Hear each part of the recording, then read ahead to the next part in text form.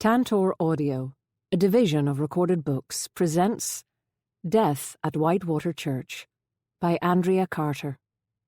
Narrated by Heather O'Neill. Chapter 1.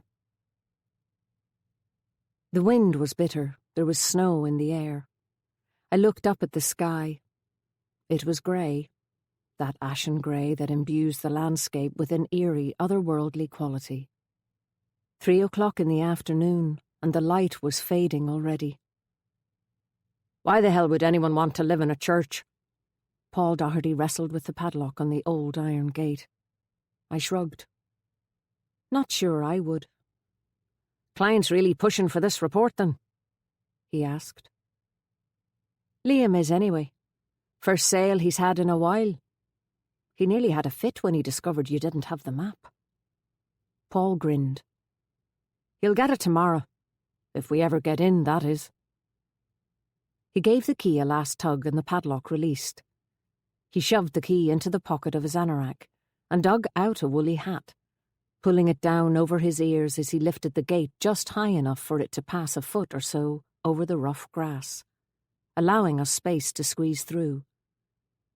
I waited while he arranged his camera bag and other equipment across his shoulders, and then we set off, in single file up the overgrown driveway.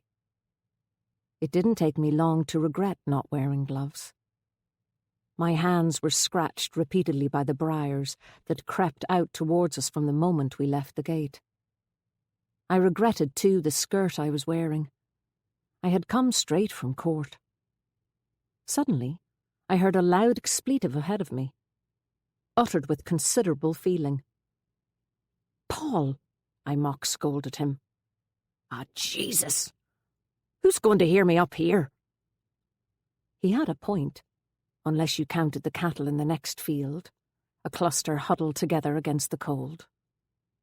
As we climbed higher, I could see the cliffs and the Atlantic Ocean crashing against them. Never the most hospitable of waters, today the ocean looked as hostile as I'd ever seen it, dark, inky blue with white horses riding the waves.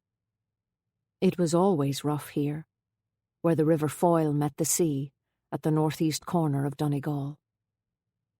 We kept going up the hill, managing eventually to find a less uncomfortable route through. And then it appeared, looming high ahead of us, silhouetted against the pale sky. We stopped in our tracks simultaneously. Paul exhaled loudly. "Whitewater Church?" I stared up at it, blowing on my hands. Impressive. Do you still call it a church once it's been deconsecrated? No idea. He rested his bag on the ground and fished out his camera. He screwed on a lens and flipped the switch to turn on the flash. It's been disused for a long time, but I'm still surprised by how much it has deteriorated, he commented. How old is it? 150 years, give or take a few. Built of fine local granite. I'm sure it was beautiful once, I said. See the coins at each corner and the bell tower. Typically Victorian features. The church was in bad shape. The gable end we were facing was completely covered in dark ivy, and there were places where the walls were starting to crumble. The stained glass, which must once have resided in the 2 arched windows, was long gone, but the stone cross on the eaves was still there, defiant. The building had a heartbroken look about it, as if grieving for the parishioners who had abandoned it, the people who would have come to worship every week. I dismissed the thought as fanciful nonsense. Whitewater Church was to be revived. I supposed that must be a good thing. It was to become someone's home. Paul stopped taking photographs. Do you have those maps? Map, singular, I'm afraid. I opened my bag, produced a flimsy sheet of paper, and handed it to him. I'm going to have to get my office scanner fixed. Don't worry about it. You're the one who had to hand-deliver it. And to be honest, I'm happy to have some company. He unfolded the map, It was little more than an old drawing with some rough measurements. "Is this all there is?" he asked. "Yes, sorry. I doubt this place has ever been properly mapped. That's what was attached to the old Registry of Deeds conveyance." He folded it back up and put it in his pocket. "OK. I'll just need to measure the boundaries on the ground and ensure that they match the boundaries on the map as best I can." He looked around him at the overgrown site. "It's not going to be easy. Right, the light's fading. I'll do the inside first." He picked up his bag, hoisted it over his shoulder, and started to walk towards the main entrance, cursing again as his foot caught in a stray briar. The ground was covered in rubble, bits of metal and weeds, lots of weeds. "The original door must have been impressive, all right," Paul said, looking up. "Wood?" I asked. He nodded. "Carved, probably." It was hard to imagine it now.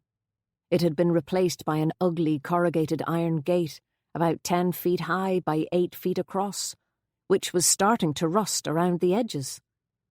The salty sea air couldn't be good for it. Another padlock. Paul rooted in his pocket and retrieved the keys. The door swung open easily when the lock released, and we went inside. There was more rubble underfoot and a smell of damp decay, but still there was growth. Weeds were sprouting from the walls and in patches here and there on the floor. It was less dark than I had expected. Light was coming in through the windows, as was foliage. The ivy, which was climbing the external walls, had found its way inside, and the remains of a bird's nest rested on what was left of the windowsill. "It's not very big for a church," I said. Paul shrugged. "The population here would never have been terribly high. A few families at most. Almost like an island population." While Paul took some measurements and photographs, I wandered slowly around the interior, looking at the walls. Here and there were the remains of memorial plaques to individual families. Fishermen who died prematurely, farmers who lived long lives. A community that no longer existed. We eventually gathered our things and left. Outside, the light was fading rapidly. "It's going to be dark soon," I said. "Have you much left to do?" "I'm nearly done. I have a torch, if we're really stuck. I can use that. Not that I fancy the idea of being here after nightfall." I stood and watched while Paul walked around the perimeter of the building, measuring the external walls. A loud fluttering made me jump. I looked up to see a rook fly over my head and land on the cross on the eaves. There were 4 of them, in a neat row, spectral and silent. As I watched them, I lost my footing and stumbled backwards. The heel of my boot hit something metal. I looked down. I was standing on some kind of iron grid, about 2 feet square and very overgrown. I called out to Paul, and he came over to investigate, pushing the weeds aside to get a better look. "Damn it," he said. "Does the church have a basement?" "No idea. Anything on the map?" "I doubt it." He took it out, unfolded it, and checked again. "No mention of a basement." I followed him as he walked further along the perimeter of the church. Suddenly, he stopped dead. "Oh, Jesus!" He pointed to a small iron gate at the base of the rear wall. "It's a crypt. The church has a bloody crypt." I looked at him. He sighed. "Now that I've seen it, I'm going to have to go in." There was a bolt across the gate, but no padlock this time. It slid across easily, and the gate swung open. He turned towards me with a resigned expression on his face as he took the torch from his bag and switched it on, illuminating a number of narrow stone steps leading down into the gloom. "This shouldn't take long," he said briskly. "I'll take a quick squint inside, a couple of photographs. I'll do the site measurement, and we can head home." OK. He looked at his watch and then at me. Sure, why don't you head off, for God's sake? There's no need for you to be here now. You must be joking. It's just getting interesting. The truth was that the prospect of making my way back down the overgrown driveway, in the half-light, did not appeal in the slightest. He saw through me immediately. Actually, there's a second torch in my bag, he said. You could grab that, just in case. Gratefully, I found it and switched it on. I hovered beside the gate as he slid his legs through the entrance and sat on the top step. Can I come with you? Absolutely not. You stay put, he said. The steps mightn't be safe. At least I'm insured to do this. He disappeared through the gate. You okay? I called. Yep. I can stand. Sort of.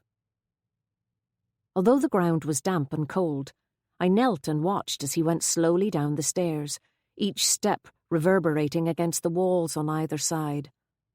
They led into a small chamber, no more than 7 or 8 feet high, with what looked like stone drawers on either side. He was right. It was a crypt. I shivered. How long are you going to be? I called. I heard him chuckle. The echo made it sound like some Bond villain's evil laugh. Don't worry, I'm not going to stay down here a second longer than I have to. Halfway down, he shoved the torch under his oxter to lift the camera. He took one photograph, then seemed to hesitate. What's wrong? I asked. There's something at the bottom of the steps. He lifted the torch again and directed the beam. He was right. There was something lying on the floor of the chamber. In the gloom, it looked like a pile of rags. Paul slowly went the rest of the way down, and then stood for a second at the foot of the steps. What is it? It's a blanket, he said. A blanket? Yes, an old brown woolen blanket, rolled up like a carpet. I leaned in further, lying on the flat of my stomach, propped up on my elbows. I was almost entirely in the chamber now, with nothing but my feet outside. I inhaled the dank, earthy scent. Paul poked the blanket gently with his foot. I can't feel anything inside it. Have a closer look. He looked up at me, an exasperated expression on his face. I'll come down. I struggled to twist myself around so I could get my feet onto the step. No, he said. He shot me a warning look. I told you to stay put. You shouldn't be here at all. He went down on his hunkers. Even from this distance, I could see that his hands were shaking. But he managed to pull the top of the blanket aside, just a little. Immediately, he leapt back, almost losing his balance, dropping the torch. The thud made me jump. Paul, what is it? What's the matter? He put his hand against the wall of the chamber for support. His torch rolled a matter of inches and came to a stop close by, its beam hitting the wall next to him. Slowly, he bent down and picked it up. Paul, I said again. He still didn't reply. I stood up and went down the steps as fast as I could, trying not to slip on the uneven ones. Then I squatted beside the rolled-up blanket and carefully moved the top of it to one side, just as Paul had done, directing the beam of the torch to illuminate what he had seen seconds before. It took everything I had to suppress the scream that rose in my throat. Chapter 2. Hello, Sergeant Tom Malloy said again, his voice sterner this time. Who is this? I had made the mistake of dialing the Garda station before catching my breath. Leaning against the wall of the church for support, I breathed in deeply, relishing the clean, icy air. Finally, I managed to speak. Tom, it's Ben. His voice softened. Jesus, Ben, you sound a bit odd. What's going on? I'm up at Whitewater Church with Paul Doherty. That deserted place on the cliff. What on earth you doing up there? Paul watched me from a couple of feet away, looking agitated, shifting his weight from one foot to the other. I raised my eyebrows as he withdrew a pack of cigarettes from his bag and lit one, the wind causing the flame of the lighter to flicker. Paul was doing a survey, I started, then caught myself. Look, never mind about that. We've just found a skeleton in the crypt beneath the church. You've what? I'm serious. A human skeleton. And crypt or not, I'm pretty sure it's not supposed to be here. OK. Stay put. Wait for me in Doherty's jeep or something. Whatever you do, stay together. I'll be there in 10 minutes. I thought that was optimistic. Whitewater is a good 15 miles from Glendara, along some of the worst roads on the Inishowen Peninsula. I shoved the phone back into my coat pocket, grateful to be able to leave my hand in there with it for a while. I turned to Paul. I didn't know you smoked. I don't, he replied, sucking on the cigarette with a kind of grim desperation, his face ghostly in the light of the torch he had placed upright on the ground. Gave up 5 years ago, but I always carry a pack with me to prove to myself I don't need one. I smiled. I can't really begrudge you one in the circumstances. I came to sorely regret those words. In the confined space of the jeep, Paul chain-smoked one cigarette after the other, giving me a pounding headache. The second the headlights of the Glendara squad car appeared in the rear-view mirror, I climbed out, relieved by the blast of Arctic air. Malloy was beside me before I even closed the door. You all right? He asked. I was surprised by how comforted I was to hear his cork lilt, to see the concern on his face. Things had been strained between us of late. I remembered the look in his eyes, his hasty retreat. I shook it off. Right now I had more pressing concerns. Fine. Just a bit of a shock. I think Paul's pretty shook. Paul acknowledged Malloy's presence with a barely perceptible tilt of the head, but made no move to get out of the jeep. His hands still gripped the steering wheel. Right, let's get up there and have a look. You can tell me your story on the way. Malloy waved at the squad car, and Garda Andy McFadden emerged from the driver's seat, phone in hand. He took a luminous yellow Garda jacket from the back seat and strode over to Paul's door. Choosing brute force over orienteering, McFadden led the way, beating briars away with a large branch he had broken off one of the ash trees along the road. Every whin bush and bramble looked twice the size it had in daylight. First of all, tell me exactly what you two were doing up here, Malloy said. I took a deep breath. Liam McLaughlin, the estate agent, asked Paul to do a survey of the old church and the site. The owners are selling. Are solicitors usually present at surveys? Malloy asked, in a tone that implied he already knew the answer. I have the deeds. I had to bring a map up for Paul, I replied defensively. Our scanner's on the blink. Malloy gave me a wry look. He's more familiar with my nosiness than most. So you act for the owners of this place? He said. I do. Watery moonlight guided us back to the bell tower, and Paul went ahead along the perimeter of the church to the low iron gate. It was bolted, as we had left it. Malloy pulled back the bolt, and the gate swung open. He nodded at McFadden. Right. You stay here with Ben, Andy. Paul, you come with me. I protested.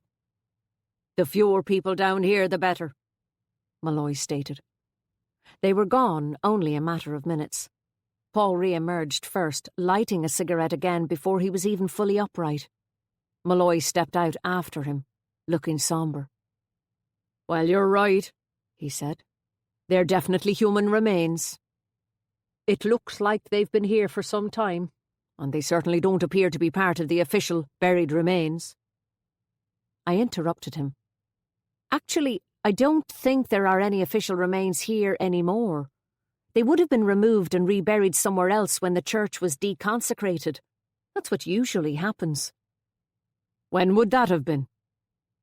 The church was deconsecrated back in the 1990s sometime. I'm pretty sure there was something about it on the deeds. What are your clients' names? Malloy asked, producing a notebook and pen from his pocket. Kelly, they're a couple.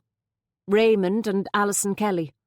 I think Liam said they're away in the States at the moment. Not sure when they're back. Malloy took a note. I'll need their contact details. I produced my phone from my pocket. The battery was dead. I don't have them on me, but I can get them from the office. I'll need them as soon as possible.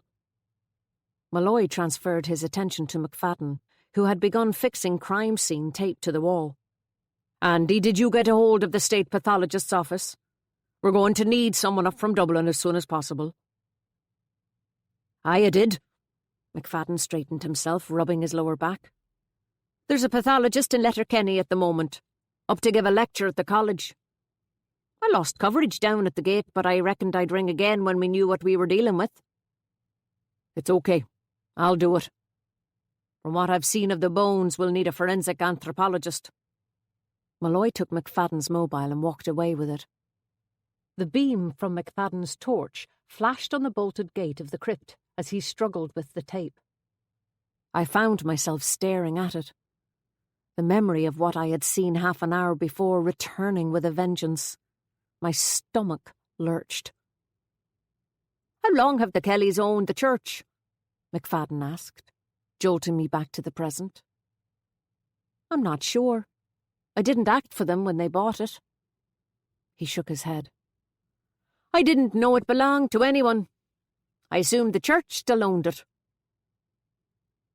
The couple bought it with plans to turn it into some kind of heritage centre, as far as I know, but they ran into some problems. Money, probably, McFadden said. The sorry end of our Celtic tiger. Probably. Or planning permission, I said. I think it's lain derelict ever since. McFadden whistled. Jesus, I wonder if they knew what they had in their cellar. Malloy shot McFadden a look of disapproval. In the dim light, I hadn't noticed him return. Stroke of luck, he announced. It turns out we have a forensic anthropologist and pathologist rolled into one, just down the road. She's on her way. He turned to me. Not that I approve of McFadden's crude analysis, but do you think there's any chance your clients did know about this? It seems a bit unlikely they'd have someone out to inspect the church if they did, doesn't it? I said. Sarge, McFadden said suddenly. Take a look at this. He shone his torch on the ground in front of the entrance to the crypt. There was something glinting in the grass. Using a handkerchief from his pocket, Malloy picked it up. It was a padlock, similar to those on the gate and the door of the church. It had been roughly sawn open. He rubbed his chin. Looks like you might be right. Maybe they didn't know.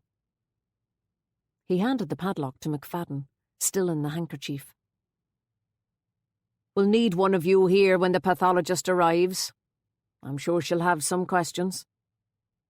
Of course, I said immediately. There's no need for you to stay, Malloy told me. Paul was first on the scene. Paul hadn't uttered a word since he'd come back out of the crypt. He nodded unhappily, an expression of resignation on his face. I don't mind staying, honestly, I said. I'm sure you have work to do, Malloy said firmly. And remember, I need to get your client's contact details as soon as possible. Okay, I'll ring you back with them. Then I need to give them a call and let them know what's happened. Malloy frowned. I'd rather you didn't. That's my job. He handed me his torch. And Ben, I looked up. I don't need to tell you. Keep the details of what you've seen to yourself. I made it back to Glendara and the old terraced house that accommodates O'Keeffe & Co. solicitors half an hour later. O'Keeffe & Co. is my firm, since I took it over from my retiring predecessor 6 years ago. It's the most northerly solicitor's office in Ireland. Last legal advice before Iceland. I've always thought I should put that on my notepaper. As I crossed the road and watched people scuttle from shop to shop, weighed down with children and bags, people with busy lives and families to feed, I felt a familiar emptiness. Being an outsider in a town where most people have spent their whole lives is not the easiest way to live. Sometimes, in my darker moments, I felt as if my role here was limited to that of an observer and facilitator for other people, that my own life was a sort of half-life, as if I didn't really count because no one knew my people. But I have my reasons for being here. I have made my choice. I'm Ben O'Keeffe. Benedicta, actually, thanks to my parents' fondness for an obscure 5th-century Italian saint. But the full version rarely gets an outing. Ben does me just fine, although it does create some interesting misunderstandings. Leah was engrossed in accounts when I walked into the office. Leah McKinley is my receptionist, legal executive, and everything else rolled into one. One quiet afternoon, she managed to identify a job description for herself for each letter of the alphabet: aide-de-camp, bookkeeper, coffee maker. You get the picture. It's a 2-woman operation. Malloy had told me to keep my mouth shut, but I trust Leah with my life. Plus, she's bound by the confidentiality clause in her contract. So, I filled her in on what had happened, watched her jaw drop, then headed upstairs to my desk. I found an address and telephone numbers for the Kellys and dialed Malloy's mobile. It went straight through to voicemail, so I left a message. Then I went over to the filing cabinet and took out a fat conveyancing file.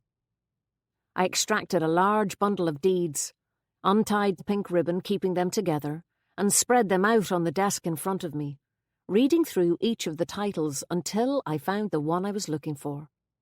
The most recent conveyance of Whitewater Church, from the Catholic Church trustees to Raymond and Alison Kelly. I unfolded it and checked the date. The Kellys had bought the church on 14th of December 2005, back in the days when everyone had been full of big plans and easy money. I shuffled through the earlier title documents until I came across a deed of deconsecration from 1995. I was starting to read through it when I heard voices downstairs. Leah was talking to someone with a loud voice and a very distinctive accent. It was one I had been expecting, although not yet. I couldn't hear what they were saying, but from the decibel level it sounded as if Leah was struggling to calm some frayed nerves. The expression of relief on her face when I appeared at the bottom of the stairs confirmed my suspicion. Standing at the reception desk, looming over her, was Raymond Kelly. "I can't wait," he was shouting. "I have to see her straight away." "Mr. Kelly?" I said. He whirled round to face me. "What the fuck?" he said, spreading his hands in a gesture of helplessness. "I turn my phone back on when I land in Belfast, and there's a message from some guard called Malloy? What the hell's going on?" "Come upstairs," I said. He followed me up the stairs. "I'm on my way to the station now. That guard said something about a body? A body, for fuck's sake." In my office, he refused the seat I offered him and started to pace up and down like a caged lion. 1, 2, 3 steps to the left. 1, 2, 3 to the right. "Human remains were found in the crypt under the church," I explained. "I was there at the time, as a matter of fact." Kelly stopped in his tracks and turned to face me, an accusatory expression on his face. "What in God's name were you doing there?" "Liam asked me to go and give Paul a map," Sounds like the whole fucking town was up there tramping about. I counted to 10. Paul needed it for the survey, I said as calmly as I could. As for the bones, they don't know how old they are, nor how long they've been there. They won't know anything much until a pathologist examines them. I looked at my watch. She's probably there now, as it happens. Jesus Christ! Kelly ran his fingers through his thinning hair. Why do they want to talk to me? Do they think I have something to do with it? They didn't say that. How am I supposed to know how the hell the damn thing got there? Look, why don't you sit down? He shook his head. I mean, why did they think I'd allow the place to be surveyed if I was hiding a fucking body there? I did say that, actually. I expect they need to speak to you because you're the owner. He stopped pacing. For a second he looked like a little boy. Will you come down to the station with me? If you want me to. His shoulders relaxed slightly. He sat down, put his elbows on the desk and held his head in his hands. Why did I ever buy that damn place? It's been nothing but a headache since I first set eyes on it. Paid far too much for it. Couldn't get planning permission and then the whole bloody economy collapses. A more superstitious person than me would think that the place was cursed. That I was being punished for buying a secularised church and trying to make something of it. I smiled. I don't think Whitewater Church can be blamed for the collapse of the whole national economy. I suppose not. Still, it hasn't brought me much luck. You can't deny that. No, I conceded. But then you couldn't really have predicted this latest development. Kelly looked gloomily at the stack of papers on my desk. Those the deeds? Yes. Why?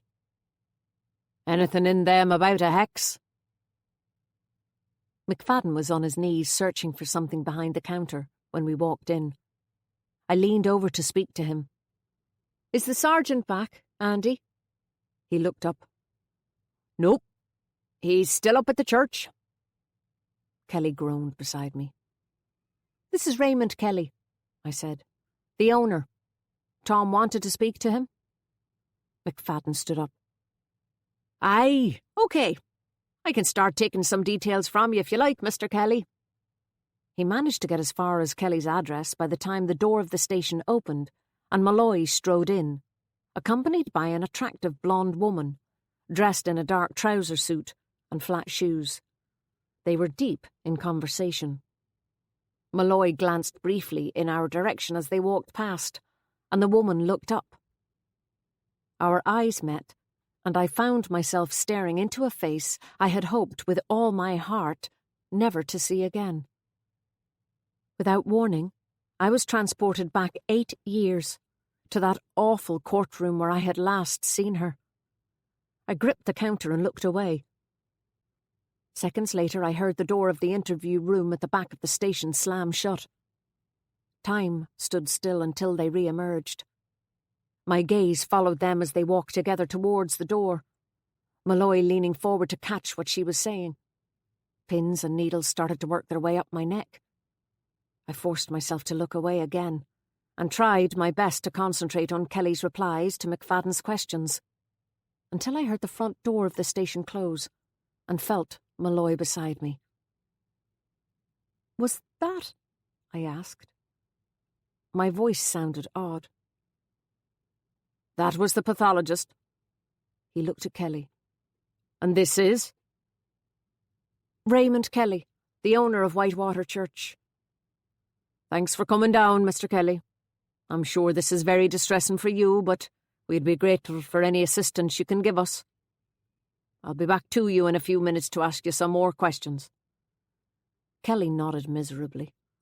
Malloy looked at me and cast his eyes in the direction of the interview room. I followed him, unsure if my legs would even work. He leaned against the door with his arms crossed. Nothing much yet, he said. Deceased was male, and according to the pathologist from the level of decomposition, he's been dead for at least 5 years. The body was completely skeletonized, but you knew that. I looked down. the grisly image still clear in my mind. That's it so far. She's only done a preliminary examination. No cause of death yet. We don't even know whether the bones were put there by somebody or if the man died down there. I struggled to refocus. God, I hope he didn't. What a place to die. If he did, it wasn't an accident, we can be sure of that. The gate was bolted from the outside when you arrived, wasn't it? Yes. That confirms what Doherty said. With or without the padlock, that gate can't be opened from the inside. The bars are too narrow. He'd have been trapped. Christ. Yes, Christ. The pathologist has arranged for the bones to be taken down to the hospital in Letterkenny. She's going to do a full examination and post-mortem there tonight, so we should have more in the morning. Malloy opened the door. Your client, I know him, I think. He owns a few pubs over the west of Donegal, doesn't he? And one in Buncrana. Big into fundraising for the hospice. That's him. Do you want to stay while I talk to him? Chapter 3. I stayed. The interview didn't last long. Kelly wasn't exactly forthcoming. His responses to Malloy's questions consisted mainly of him insisting that he hadn't been in the blessed place since he bought it, and he was damn sure there weren't any skeletons there then. And in case they were wondering, he was sure his wife hadn't seen any either. And yes, there had always been padlocks on all of the gates, including the crypt. Malloy didn't seem to want to press him any further at this stage, and so after half an hour Kelly and I left the Garda station together. I walked him to his Mercedes and left him wearing the expression of a man who has won the lottery and lost the ticket. Alone for the first time in the driver's seat of my old Mini, I put the key in the ignition but couldn't turn it. Instead, I found myself staring at the windscreen, frantically trying to rein in my emotions. A cold hand reached down my throat and clutched at my insides. I knew there weren't too many female pathologists in Ireland, so when Malloy had said, "She's on her way," up at the church, how on earth could it not have occurred to me that it might be her? Was it the forensic anthropologist bit that had thrown me? She had obviously acquired an extra qualification, and there was no law against that. But I had never imagined for a second that I would see her again, and certainly not here. My phone beeped, making me jump. It was a text reminding me about a drama club meeting at 7 o'clock. Pathetically grateful for the distraction, I looked at my watch. Nearly 6:30. No point in going home, and as I hadn't had anything to eat since lunch, there was time for a quick sandwich and a coffee. As I hurried on foot across the square, I wondered if news of the discovery at Whitewater Church had reached the Oak. Now that would be a true test of the town's radar. But the pub was deserted. The only live body in the place was behind the bar building a house of cards with beer mats. Although live might be pushing it, as a description of Eddie Kearney. I knew too, the second I saw the cellophane-wrapped sandwiches left over from lunch, that my stomach was not yet ready for food. The choice seemed to be egg mayonnaise or egg mayonnaise. "Hi, Eddie. Is the boss about?" He looked up at me, all acne-faced and bleary-eyed. "He's gone home for a wee while, and then he's going to meet somebody in the hall, I think," he said, vaguely. "Grand. I'll see him there. Can I get a black coffee, please?" I had just taken a seat by the fire when the door opened, and a tall man in a pink shirt and blue tie stuck his head in and surveyed the room. It was Liam McLaughlin, the estate agent. He made a beeline in my direction. "I've just been over to your office. It's shut. I've been trying to ring you there," he said indignantly. "It's 20 to 7, Liam." "That didn't stop Ray Kelly ringing me." "So it didn't." "Oh, God, yes, I'm sorry. I wasn't sure if I was supposed to tell anyone yet." He sat beside me and lowered his tone. "Kelly says Paul found a body up at the church. Is that right? Well, yes, bones. Human remains, anyway, in the crypt underneath the church. They've been there for some time, apparently. The guards don't know anything about them yet. How long they've been there, even. The state pathologist is examining them in Letterkenny. Liam whistled. Jesus! Kelly's not happy. My ears are still burning. I know. I've just left him. Do they know who it is? Or how they got there? I mean, did someone get trapped down there or what? No idea yet. Jesus, he said again. I hesitated. You would have been up there a few times, wouldn't you, showing the place to people? Well, no. You see, the first people I showed it to was that English couple we were getting a survey done for. Fell in love with the place when they were driving by it. Called me out of the blue. He grinned. No accounting for taste. Why do you ask? Did you show them the crypt? He shook his head. No, didn't know it existed, to be honest. I just assumed that wee gate led down into some kind of an air vent. I raised my eyebrows at him as I took a gulp of my coffee. He caught my look and his face fell. Oh, Jesus, you're not saying them bones were there the whole time I was showing those people around? Looks like it. Fuck. Whoever it is, the pathologist reckons the person's been dead at least 5 years. That English couple will hardly go ahead with it now, will they? Liam sighed. Not really what you want for your new home, is it? A body in the cellar?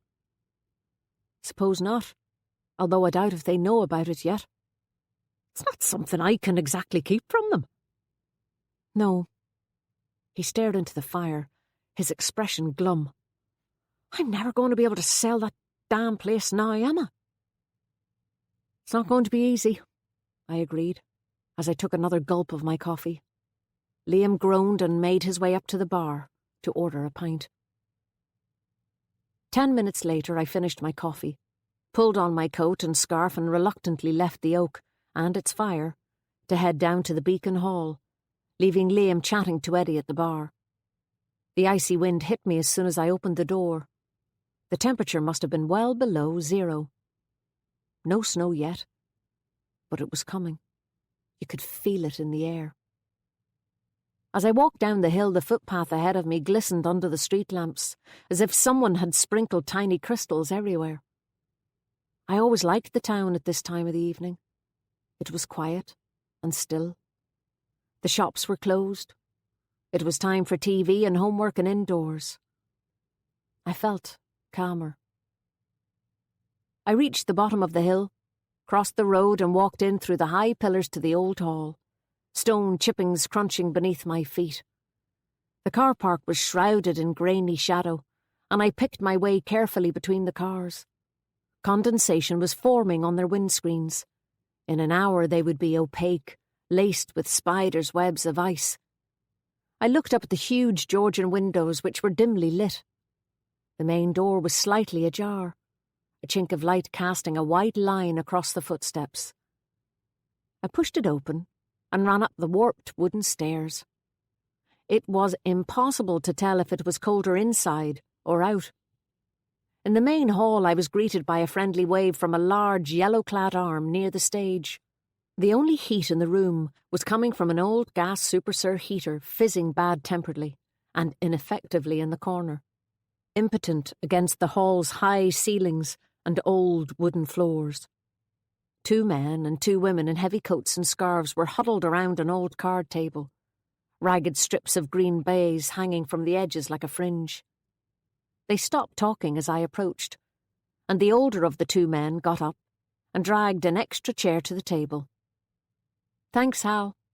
Always the gentleman. My breath came out as a white mist. Chairman's duty. He tipped his cap at me with a grin. Hal McKinney, master of the pun. It was Hal who had persuaded me to join the drama group. As well as being the local undertaker and mechanic, he was also a commissioner for oaths. I sent clients to him to have documents sworn. It was a running joke that Hal could bury you, sign the probate papers, and then sell your car. Looks were exchanged as I took my seat, I was beginning to feel as if I had interrupted something. "How is everyone?" I asked cheerfully, examining the faces around me. "Baltic," Phyllis Kettle, the owner of the yellow-clad arm and the town's second-hand bookshop, stated the obvious.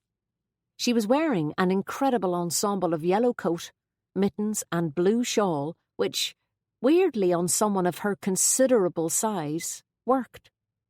The dark skin helped, and the kind eyes. She had a notebook and pen in front of her, though how she planned to write with mittens on, I had no idea. She certainly seemed disinclined to take them off. "Right, let's get this over with as quickly as possible," she said. "And that means no big speeches." She directed her comment at the mournful-looking, long-faced man with the beard sitting opposite her. Tony Craig, local publican, owner of the Oak, an enthusiastic raconteur, had the ability to make a riddle last the length of the Iliad. Well aware of his reputation, he grinned back at her, his smile transforming his face. "Are we all here?" I asked, looking around. Claire Devitt, the club's set designer, poster artist, and general publicity person, was missing. Not that surprising. Claire was unreliable and had become even more so of late. "Claire's not coming," said Ethne O'Connell, as if reading my mind. "Oh?" The local chemist's quavering tone always irked me for some reason. There was something almost parasitic about the tragic air she adopted when passing on someone else's personal drama, as if she herself was personally affected by it. "They think they might have found Connor," she said, her eyelids fluttering closed as she spoke. "Who is Connor?" I asked. "Connor Devitt, Claire's brother," Phyllis said. "He disappeared 6 or 7 years ago." I looked up. "Disappeared?" "Vanished. Without a trace. It happened just before his wedding," Hal said. "You wouldn't have met him," Phyllis patted my forearm. "It would have been the summer before you came up." Hal coughed. "As a matter of fact, we thought you might know something about it." "Me? Why?" I asked. They looked at each other. Phyllis was the first to transfer her gaze to me. She held it there as if waiting for something to register. And it did. Of course. I can put 2 and 2 together. While they all looked at me expectantly, I played for time, Malloy's words echoing in my ears. "When you say they think they've found him—" "Up at Whitewater." Hal's eyes narrowed suspiciously.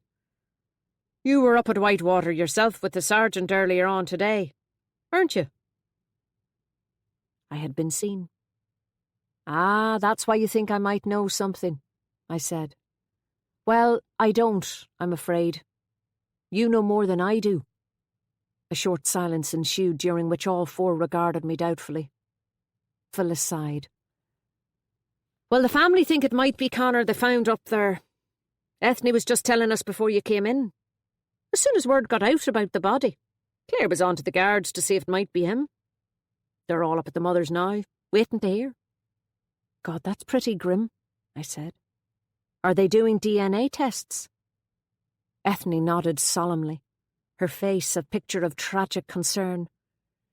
"Claire said the guards were looking for the name of his dentist to get his dental records," she told us, her eyelids closing again. "It's just so awful." There was a collective shiver around the table. "Should we postpone the meeting, do you think?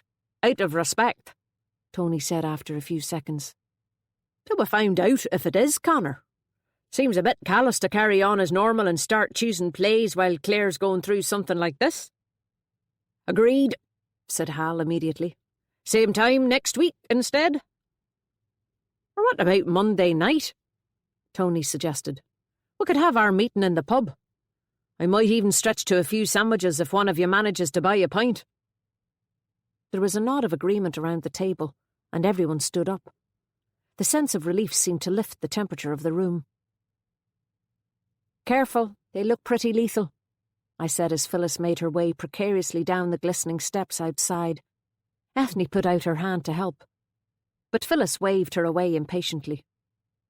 "I'm not an invalid, you know, I'm fat." Ethne's hand flew to her mouth, a wounded expression on her face. Phyllis's tone softened. "Entirely self-inflicted, Ethne, and much fun doing so. Save your charity for someone who deserves it." Somehow she managed to reach the foot of the steps without incident. She leaned against the wall for a minute to catch her breath. "Speaking of deserving charity, why is it that some families seem to get it so much worse than others?" she said. "They've had such a rough time of it, those Devitts." "Dreadful to have someone you love disappear like that," Ethne said in a whisper. "No closure. It's been so terrible for poor Claire."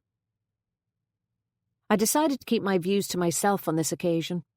I knew they weren't objective. You see, I have never been too sure about the need for closure. I know it is a common thesis, but I've always been of the view that if there's no body, at least there's hope. But I guess that can't go on indefinitely either. 6 years is a long time. "And for his mother and brother," Phyllis said. "Awful for his fiancée too, of course. God love her. Day of her wedding and he just didn't turn up. No explanation. Can you imagine?" I shook my head. I couldn't. I jumped suddenly when a dance music track blared into the night, and Ethne scrambled to find her phone. She retrieved it from her bag and hurried away to answer it, heading towards her car, an old Fiat Punto parked by the gate. "Odd ringtone for someone like Ethne," I commented as I walked with Phyllis in the other woman's wake. Phyllis grinned. "I know. You'd expect it to be a hymn or something." She lowered her tone. "I think that was Claire, by the way." "How could you tell?" "The expression on Ethne's face." I smiled. "Seriously, you're good." "OK, I guess then. Did you know Claire used to work for Ethne when she was a student?" "No, I didn't." "They're very close." There was something about the way she said it that I couldn't quite decipher. She crossed her arms and rested her large rump against the back door of Ethne's old Punto, as Ethne paced up and down in front of the gate, and I stamped my feet to avoid losing the feeling in them completely. Phyllis didn't seem to notice the cold anymore. She appeared distracted, studying Ethne with great interest as she finished her call, and slapping the car door with her gloved palm as the chemist walked back towards us. "Still driving this old rust bucket, Ethne?" "As long as it gets me from A to B, it does me just fine." Ethne's lips were pursed. "Fair enough. That's me told." Phyllis grinned at me. Ethne opened the car door, got in and turned on the engine to defrost the windscreen, clearly anxious to get off. But Phyllis wasn't going to let her leave that easily. She held the door open, leaning in. "There were those who said he had done a runner, weren't there?" "What was that?" Ethne said distractedly. "Connor. People thought he'd just upped and gone to England. But Claire never believed that, did she? Claire never believed he just left." Ethne looked up blankly. It seemed to take her a couple of seconds to register the question. Eventually she replied. "She said he'd never have left their mother like that. It wasn't in him." "Looks like she might have been right," Phyllis muttered ominously, as Ethne revved the engine and drove out through the gate in front of us. Chapter 4. The next morning I had that nauseous dry-mouthed feeling that comes from too little sleep. Between the blonde pathologist in Glendara Garda station and flashbacks of what I had seen in the crypt, the night was haunted by images I could have done without. I was sure I had seen a spark of recognition in the pathologist's glance. It wouldn't take her long to work out where she had seen me before, if she hadn't already. I was disturbed by the idea that when she did, she would feel the need to share that information. and I wasn't sure what I could do about it. In the meantime, that woman had brought with her a raft of memories I had worked hard to suppress, and I needed to hammer them back down to a safe level if I was to function in any way normally. By midday, there had been no new developments to do with the discovery at the church. According to Leah, Kelly had called twice looking for news. I let her take messages each time. I wasn't ready to speak to either Kelly or Malloy. Eventually, I gave up trying to concentrate on work and crossed the square to Paul Doherty's office. I was glad to see he looked a lot less green than the last time I had seen him, but infinitely more hassled. He was on the phone, so I sat in his reception area and flicked through a magazine. When he finished his call, he left the receiver off the hook and raised his eyes to heaven. "Kelly ringing you too, by any chance?" he asked. "Twice. Was that him?" "Not that time, thankfully." "How you doing?" "Okay." He perched on his desk and stretched his arms. "Jesus, I wasn't expecting that yesterday, though." "Me neither, I can tell you." "Any news from the post-mortem?" "Not yet." He shook his head. "Did you not think that was the strangest thing you've ever seen?" "I guess it's not something you'd come across too often in your line of work." "It'll stay with me a long time, I can tell you." He shuddered. "God, the way it was left. Creepy as hell." "You mean rolled up in the blanket?" "Aye, with a pillow under the skull." I inhaled sharply. I didn't notice that. He smiled weakly. "Really? That's not like you." His brow furrowed. "Actually, I didn't see it the first time either, come to think of it. But that second time when I went down with the sergeant, I got a clear look. He pulled the blanket back further than either of us did. You could see there was a pillow squashed up underneath the skull." "Are you serious?" "Absolutely serious. It looked like some kind of macabre sleeping bag." "Jesus." I paused. "Do you think the bones were put there by someone then, in the crypt?" "I suppose they could have been." He braced his shoulders as if gathering courage to revisit the image. "The blanket was an old Irish wool blanket. The kind most of us had in our beds before duvets. Half the houses in the country would have one like it." I nodded, a flashback to my childhood bedroom. "I'd say that bolt had been used recently enough, too. It opened a bit too smoothly for my liking. And then, of course, there was Andy finding that cut padlock." "So you think someone broke in and left the remains there?" I asked. He shrugged. "God only knows, I'm no expert, but the blanket looked fresh enough to me. And the bone sure as hell didn't." "Maybe I'll give Malloy a call and see if there's any news." Paul gestured towards the phone. "Kelly's not happy." "I know." "I think he holds me responsible for finding the body." He smiled ruefully. "Sounds like him all right." "You're just too thorough, Paul." I looked around the office. "You on your own?" "Yep. Both of them off sick at the same time. Typical. Claiming the winter vomiting bug." "And the fags?" I asked. "Haven't had one since yesterday." He grinned. "I ran out." I called Malloy on his mobile. I didn't block the number like I usually do when calling a client, so he must have known it was me. But still he answered in his usual formal way. "Malloy." Sometimes it bothered me more than others. Today it bothered me. Paranoia, maybe. I didn't like the idea of him having cosy chats with the pathologist. "Tom, it's Ben. Any developments on the post-mortem? You said you'd give me a shout when you were finished up at the church." "Where are you?" "In the square, outside Paul Doherty's place. Why?" "Call down to the station. I'll be here for another half an hour or so."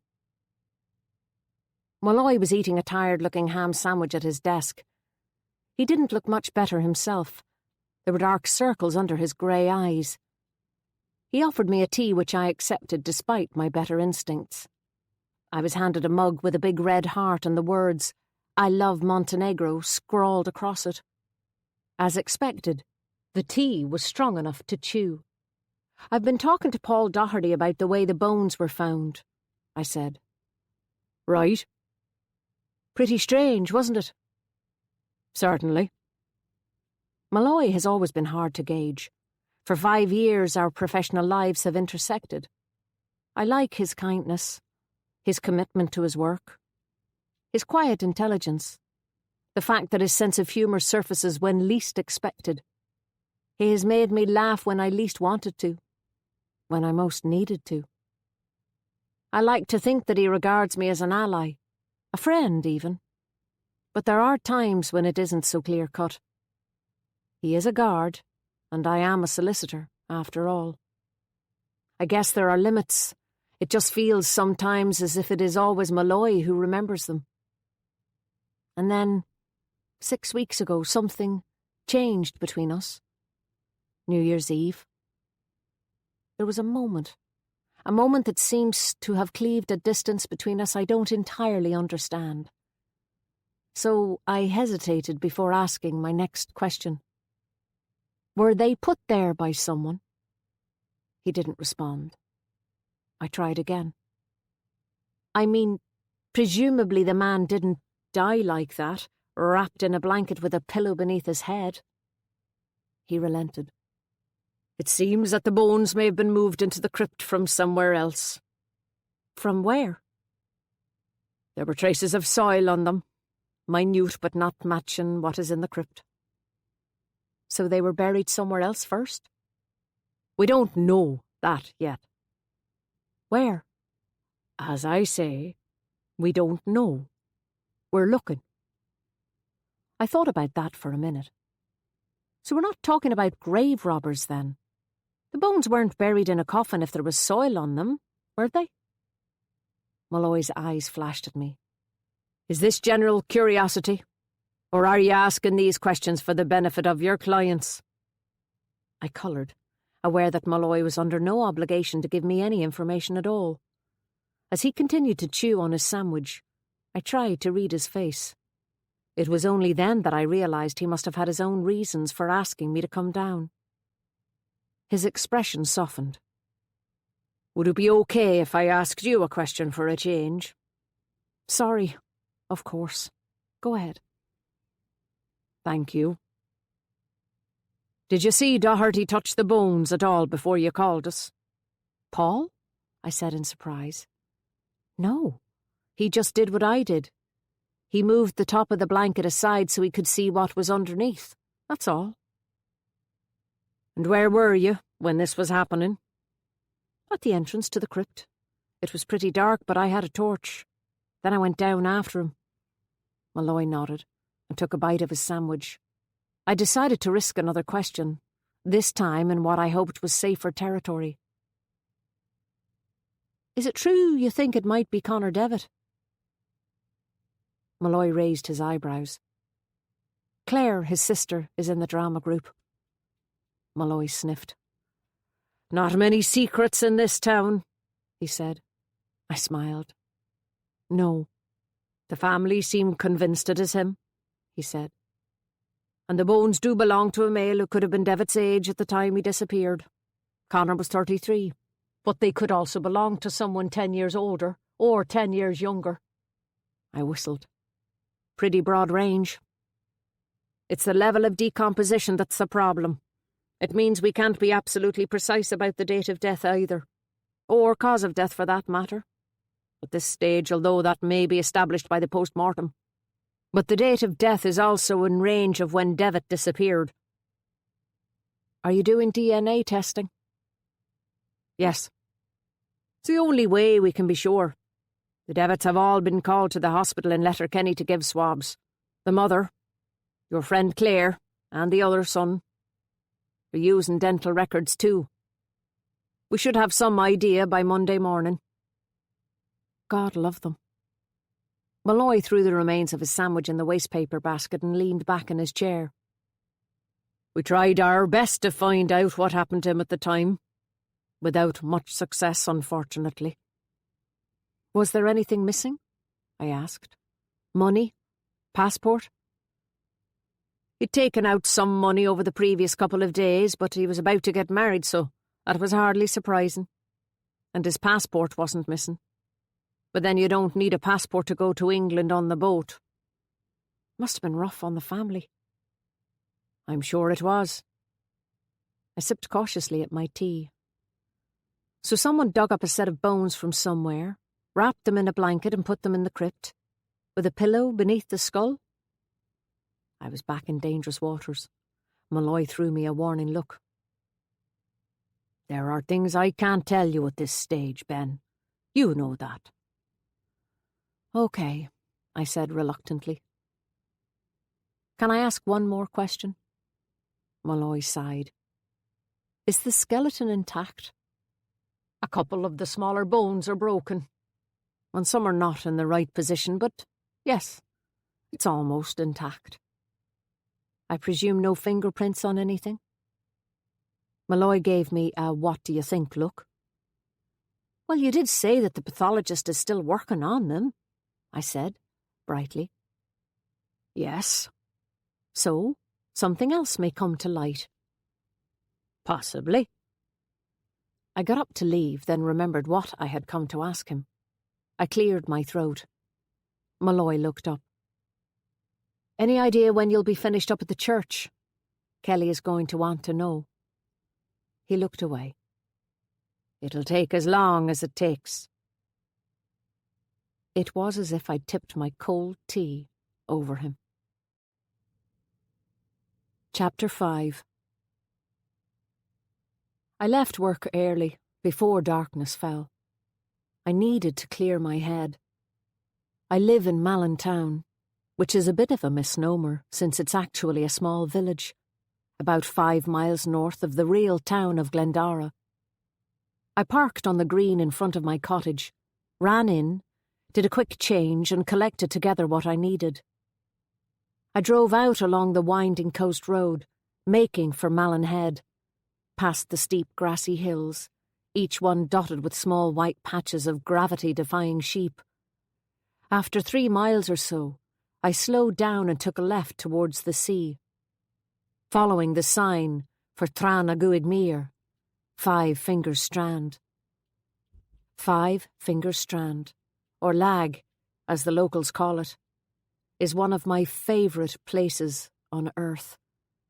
I could feel my spirits lift as I drove down the narrow twisting lane, over the bridge and tiny stream, and past the little white chapel and myriad rabbit holes.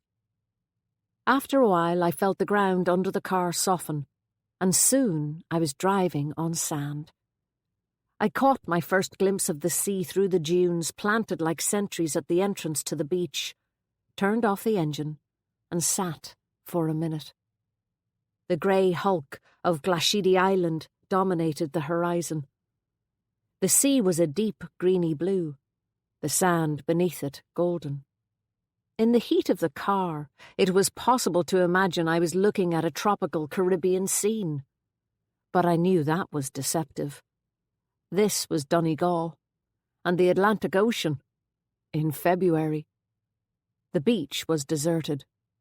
Today that suited me perfectly. I grabbed my towel and clothes from the passenger seat and got out, not bothering to lock the car. I wouldn't be long. This was not going to be a leisurely swim, more of a quick medicinal dip. I negotiated my way over the remains of the concrete path, wrecked by erosion, and down onto the beach. As soon as I was out of the protection of the dunes, I was hit by a blast of biting sea breeze, and I shivered, despite my warm jacket and scarf. It was always at this point that I doubted my sanity, but I knew the benefits of swimming in the sea the whole year round, and one of them was to preserve whatever sanity I had left.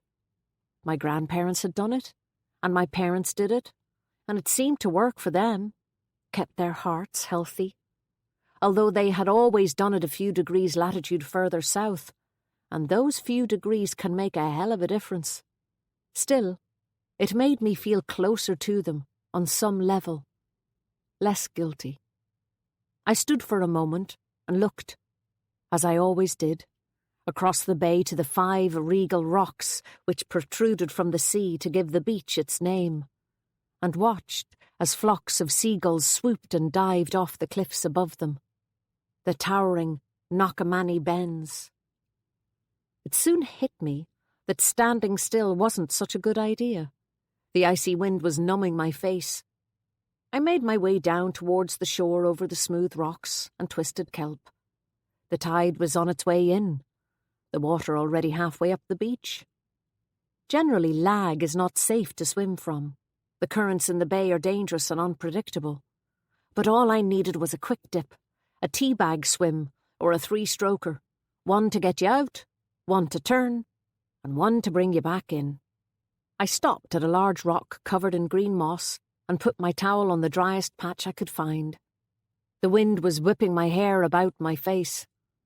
I found a clip in the pocket of my jacket to pin it back, took a deep breath, and started to undress, pulling on my swimming togs and the pair of ancient blue flip-flops I've had since I was a teenager. I picked up my towel and put it around my shoulders for a minute. But hesitation is unwise when tackling a winter sea swim in Donegal. Gritting my teeth, I threw the towel off and ran down the beach towards the sea, discarding my flip-flops a couple of yards from the nearest encroachment of the tide, and crying out at the freezing cold of the stones beneath my feet. Suddenly self-conscious, I scanned the beach to see if anyone was around, but it was still deserted. I hopped along towards the sea and yelped again when the icy waves washed up against my ankles. Then I heard my father's voice. "Straight in, girl, that's the only way to do it." I waded in until the water was up to my waist, hyperventilating all the way, then plunged in head first. As I submerged, the cold hit me like a ton of bricks. I thought my heart was going to stop. I managed 2 strokes of crawl out, turned in 1, and 2 strokes back in, relieved when my feet found the bottom again. Desperate to get back onto dry land and into some kind of warmth, I splashed my way back in towards the beach like a drowning animal and staggered up the stones, shuffling into my flip-flops. Not easy, considering I could no longer feel my feet. But even though my teeth were chattering and parts of me were completely numb, I knew it had worked. I stumbled back up to where my clothes were and started to dry myself off, struggling out of my swimming togs and into my jeans and shirt. My head felt free, my mind clear. Always for these few minutes, and to a lesser extent for an hour or so after, I felt alert and happy. Short-lived, but highly effective.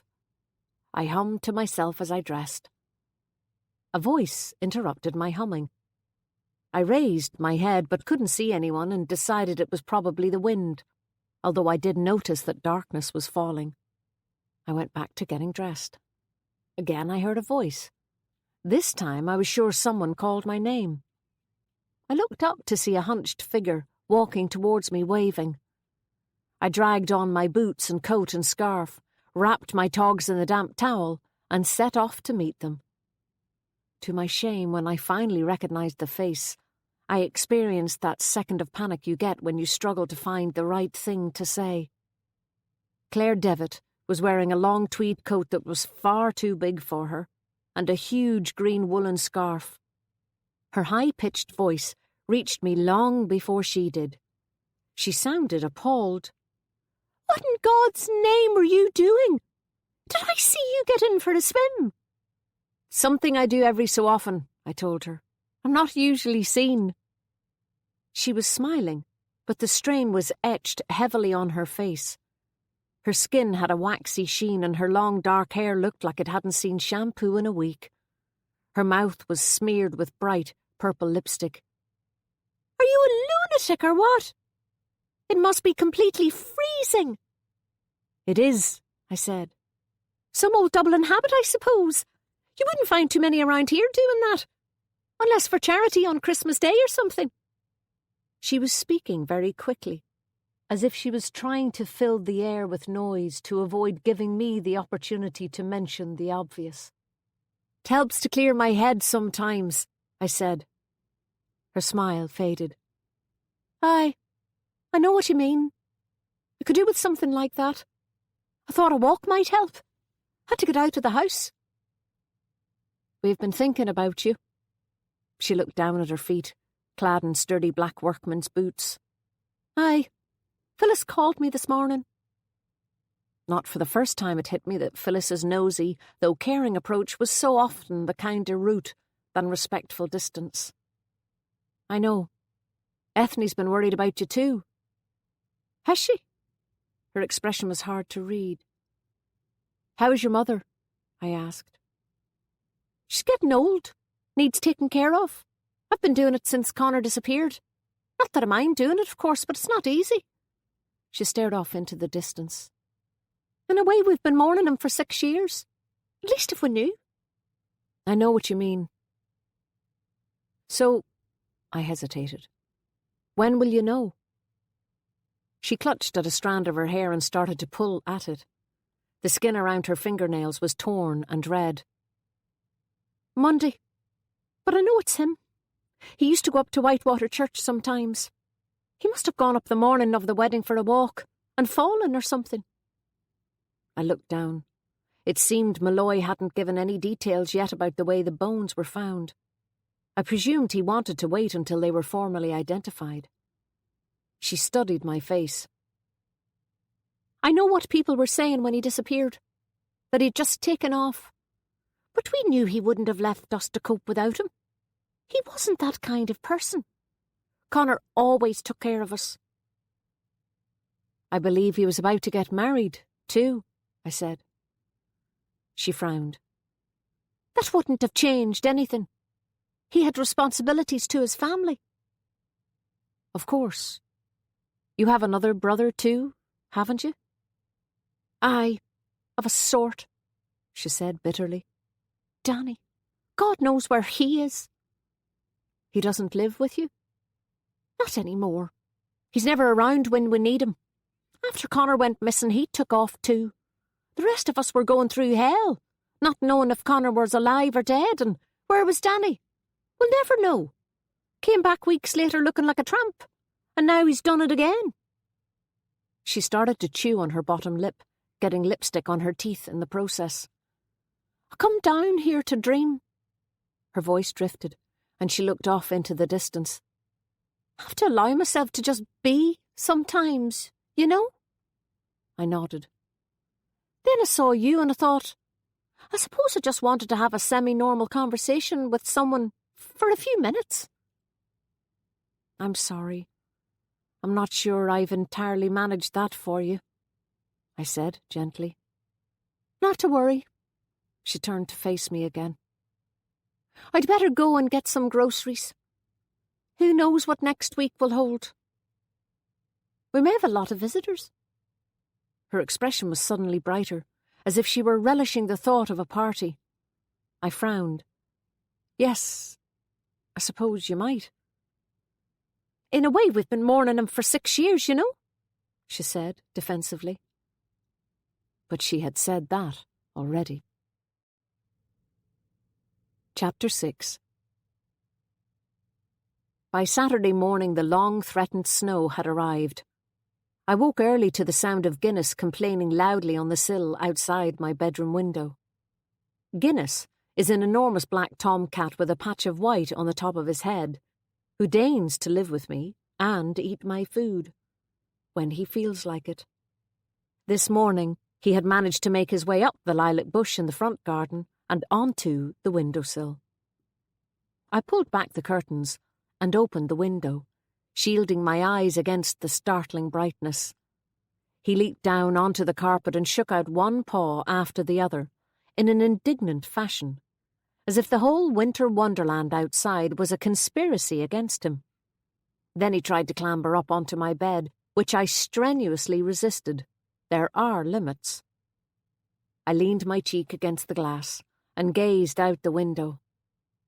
Malin is never exactly a heaving metropolis, but this early on a Saturday morning there wasn't a soul around to spoil the view. Here and there seagulls hopped about, almost completely camouflaged by the layer of white icing that covered the houses, church and park benches dotted about the green.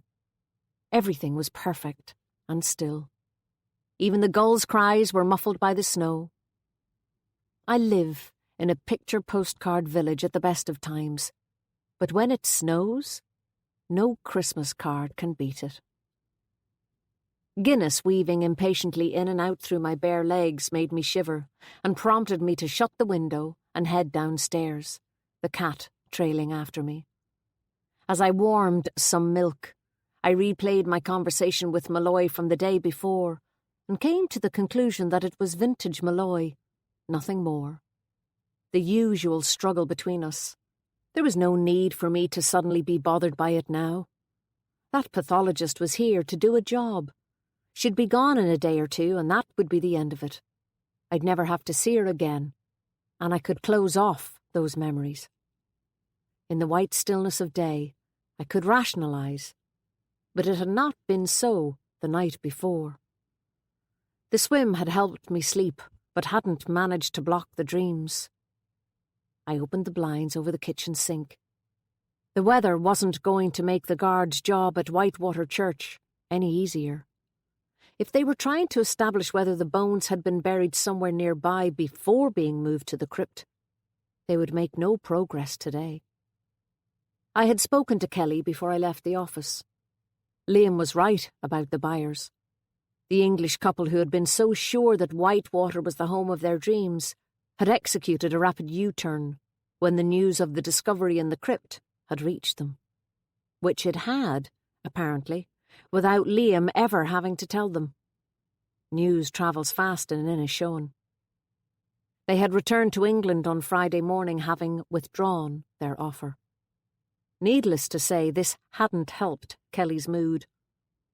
I had promised to let him know when the guards were finished with the church, so he could get it back on the market as soon as possible.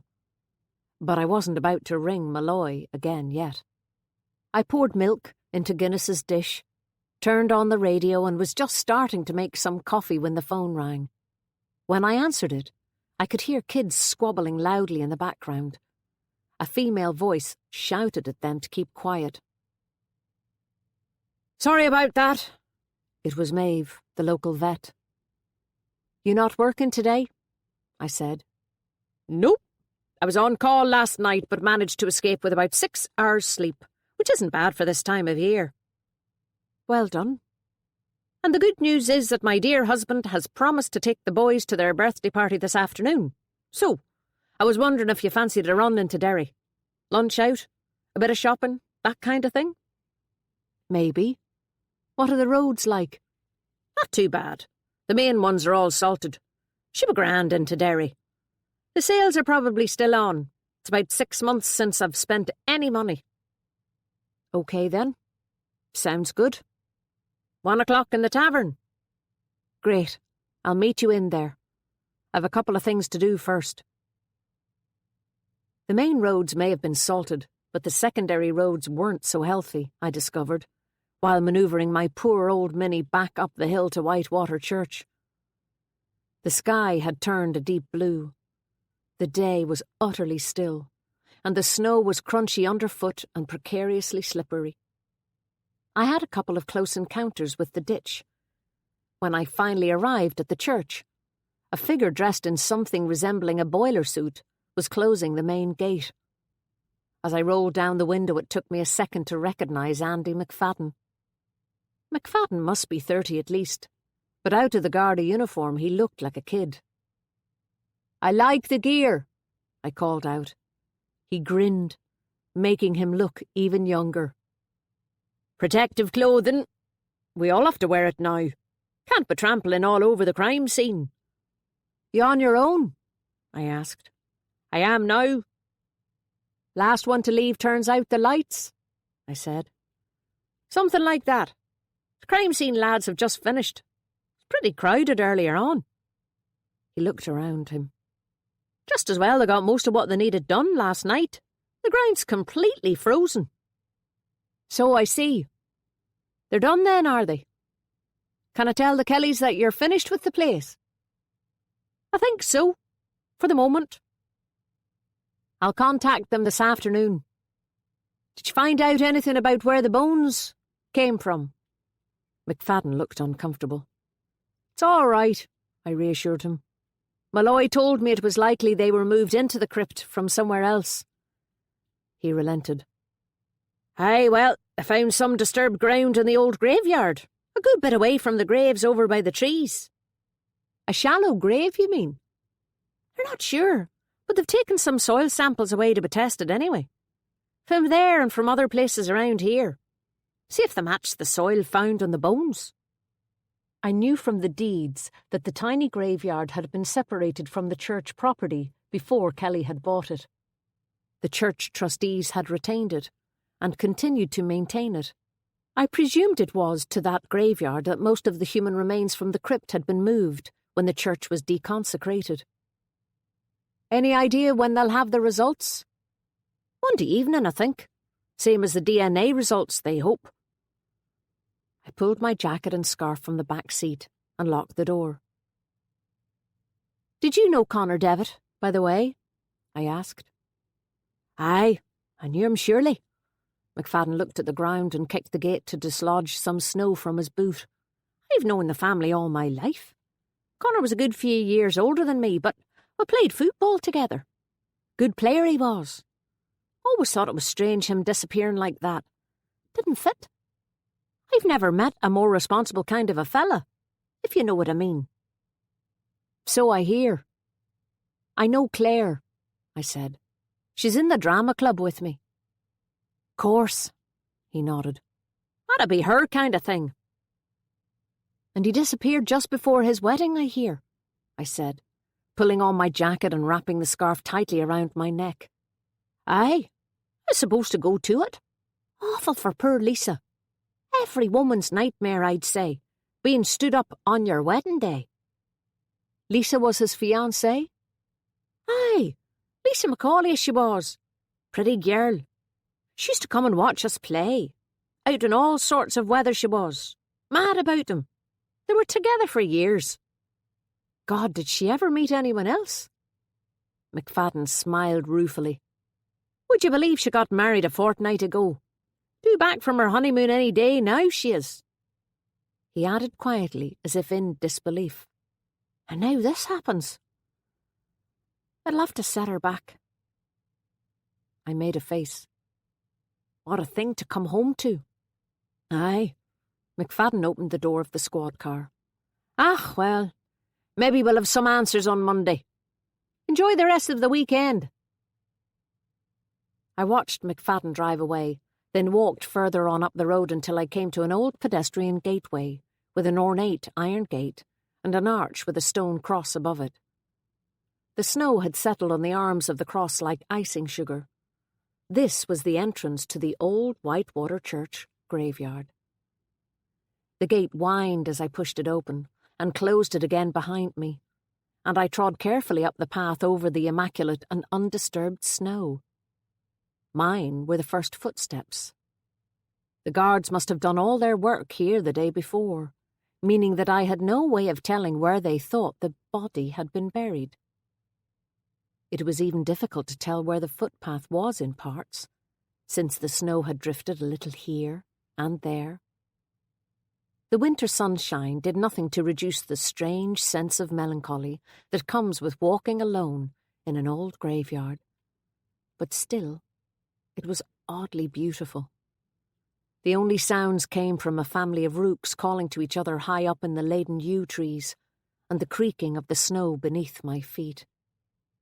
The sea lay in the distance, a patch of blue above the white, the lines separating water and sky invisible. I looked around me. The gravestones were simple and weather-beaten, and all the more dignified for that. Some of the gravestones were half-buried, some half-fallen, maybe. It was hard to tell with the snow. Others were taller, or on higher ground. These sombre grey soldiers cast long shadows across the white. They were covered in lichen, demonstrating, if at all necessary, the purity of the air.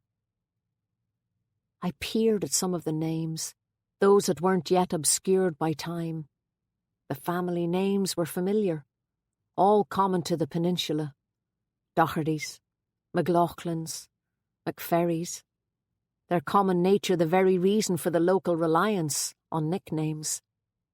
As a blow-in, I'm still a bit of an amateur at their usage, but I'm getting there.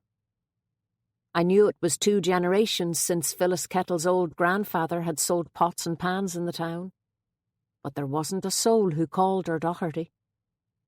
Most who were buried here were long dead, 25 years ago or more, I noticed. Family plots were the exceptions, new names added to ancient gravestones. I noticed 1 or 2 more modern-looking stones, but they had dates from even further back. I wondered if they marked the burial sites of bodies moved from the crypt when the church was deconsecrated. Had the skeleton in the crypt made an eerie journey in the other direction, I asked myself, from the graveyard to the crypt? I looked around, wondering, if so, from where it had departed. Suddenly, out of nowhere, a huge gull swooped down right in front of me, making me jump, missing me by inches. Heart pounding, I watched as it flew low along the ground for a short while, and then rose again to soar off into the distance. I waited until my breathing had calmed down, then continued on my walk. As I made my way back along the path that meandered through the graves, I thought about my reasons for coming up here. It wasn't just for my clients. A phone call would have sorted that out. But being here, in this peaceful place, gave me space to think. Inishowen is an easy place to lose yourself, to cut yourself off from the rest of the world. But sometimes the walls you build up don't feel so secure anymore. A familiar ache had been returning gradually to my heart over the past year. I had suppressed it, was afraid of what lay beneath, afraid I would revert to asking the questions I had come to Donegal to forget, the ones I knew would never be answered. I had told Malloy nothing of my past or my reasons for coming to Inishowen, although recently I had come close. We had begun to spend time together outside of work, to talk about things that weren't work-related, to eat together whenever our jobs kept us in town late. That was until New Year's Eve, 6 weeks ago. I had been out with Maeve drinking too much, something I have a tendency to do when my unhappiness spills over. Usually at major Christian festivals, I have discovered. Stupidly, I stayed out long after Maeve had gone home, despite her attempts to persuade me to leave. Malloy drove by the Oak, saw me standing outside talking to a Scottish cousin of Tony's, who was home on holidays, and offered me a lift back to Malin. I took it, his sudden appearance bringing me to my senses. We stayed sitting in the squad car outside my cottage talking for a long time. Conversation was easy and natural. 2 friends chatting in the dark, not looking at one another's faces. I came so close to telling him then, to pouring it all out, but I found myself having more fun than I'd had all evening, and I didn't want it to end. And then something changed. The car was cold. I asked him in, and he said no. Suddenly I was embarrassed. I wasn't sure exactly what I had intended by my invitation, but I felt rejected, foolish. But then I had been about to get out of the car in hurt silence when he turned to face me, and our eyes met in a way they never had before. Without a word from either of us, a line was crossed, and we both knew it. He leaned in close enough for me to see the dark flecks in his grey eyes, to breathe in the faintest trace of aftershave. As he reached for me, his phone rang. He pulled back immediately. His eyes scanned the number and his expression changed. It was as if someone had switched off a light. "I've got to take this." Matter of fact, businesslike, not a trace of apology or regret in his tone. He waited until I was out of the car to return the call. I saw him on the phone as I walked away. Since that night, neither of us had spoken of it. In fact, until the discovery of the bones in the church, we had spoken very little at all. And so the position remained the same. No one in Donegal knew who I was or why I had come here. I was beginning to wonder if that was a mistake. I looked around me, at the snow-covered mounds, graves of people who for the most part I assumed had been allowed to die a natural death. Not every one was so lucky. Even as a teenager, I wondered what it was that made people kill. Not in war. That's a different issue. You know there are other factors at play. But what is it that drives one person to end another person's life, to take the most extreme, irreversible action, to look someone in the eyes and take everything away from them, and then continue to exist afterwards? That's the bit that truly gets me, and always has. Ironic, really, the way my life has turned out, that I should have to ask myself that very question, that fate would provide me with enough empirical evidence to have a go at working the answer out for myself. The muffled sound of a tractor on the road dragged me back to the present. I cast my eyes around to get my bearings and saw that at some point I must have veered off the footpath. I caught sight of the gate again and started to make my way towards it. Suddenly my right foot sank deeply into a drift and I lost my balance. I put my hand out to steady myself and gripped one of the gravestones. With difficulty I managed to extract my soaking foot and regain my balance. As I raised my head again, I saw the inscription on the headstone. Jack Devitt, born 1st of February 1950, died 12th of August 1987. There were no details of family. I stood there for a minute rereading the name and dates. Jack Devitt. Connor's father, maybe? Claire had made no mention of her father. I wondered if this Jack Devitt had been fortunate enough to die a natural death. It seemed unlikely, given that he had been only 37 when he died. A young man. Silently I thanked him for breaking my fall. Was it possible that the bones in the crypt were this man's son? And if so, how had they ended up in such a strange position? And how had he died? These were questions to which the family deserved answers. But it wasn't my job to find them. That was up to the guards. I had my own issues to resolve. Chapter 7. On my way back into town, I rang Kelly, but he didn't pick up. I'd try again later. What I wanted to say didn't feel appropriate for a voice message. When I stopped in the square to buy a newspaper, the town had a busy, bustly Saturday morning feel about it. I narrowly avoided a head-on collision in the doorway of the shop, with a large pink creature laden down with 2 shopping bags. "Sorry about that. Always have been a bit on the clumsy side." "Morning, Phyllis. Not in the bookshop this morning?" She made a face. "Have my nephew doing Saturday mornings for me as a favour to my brother. But he's driving me up the wall. Had to get out of there. But now I'm away, I'm convinced he's going to burn the place down." I grinned. "That seems a bit unlikely, doesn't it?" "I'm not so sure. Not a difficult thing to do with a bookshop, you know, and he's perfectly capable of it. I keep catching him smoking out the back." "Ah. Have you got a second?" she whispered. I nodded, and she beckoned me to the window of the wool shop next door, dumped her bags on the footpath, and let out a long breath. "You haven't heard anything more about that Whitewater business, have you?" she asked. "If they know whether it's Connor Devitt or not." "I haven't. The tests take a few days, I think." "Oh, dear." "Why?" I asked.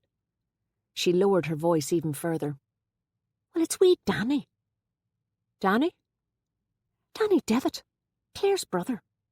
I've just seen him. He's drunk, and it's not even midday. I don't think he's handling it very well." I remembered Claire's comments on the beach the day before.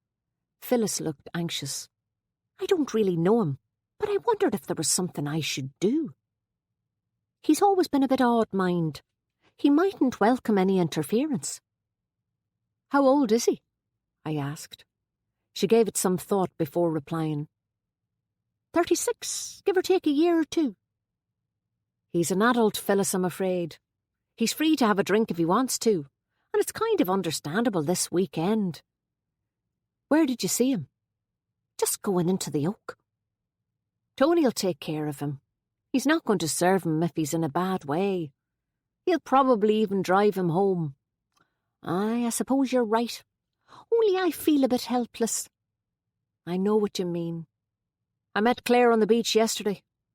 "What's the story with their father, by the way? She talked about her mother, but she didn't mention him." Phyllis's face fell. "Jack Devitt? Oh, he's dead. He committed suicide years ago. Shot himself with his own shotgun. God, it was awfully sad. I think it was wee Danny who found him in one of the outhouses. Poor kid." She trailed off. Something was distracting her on the other side of the road. My eyes followed hers. "So they're back," she said thoughtfully. "Who's back?" She gestured towards a tall, striking-looking man going into the Oak. "That's Alan Crane, Lisa Macaulay's new husband." I tried to call Raymond Kelly again before I set off for Derry, but there was still no answer. For the first 10 minutes driving conditions were actually okay. Maeve was right. The main roads had all been gritted and the temperature had risen, meaning that the snow was starting to melt anyway. However, by the time I reached the coast road, the sky had darkened ominously, and it started to sleet. Dirty, icy rain splashed down on the windscreen quicker than the Mini's wipers could clear it. I drove along at a snail's pace, struggling to see out through the brown sludge. I decided to drive via Buncrana on the off chance I could catch Kelly at his pub. It would save me chasing him on his mobile all weekend. The rain finally stopped as I arrived and parked in the main street of Buncrana, a large town about 10 miles from Glendara. For a pub along this stretch, Kelly's was pretty grand. It looked as if it might once have been an old bank or public building. The owners had used the whole premises, all 3 floors. There was a fine old mirrored bar downstairs with booths and leather seating, brass lighting, and an impressive staircase leading to the upper 2 floors. A sign on the wall indicated a restaurant upstairs. A Miles Davis tune played quietly in the background. The bar was empty of customers. I looked at my watch. It was early, 12 o'clock. There were 2 people behind the bar, a young barman of about 18 with spiky black hair, in black trousers and a white shirt, and a woman. They were having a laugh as they polished glasses and filled the optics. The woman saw me and came over. Her black hair was tied loosely at her neck. She was striking, with heavy dark eyes and a full mouth. Tiny lines under her eyes only served to make her look even more intriguing. She was one of those rare specimens for whom age is not the enemy.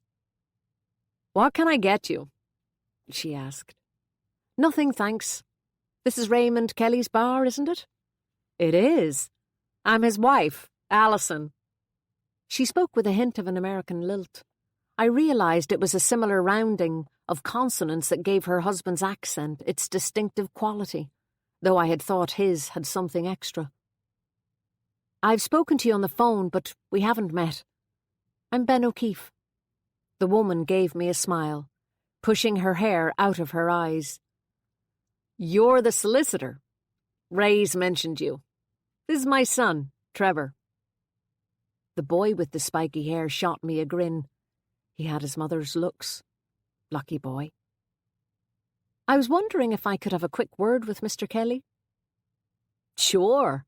He's in the office pretending to do paperwork. No doubt he'll be glad of the interruption." Alison emerged from behind the bar and led me down the back of the building towards a door marked private. I liked the feel of the place, even empty. I said so. "Thanks," Alison replied. We really wanted this one to work, and it's doing well. It's our third. We also have 2 pubs in the West and 1 in London too that I try to get over to check up on a couple of times a year, but I'm sure Ray's told you all that. Well, no, actually. I've done very little for him so far, to be honest. He just asked me to have a look at a possible remortgage on the church and said he might have some more work for me after that. She smiled, a knowing sort of smile. He does that. He's not too happy with the solicitor we've been using in Buncrana, so he thought he'd give you a go. Liam recommended you. She put a hand in front of her mouth in a mock whisper. You're on probation. I grinned. Fair enough. We have a couple of other properties that Liam is selling for us, though. Ray will probably get you to act for him in those, she sighed. If they ever sell in this financial climate. Well, this place looks great. I think so.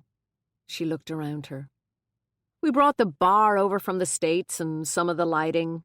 And we have the restaurant, of course. She indicated upstairs. Great chef. You should try it sometime. He's particularly good with fish. She pushed open the door and led me down a narrow hallway cluttered with drinks crates and cardboard boxes to a second door marked office. Here she knocked briefly, and without waiting for an answer walked in, whilst I hovered outside. Through the gap I could see that her husband was sitting at a desk, completely buried in paper, punching numbers into a calculator with some force, an expression of abject misery on his face. Visitor for you, Ray, she told him. I said you'd be very upset to be dragged away from your beloved accounts. She perched on the desk in front of him and beckoned me in. Kelly peered around her and caught sight of me for the first time. His face registered momentary surprise, and then his features clouded again, as if reminded of something unpleasant. I didn't take it personally. Solicitors aren't always welcome. Still, he managed to force a smile and waved his hand in the direction of a seat on the other side of the desk, which I took. Sorry to interrupt. I have a bit of news for you, I said. Hope it's better than the last news I got. It is. I wanted to let you know they've finished with the church for the moment. I've just come from there. Nice of them to tell me, he grumbled. Well, they only finished this morning. I'm sure you'll get a call later on. What have they found out? He asked. Not a lot, I don't think. They're still working on identification. So they don't know who it is yet? That was Alison. Not yet, I replied. There's a possibility it could be a man named Connor Devitt. He disappeared a number of years ago. They're doing DNA testing with his family to make sure one way or the other. Alison nodded. We heard that. She shuddered. Did you know him? I asked, surprised. Oh, not really. Well, a little, she said quietly. We knew each other when we were children. Her husband touched her gently on the arm. They were school friends. I went to Whitewater Primary School for a while, that little school, on the way up to the church. It's a ruin now, too. So you're local? I asked. I assumed... You're wondering about the accent? She smiled. My parents are Irish-American. They came back to Inishowen for a few years when my sister and I were kids. I was the new kid in school, the Yank. She looked down. And Connor was nice to me. Kind of like a big brother. One of those good kids that notices the shy ones, you know. But my parents couldn't make it work in Donegal. They ran a shop, but it closed down. Seems neither of them had their daughter's head for business. Kept giving out credit, apparently, Kelly added with a grin. Couldn't see you doing that, hey, Alison? Alison ignored him. They only stayed for a few years, and then we all moved back to the States. Broke my heart. Kelly put his arm around her and kissed her shoulder. It's just as well you did, or you'd never have met me. You met each other in the States? I asked. Yeah, Boston. I spent a long time there learning the pub trade, Kelly said. We came back, what? He looked at Alison. 9 years ago? She nodded. The three of us. We had Trevor in the States. I wasn't sure it was such a good idea, but Alison was dead set on it.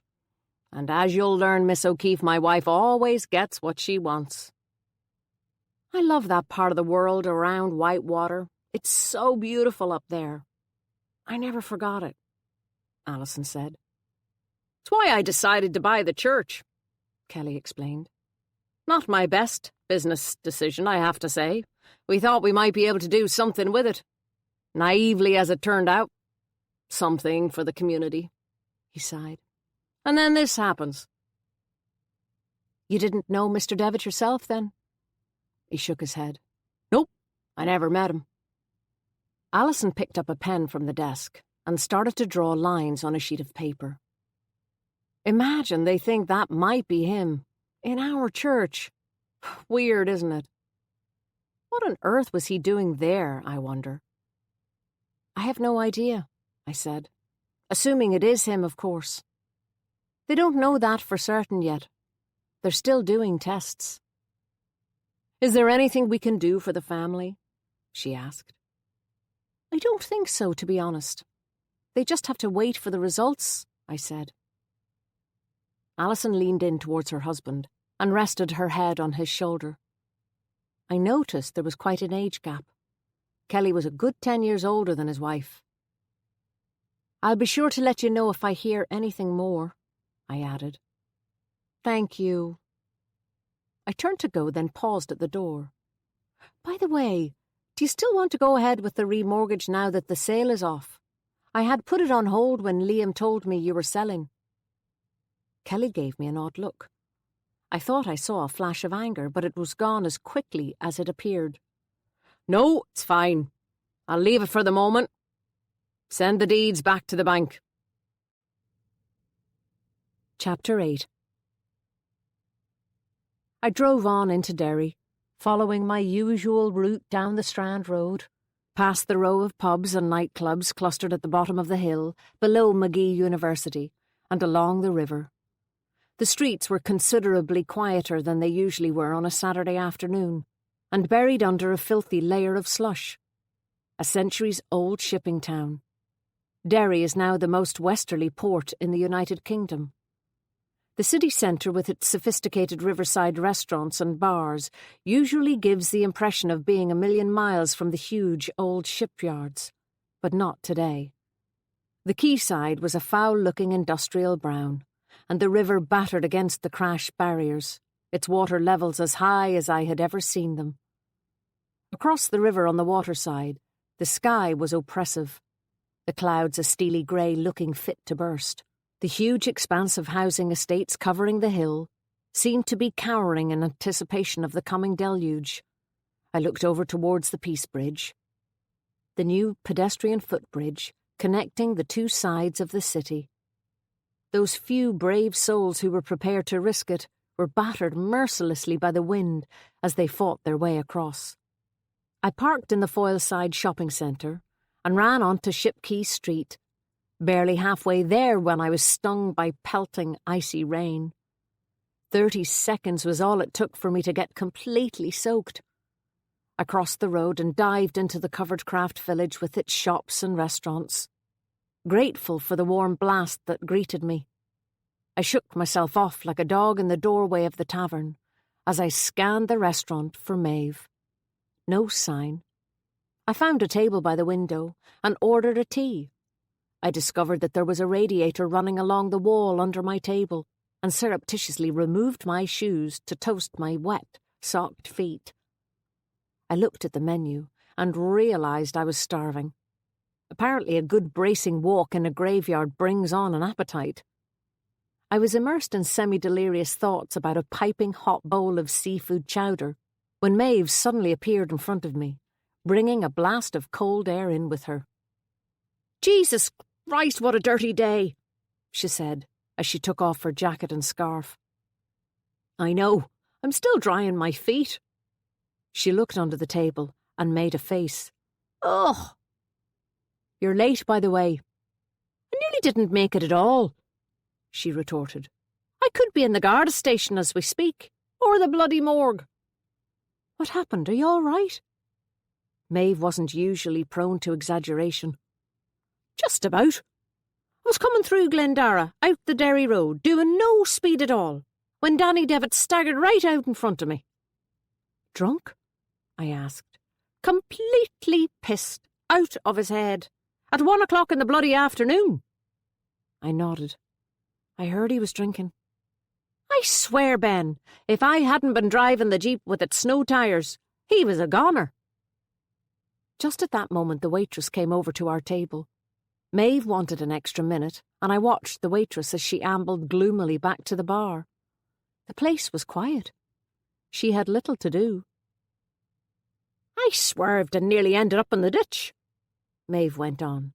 And your man Devitt kept on going as if he never even saw me. Jesus. I mean, what if I'd had the kids with me? I know you have to feel for him, though. This must be a hell of a weekend to get through. I think if I was in the same boat, I might drink my way through the next 48 hours. He should be at home, supporting his mother and sister. That's what Connor would be doing if he were still around. I took the course of least resistance. You're right. He should. Although, in fairness, that Danny Devitt has always been better with animals than people. Maeve shook her head. He doesn't often venture into town. You can see why. It doesn't suit him. The waitress reappeared and we speed-read the menu, then ordered some food. Maeve leaned back in her chair and crossed her arms. So, the whole peninsula is waiting with bated breath. I hear you were actually there when they found the body. Who told you that? She gave me a wry look. Okay, fair enough. I hope your presence was just a coincidence. Malloy is not the only one aware of my tendency to stick my nose in where it's not needed. I grinned. Utter. Nothing to do with me. Good. She uncrossed her arms. So, is it likely to be Connor Devitt, do you think? No idea. He's the only missing person from the area, so he's the obvious possibility, I suppose. I'd never even heard of him until these bones turned up, I added. I don't think anyone ever mentioned him to me. No, they wouldn't have. People stopped talking about him. I think they were afraid to upset the family. He disappeared the year before you came up here. They'd given up looking for him by the time you arrived. I think everyone just assumed he'd done a runner, taken the boat to England. Did you know him? I asked. Oh yeah, everyone knew him. He was a carpenter. A good one. He did my mother's kitchen. Straightest guy you'd ever meet. We could have done with him by the time it came to do ours. Bloody cowboys. I let that one go. It could have gone on for a while. He worked for Mick Bourke, she continued. Did his apprenticeship with him, I'd say. I think Bourke was a bit of a father figure to him after what happened to his own dad. Though there was no comparison in terms of what they could do. What do you mean? Bourke's pretty average, but Connor was a brilliant craftsman, really talented. He even used to do some wood carving, plaques, figures, that kind of thing. He should have gone on to college, really, but he didn't get the chance. He started work so young. We've one of his pieces in the sitting room, over the fireplace. That one was in aid of the lifeboat service. I pictured it. I had stared at it more than once, glass of wine in hand. It was a striking, abstract piece with angry figures. The boys don't like it for some reason, Maeve said. They say it's scary. Oh, thank God, here comes our food. The waitress arrived at our table with a tray laden with steaming bowls of soup and doorstep sandwiches. She returned within minutes with an enormous pot of tea. As I poured, the room darkened, and a sudden shower of hailstones clattered violently against the window. I groaned. Talk about 4 seasons in one day. That's Donegal for you. By the way, Maeve said through a mouthful of sandwich, do you fancy going to a play in the Millennium next week? We could have something to eat beforehand. What's on? She grinned. Thought it might be right up your street. Not that I want to encourage you or anything. It's an Agatha Christie play. Witness for the prosecution. On Sunday afternoon, I was curled up on the couch with Guinness snoring gently on my knee, surrounded by the Sunday papers. I had combed them for any mention of Whitewater, but could find nothing. The discovery of the bones had made the back pages of the national papers on Friday, as well as the radio and television news, and the Derry Journal on Saturday. But there had been nothing since. The fire was beginning to have its usual soporific effect, and I could feel myself dozing off. With a huge effort I shook myself awake, and summoned the enthusiasm to go into the office for a few hours to make up for the early afternoon I had taken on Friday. To his ill-concealed disgust, I tossed Guinness off my knee and picked up my keys. I drove slowly into town with the window rolled down, hoping the salty air would revive me. The sleet and hailstones had stopped for the time being, but the sky was dull and laden with the promise of a further attack. My grand plan to work was abandoned the second I felt the freezing temperature in the office. I put my hand on the radiator behind the reception desk. Icy. The heating was off. I checked my watch. The heating was due to come on at this time for an hour each day over the weekend. I peered inside the oil tank in the backyard. Empty. What wretched timing, in the middle of the worst weather we'd had all winter.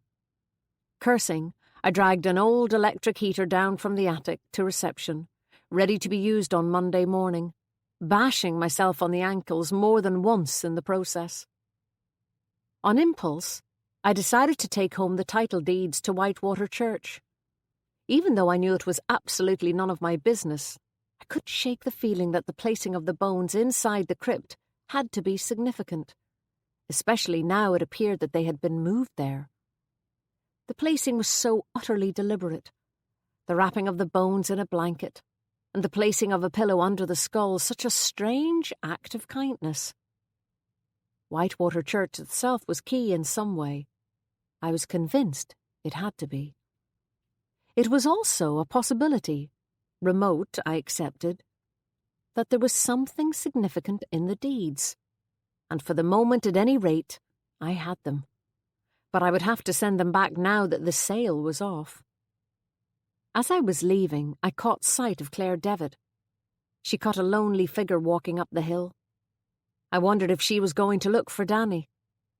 I unlocked my car and got in, dumping the deeds on the passenger seat. I was about to pull away when a squad car appeared, speeding past me along the deserted street, McFadden at the wheel. A guard I recognised from Buncrana in the passenger seat. They were headed in the direction of the square, the same as Claire. I hesitated for a second, then turned off the engine, locked the deeds in the boot, and set off up the hill after them, on foot. The squad car was parked up on the footpath outside the oak, blue lights flashing. Alone on the street and feeling conspicuous, I hid in the doorway of the newsagent's, closed now for the afternoon. The door of the oak burst open, and I watched as McFadden and the other guard marched a large, bearded man out onto the street and hustled him into the back seat of the squad car. The man's head was bowed. Before McFadden had closed the door of the car, the pub door was flung open again with considerable force, and a tall man with dark hair stormed out, shouting and waving his fists. He pressed his face up against the back window of the squad car and shouted something at the man inside. McFadden pulled the dark-haired man away from the window and into the alleyway to the right of the pub. I couldn't see the alley from where I was standing, but shortly afterwards the man reappeared, followed by McFadden, and went silently back into the pub. As he did so, I caught sight of his profile. It was the man Phyllis had pointed out to me the day before, Lisa Macaulay's new husband, Alan Crane. I emerged from the doorway and the squad car drove past me, the bearded man in the back seat gazing expressionlessly out of the window. I waited for a few minutes to see if Claire reappeared, but the street remained deserted. The sound of Van Morrison greeted me as I pulled open the door of the pub. There were only two people in there, one standing behind the bar and one sitting on a stool drinking a pint of Guinness. Neither of them was Claire. Tony glanced up and gave me a rather odd look, and I smiled, feeling a little stupid, knowing I was about to walk straight back out again. Alan Crane spun around on his stool, gave me the briefest of disinterested looks, and returned to his pint. As I closed the door of the pub behind me, I saw Claire walking very quickly on the other side of the road. She passed the chemist shop, stopped at Ethne's front door, and knocked. I decided to leave her alone. Back at home, I threw some turf on the fire and spread the deeds out in front of me, starting with the most recent. The deed of conveyance from 14th of December 2005 had transferred ownership of the church, the access laneway, and an acre and a half of land to Raymond and Alison Kelly, excluding the graveyard, which was retained by the trustees. They had paid a considerable sum for it, even at a time when property in Ireland was overvalued. Malloy was right. It was a hell of a lot more than they were selling it for now. The original of the map I had given Paul Doherty was pasted to the back of the 2005 conveyance, the one that had omitted the crypt. It did, however, show the subdivision of the church site from the graveyard and the narrow laneway connecting the two. I checked the deed. It contained a clause agreeing that this access was to be closed up. The properties were to be truly separate. The Kellys had been the first buyers since the church was deconsecrated in 1995. The trustees had taken their time in selling it. 10 years. I wondered what it was that had made them finally sell. Did they need the money? The 2005 deed carried over restrictive covenants from a previous deed, the 1995 deed of deconsecration. Maybe that had been part of Kelly's difficulty in getting planning permission. I opened the deed of deconsecration and smiled to myself as I read it. There was a covenant forbidding the consumption of alcohol on the premises outside of the celebration of Holy Communion. That shouldn't have caused him any trouble. It was a covenant which was unlikely to be enforceable today. I looked for some reference to the removal of the bodies from the crypt, but found nothing. I rooted through the contracts, receipts for deposits, and copies of maps scattered throughout the deeds. Eventually, I came across a sheet of paper folded in 4. It was a contract between the church trustees and an English company called Neck Move, dated 12th of January 1995, for the removal of the bodies from the crypt and their reburial in the graveyard. That confirmed it. There were no bodies left in the crypt, and hadn't been since before the church was deconsecrated, which made sense. They'd have had to allow continued public access, if there were. The deeds prior to the deconsecration were sparse. One by one I unfolded them and laid them out in front of me. The slightly mouldy smell that usually emanates from old paper wafted upwards. There was a fee farm grant from 1890, granting the land to the Roman Catholic Church Council for the purposes of the erection of a parish church to serve the seafaring communities of the townland of Whitewater, and a certified copy of a marriage settlement from 1785. It settled large tracts of land amounting to over 1,000 acres from various parts of the peninsula, of which the church and graveyard made up a tiny part, on a certain lucky Louisa May, Alringham. I sat back on the couch and rubbed the nape of my neck. Guinness grabbed his opportunity and leaped up onto my lap. I stroked his fur distractedly as I thought how sad it was that Whitewater Church had served the community of Whitewater for over a century, and then, suddenly, just ceased to be a church. I presumed dwindling attendances had meant that it was no longer considered necessary, and had therefore simply been deconsecrated. It was a bleak place now, beautiful and desolate. The houses that were occupied were few and far between. A couple of distant farmhouses. A run-down cottage almost entirely smothered by ivy on the road accessing the church, was the closest building. I assumed it was deserted. But at one time, Whitewater must have been a vibrant area. Vibrant enough to require the building of a church to serve its community, and a school where Alison Kelly had met Connor as a child, another victim of the death of a community. Sighing, I bundled the deeds back together and retied the ribbon around them. I had discovered nothing whatsoever to shed any light on why someone would choose the crypt of Whitewater Church to leave a set of human bones wrapped in a blanket. I wondered if I should find someone who knew something of the history of the church, an old warden or caretaker perhaps. I shook myself. I was trying to find answers again. Answers to questions no one had actually asked me. This was none of my business. I put away the deeds, returned to the Sunday newspapers, and started to think if I'd something to eat. Chapter 9. Punctuality has never been my strong suit, but I made it into the office by 9:15 the following morning. I badly needed to sort out the heating crisis. The office was like a fridge. I switched on the heater I'd dragged down the stairs the day before, managed to find an old blow heater that I plugged in upstairs, and made a phone call to Glendara Fuels.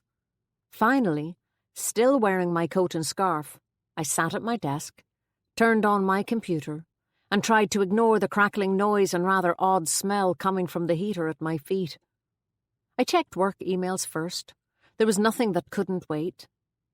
Then I Googled the words Connor Devitt, missing person, Donegal, and was rewarded with 10,400 results. I scrolled down. Most of them had absolutely nothing to do with what I was looking for, but one caught my eye. It was a website with a link to archive editions of the Derry Journal. I clicked on the link, and the front page of the Journal of 6th of July 2007 opened up before me. It was dominated by a black and white photograph of a handsome, smiling man in a checked shirt, with long, dark, curly hair and bright eyes. He had the same nose and firm jaw as his sister. Unfortunately for Claire, they looked better on a male than a female. The piece underneath the photograph was short, a matter of a few lines, simply asking for any information regarding the whereabouts of the missing man. People were asked to contact Glendara Garda Station or the man's family, and the relevant telephone numbers were supplied. I stared at the picture for a few minutes, and did what I was sure Connor Devitt's family had done countless times. I searched his face for some kind of clue. Some hint in those smiling eyes as to why a young man would leave behind all who loved him and simply disappear. But of course, there was nothing. I knew all too well the capacity we have to conceal our true intentions. But then, maybe Connor's family were right. Maybe he hadn't left of his own volition. Maybe the worst had happened. Claire, for one, appeared to be utterly convinced that the bones found in the church were her brother's. I looked at my watch and wondered if the DNA and dental test results were in yet. Wondered if it was too early to ring Malloy, if he'd even tell me anything if I did. I heard the front door open and Leah's voice call up the stairs. "Jesus, it's freezing in here. What happened?" I headed downstairs to take the post from her. "I forgot to order oil, sorry. It's done now, though. It should be here later this morning." "Many appointments today?" She checked the book. "Only 2." She grinned. "Since it's quiet, you could always start preparing for the Law Society audit next week." I groaned and headed back up the stairs. Before opening the post, I dialed the Garda station, reasoning that it would be common knowledge soon enough. "Yes." Malloy sounded weary. "It's Ben. I wondered if there was any news yet on the DNA tests." He sighed. "Not till this evening." "Okay, fair enough." "And Ben?" "Yes?" "We do have to tell the family first, you know. I didn't have the nerve to phone Malloy again, so when I arrived at the Oak for the drama club meeting that evening, I assumed I had no more information than anyone else there. Again, I was the last one in. Tony was behind the bar, and Phyllis, Hal and Ethne were at the table by the fire. Tony poured me a Coke and then followed me back down to join the others. There was no mention of Claire. Phyllis and Hal were engrossed in discussing possible plays to put on this year. As usual, Tony pushed for a comedy. The town could do with a laugh, so it could. There's so much misery about at the moment, he said. We did a comedy last year, if you recall, Hal retorted. And it wasn't exactly a roaring success. I don't know, Tony grinned. Had its moments. If you mean when the backboard started to collapse in the middle of the first act, I'm not sure that's the kind of laughs we should be looking for, Phyllis responded, lips pursed in mock disapproval.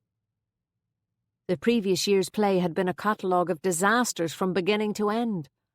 A mouse had run across the stage at one point, studiously ignored by the cast and noticed, we hope, only by a couple of kids sitting in the front row. I think it's about time we did one of the old Irish standards, Hal said. A Sean O'Casey, perhaps, The Plough and the Stars, or Juno and the Paycock. Jeez, it's not one of those bleak Civil War plays, Tony groaned. That's the last thing we need. If you want to do a classic play, what about an American one? A Tennessee Williams, Phyllis suggested. Cat on a Hot Tin Roof. I think I could do a damn fine Maggie the Cat. What do you think?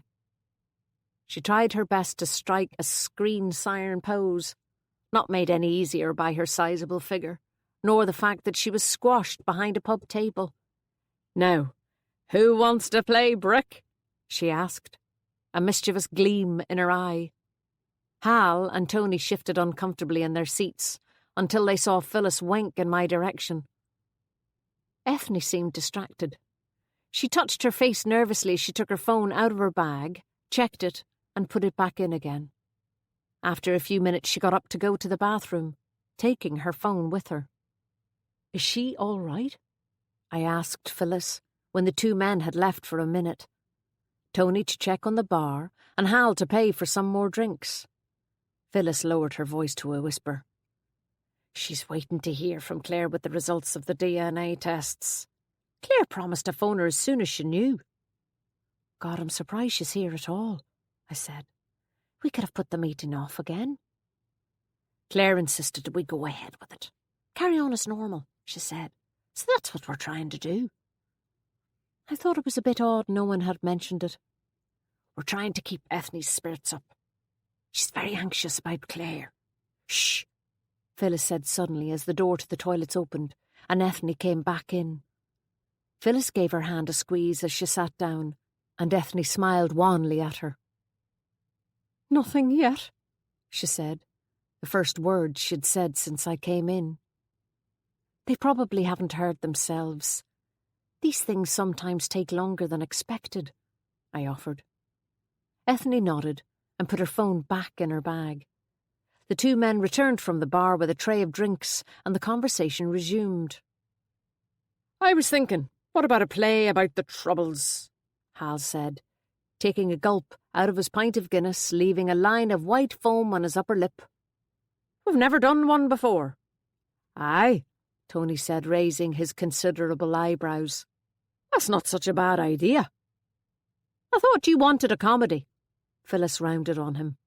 A play about the Troubles isn't likely to be a barrel of laughs. I wouldn't be too sure about that, Tony replied. There's a fair bit of black humour in a lot of the writing that was done at that time. You don't think it's too soon? Ethne asked. People are still very sensitive, you know. I think we've put enough time behind us to do a play about the Troubles without upsetting people, Hal said.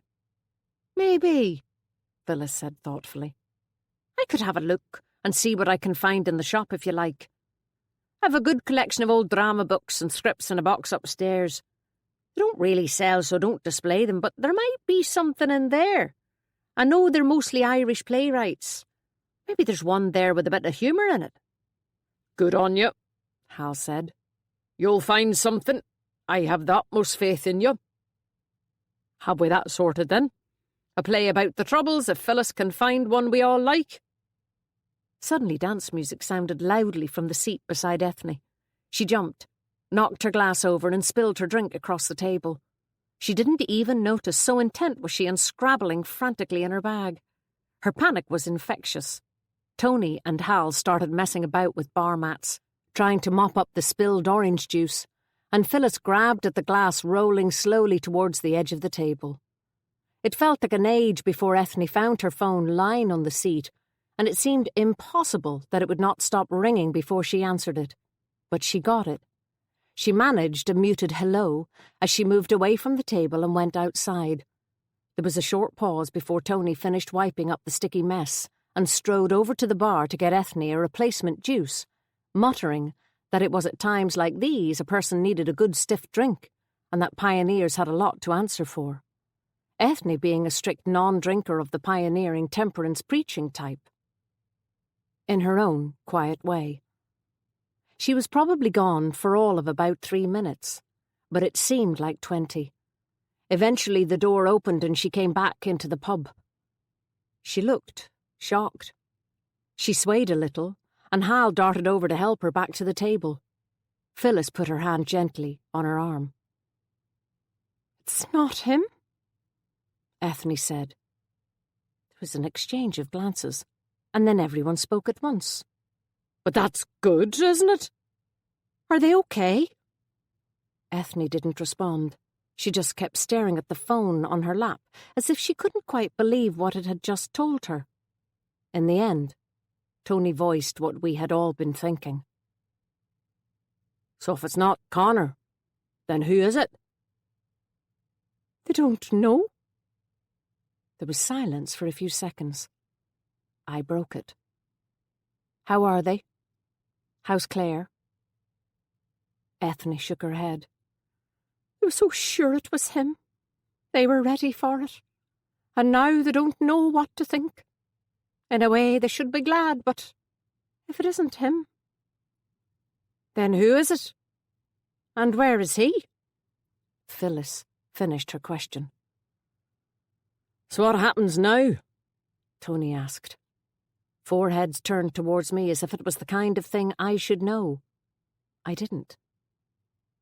"I presume they will continue to work on identification and keep looking for Connor Devitt, of course, if they can." "That's not going to be too easy after 6.5 years, Phyllis said. "God, and we were all so sure it was Connor." "What'll they do with the body?" Hal said. "If they can't find out who it is." "I suppose they'll have to hold on to it until they do." "Well, I hope that soon, whoever it is, they deserve a decent burial." Phyllis put her arm around Ethne. "Are you heading up there?" she asked. Ethne gave the big woman an unexpected glare. "Of course I am. Claire needs me." Phyllis pulled back. "Okay, pet. Let us know if there's anything we can do." Chapter 10. The following morning was dark and cold, and the faces that greeted me as I walked from the car to the office were sombre. It was as if a shiver had travelled down the town's collective spine. It was obvious that people had derived no comfort from the news that the bones lying on the floor of the damp crypt beneath the disused church were not those of the person they thought. Whoever it turned out to be, it was still someone with family and friends. More significantly for the people who knew Connor, he was still missing. In most societies there exists a very human need to bury the dead.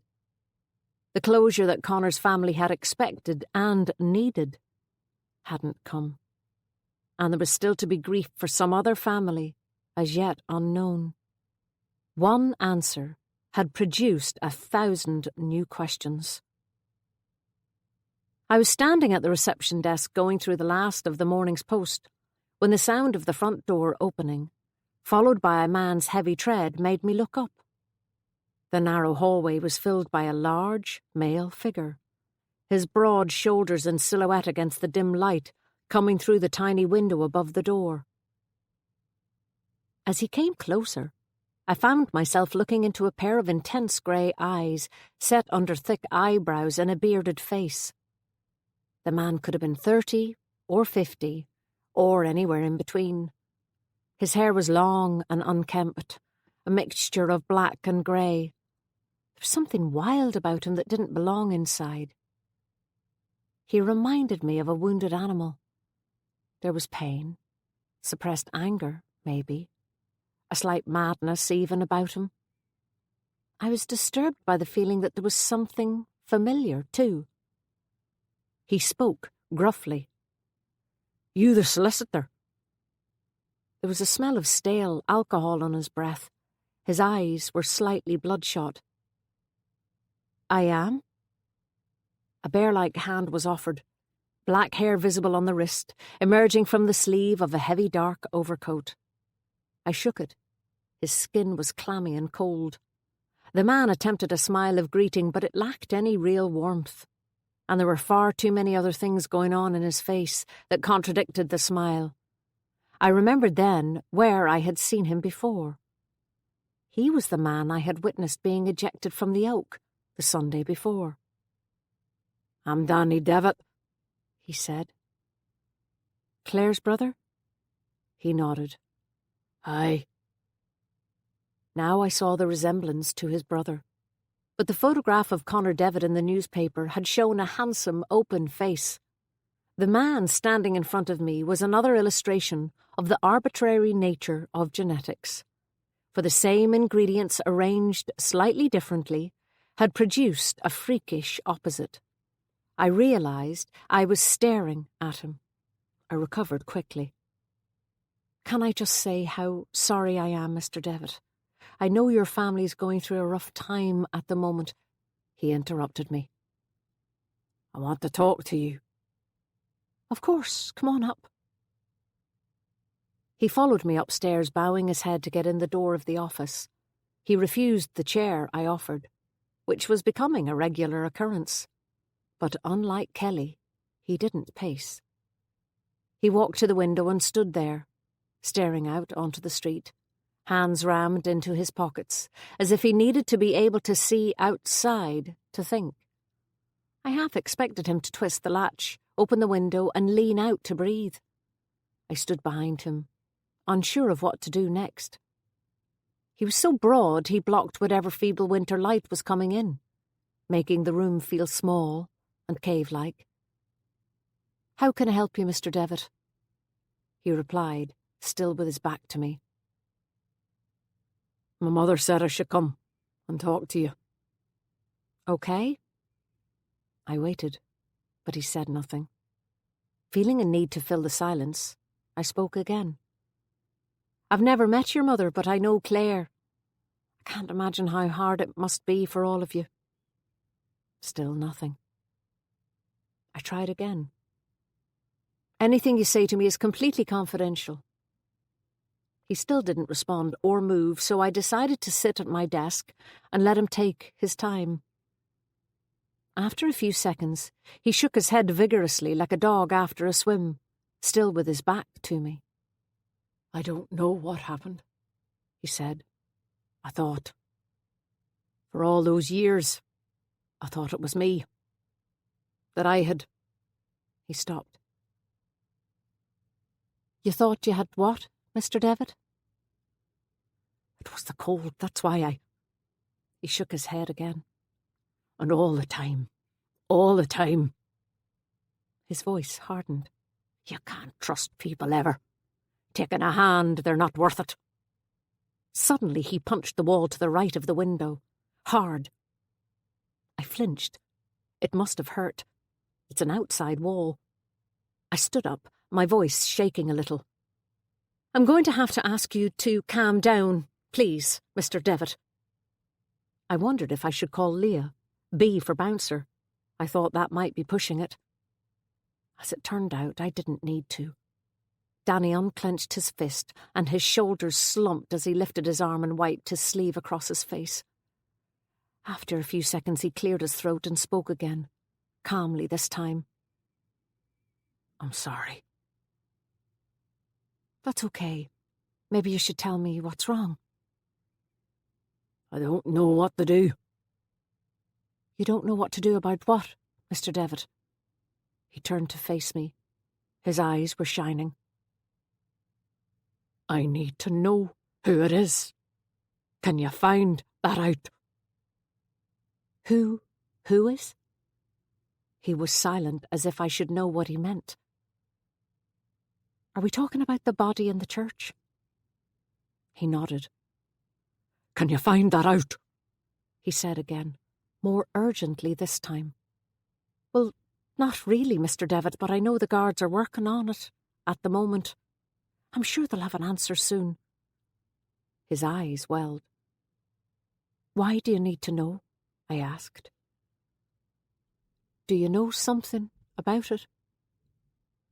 Without replying, he turned back towards the window. I stood up and approached him. With trepidation, I touched him briefly on the arm. Mr. Devitt? What do you know? He spun violently around. I leaped back. Shockingly, there were great, glistening tears streaming down his face. He was crying like a child cries, letting the tears fall as if he was powerless to stop them, as if he expected a parent to be there to catch them. I flushed, staring at him, helpless and unsure what to do. I know I should be better at this by now. After all, there's a reason why solicitors keep tissues in their desk. But I am ashamed to say that I have never been great with people who cry. I freeze in the face of emotion. My old master used to say that even if the work is everyday drudgery to you, most people who come to see a solicitor come at an important or traumatic point in their lives. It isn't everyday drudgery to them.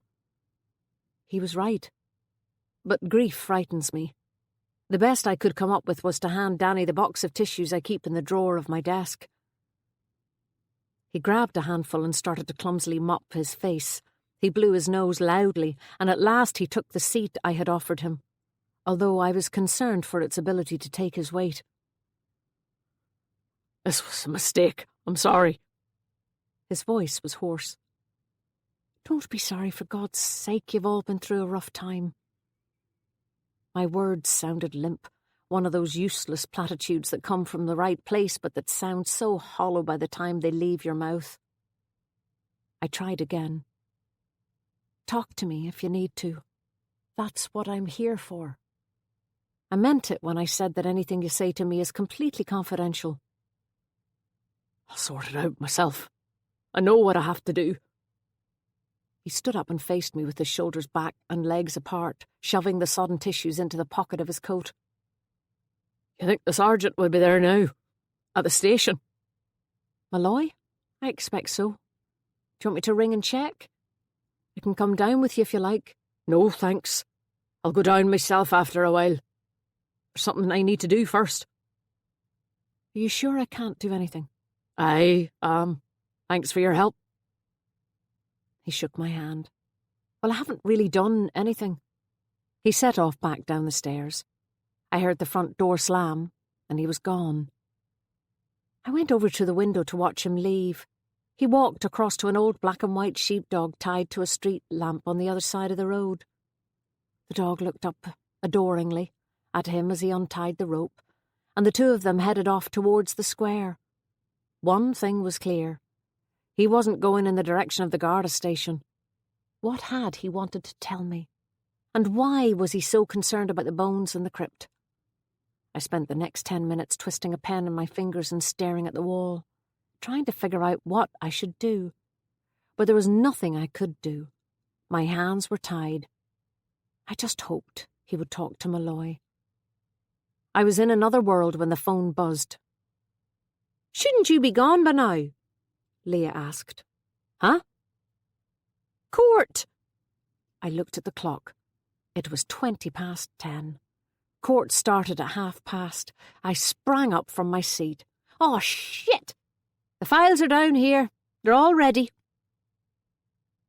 I barreled across the square towards the courthouse, briefcase in hand, keeping a half eye out for Danny Devitt.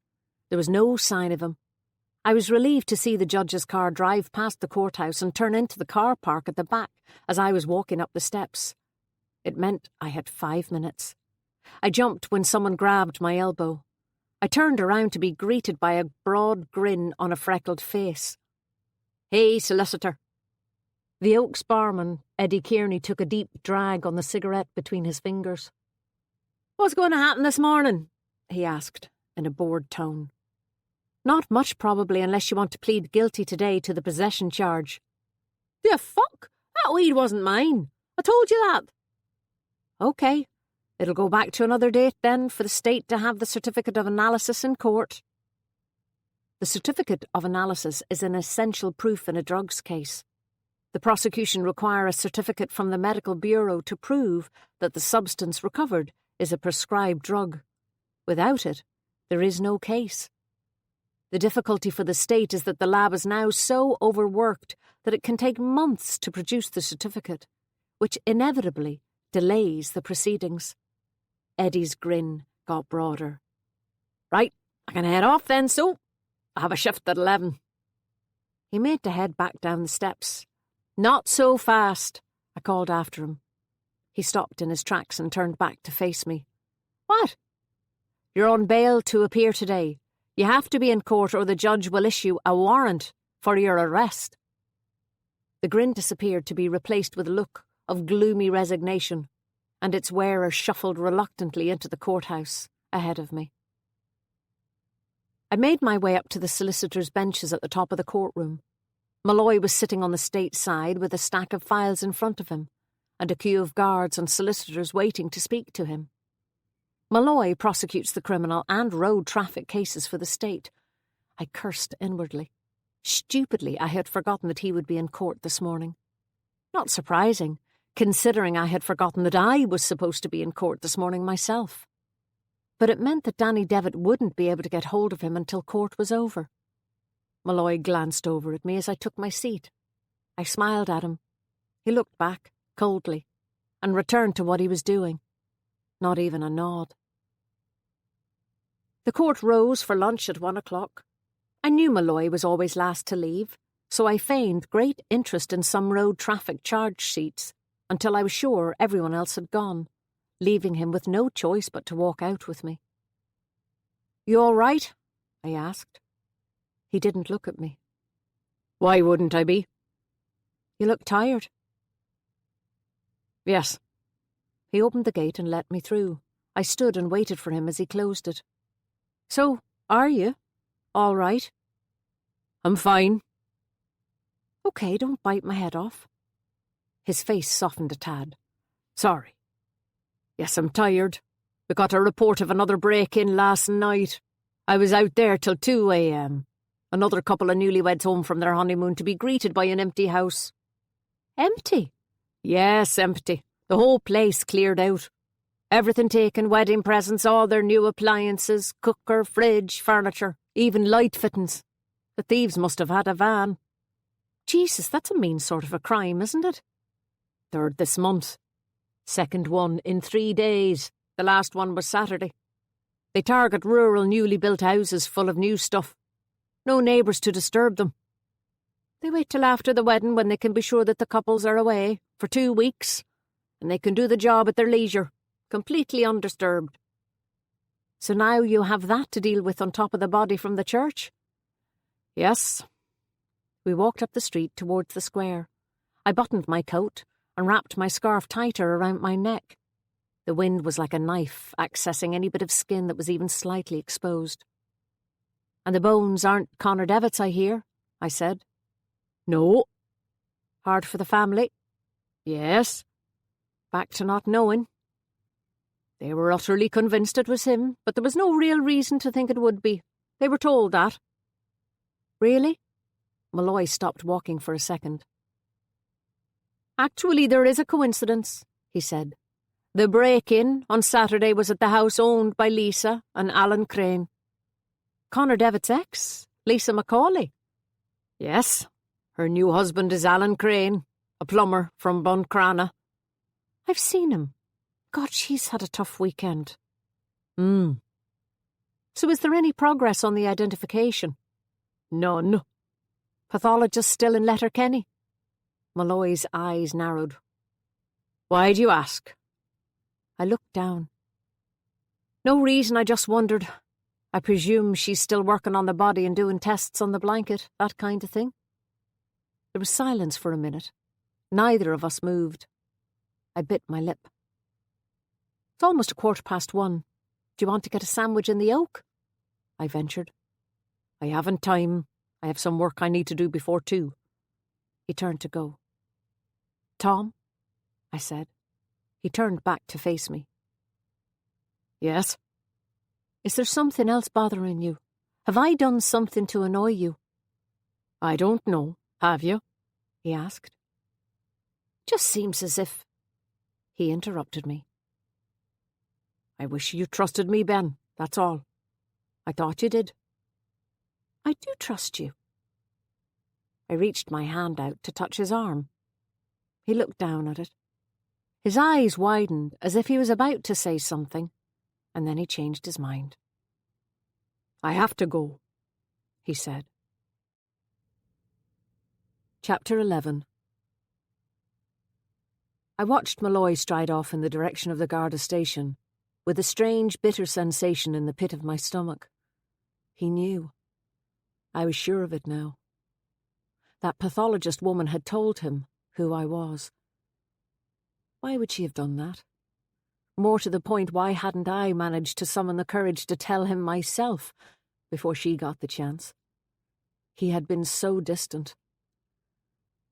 I was surprised to find how much it hurt. I heard a knock on glass and realised Malloy and I had been standing outside Phyllis Kettle's bookshop. I wondered how much she had heard. I pushed open the door, causing the bell to tinkle. Phyllis's shop is in Aladdin's cave of books.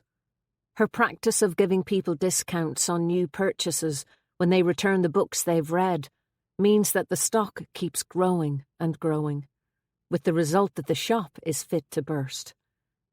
Gravity-defying stacks are piled all over the floor and on the stairs. Early editions of P.G. Wodehouse rest on top of Jackie Collins' paperbacks, with no apparent order. But closer inspection shows that all have their prices carefully penciled on the inside flap in Phyllis's neat hand. For despite the apparent chaos of the place, Phyllis Kettle is a canny businesswoman. Her trade in old and rare books has given her a comfortable living for many years, and allows her to take off to obscure, far-off places for several months every year. Today she was perched on a high stool behind the counter, looking like an enormous kingfisher, clad in bright blues and reds and yellow. I looked down at my black suit and mourned the convention that requires lawyers to wear dark colours.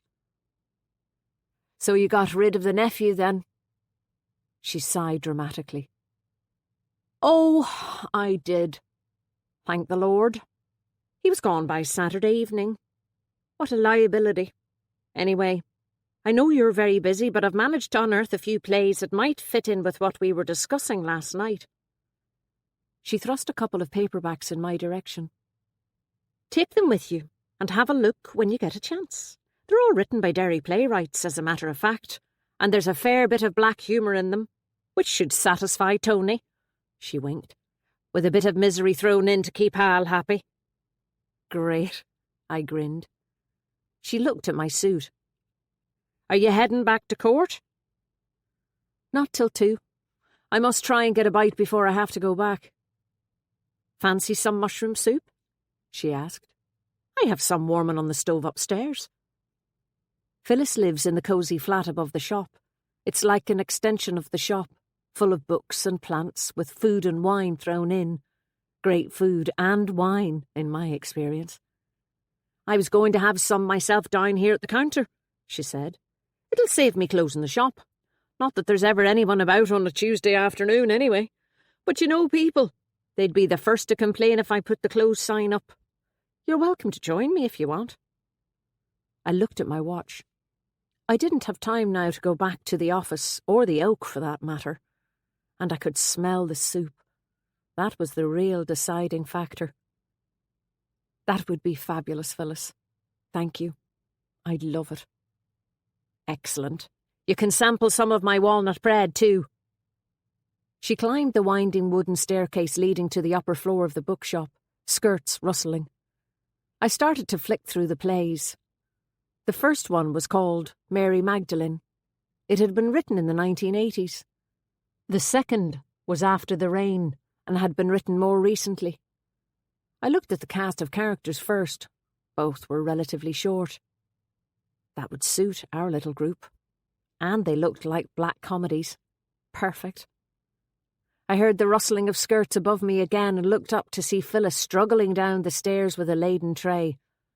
She cleared some space on the counter and lifted off 2 steaming bowls of soup, a basket of soft homemade bread, and some butter. That smells fantastic, Phyllis. Doesn't it? You drag up another stool from behind that shelf and I'll be back down in a minute with the tea. The food tasted as good as it smelled. 15 minutes later we had finished the soup and were leaning back with cups of tea. You haven't seen Claire by any chance since last night's revelation? Phyllis asked. I shook my head. You? Nope. Must ask Ethne how she is. Ethne seemed very involved in the whole thing. I hadn't realised she and Claire were so close. You know Ethne used to be a nun before she trained as a pharmacist, Phyllis said. No, I exclaimed in surprise. Spent some time in Uganda in the missions. Really? Any idea why she left? Couldn't take being told what to do, that's what I reckon. She's still big into doing her Christian duty anyway. The Devitts are probably glad of her support. Maybe. Phyllis clicked her teeth. Bit of an anticlimax all the same, wasn't it? I saw Danny again this morning. He'd sobered up since the last time I saw him. When did you see him? About 11 o'clock.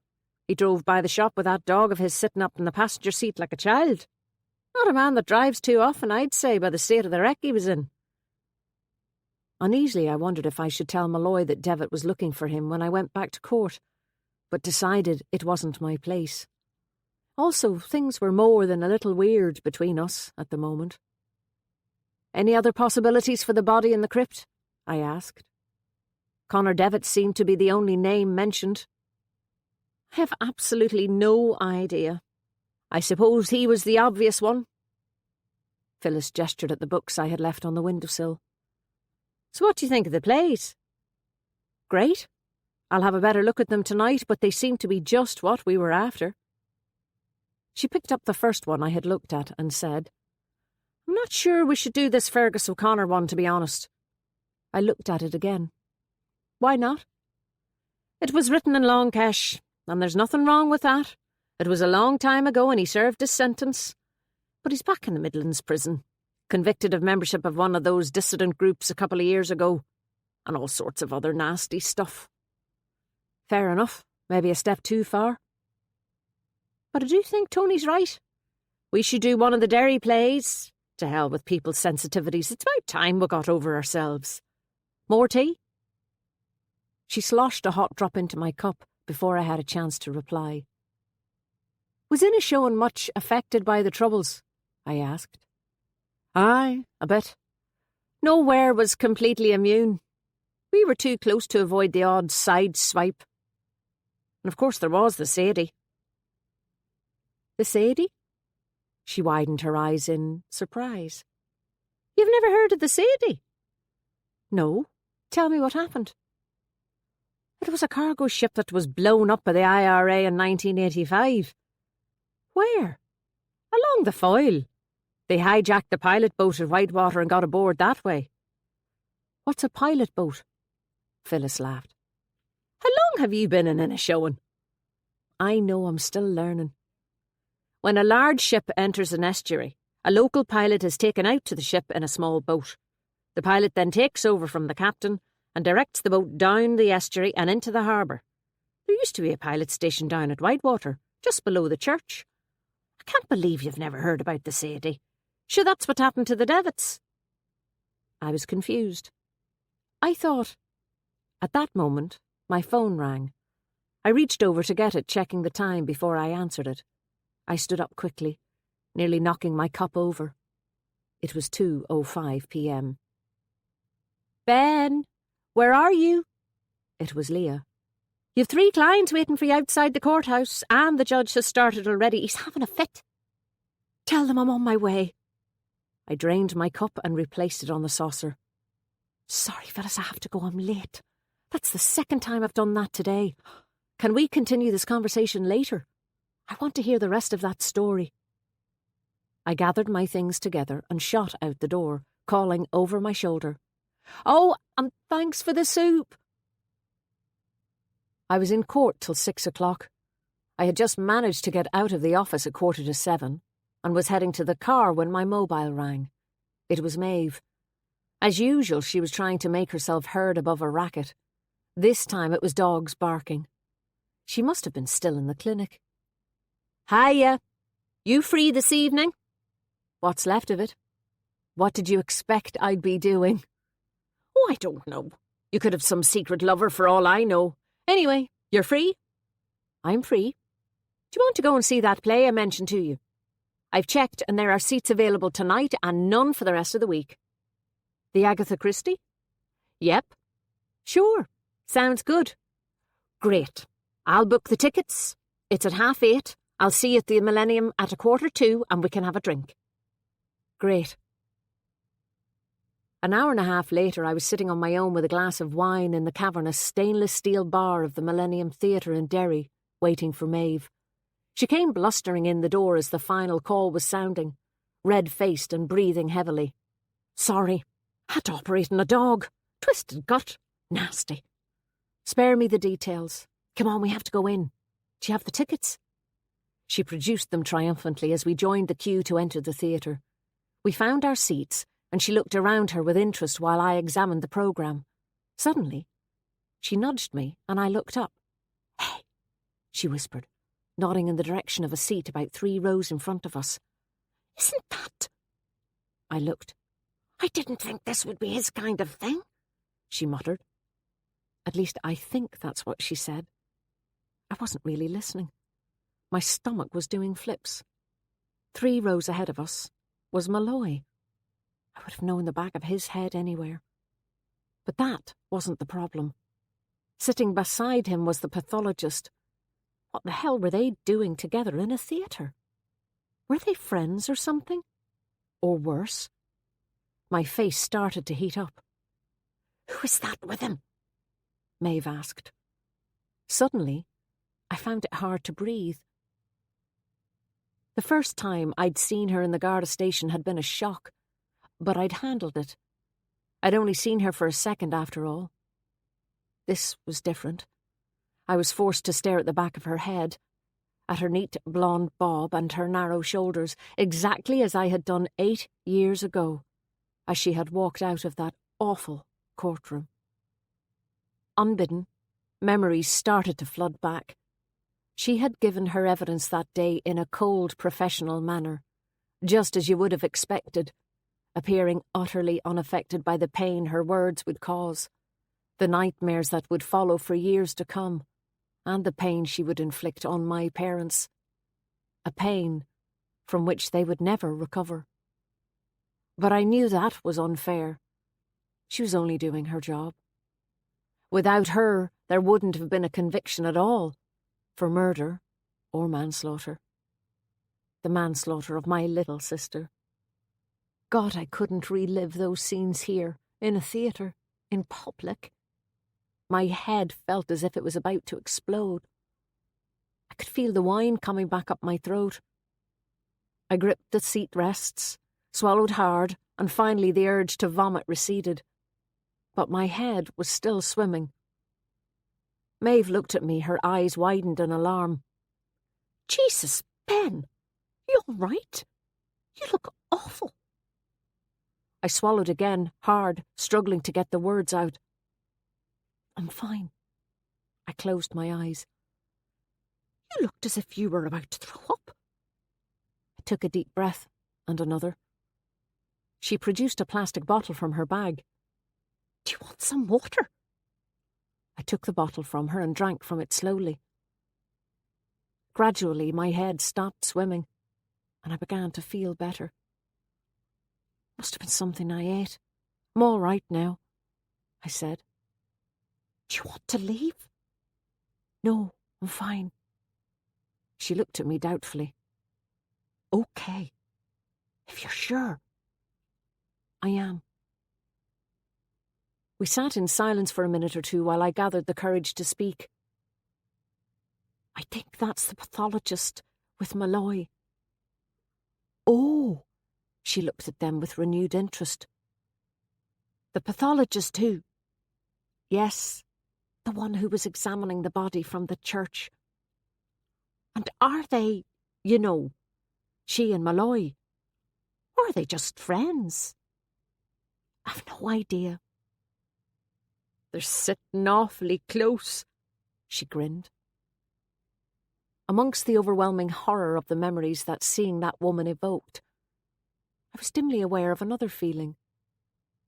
I felt hurt that Malloy was with her.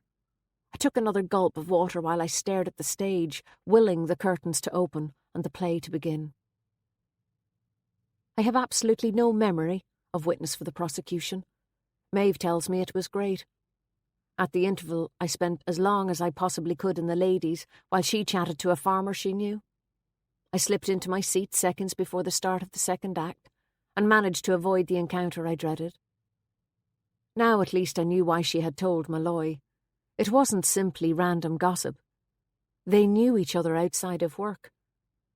How much had she told him? Had it made him see me differently? And again, why the hell hadn't I told him myself? But I hadn't told anyone in Inishowen. Maeve thought I had left Dublin to recover from a broken relationship. Tell a lie as close to the truth as you can, and you're less likely to be found out. Isn't that what they say? In any case, telling people would have defeated the whole point of moving here, to escape. Here, I could pretend it had never happened. I could disappear, use my mother's maiden name and a shortened version of my middle one. It was the only way I could have carried on. I ran away, simple as that, and it had worked, to a limited extent, until now. When the play was over, I turned down Maeve's suggestion of a last drink on the basis that I had an early appointment in the morning, and drove home alone. I doubt she believed me, but she didn't push it.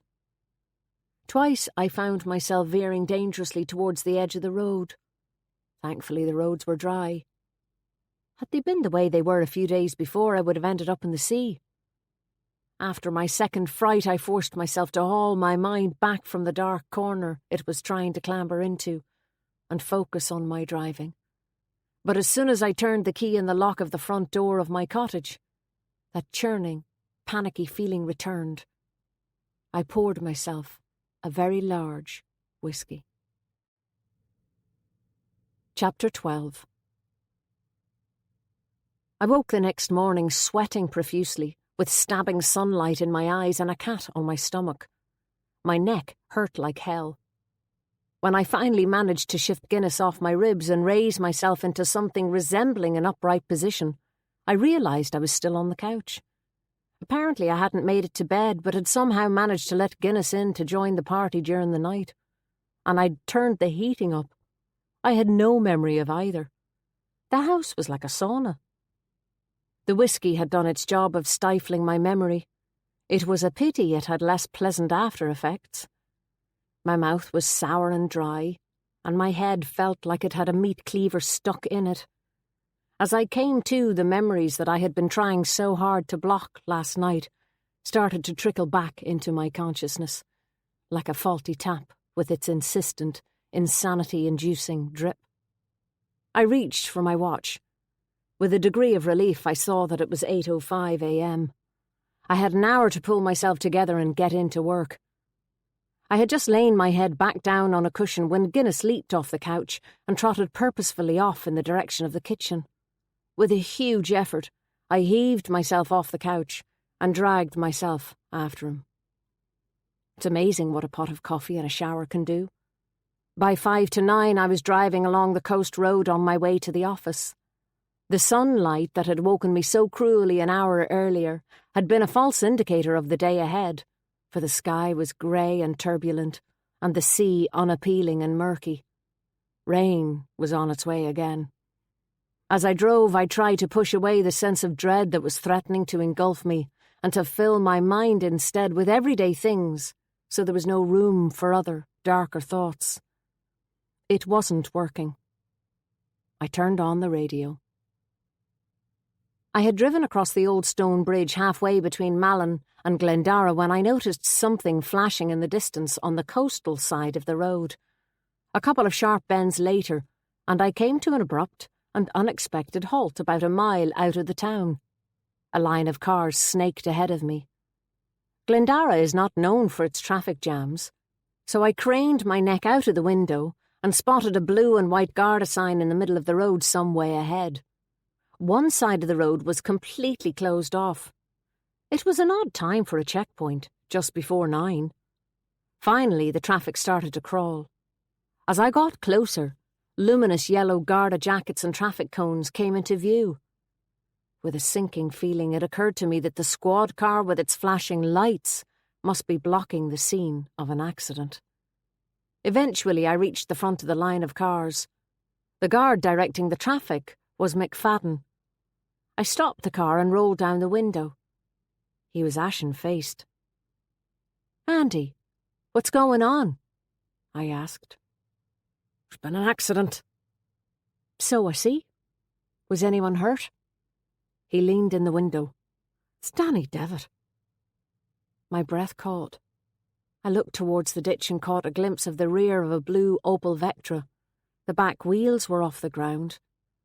Couldn't see the front, but it looked as if the bonnet was in the ditch. I swallowed. "Is he all right?" McFadden shook his head. "He didn't look good. He had some shocking-looking head injuries." An image of a big bear of a man standing in my office with tears running down his face jumped into my mind. What happened? "Looks as if he drove his car into the ditch. He must have been going at some speed as the car's a total write-off. The ambulance took him to Letterkenny about 2 hours ago.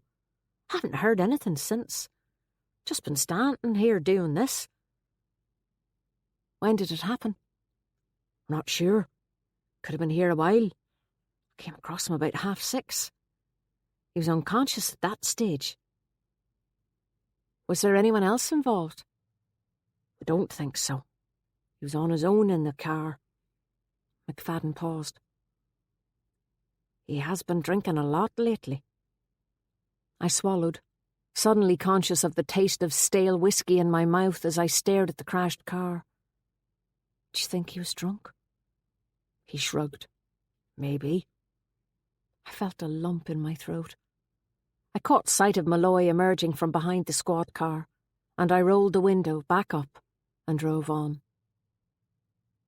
Leah looked grim. "Did you see the accident?" "I did. Drove past it just now. It looked awful. I hope he'll be okay." "Yes, and him only in with us yesterday morning. Poor man." I hung up my coat.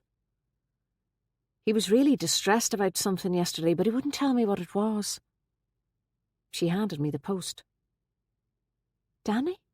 How do you mean?" "Not sure. He wasn't making much sense. And I saw him in town on Sunday being taken out of the Oak and bundled into the squad car." Leah rested her chin on her hands. "Poor Danny. He was always a little odd. All his life. Bit impulsive." "You knew him? When you were kids?" "Oh, aye. When we were teenagers. Came to school here in Glendara. A bunch of them came down from Whitewater when it closed. But school didn't really suit him. He was always mitching and getting into trouble." "A wild kind of a kid?" She smiled. "He sure was. Of course his father was gone when he was still very young, so that can't have helped. There was talk that he was the one that found his father's body. Maybe he was traumatised by that." You know how his father died? I nodded. Connor was the eldest, so he kind of took over as the man of the house. Though Connor was only 13 or 14 himself when his father died. Can't have been easy on him. Although that probably wasn't too easy on Danny either. What do you mean? I always got the feeling he resented his brother telling him what to do, especially when he was a teenager. Connor had a bit of a daddy complex, if you know what I mean. He always had to be in charge. Unbidden memories of my own teenage squabbles came into my head. It must have shown on my face. I pushed them away. No family of his own then, Danny, I said. Wife, children? Leah grinned. Not unless you count Fred. Who's he? His dog. A mangy-looking thing. They're always together. God, Fred wasn't in the car, was he? I don't think so. So there's no girlfriend or anything? I doubt if any female would be willing to live the way he does. He lives in that cottage up by Whitewater. You know the one. It's on the road on the way up to the church, covered in ivy. God, I thought that was derelict. Not far off. I don't think he has electricity or running water or anything. What does he live on? I don't know. The dole. I suppose he shoots birds and rabbits and so on. Leah smiled to herself again. What? I asked. Just remembered he had a big thing for Lisa Macaulay in school. Trying to imagine her living like that in that old cottage. She's a real glamour puss. The same Lisa who was engaged to Connor? That's right. God, so the two brothers loved the same girl. I knew better than most how jealousy and resentment could destroy a sibling relationship, often outliving the desire for the prize itself. But Leah waved her hand dismissively. Ah, no. Connor was a long, long time after that. And anyway, it's not as if Danny and Lisa ever went out. They were just friends. In school, like. I took the post upstairs and tried to start putting together some contracts for the sale of a pub in Malin Head, but I couldn't concentrate. The words swam in front of my eyes. I walked to the window and leaned my cheek against the cool glass while I gazed out onto the street. The wind was rising, the trees in the square swaying. A few spatters of rain hit the window pane and made my head hurt more than it should have. I needed some painkillers. I muttered something to Leah about needing pen cartridges, grabbed my coat, and took off out the door. The square was deserted. Anyone with an ounce of sense was inside out of the wet. I, on the other hand, found the wind and rain oddly soothing. I've always loved storms. Sometimes it helps to have a reminder that nature is the one with the real power, and we're merely going with the flow. I suppose in a way that's what people get from religion. The comfort of thinking that someone else is in charge, that it's all someone else's responsibility. I fought my way across the square towards the chemist shop. Opening the door wasn't difficult. It swung violently inwards as soon as I turned the handle. Closing it was a different story. I was still wrestling with it when Ethne suddenly materialised beside me and helped me push. She was a lot stronger than she looked. I gazed at her in surprise. Eventually, it clicked shut. Thanks, Ethne. Jesus. I'm going to have to get something done about that. I don't think it's the door. It's wild out there. She made her way back in behind the counter, which seemed to diminish her. It was almost as if after her valiant battle with the door, she had shrunk back to her original size. I definitely needed painkillers. I was beginning to hallucinate. Isn't it awful about Danny Devitt? She said, putting her hands to her face.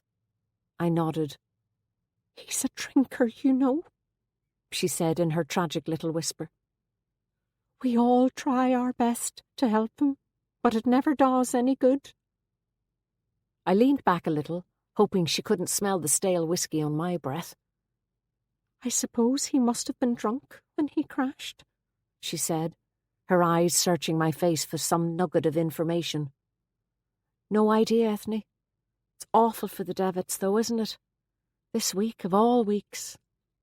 It's cruel. So cruel.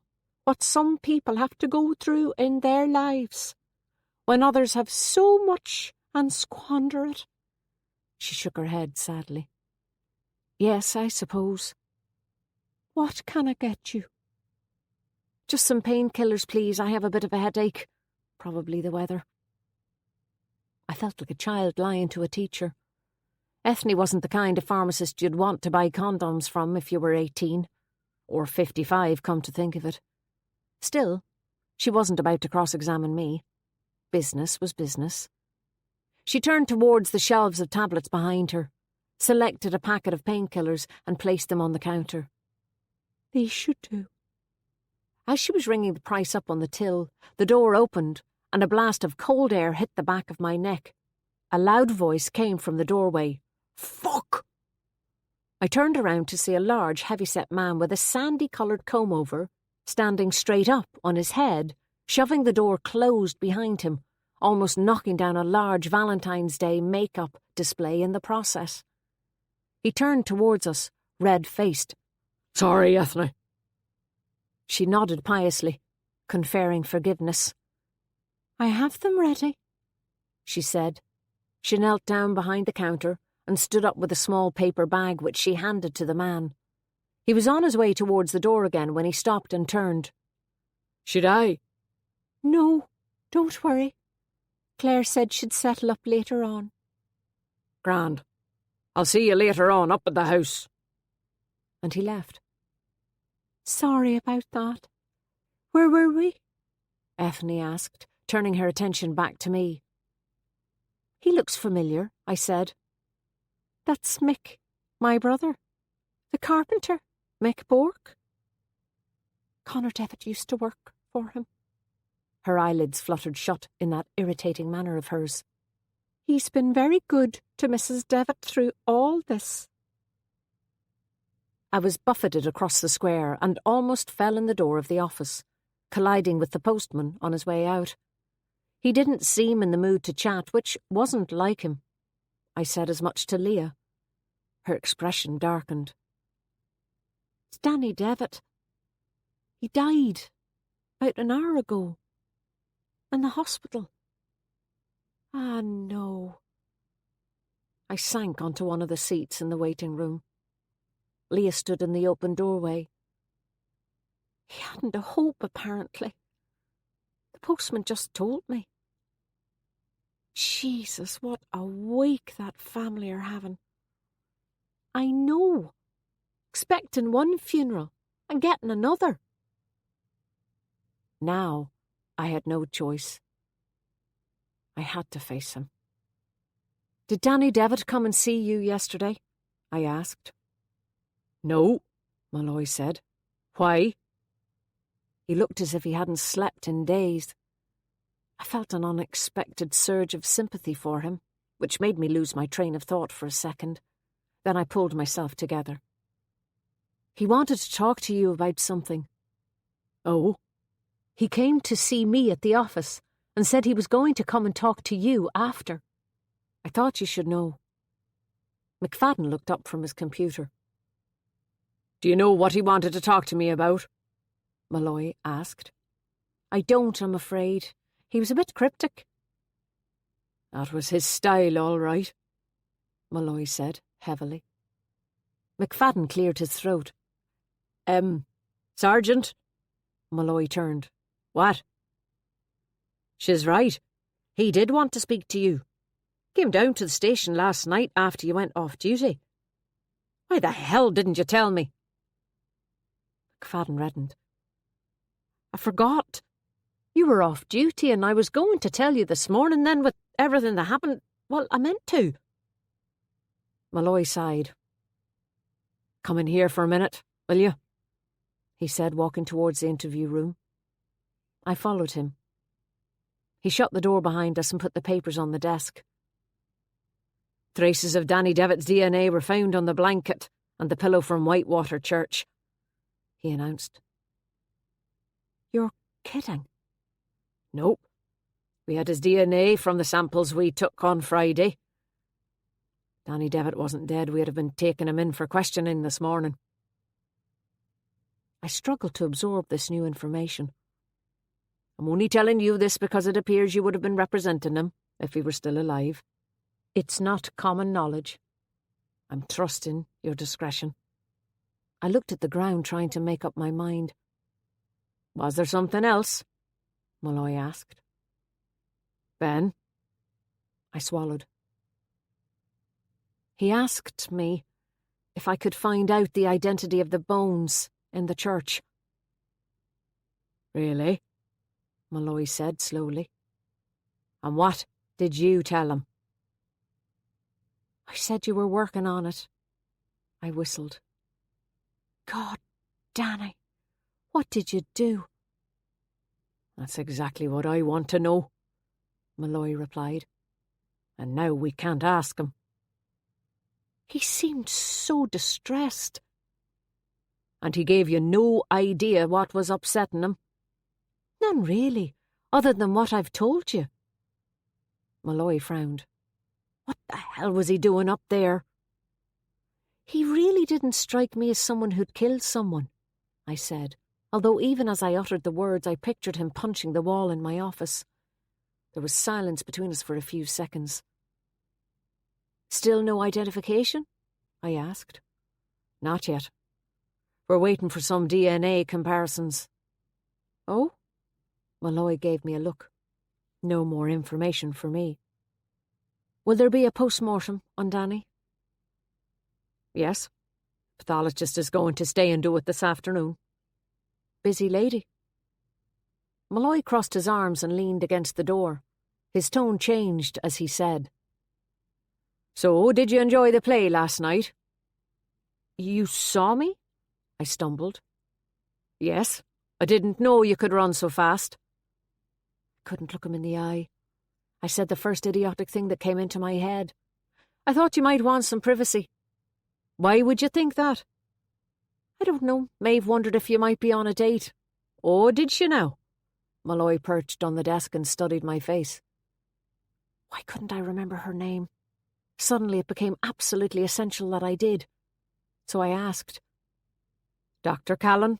Laura? He replied. Laura Callan, of course. How could I have forgotten? Another example of the mental firewall I'd created. You obviously know her, I stuttered. More than just professionally, I mean. I've known her for a long time. We were in college together, before I joined the Guards. Oh. I stared down at my feet. I knew Malloy had come to the Guards late, that he had studied science before switching lanes. It wasn't a date. I looked up. His eyes were creased at the edges, his brow furrowed with concern. Suddenly I understood that Malloy was never going to ask me the questions I dreaded. It wasn't his way. He would wait until I was ready to tell him myself, if I ever was. So, will that answer Maeve's questions? I wonder. He smiled, gently. Chapter 13. Leah rang as I was leaving the station. Tony from the pub called in. Is he still there? I'm just walking up the hill. He didn't want to wait, said he needed to get back. He told me to tell you that Danny Devitt is being waked this evening in his mother's house. He thought you'd want to know. Thanks, Leah. I'll go tonight. Tony said the cortege should be back from the hospital about 7, if they release the body about 5:30 like they say they will. I dialed Maeve's mobile and left a message. She rang back in seconds. Farmyard noises in the background. Where are you? I asked. Mallinhead testing, what's up? Have you heard about Danny Devitt? Just this minute. Dreadful news. I'm going to the wake this evening. You coming? Aye, I'll have to. Probably won't get to the funeral. I'll drive if you like, pick you up at the office about 7:30. The afternoon was quiet. I've noticed that fatal accidents do that. They subdue a town. It is as if people feel a sense of guilt for going about their normal business, so they postpone things. at least for a day or two. Maeve was bang on time and we turned into the narrow laneway leading to the Devitt's farm about 7:45. After the afternoon storm, the temperature had plummeted again. The night was pitch black. But despite the frost, there wasn't a single star visible. "Where are we? I'm not familiar with this part of the world at all," I said, rubbing condensation from the window of Maeve's jeep. We had taken a route I had never been on. Inishowen is a warren of back roads and shortcuts, and Maeve, being a vet, uses them all. "Really?" she asked. "I lost you at Malin." "You'd recognise it in daylight." She inclined her head towards the left. "Whitewater is over there, about 1/2 mile as the crow flies across the fields. The old pilot station is just down the hill." "All right. I had no idea the shore was this close. On a clear day you could probably see the church from here." I thought about that for a minute. Was Connor Devitt still living at home when he disappeared, do you think? "I'd say so. He would have moved into the new house he built in Glendara with Lisa after the wedding. She'd have wanted to live in the town." I can see now why the family thought the body in the church might be him. Claire said he used to go up there sometimes. "Oh, aye. It would have been only across the fields for him." "You'd think they would have looked there when they were searching for him, wouldn't you?" "I'm sure somebody did. But they probably only searched the grounds, not the crypt," Maeve said. "Although, to be honest, I don't remember there being a large-scale search for him. It wasn't as if he was a child." We slowed down as the laneway became gradually narrower and came to a stop at the back of a line of cars parked along the ditch. "We won't get any further," Maeve said, pulling in as tight as she could to the hedge. "We'll have a bit of a walk. It's another 1/2 mile or so." Maeve took a torch from the glove compartment, and we set off up the muddy lane, joining at least a dozen other people heading in the same direction. Ice was forming on the potholes, crunchy now underfoot. A murmur of voices surrounded us. Although it was hard to see faces in the darkness, some silhouettes are difficult to mistake. Phyllis's distinctive shape appeared just ahead, and as we got closer, I could hear Tony Craig's deep tones. "Poor Danny," Phyllis sighed after we caught up and fell into step with them. She was carrying a large casserole dish and had a plastic bag with loaves of bread hooked around her fingers. Tony was carrying a cardboard box which, if the noise emanating from it was anything to go by, was full of bottles. "Funny place to have an accident, wasn't it?" he said. "I mean, it's a good straight road there coming into the town. It's not as if it was icy last night. That road was salted yesterday morning. I saw them doing it." "He must have been going very fast," Phyllis said. "Or he was drunk." Maeve voiced what I assumed everyone was thinking. "Although there was a terrible accident along there a few years ago during the summer, that exact same stretch. Do you remember? That young fella from Derry?" Phyllis said. "Ach, that was a while back," Tony replied. "The roads are better now. I'd bet on it." "No, it wasn't that long ago," Phyllis argued. 6 or 7 years at the most. Hal did the burial. I remember because I was doing a bit of office work for him at the time. Poor Hal can't add to save his life. He needed help. That young fella's father was up from here originally. His mother was dead, I think.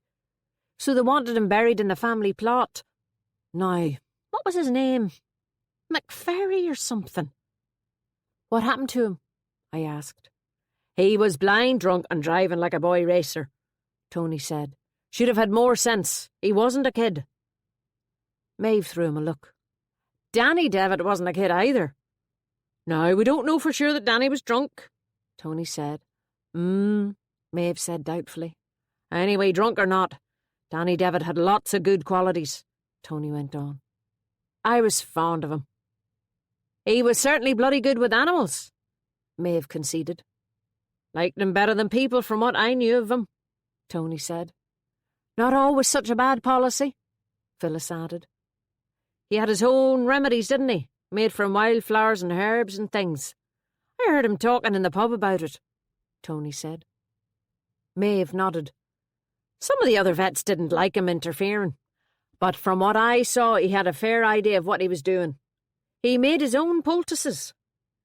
I saw him cure a really nasty abscess on a horse's leg once, when no amount of antibiotics had any effect on it.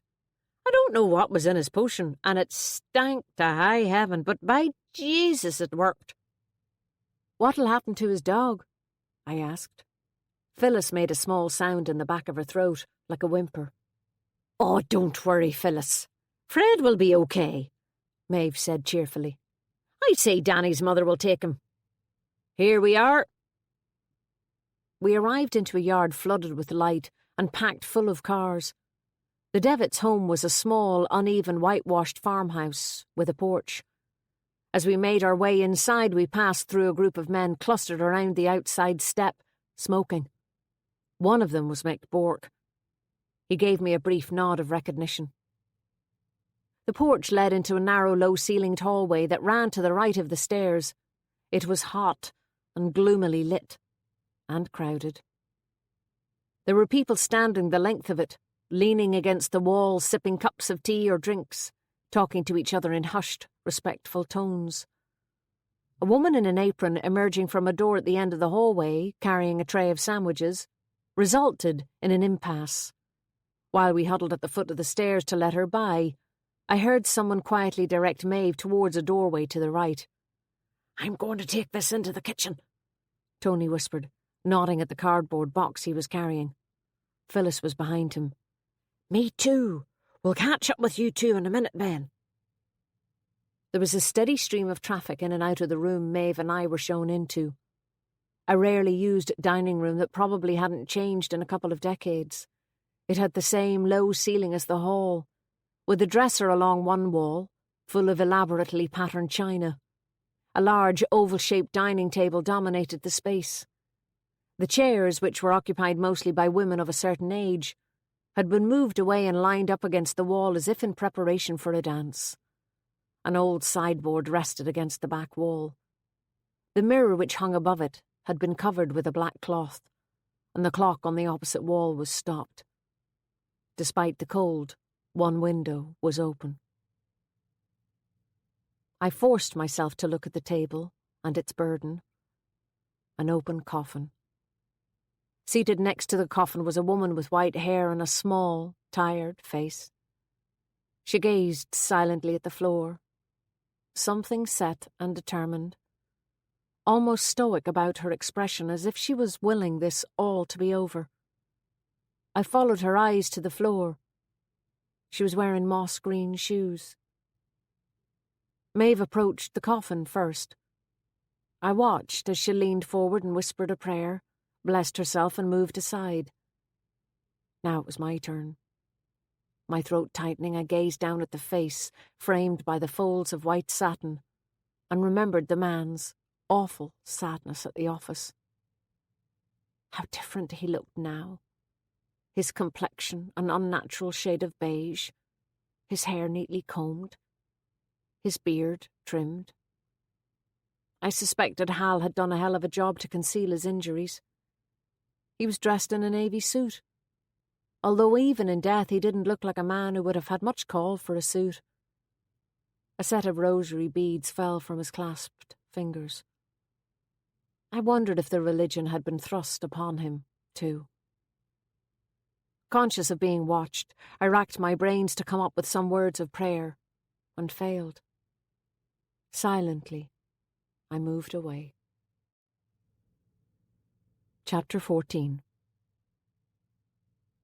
We passed Phyllis in the doorway on our way out. "Claire's in the kitchen," she said. I noticed some unusual paintings in the hall, abstract oils in vibrant colours with no frames, incongruous against the beige, flowered wallpaper. I would have liked to have taken a better look, but it seemed a bit crass to ask people to move so I could admire pictures at a wake. The kitchen was large and bright with a high ceiling, modern cabinets and shiny new appliances. Harsh fluorescent tubes made me blink after the yellow gloom that bathed the rest of the house. I thought I detected a faint smell of fresh paint. The room was a hive of industry, teapots being filled, surfaces being cleaned. 2 women at the counter buttered bread for sandwiches and 2 at the sink washed up. By the wall on one of the lower cabinets, Tony had set up a bar. Maeve and I stood in the middle of the floor, unsure of what to do next. Should we offer to help, do you think? Looks like they're pretty much sorted. I lowered my tone to a whisper. I presume that was Danny's mother sitting by the coffin. She nodded. Mary Devitt. I hadn't spoken to Mrs. Devitt in the other room. I was relieved when I saw that she was surrounded by people as I moved away from the coffin, but knew I must at least speak to Claire before leaving. I scanned the room for her, but there was no sign. A door to the left looked as if it might lead into a back kitchen of some sort. Tony appeared at my shoulder, glass in hand, as if reading my mind. Looking for Claire?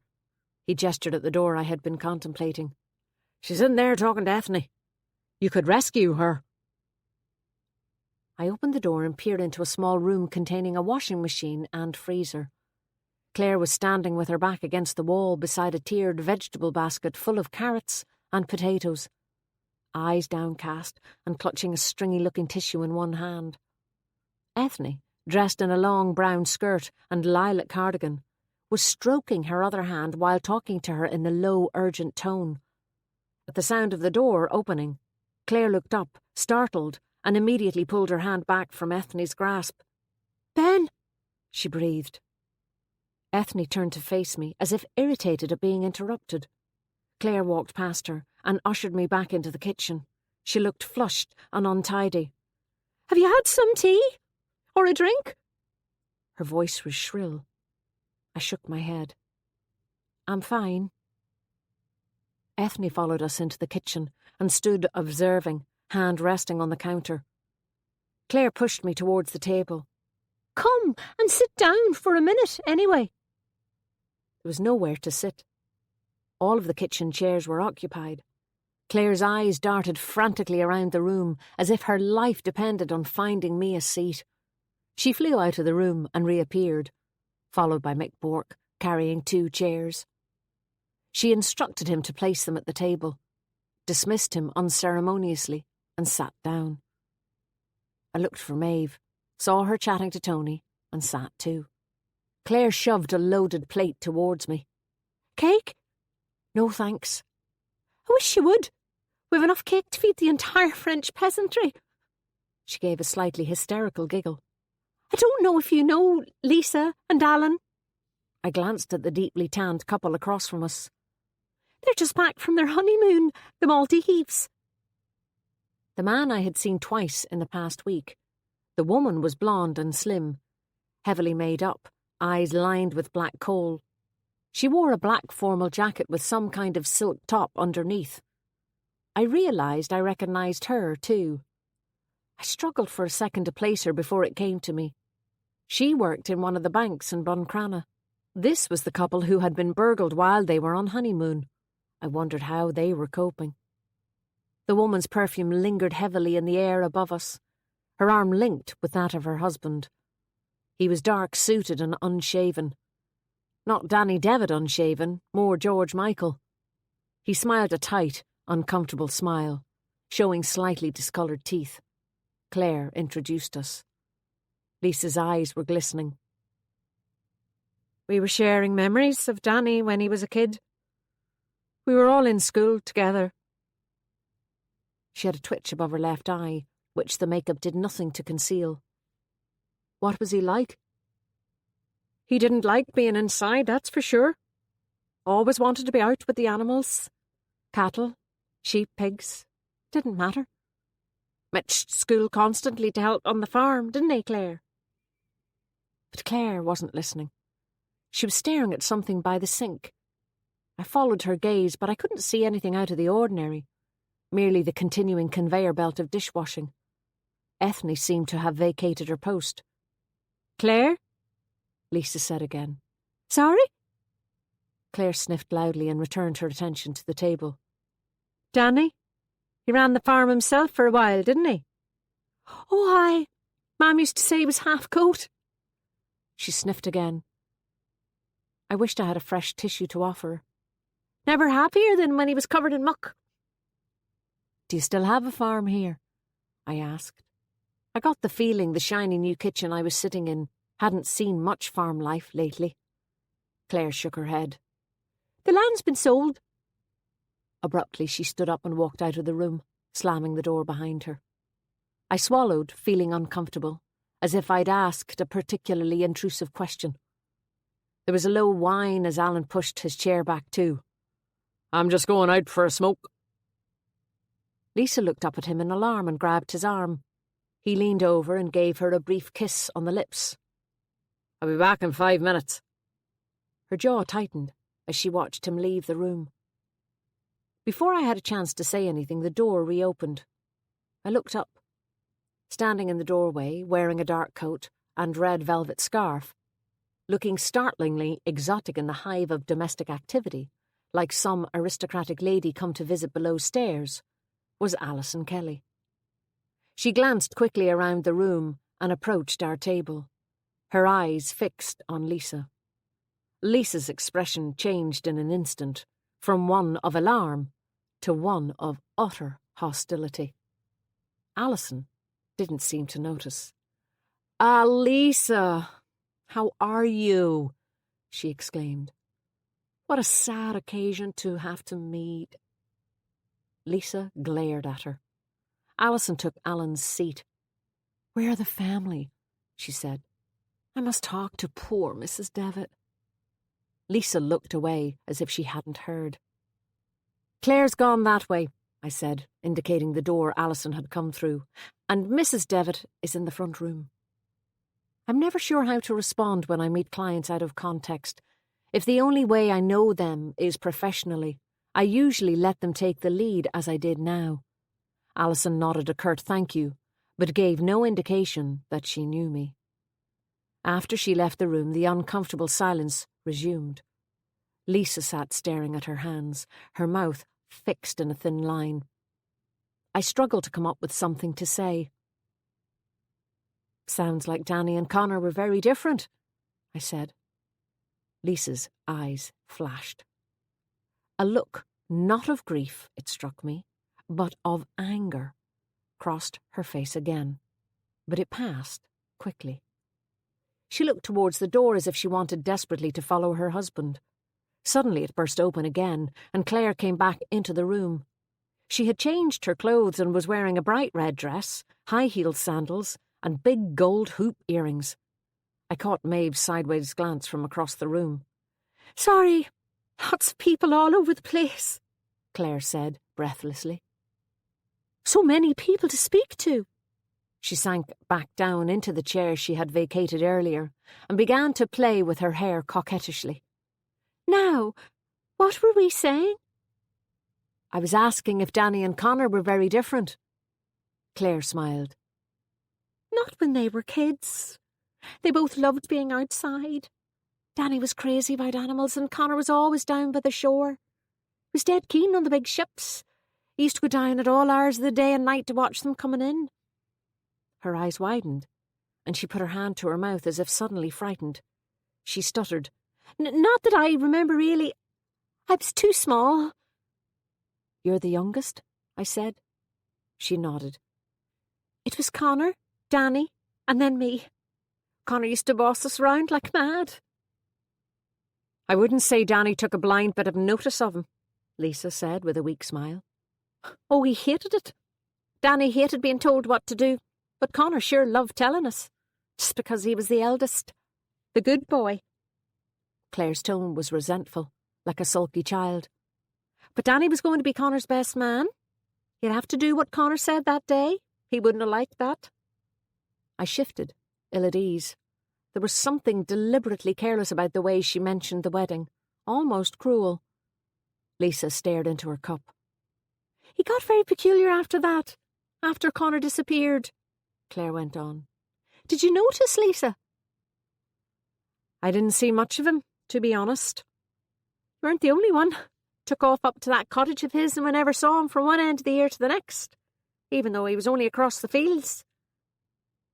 That must have been hard on your mother, I said. Claire's voice was angry. She was better off without him. Danny was a drunk. I I caught sight of Ethne watching us from across the kitchen.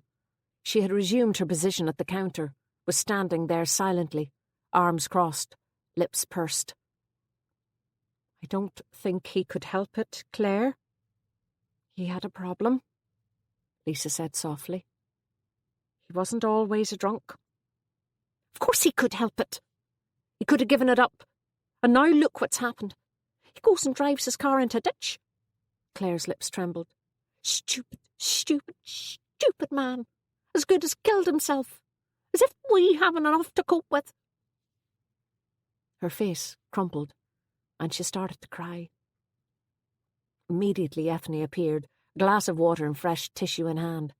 She knelt beside Claire, put her arms around her and started to talk to her in a low, murmuring voice, like a mother talking to a baby. Lisa pushed her chair back, stood up and left the room, shutting the door behind her with a quiet click, while I looked away, embarrassed. Maeve caught my eye and looked pointedly at her watch. I cleared my throat. "We have to go, Claire. I'm sorry," I said. Claire lifted her head. "Thanks for coming." Tears spilled from her eyes and down her cheeks. "The funeral is on Friday, after 11 o'clock Mass."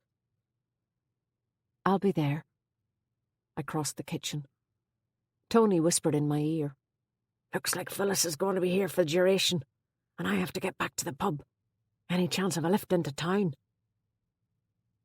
After a complicated series of manoeuvres in the narrow laneway, Maeve finally managed to get the jeep pointing in the right direction. "Jesus, that was some bit of drama from Claire at the end." Tony rubbed the windscreen with a yellow cloth from the dashboard, on Maeve's request. "Never one to shy away from being the centre of attention, that one." "That's a bit harsh, Tony, isn't it?" I said.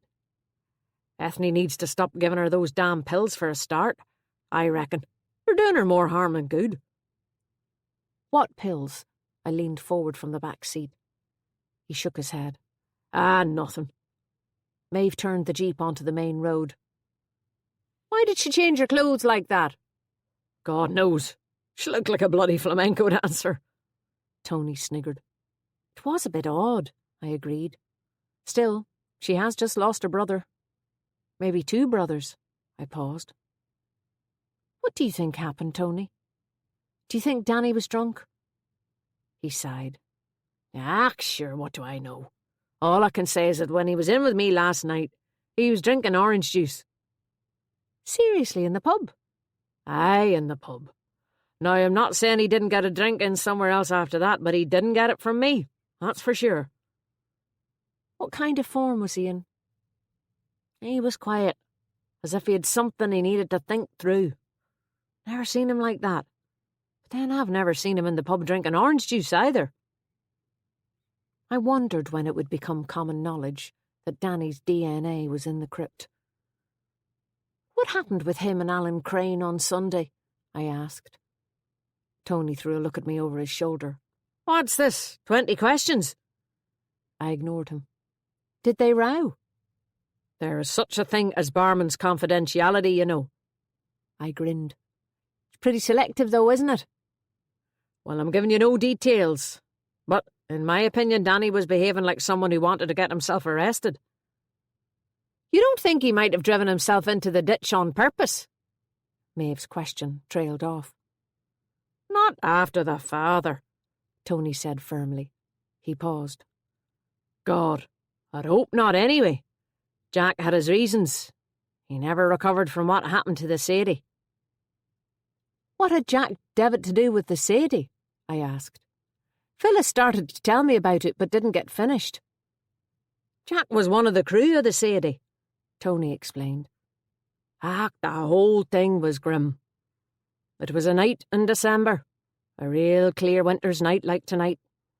The Whitewater pilot boat was hijacked and taken out to the Sadie. But before that, the pilot on duty was shot dead just outside the pilot station." "Jesus." Tony nodded in agreement. "I know, brutal. God knows why they did it. Always seemed strange to me, that. Seemed so bloody unnecessary. Those operations were usually fairly tight." "What do you mean?" "They can't have wanted to kill him. You'd think they'd have taken him with them. but it looked like he was trying to make a run for it. Someone must have screwed up, taken their eye off the ball, I'd say. And after the shot, and they just left him lying there on the shore, took the pilot boat and used it to board the Sadie. They set the crew afloat on life rafts before they blew it up. And Jack? Jack Devitt was luckier than others. He survived. Physically, at least. When you say luckier? 2 crewmen from the Sadie were killed. They were still on the ship when it was blown up. I don't think they were meant to die either. Something went wrong there too, I reckon. They were probably hiding. It's possible the hijackers didn't know they were there, he said somberly. They were locals from Whitewater too. Neighbours of Jack Devitt's. Most of the men from Whitewater were employed on the ships at that time, Maeve explained. God, I ran my hands through my hair in horror. Aye, it was awful, Tony said. The pilot they shot was a friend of Jack's too, Eamon Macaulay, Lisa's father. Jack was never the same again. He couldn't get over seeing the boat blown up with men still on board. His mind went. He never worked a day after that. Couldn't manage the farm even. Just wandered about in a daze. So that's what they meant when they said Connor had to take over as the man of the house when he was young? Aye. Poor Jack Devitt was dead long before his heart stopped pumping. Shot himself with his own gun in one of the outhouses. Christ. The kids were teenagers at the time, I think, or even younger. Danny, poor kid, was the one that found him. Must have affected him. That's when Connor went off and got his apprenticeship with Bourke and started to support the family. His mother was lucky to have him. So were his brother and sister. Although Danny worked hard too on the farm when he was still only a youngster. He clicked his teeth in disapproval. But that Claire one, she hasn't had a job since that stint she did for Ethne about 10 years ago. Spoiled wee thing, in my opinion. Lazy as sin. Sees herself as some class of artist. Never seen any bloody paintings anyway. I thought she was looking after her mother. He laughed. Who told you that? Maeve left Tony at the Oak, then dropped me off at my car. My head was beginning to ache again. I looked for the painkillers in my bag, but I'd left them in the office.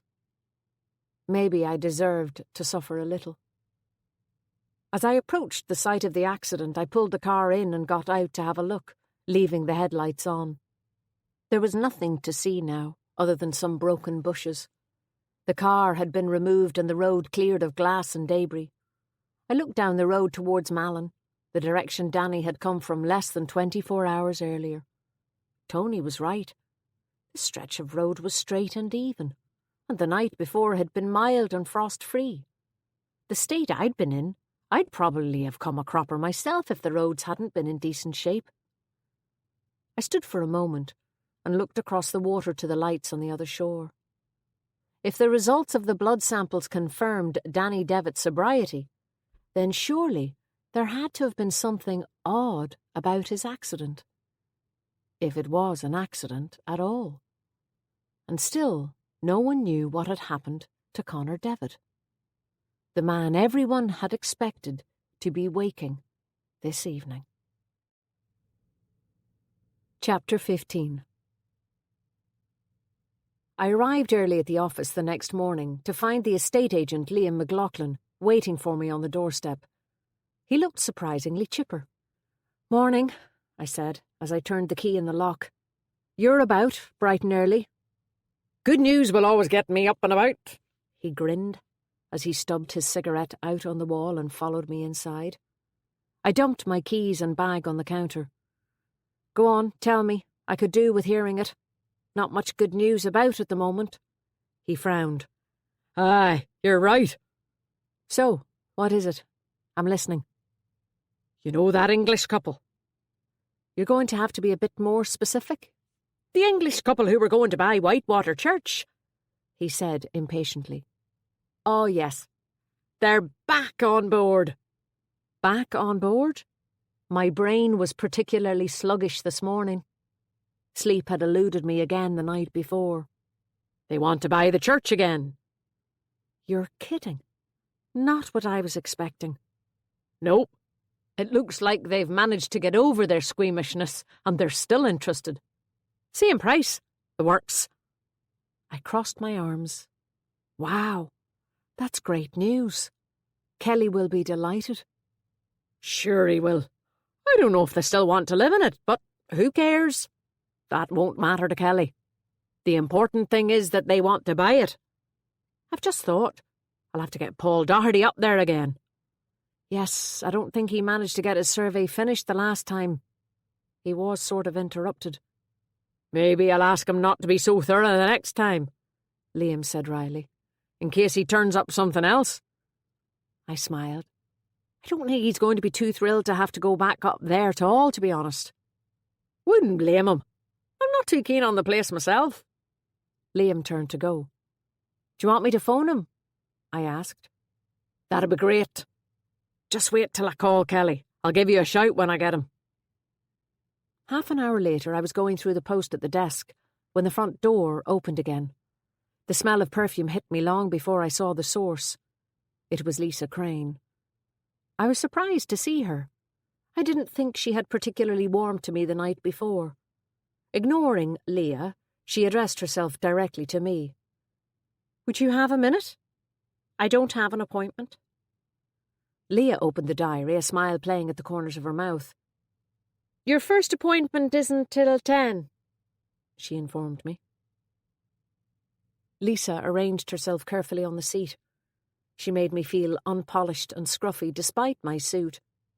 She was wearing skyscraper heels, a cobalt blue woolen dress with the top button open to give a hint of tanned cleavage, and she carried a chic-looking green coat which she laid across her knees.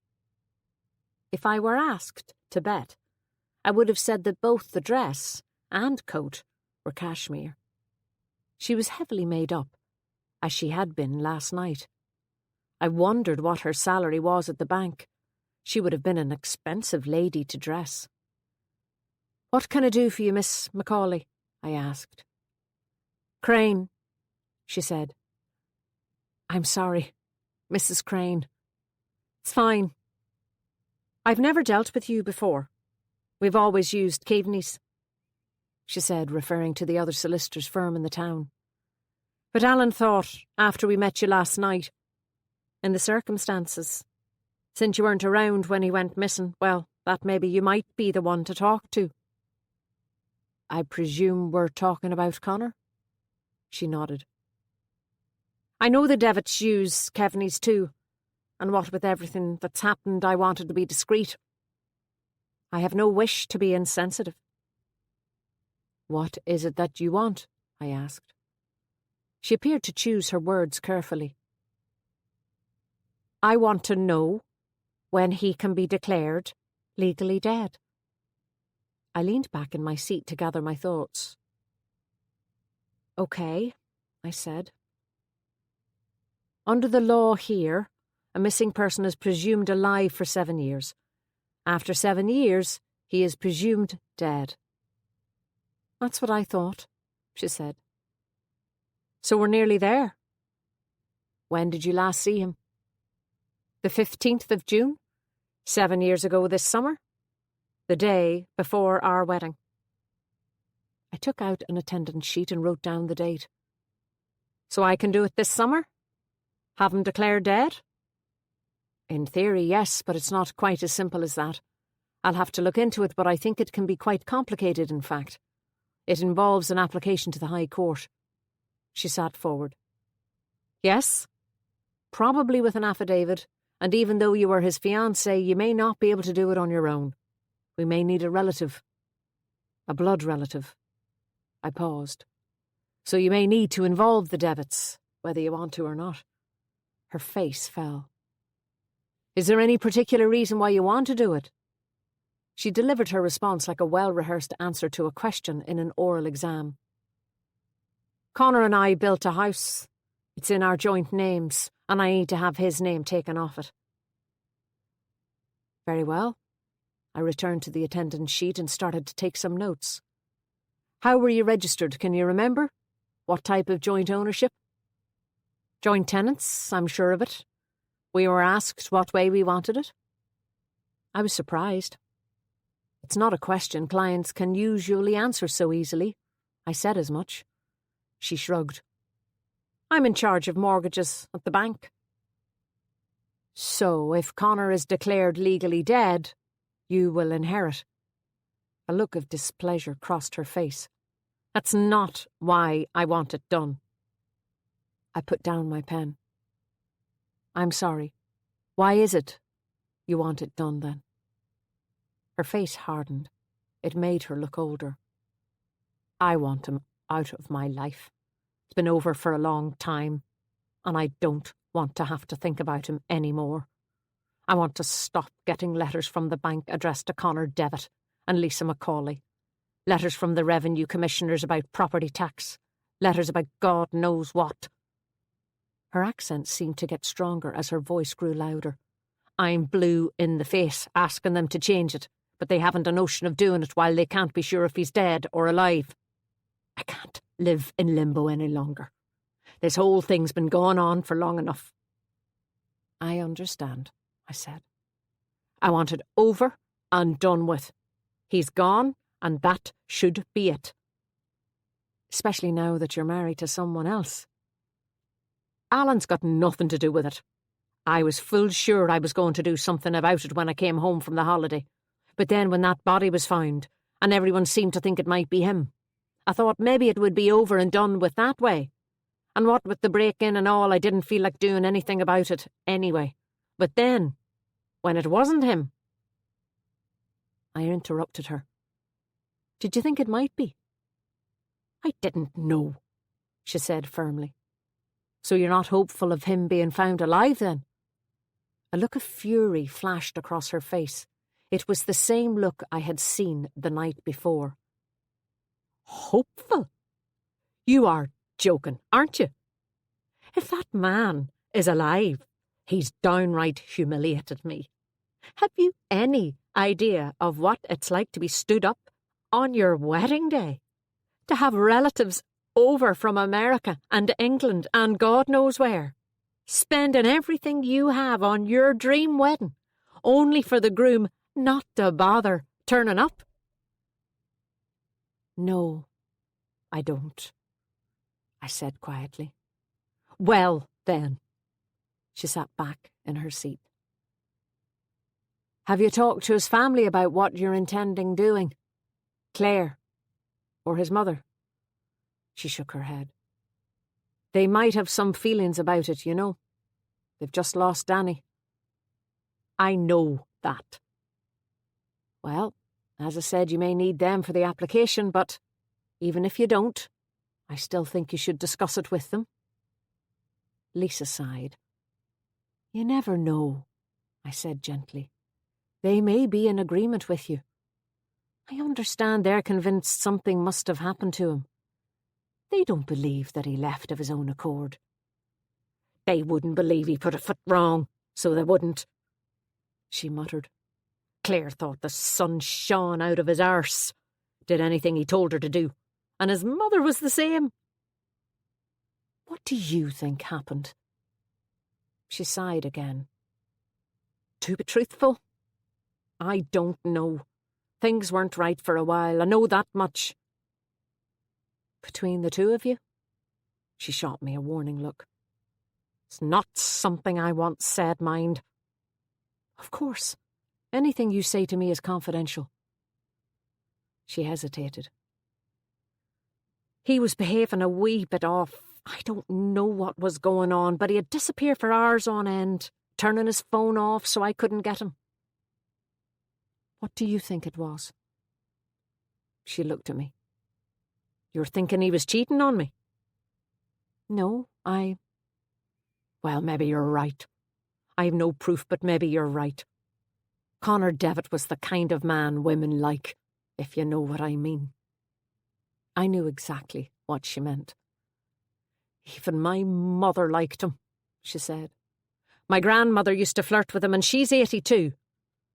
She smiled for the first time since she'd come in. That should have been a warning sign. My grandmother's a right old battle axe. She didn't even mind that he didn't go to Mass. It was my turn to smile. Her expression became sad. We were together for a long time, you know. It's the first serious boyfriend I had. A few years older than me. Good job. Great football player. Sure, I was mad about him. But I never really trusted him. Strange, that. Why not? Ugh, I don't know. He was too good to be true. Handsome and sensible. You don't get that combination in the one fella, especially not in his 20s. There had to be something wrong. How long were you with him? I tried to calculate in my head. 9 years, she said. All the years when I should have been having a family. Her eyes welled. She shook the tears away impatiently. I'm sorry, I said. She looked down at her hands, a large solitaire diamond, a wedding ring, nails bitten to the quick. I don't know why I waited so long. I think in my heart I knew he didn't want to get married, but I never thought he'd do that to me. Just not turn up. That was cruel. I was beginning to feel sympathy for her when her voice hardened again, as if she regretted her show of emotion. The dress, the flowers, the hotel, the band, the photographer. She counted them all off on her fingers. The best of everything we had. I wouldn't have had no crap. A video man down from Derry. Doves, for Christ's sake. I tried not to smile. All paid for. And the morning of my wedding, I'm being driven round and round the town like a tool for a full hour. Her eyes watered again. He broke my heart. At first I was worried. Then when he didn't appear in the days after that. Then, I prompted. She clammed up. Nothing. Are you saying you don't think he is dead? Like I said, I don't know. She answered sullenly. If you have any reason to believe he's still alive, Mrs. Crane, you'll have to tell me. It may cause a difficulty in having him declared legally dead, I warned her. Everything will have to go into the affidavit. I don't know what happened to him, and that's the truth, she said firmly. Her expression didn't change as she leaned forward, fixed me with a resolute gaze and said, So, are you going to help me get rid of the bastard, or not? Chapter 16. I opened the door to clear the cloud of perfume lingering in the air. It was way too cold to open a window. There was something about Lisa Crane I couldn't warm to. Something cloying, a bit like her scent. Strange, because when I had heard the story of her fiancé's disappearance before their wedding, I had felt sorry for her. But she was hard to like. I wondered if that was intentional on her part. I'm a woman, and Lisa Crane was a man's woman. Or, at least she wanted to be. There was a brittle quality to her that she covered with aggression. I thought about how thin the line is between love and hate, how quickly one can turn to the other when someone's trust is betrayed. What was it that she wasn't telling me? I wondered. The morning passed in a series of appointments. At 1 o'clock, after a message from Liam, I thought I'd call Raymond Kelly to confirm his instructions about the sale and get Paul Doherty back up to Whitewater Church to finish the survey. I was halfway through dialling Kelly's number when it occurred to me that I should talk to Malloy first to ensure that we had access. I dialed the Garda station and got McFadden. "Is the sergeant there, Andy?" "No. Can I help you with something?" "Maybe. I wanted to make sure your crime scene people are completely finished up at the church. We need access." "Aye, I think so. I believe they finished last week. Why do you need access?" "Well, it looks as if the buyers are going ahead after all, and we need to get the place surveyed again." He whistled. "Jesus, they're brave wee souls. There's no accounting for taste, so there isn't." It is a beautiful setting, I said. Well, you couldn't pay me to live there. I know what you mean. Anyway, you're all finished with it? Just to make sure, I'll give them a call up in Letterkenny and I'll ring you back before 2 o'clock. That do you? That'd be great, Andy. Thanks. I hesitated. Where's Malloy, by the way? I could hear the mischief in his voice when he replied. He's gone off to have lunch with his lady friend. She's still here? I could feel the pins and needles travelling slowly up my neck again. Aye, she stayed an extra day to do the post-mortem on poor Danny yesterday afternoon. I think she's heading back tonight. I hung up the phone and stared at the wall. I couldn't figure out what was making me so bloody uncomfortable. The identity of this pathologist Laura Callan and her place in my past, or the fact that Malloy was spending so much time with her, and in such a fashion that McFadden was calling her his lady friend. Whatever it was, I hated it. Every time her name was mentioned, I started to think about things I didn't want to think about. I wished her gone, far away from here. I couldn't face a sandwich, so I stayed at my desk over lunch, stewing. Leah arrived back at 1:45 as I was making myself a quick coffee. She shoved her bag onto her desk, asking, So, how'd you get on with our Lisa? Okay, I met her last night at the wake. She smiled. I rested my mug on the counter. You seem to have a view on her. Spit it out. She shook her head. It's nothing really. Go on. She's just a bit possessive, always has been. Every woman's a threat, if you know what I mean. You sound like you're talking from experience. She looked embarrassed. Maybe. Anyway, it looks as if she's met her match. Her husband came in after her and waited for her down here the whole time she was in with you. Alan? Yes, walked her out the door by the arm. Very proprietorial. Oh, and by the way, I ran into Mick Bourke in the town. He wants to know if he can see you tomorrow afternoon after the funeral. That's fine. Give him a call back and stick him in wherever there's a window. Did he say what it's about? No, but he was a bit jittery, as if he didn't want anyone to see him talking to me. Leah took a slip of paper out of her bag and picked up the phone to dial. She stopped halfway through and placed the phone to her chest. Oh, I nearly forgot to tell you. Something else? You've had a busy time. There's been another break-in. Paul Doherty. His office. Oh, no. When? Last night or this morning. 2 computers and some engineering equipment were stolen. Mobile phones too, I think. The postman told me. No cash or anything? No, but Paul's furious. I bet. I hope he's insured.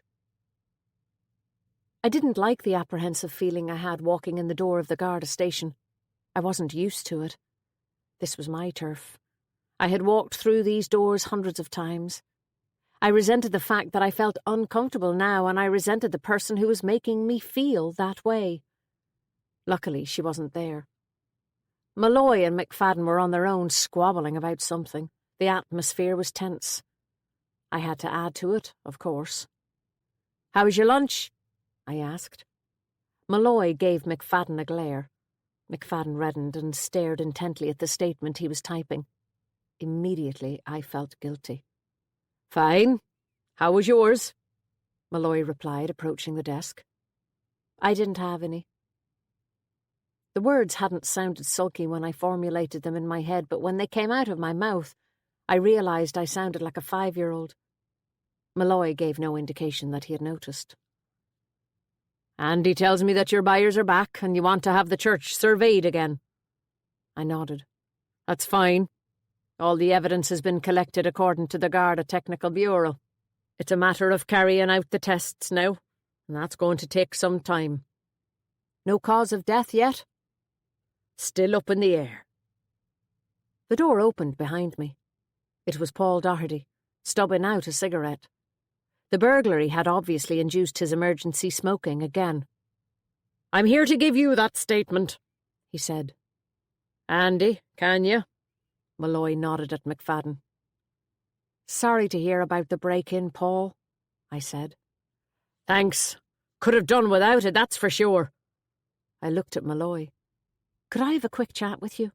I asked. Fine. I followed him into the interview room. He shut the door behind us. Any idea yet why Danny Devitt's DNA was on the blanket? He crossed his arms. Well, we've searched his cottage, and it appears both the blanket and pillow came from there. So it does look as though he was the one who wrapped the bones. Right. I took a few seconds to digest this. So where did the bones come from? Do you still think they were moved into the crypt from somewhere else? We're not sure, Malloy said slowly. What about the soil samples? They match the soil in the old graveyard, which is no indicator of anything, he said. The traces were minimal, and soil is pretty similar throughout this area. What about the disturbed soil in the graveyard, under the trees? Malloy raised his eyebrows. Andy told me. Could they have come from there? A shallow grave? Malloy didn't reply. Was I imagining it, or was he avoiding my gaze? Could Danny have dug them up and moved them into the crypt? I asked. Malloy shook his head. Unlikely. The bones were fairly fragile. It's not as if they would have held together. I don't know if it's relevant, but he had some knowledge of anatomy, I think. Animals, anyway. He was a bit of an unqualified vet. So I believe. To be honest, even wrapping the bones in the blanket would have been difficult. The pathologist believes that was done relatively recently. Moving a skeleton and having the bones remain intact would have been virtually impossible. It was a macabre image. Danny Devitt in a darkened crypt, beneath a deserted church, carefully wrapping a human skeleton in a blanket and placing a pillow beneath the skull. Maybe with his dog in tow. A picture of Fred running away with one of the bones in his mouth crept into my head. I chased it away. Why on earth would he do something like that? God knows. And why were the bones there in the first place? I said again. I just can't imagine Danny Devitt killing someone. Malloy looked away. There was something he wasn't telling me. I could sense it, but I knew better than to push him. Malloy was like a set of tangled Christmas tree lights. The harder you tried to find a way in, the more inaccessible he became. I tried a different approach. You know, I told you that he was anxious to know if the bones had been identified. Malloy nodded. Something was confusing him. Something didn't make sense to him. He said he wanted to talk to me about it, and then he changed his mind. Then he wanted to talk to you, but he said there was something he needed to do first. I don't know what that was. Malloy scratched his chin thoughtfully. Tom? Malloy looked up. Was there anything strange about his death? I asked. Are we sure it was an accident? Malloy was unfazed. Impossible to tell. He crashed into a ditch. We can't be 100% sure, but there was no other car involved as far as we could see.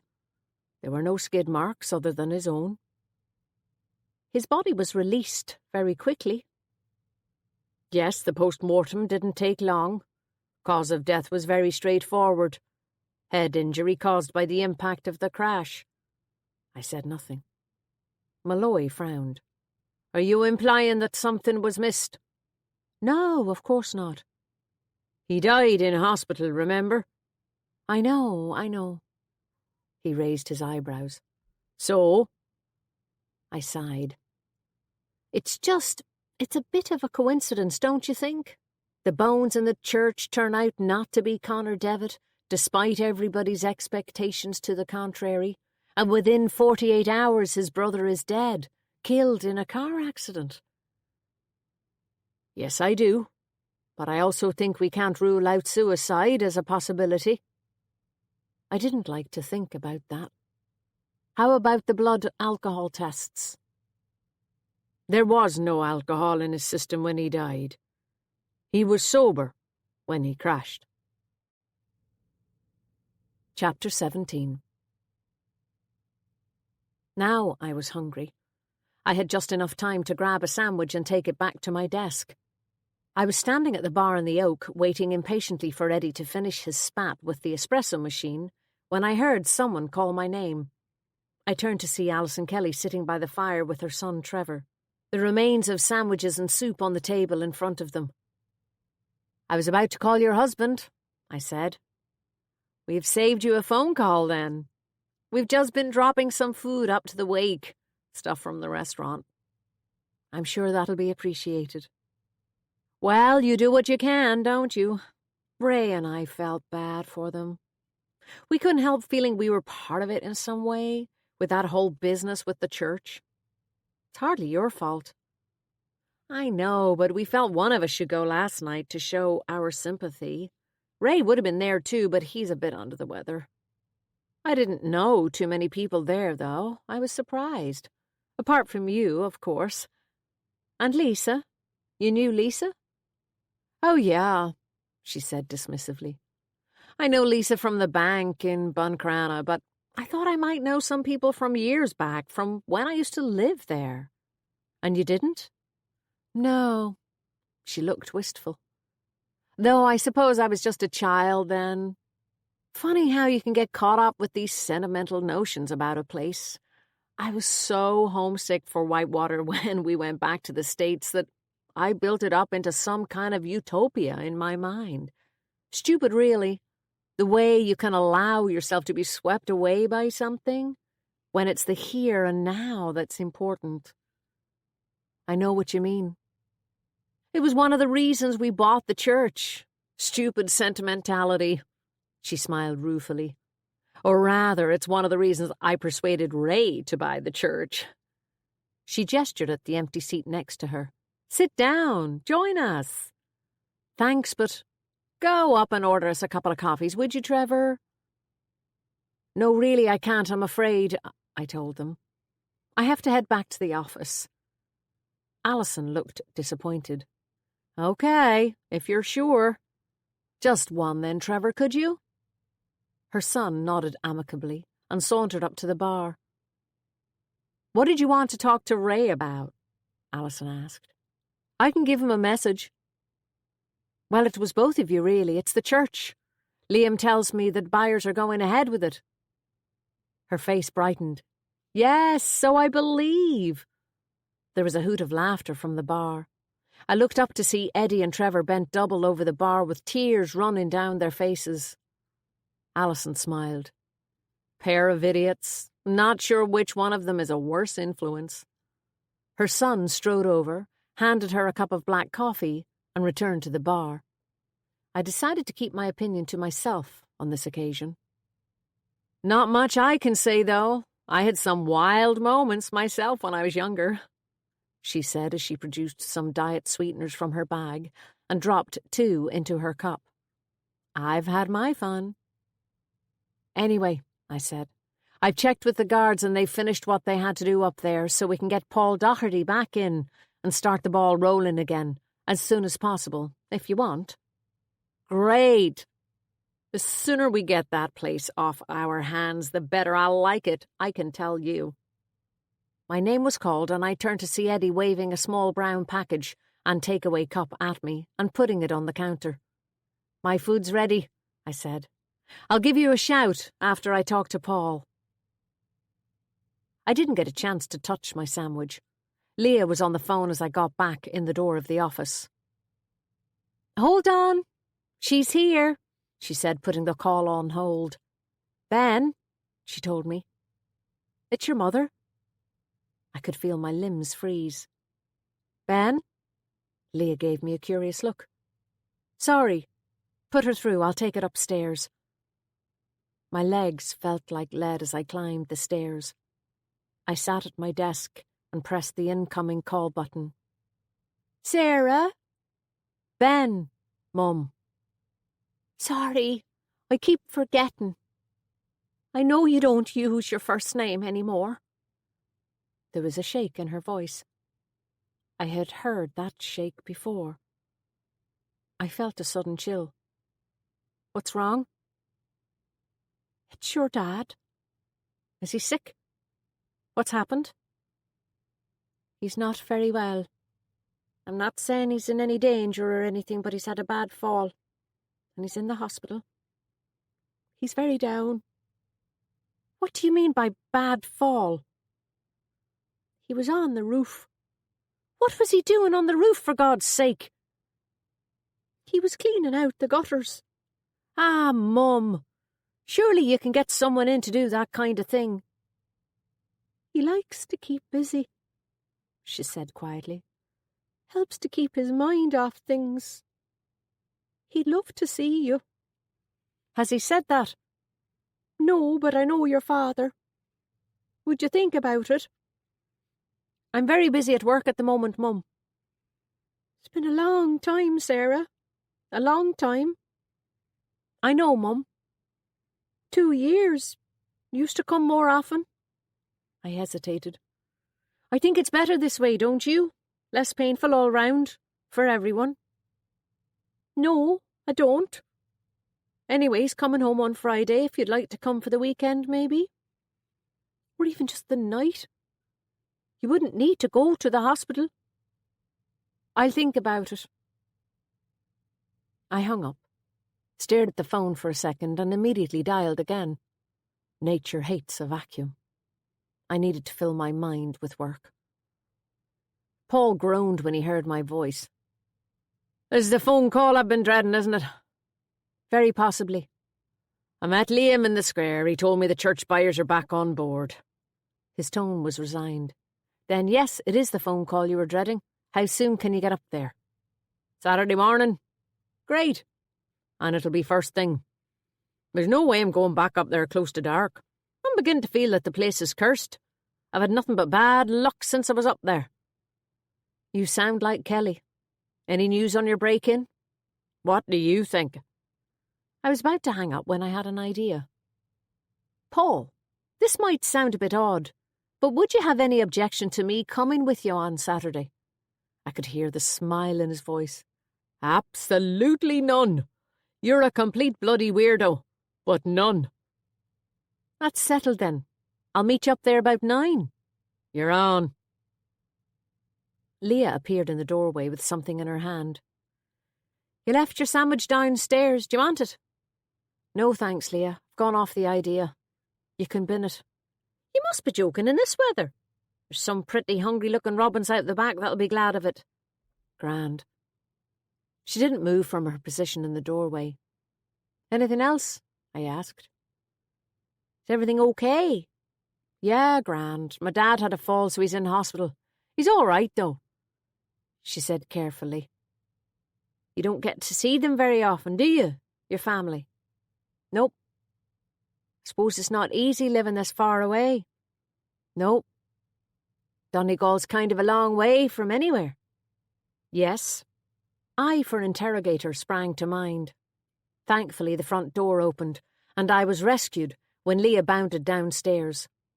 Phyllis's voice sounded up the stairs, and my muscles relaxed.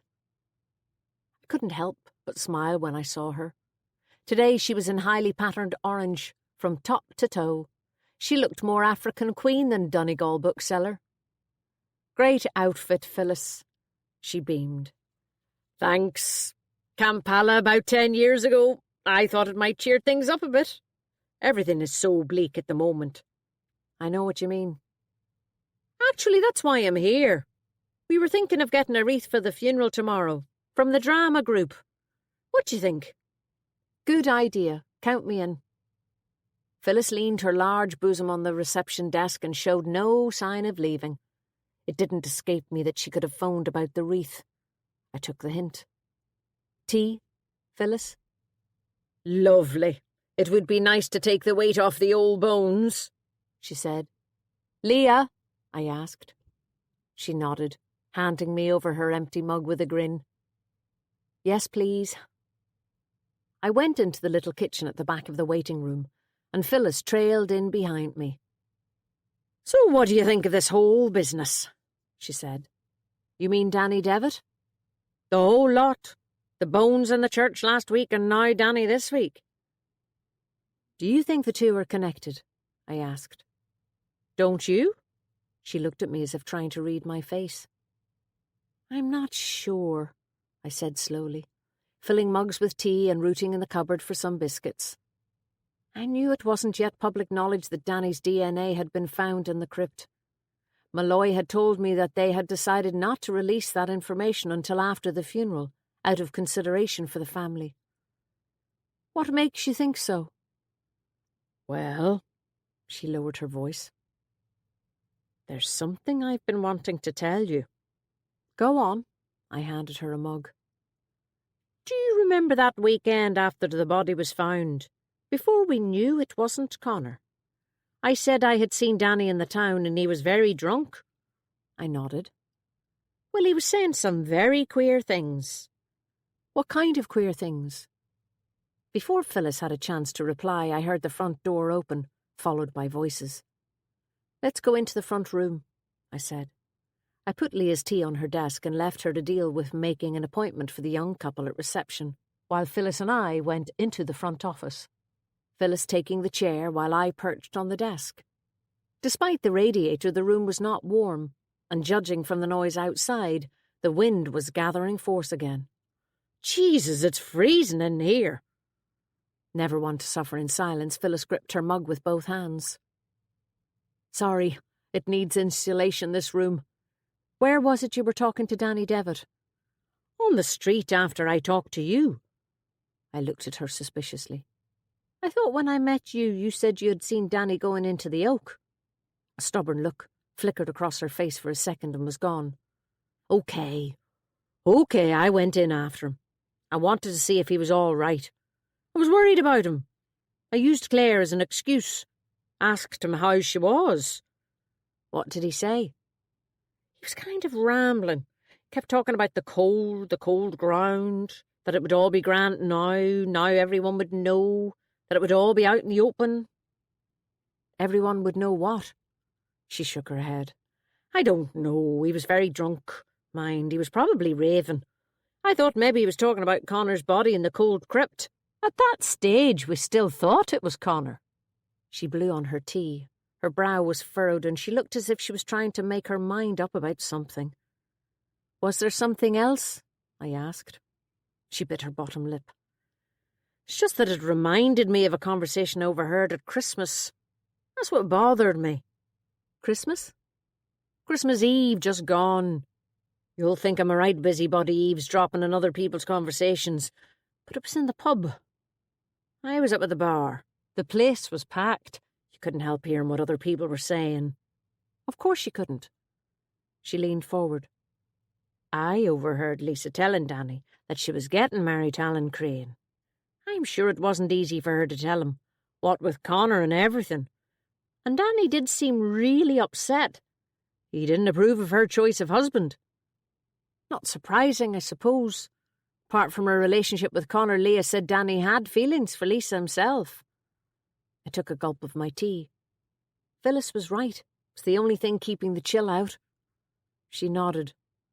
I think everyone knew that. No, it was what he said after that was so strange. I didn't think much of it at the time. I just thought it was Danny being his usual odd self.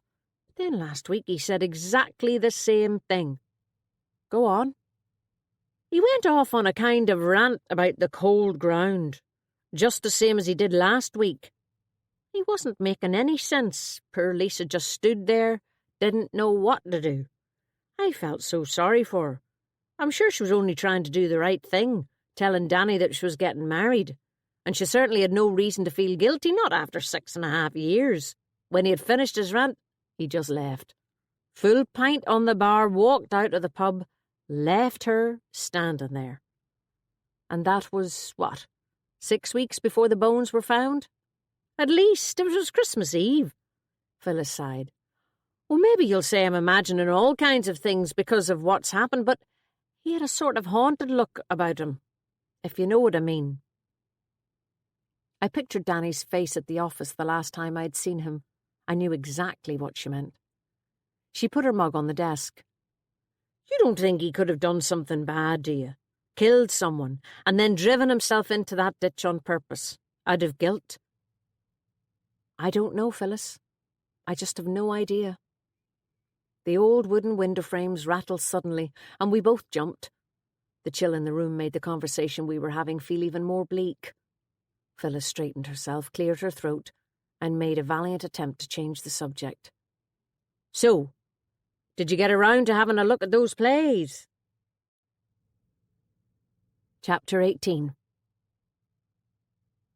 Mick Bourke was sitting in the waiting room when I arrived in the next morning. "I thought he was coming in this afternoon after the funeral," I whispered. "He asked if you'd mind seeing him now instead," Leah explained.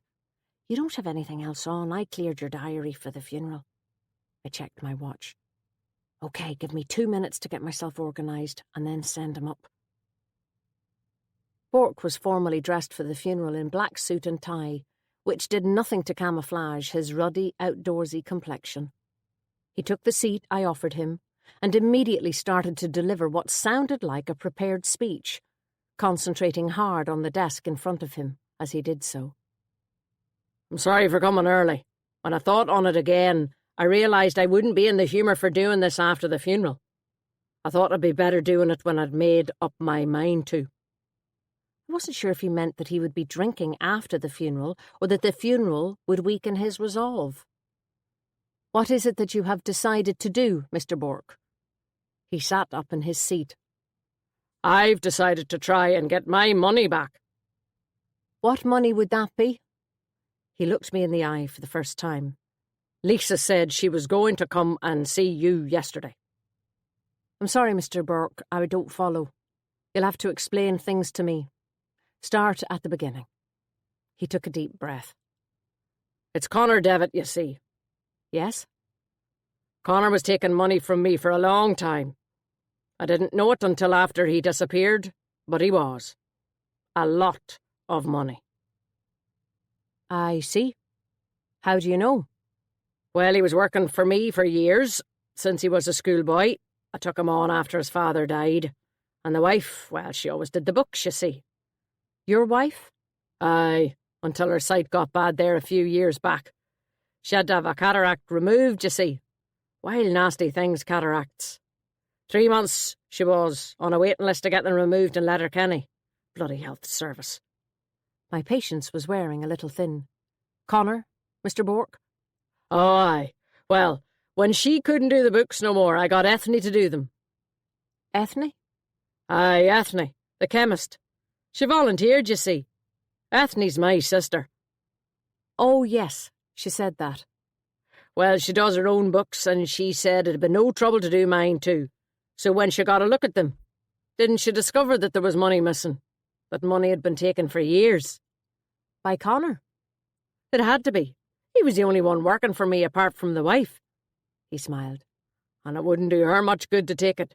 She'd be stealing from herself. There'd be no more meals out, so there wouldn't. Or shopping trips to Derry. Or foreign holidays." "OK, Mr. Bourke.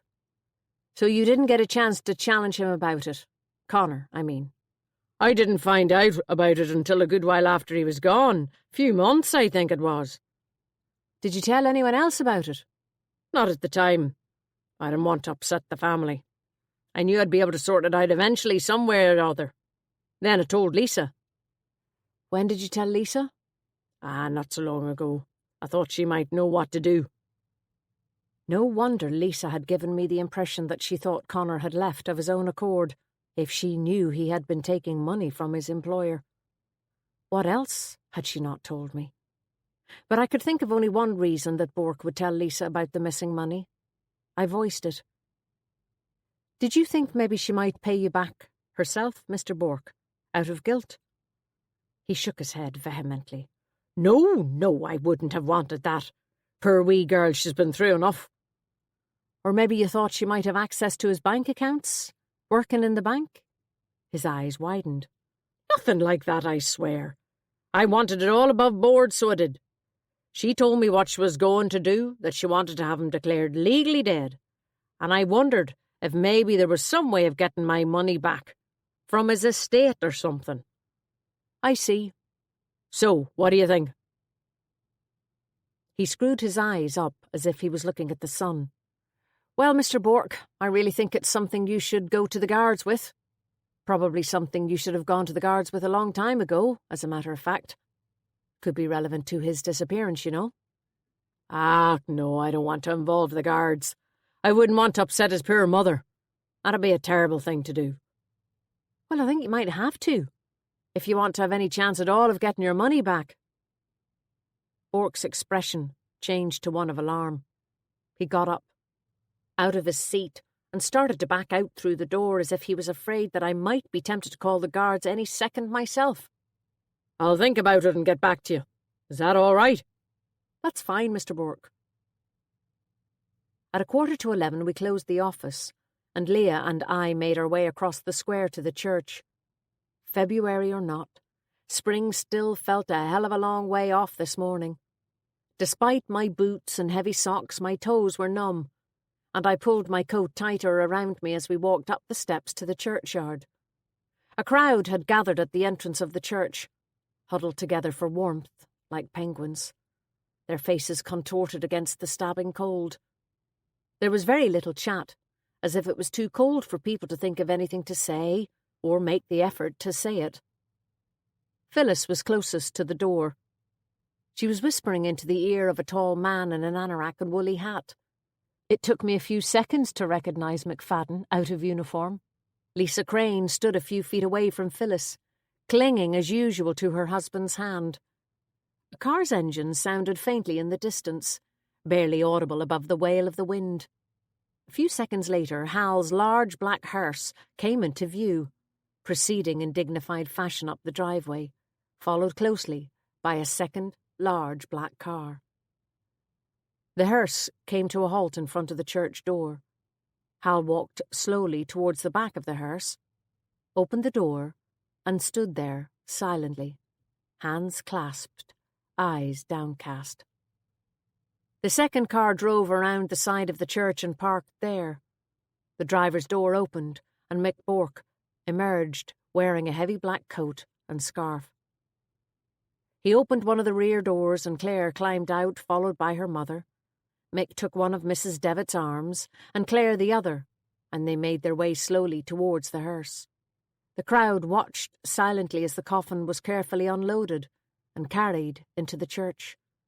The pallbearers were Bork, Tony Craig, and two other men I had never seen before. "Cousins," Leah whispered. Claire and her mother walked behind, carrying wreaths, supporting each other. With Bork carrying the coffin, they looked very alone.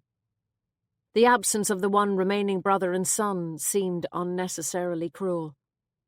As Leah and I joined the crowd and followed the procession inside, grateful at last for the warmth of the church, I noticed Ethne playing the organ in the gallery. By the time we found seats, the church was almost full, and Glendara is a huge church. An hour later we emerged from the church to driving, icy rain. "I'll go back and open up the office," Leah said as we huddled in the porch along with about 40 other people. "Don't you want to come to the burial?" She shook her head. "No, I'll leave it, I think. That'll take a while. He'll be buried up at Whitewater. The family plot is in the old graveyard up there." I had a flashback of seeing Jack Devitt's grave after I had stumbled in the snowdrift on Saturday morning. As I watched Leah make a dash for it down the steps, Phyllis appeared beside me. "Going up to the graveyard?" she asked. "I think so. Any chance of a lift? No point in both of us driving." "Course," I said, wondering how on earth Phyllis was going to fit in the Minnie's tiny passenger seat. I can't pretend it was easy. The top of her head grazed the roof, and there were some interesting contortions required to allow me to reach the gear stick, but we managed it. "God, he didn't get very far, really, did he? Poor man," Phyllis said sadly as she rubbed vigorously at the condensation on the passenger window. "When you think he was born less than a mile from here, and he lived most of his life just there." We were passing Danny's cottage. It was tiny, probably only 3 rooms. I imagined that whatever happened with the church, this old cottage's chances of revival, now that Danny Devitt was gone, were pretty slim. "It's lonely up here, isn't it?" I said. Wasn't always, you know, Phyllis told me. You go back 25 years or so and this was a vibrant little community. There was the church and the primary school and a community hall and a shop. I think there was even a post office in the shop. And the pilot station, of course. There were a good few families living up here once upon a time. Did they just die out? Or emigrate?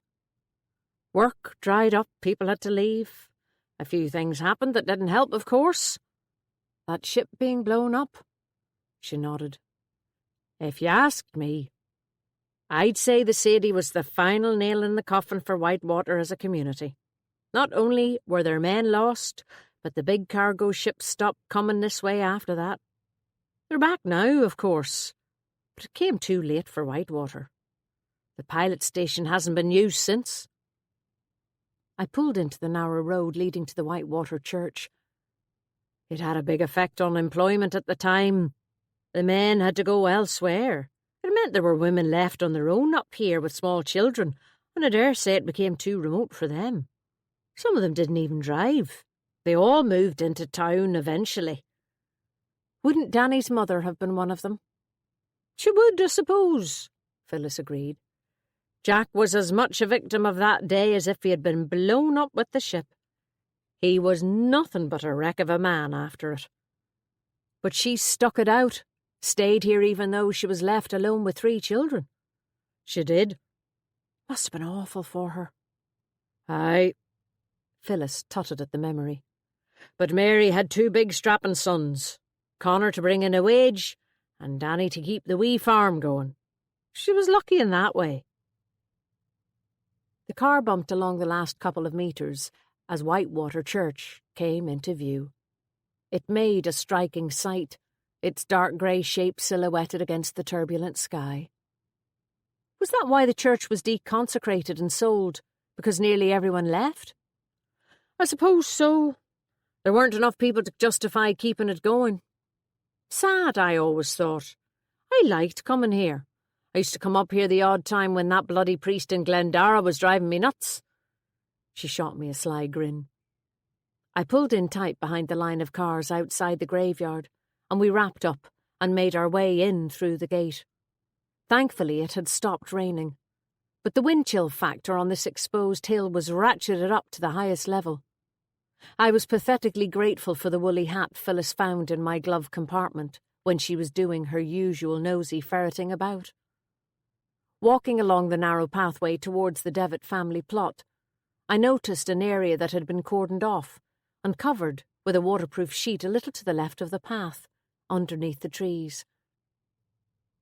I wondered if this was where the soil samples had been taken. I hadn't noticed it before when I had been along this section of path, but of course the ground had been covered in snow then. I tore my eyes away and followed Phyllis. The group gathered around the grave was small, and the few words from the priest were mercifully short. When he had finished, a little queue formed to pay condolences to Claire and her mother, who were standing beside the grave. Bork had moved next to a woman with dyed blonde hair in a heavy, fur-collared brown coat. Claire's high-pitched voice carried on the wind as she greeted people. Mrs. Devitt looked particularly frail beside her. I wondered if it would be so awful if the 2 women were excused this ritual just this once. I recalled my own graveside experience, and I don't remember it helping much.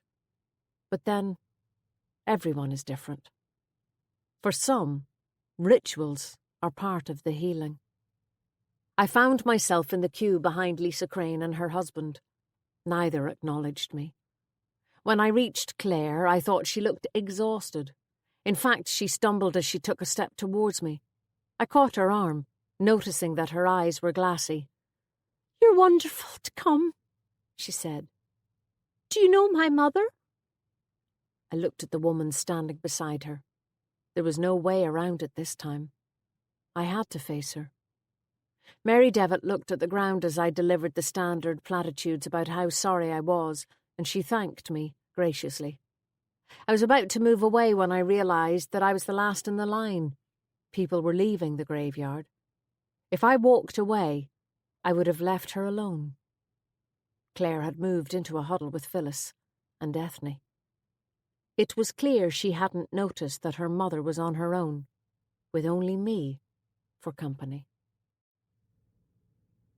Chapter 19. I hovered uncomfortably, with nowhere to go and nothing to say now that I had delivered my one useless-sounding line. Mary Devitt looked up at me and acknowledged my discomfort with a pale smile and a strong, lucid gaze. Immediately I got the impression that she was in charge. There was a strength of character visible in that single look that flipped all the assumptions I had made about Mary Devitt on their head. Here before me was a woman who had been through a lot. She had lost her husband while she was still very young, first of all to mental illness and then to suicide. She had brought up 3 children on her own, and now she was having to cope with burying one son while the other was still missing. There had to be a resilience about her for her to have survived at all. This was a woman who was used to having to recover quickly, pick herself up, and carry on in the face of unbearable tragedy. It was a resilience that was absent in Claire. I saw now that what I had witnessed earlier was mother supporting daughter, not the other way around. Maybe it was a generational thing, this stoic acceptance. Our generation has given that up. We rail against bad fortune, refuse to accept it if things don't go our way, and it never makes one damn bit of difference, since so much is out of our control. Mary Devitt's eyes were rimmed with red, but bright and alert like a bird's. They darted around, taking in the scene. At first, all I had seen when I looked at her was an old lady in a black coat and black hat. On closer inspection, I could see that the hat was a rather quirky hand-knitted beret with an odd pattern on the side and an old cameo brooch pinned to it. The little flourish struck me as a tiny act of rebellion, of defiance against age and tragedy. I remembered her green shoes from the wake. Another little flourish. She seemed content to stand beside me without conversation, for a while at least. The priest was talking quietly to the gravediggers who were standing patiently by, waiting for the stragglers to leave so they could get on with their job, and then go home to something warm to eat. Claire was still in deep conversation with Phyllis and Ethne. "So how did you know Danny?" Mary asked after a minute, when it became clear that her daughter's conversation was going to carry on for some time. I didn't know him very well, I'm afraid. I only met him once. We hadn't seen very much of him ourselves lately, sadly. He liked his own company. Yes, so I believe. And that of his animals, of course. She paused for a moment. I'm sorry. What did you say your name was again? I'm Ben O'Keeffe. Ah. She looked at me with interest. The solicitor, O'Keeffe? Yes. She lowered her voice. Danny was going to come and see you. Yes. She linked my arm and steered me slowly away from the grave, out of earshot of everyone else. Did he talk to you? She asked urgently. Well, I can't. Oh, don't give me any of that confidentiality nonsense, she snapped. I was the one who told him to go and talk to you. He mentioned that. Well? He didn't tell me anything, I'm afraid, although he was clearly distressed about something. Her narrow shoulders slumped in disappointment. Did you know what he wanted to speak to me about? I asked. I thought it might have had something to do with Connor, she said. Why was that? She shook her head. Something he told me that I'm not certain I want to share with you yet. I'm sure a person like you would understand. I assumed she was simply referring to my profession, but there was something about this little woman that unnerved me. I was so afraid for him, you see. I was afraid he might go and do something stupid. I tried not to, but I found myself looking towards the grave. Do you think that's what happened to him? She followed my gaze and exclaimed, Suicide? God, no. That's not what I meant. None of them would try anything like that. Not after their father. I bowed my head. I'm sorry. I did hear what happened to your husband. She waved her hand dismissively. It was a very long time ago. My concern now is for my 2 boys. I'm afraid Danny might be everyone's scapegoat now that he's gone.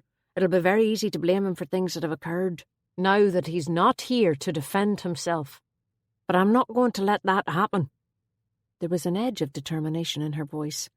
She gripped my hands with both of hers. Danny was a kind boy, Miss O'Keeffe, but he was never the same after Connor disappeared. Claire said he disappeared himself for a while. She looked away. Yes, he was gone for a few weeks. I've no idea where he went. He never told me, and I didn't ask. I see. It was as if he had some kind of a breakdown, and when he came back, he moved into that wee cottage by the church and we never saw him. It wasn't even habitable, really. He used to use it as a work shed before that. But it was as if he didn't want to be around us. It was then that he started drinking, I'm afraid. She sighed. Danny's father left the farm to him, and he made a real go of it. But after Connor disappeared, he lost all interest in that too. I have no idea why. And then one day, he sold it. Stock, land, machinery, the lot. Of course there was nothing wrong with that. It belonged to him after all. Still, it did surprise me. He just landed down at the house one morning with a lot of money from the sale and insisted I take it all. I couldn't quite figure out why I was being told all of this, but I paid attention. It felt like a client handing me something for safekeeping. I put it away for Connor and Claire. I didn't need it, and Danny swore he didn't want a cent of it. As I said, he was a kind boy, Miss O'Keeffe, but he had his problems, I do know that. I'm under no illusions. She looked up at me. I don't know if there's anything you can do to help me protect his memory somehow, but I'd be grateful if there was. I'll do anything I can, Mrs. Devitt. I realised that Phyllis and Claire were looking curiously in our direction.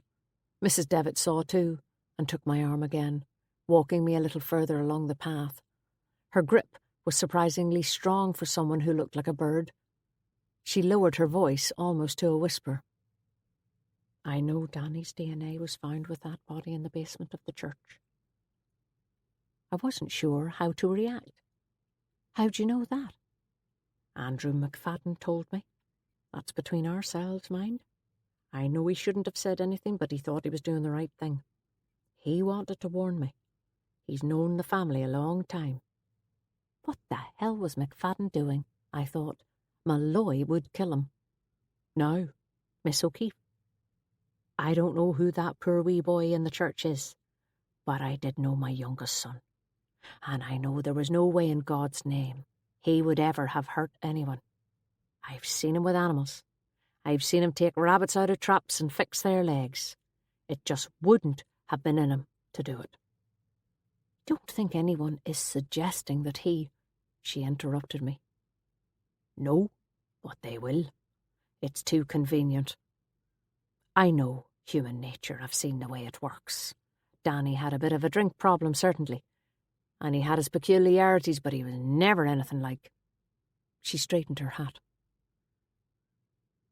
I think it's far more likely he was trying to be kind. To do the right thing. I felt a tap on my shoulder, and Phyllis appeared beside me. She gave Mrs. Devitt a huge hug, almost drowning her in colourful fabric in the process. I think Claire's about ready to go, Mrs. D, if you are, she said. Thank you, dear. She gave me a final, meaningful look and hastened back to her daughter's side. What about you? Phyllis said. Are you ready to go? I nodded. That looked like a fairly intense chat you were having.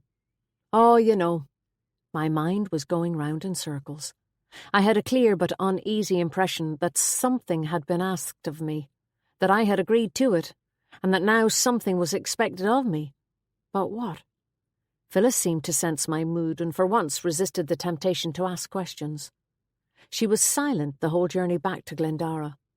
I dropped her off outside the bookshop and carried on to the office where I found Eddie, Kearney, grinning up at me through the door of the waiting room when I walked in. "Sorry," Leah mouthed to me.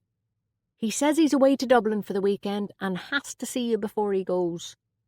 "All right." I stuck my head in the door. "Come on into the front room with me, Eddie."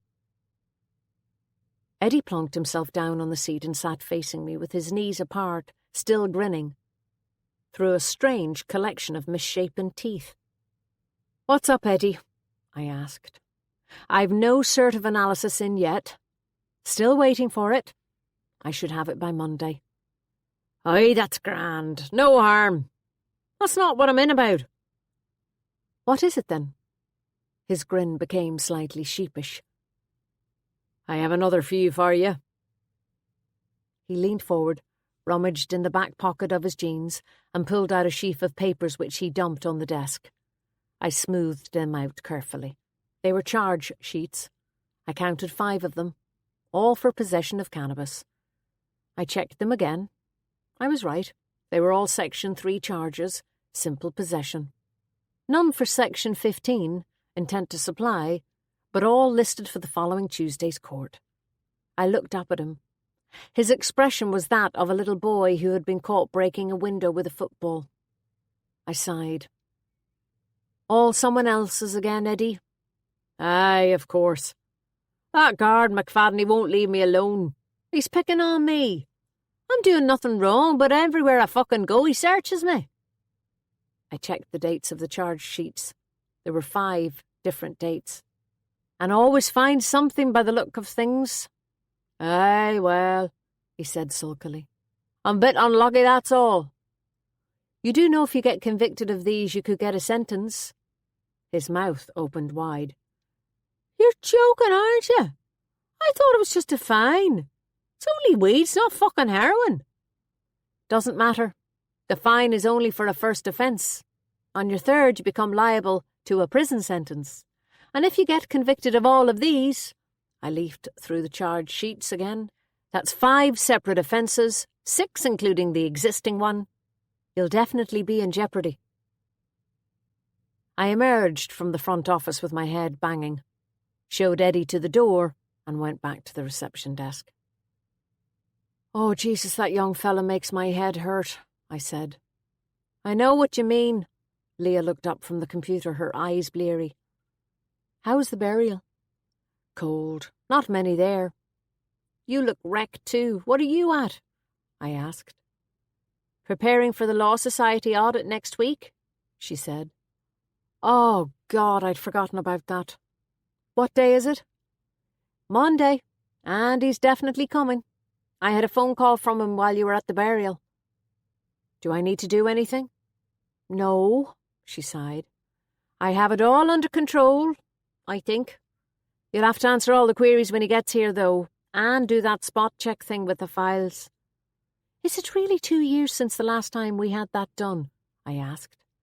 "Doesn't feel that long ago." "It's 3, she said firmly. I groaned.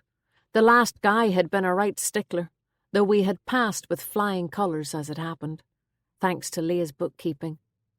"Same guy again?" I asked. "I don't think so," she checked her note. "I don't recognise the name." Chapter 20. It was 3 o'clock by the time I got the chance to have something to eat. I ran to the Spar across the road and bought a cheese sandwich and a Coke to have at my desk.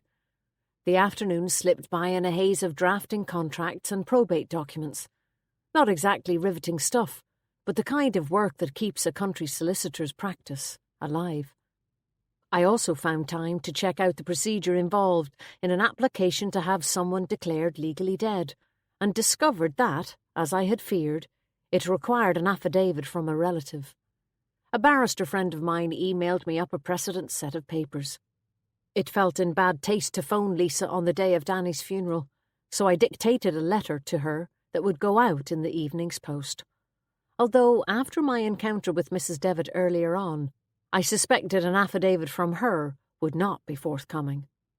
My mind kept returning to our conversation in the graveyard. What exactly did she want me to do? And like Lisa Crane, what wasn't she telling me? Something else was causing an undertow of anxiety as I worked through the afternoon. The funeral had brought back memories of another graveside 8 years before. Mum, Dad, and me. Just like Mary and Claire Devitt, parents burying a child, and sibling burying a sibling.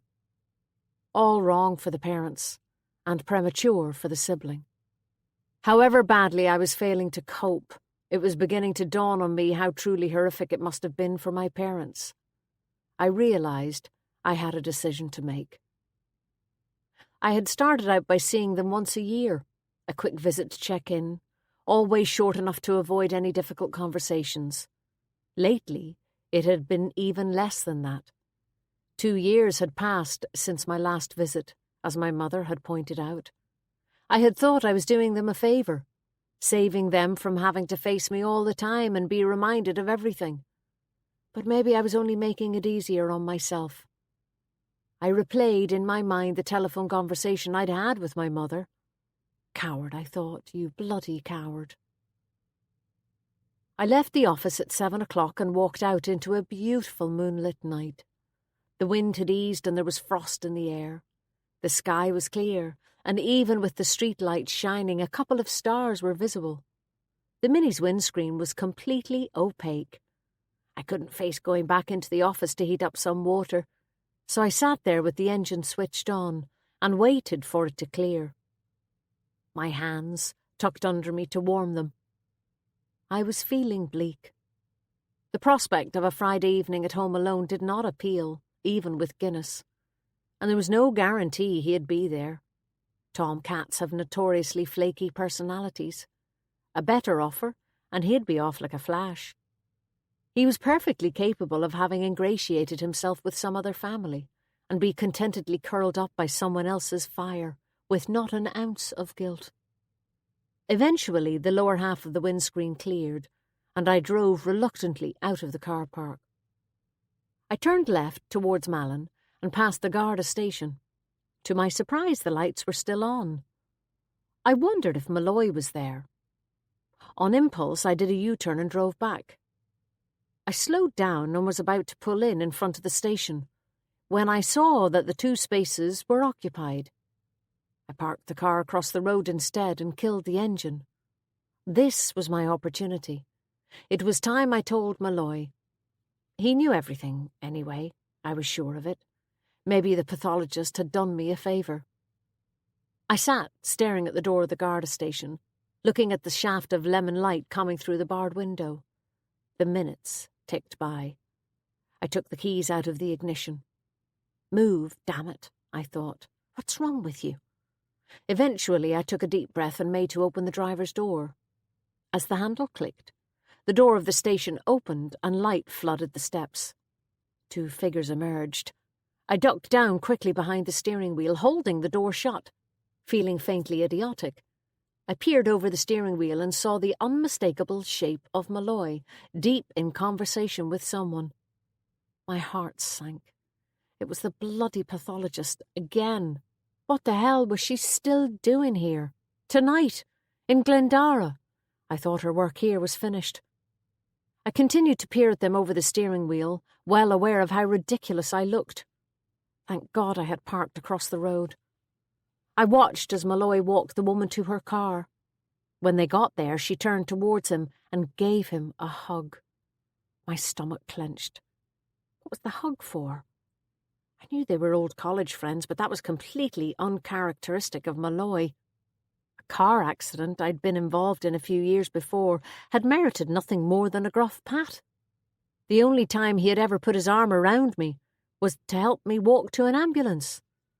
The man was not the touchy-feely type, not by any stretch of the imagination. Even our near miss on New Year's Eve had involved 0 physical contact. I sat up straight, closed the door of the car as quietly as I could, and put the key back in the ignition. My need to bare my soul to Malloy had passed, well and truly.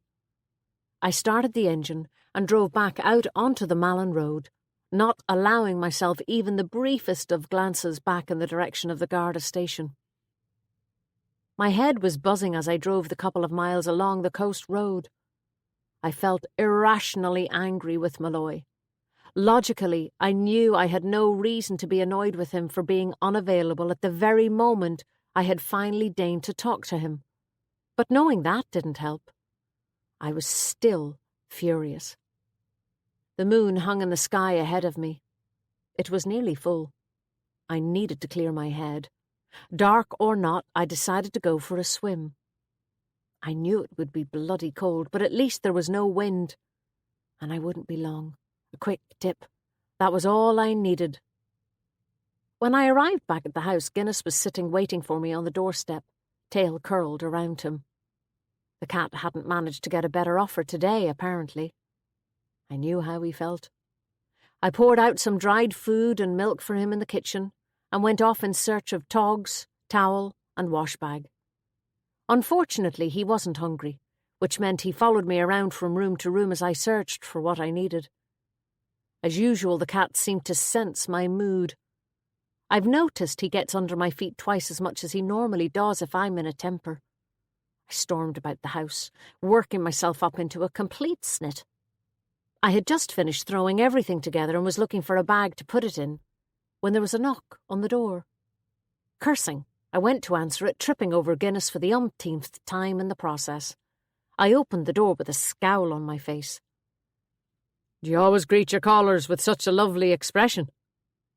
Malloy was standing on the doorstep, dressed in jeans and a leather jacket. I stood there like an idiot, without a word, possibly even with my mouth open. "Well," he said. "Off duty for a change?" I replied eventually. Nothing like stating the obvious when you're stuck for something to say.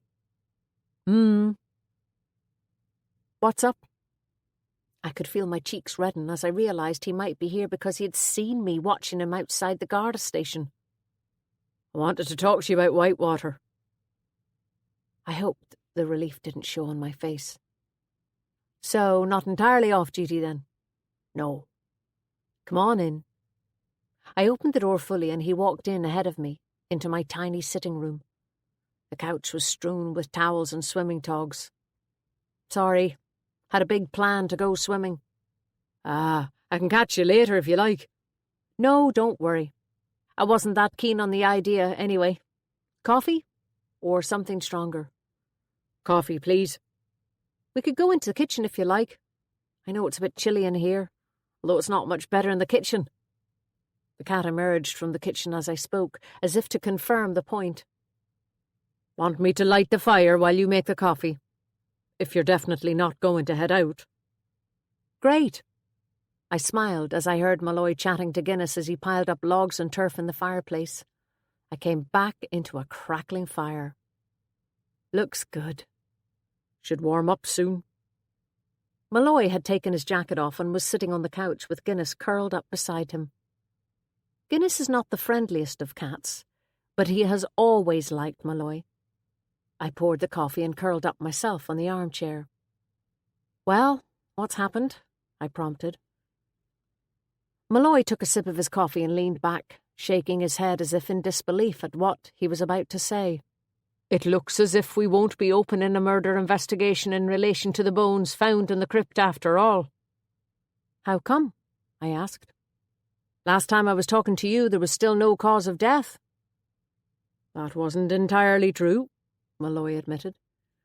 "We'd established that the body had head injuries and a broken neck, which were probably the cause of death. We now know they were fatal injuries incurred as a result of a car accident." I was confused. That sounded uncannily like Danny Devitt's injuries and circumstances of death. "Are you sure?" I said. "Yes." "But how can you possibly know that? The car accident bit." "Because we have identified the body. We know who it is." "Who is it?" I asked, amazed. "His name is Stephen McFerry." Stephen McFerry, I thought. Where had I heard that name before? "How do you know it's this Stephen McFerry?" because his DNA turned up on a DNA database in Derry. We couldn't find a match in the south, so we sent the samples in to Derry. He was killed in a car accident on the Malin Road into Glendara a few years ago. That's where I had heard his name. Phyllis had mentioned a young guy killed in a car accident on the same stretch of road as Danny Devitt. Luckily for us, he had a bit of a record for petty offences across the border, so he turned up on their database. Malloy sat patiently, taking a gulp from his coffee, watching me closely as my mind struggled to catch up. I tried to recall what Phyllis had said. Something about his mother being dead and him being buried with his father's people in Inishowen, even though he had grown up in Derry. Something wasn't adding up. Hang on, so this kid was properly buried at some stage in a coffin? Yes. Where? Whitewater, the old graveyard. I paused. Would he not have been embalmed then? Or whatever it is that undertakers do? Orifices blocked up, that sort of thing? Yes. Could the pathologist not tell? I mean, I know the body was completely skeletonized, but still. Well, yes, she could. She did. My head was swimming. So, are you saying that you never thought the bones were those of Connor Devitt at all? You knew all along that they belonged to someone who had been buried? Yes and no, Malloy said slowly. Yes, we knew early on that the bones belonged to someone who had been buried, but we didn't know for sure it wasn't Connor. We didn't know who it was. The family were so absolutely convinced it was him, we had to eliminate him. I told them the pathologist thought it was unlikely to be him, but we couldn't tell them why.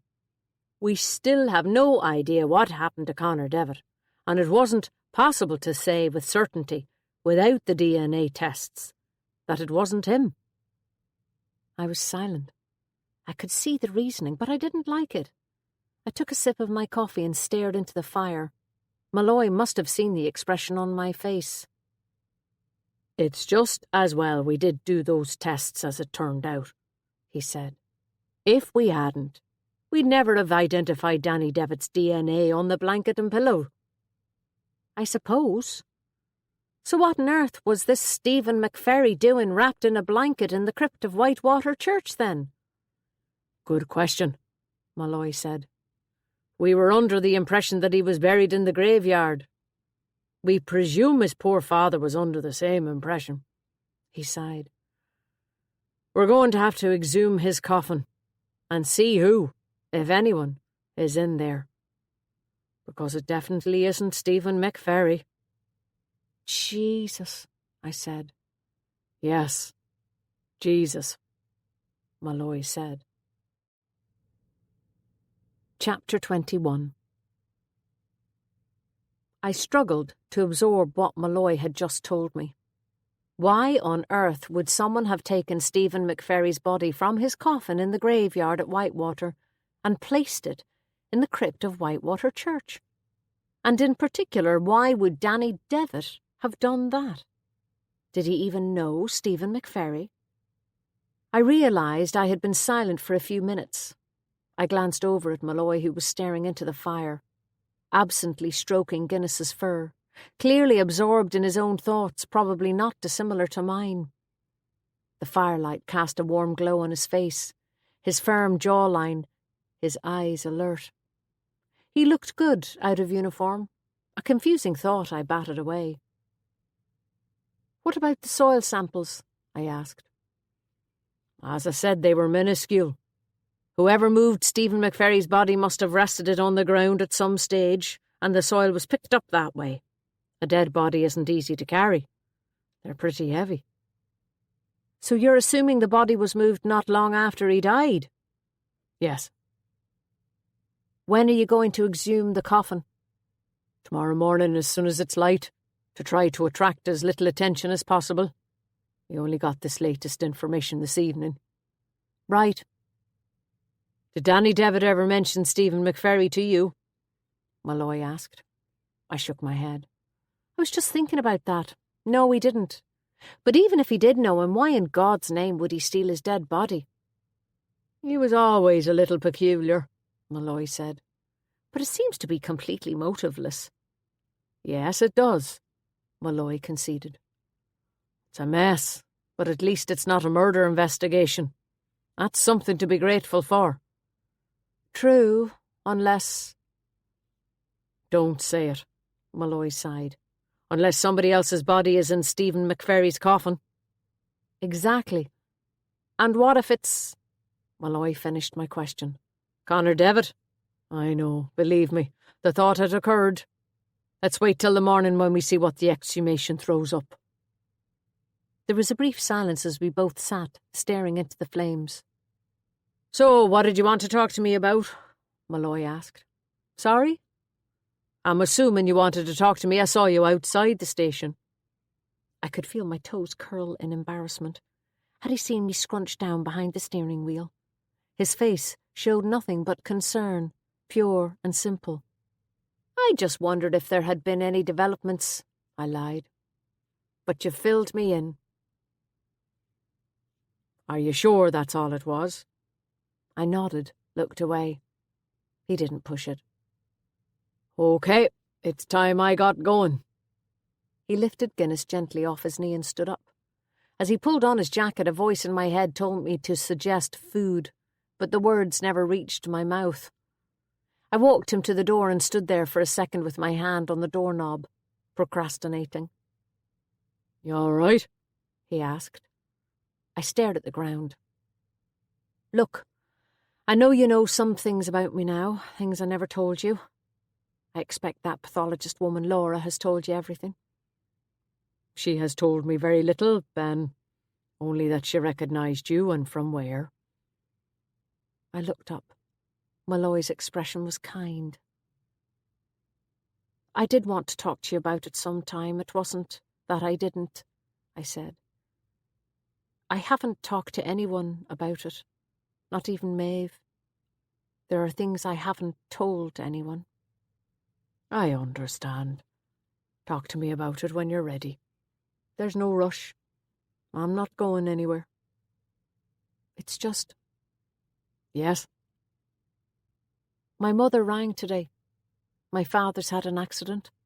Not a serious one, but she wants me to go down. I haven't seen them in a while. Usually I see them once a year, a flying visit, so that I don't give them time to talk about anything. It all came out in a rush. My voice sounded as if it was coming from very far away. Malloy responded with one word. Go. You think? Yes. These things get harder, Ben, the longer you leave them. You'd advise anyone else in exactly the same way. Go visit your parents. Maybe. He looked into my eyes. What are you afraid of? That I'll remind them. That they'll remind me. Doesn't look like you need reminding. I'm sure they don't either. That they blame me then? If they did, they'd be right to. There are things I haven't told even them. I could feel a painful lump in my throat. Don't cry, for God's sake, I thought. Malloy touched me gently on the shoulder. Could smell faint traces of aftershave mixed with leather, the same aftershave as on New Year's Eve. They want to see you, Ben. Just go, soon as you can. I nodded. I didn't trust myself to speak. Do you want me to stay a bit longer? Malloy asked. I shook my head. No, I'm fine. Honestly, I have some packing to do, apparently. I smiled weakly at him. He smiled back at me. I'm glad. I opened the door to let him out, realizing as I did so that I really didn't want him to go. Oddly, I slept well. Early the following morning, I phoned Paul Doherty to tell him I wouldn't be accompanying him on the survey at Whitewater after all. He took it reasonably well. I guess the prospect of the crypt was less awful in the early morning, with a solid number of hours of daylight ahead. He might even have some company not too far away, if the exhumation was still going on. Not that he would know that. I threw enough clothes for the weekend into an overnight bag and sent my mother a brief text to tell her I was coming and what time I'd be leaving home. I stood in my bedroom staring at the bag on the bed, wondering if it had been Malloy's complete conviction that it was the right thing to do that had finally persuaded me to make the trip. It had been a relief to talk about it. It was so long since I had confided in anyone. And Malloy cared about me. I knew that. But I sensed there was something holding him back, something I knew nothing about. I wondered if it had to do with the pathologist, his old college mate. I hoped not. Whatever it was, today I was simply happy to have his friendship back. I thought about the rest of our previous night's conversation as I drank a coffee at the sink. They would be exhuming Stephen McFerry's coffin this morning. Maybe I should stay until the exhumation and then set off. I'd still have plenty of time to get to my parents by early afternoon. The seagulls were putting on an impressive display, diving and swooping over the mudflats as I drove up along the coast road. It was a beautiful, crisp winter morning, with a bright blue sky. I drove past the entrance to the church, and as I approached the wall of the graveyard, I could see a small crowd of maybe 5 or 6 people gathered outside the gate, all huddled together in winter coats like funeral goers, awaiting the arrival of the hearse. They were facing in towards the graveyard. So much for not attracting attention. There was white and red Garda tape across the entrance, preventing public access to the graveyard. No wonder they hadn't succeeded in keeping things quiet. Although I guessed it would be hard to keep something like the exhumation of a grave quiet in a place the size of Whitewater. I slowed down as I approached, looking over the gate towards the graveyard. The top of some kind of bright orange mechanical digger or crane loomed up. I pulled in, feeling as much of a rubbernecker as anyone else. The first person I recognised was Phyllis, highly visible as usual. I tapped her lightly on the shoulder and she whirled around, hand on her chest. "Oh, Jesus, it's you, Ben. You gave me a fright." "Sorry. It's not your fault, it's all this." She pointed towards the graveyard. "It's all a bit creepy, this, don't you think?" "What's happening?" I said, feigning ignorance. It didn't work. She peered at me closely. "They're digging up that poor McFerry kid's coffin. Apparently it was him that was buried in the crypt. Did you not hear?" she said.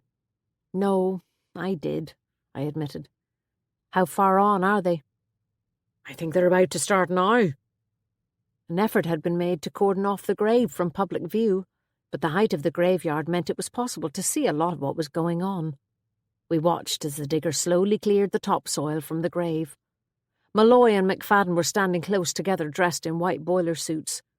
Phyllis gestured towards a hunched man on the other side of the grave, also wearing a boiler suit, but a mask and gloves too. "Poor Hal," she said. "He's terrified he did something wrong." She lowered her voice. "Like bury the wrong man." She turned to me. "You don't think that's where Connor Devitt is, do you?" "God knows. Who is that man beside him?" I asked. "That's Pat McFerry, the young fella's dad." God, this must be rough on him. Horrific. Imagine spending years visiting the grave and all the while your son is lying on the other side of the wood in a cold crypt. She shuddered. "The other man is the environmental health officer. Standard requirement for an exhumation, I'm told." We watched as the man who had been operating the digger climbed down and started to clear the remains of the soil with a shovel. He was joined by 3 other men. Using ropes, they slowly lifted a long black coffin from the grave. Soil fell from it as it rose. Its sheen reflected brightly in the winter sunshine, as if it had been freshly polished for the occasion. There was a general hush as it was lowered slowly to the ground. Malloy guided Hal towards the coffin. Hal knelt on the ground, Pat McFerry hovering beside him, looking as if he too didn't know quite where to put himself. Hal started fiddling with the clasp on the lid of the coffin. This seemed to go on for an age. It was as if the crowd around me were holding their collective breath. I certainly was. Finally, something clicked, and Hal lifted the lid. Chapter 22. The news filtered through to the crowd at the gate. The coffin was empty. There was a hum of disbelief. Phyllis and I looked at each other. God! She exhaled deeply. An empty coffin. Buried for all these years, imagine. How on earth could that have happened? I suppose we don't know how long it's been empty, I said. Poor man, she said, looking at the hunched figure of Pat McFerry. Hal will blame himself, I know he will. I'm sure Hal did nothing wrong. It probably happened long after he had done his job. He won't see it like that, Phyllis said, shaking her head. She rubbed her hands together against the cold. Anyway, that's that over. Have you time for a cup of tea? The Oak should be open by now. I could do with something to warm me up before I go back to the shop. I looked at my watch. Sorry, Phyllis. There's somewhere I have to be. I'll talk to you after the weekend. I turned the car around and drove back in the direction from which I had come. I was driving past the church when something struck me. Something Phyllis had said. Paul's jeep was parked at the entrance to the church. The gate was open, so I squeezed through and made my way up, a considerably easier job than the last time, since the brambles had been cleared to allow the authorities through. It seemed that one advantage to having a body found on your property is that you get the guard eye to tidy up your garden. I wondered if I should point this out to Kelly. Paul was examining the outside wall of the church with some kind of handheld electronic device. Morning. He looked up in surprise. Thought you weren't coming. I'm not really here, I just wanted to check something. Help yourself. Do you need me? You haven't a copy of that map I gave you by any chance? Yep. He took it from his pocket and handed it to me. I need it back, though. It's the only one I have. Sure. 5 minutes is all I need. I walked around to the front of the church and stood there for a second trying to get my bearings. The graveyard was over to the east, I worked out, towards the sea. I opened up the map. The laneway connecting the graveyard to the church referred to on the deeds was marked with an XY. I followed the angle from the gable end of the church and walked diagonally across to where I thought it should be. There was a line of ancient overgrown yew trees in front of me that the Garda Technical Bureau gardeners obviously hadn't got to. This must be what Phyllis had referred to as the wood. She said that Stephen McFerry's father had been visiting an empty grave while all the time his son was in a cold crypt on the other side of the wood. It occurred to me for the first time that the guards should probably have requested a copy of this map, if they had known that it existed. I shielded my eyes with my hands as I fought my way in through the undergrowth. Eventually, I emerged at a clearing and an old stone wall covered in moss. Facing me was an old-fashioned stile. It had been clumsily blocked up with wooden planks horizontally nailed together, green and slimy, and ice-cold to the touch. I felt movement beneath my hand. Something was loose. Putting the map in my pocket, I pushed at the timber, harder this time and with both hands. The middle section shifted forward and fell away onto the ground on the far side. I ran my fingers along the edges of what remained. The fallen section had been sawn away and fitted back together. The passage had been used since it had been blocked up, although someone was trying to disguise the fact. Not used recently, though, I thought. The cut was not fresh. I climbed through the gap and found myself on an overgrown pathway leading through more yew trees. I followed it for a short while until I heard voices. One of them was Malloy's. I had reached the graveyard. I turned back. I drove along the coast road towards Derry deep in thought, trying to disentangle the latest developments. I had a good 4-hour journey ahead of me, and I wanted to postpone thinking about where I was going and why for as long as possible. 4 hours of thinking about my own situation and what was ahead of me, and I knew I wouldn't make it the whole way.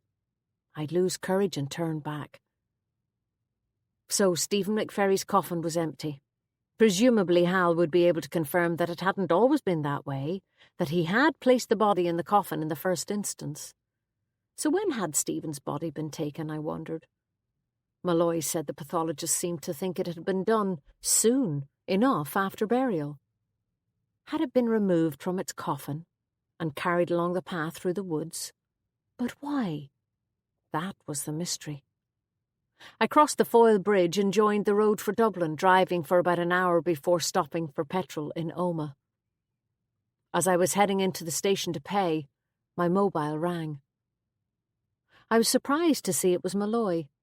Surprised and pleased. "Just checking up on you. You okay after last night?" he asked. I could feel a lump forming in my throat again. Jesus, what was wrong with me? That was twice in 24 hours, and both provoked by Malloy. I swallowed hard. "Grand," I said. "I'm driving south, as a matter of fact. I took your advice." I could almost hear the smile in his voice. "Good." "I'm still not entirely sure you're right, but I'll probably regret it if I don't." "Fair enough." I stopped up by Whitewater on the way through earlier and drove past the graveyard. "Ah, I thought you might. So you heard, then?" I did. Empty coffin, eh? Malloy made a small noise in the back of his throat but said nothing. My curiosity rose. "Tom?" There was something he wasn't telling me. "Tom?" I said again. "It was empty, wasn't it?" "Well," I could sense him coming to a decision. "it was empty to the extent that there was no body in it. That is certainly true." "What do you mean?" I asked. "What was in the coffin, for God's sake?" "Clothes." "Clothes?" "The clothes Stephen McFerry was wearing when he was buried, according to his unfortunate father, who had the job of identifying them. Jeans, runners, a T-shirt, even a chain with a cross that he used to wear. The clothes are little more than a pile of rags now, of course, but they are still recognisable." "So someone didn't want the bones identified too easily?" "Looks like it." I shuddered. I tried to push away the image that was forming in my mind. The image of Danny Devitt, the man I had had in my office only days before, undressing a dead boy. It just didn't fit. "We'll test the clothing for DNA, of course," Malloy went on. I leaned against the car and cast my mind back to my conversation with Mary Devitt at her son's graveside. I know that mothers are frequently delusional about their sons, but could she really have been so wrong about Danny? I was more and more convinced that I needed to finish my conversation with her. "Van, you still there?" Malloy said. The car behind me in the queue for the pumps was beeping loudly. I had phased out for a bit. I waved an apology and got back into the car to move it out of the way. "Sorry, Tom. I'm going to have to go." "Okay, good luck with everything." "Thanks. Oh, by the way, there's a pathway connecting the graveyard to the church that maybe you should have a look at. I'm not sure exactly what it means, but there's something strange about it." I heard the surprise in Malloy's voice. "I didn't know there was a connecting path. We've been tramping along the road between the two gates." "It was on the deeds, but the stile has been blocked up and reopened. I tried to put the wood back where I found it, but it may not be perfect." "Okay, thanks. We'll have a look." "And Tom? Thanks for calling." "Let me know how it goes." As I queued at the cash register, I turned everything Malloy had said over in my mind. I knew what local opinion would be when it was revealed that Danny Devitt's DNA had been on the blanket. It meant that Mary Devitt was going to have to cope with some fairly heavy innuendo. I decided to go and see her after the weekend. As the cashier was checking the reading on the pump for my petrol, I caught sight of a small stand of books on the counter, picked one up, and had a quick flick through it. It was a paperback, a history of Inishowen, one of those local publications you find all around the country, published with aid from the local county council. "I'll take one of these too," I said to the cashier. I threw the book onto the passenger seat and drove out of the garage. Chapter 23. My anxiety levels ratcheted up a little more with every mile of the journey to Dublin. By the time I was half an hour away from my parents' house, it was all I could do to keep the car on the road, travelling in the same direction. I came very close on a couple of occasions to turning round and driving the whole way back up to Inishowen, 4 hours or not. But I kept going. By 2 o'clock I had reached the walls of the Phoenix Park, and shortly afterwards I drove in through the narrow gate of my parents' 1940s semi-detached in Chapelizod, the house I had grown up in. I pulled in behind their car, or at least what I presumed was their car. It was the only one there. There was no opportunity to calm my thoughts before my mother came running out, as she always did. Some things don't change. We gave each other an awkward hug. She opened with her usual line, which hadn't changed in 2 years either. "You made good time." I provided the predicted response. I did. Very little traffic on a Saturday. Playing it safe. We can pretend that everything is normal if we just say our lines. So this was how it was going to be. Maybe it was for the best. Taking my bag out of the car, I followed her inside. I took off my coat and scarf and looked around me. I saw the same old kitchen cabinets, the same electric cooker with the ring on the left-hand side at the back that I had no memory of ever working, the same dim lighting. But the room didn't have the warmth it used to have. I suppose that was understandable. My mother stood there for a second as if unsure what to do next. Her expression of discomfort was temporarily relieved when she took my coat and scarf and disappeared with them into the back kitchen. Through the open door I could see the row of hangers with their stacks of coats. Coats that couldn't possibly all belong to the 2 people who now lived in the house. I knew there were still coats on those hangers that had belonged to us when we were children. Faye and me. My mother re-emerged and closed the door behind her. "You got rid of the solid fuel?" I said. "Oh, yes, the old Stanley. It was getting too much for us, dragging in fuel every day to heat the place. We have oil-fired central heating now. Much easier, much cleaner." Clean had always been important to my mother. She swiped your cup and plate out from under you to wash it before you were finished eating.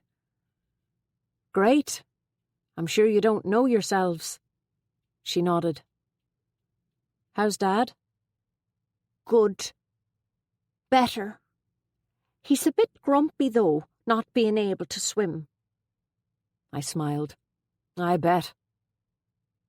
"He's in the sitting room. Do you want to see him?" "Of course." "You go on in, and I'll put the kettle on. I'll join you in a minute with the tea." My father was lying on the couch, his head propped up on pillows, and his leg raised on a footstool. It was in plaster.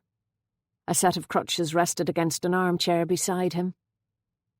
The television was on with the volume turned down, and he looked up at the sound of the door.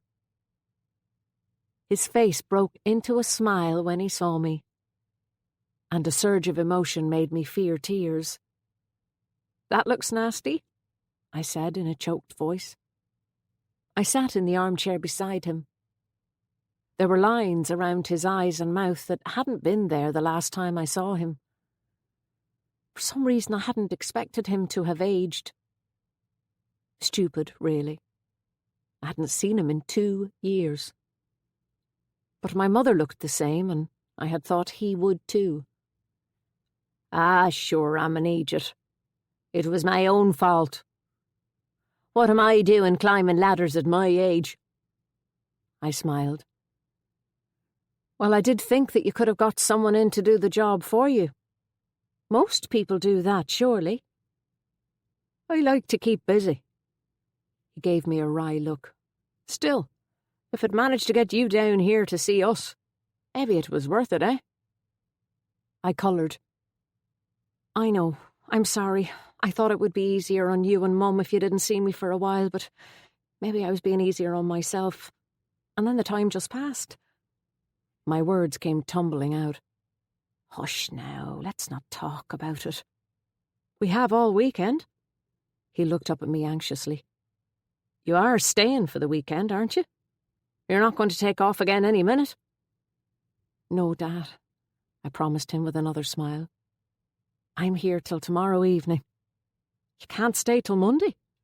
Sorry. Work calls. Can't do anything about that, I'm afraid. Ah, well, that'll have to do then. Here comes your mother with the tea. I stood up to clear a space on the coffee table for the tray of tea, sandwiches and cakes my mother had managed to whip up. I suspected she had been baking all morning. Looks great, Mum. I gathered up the newspapers that were strewn across the table and couch and went to put them on the dining table.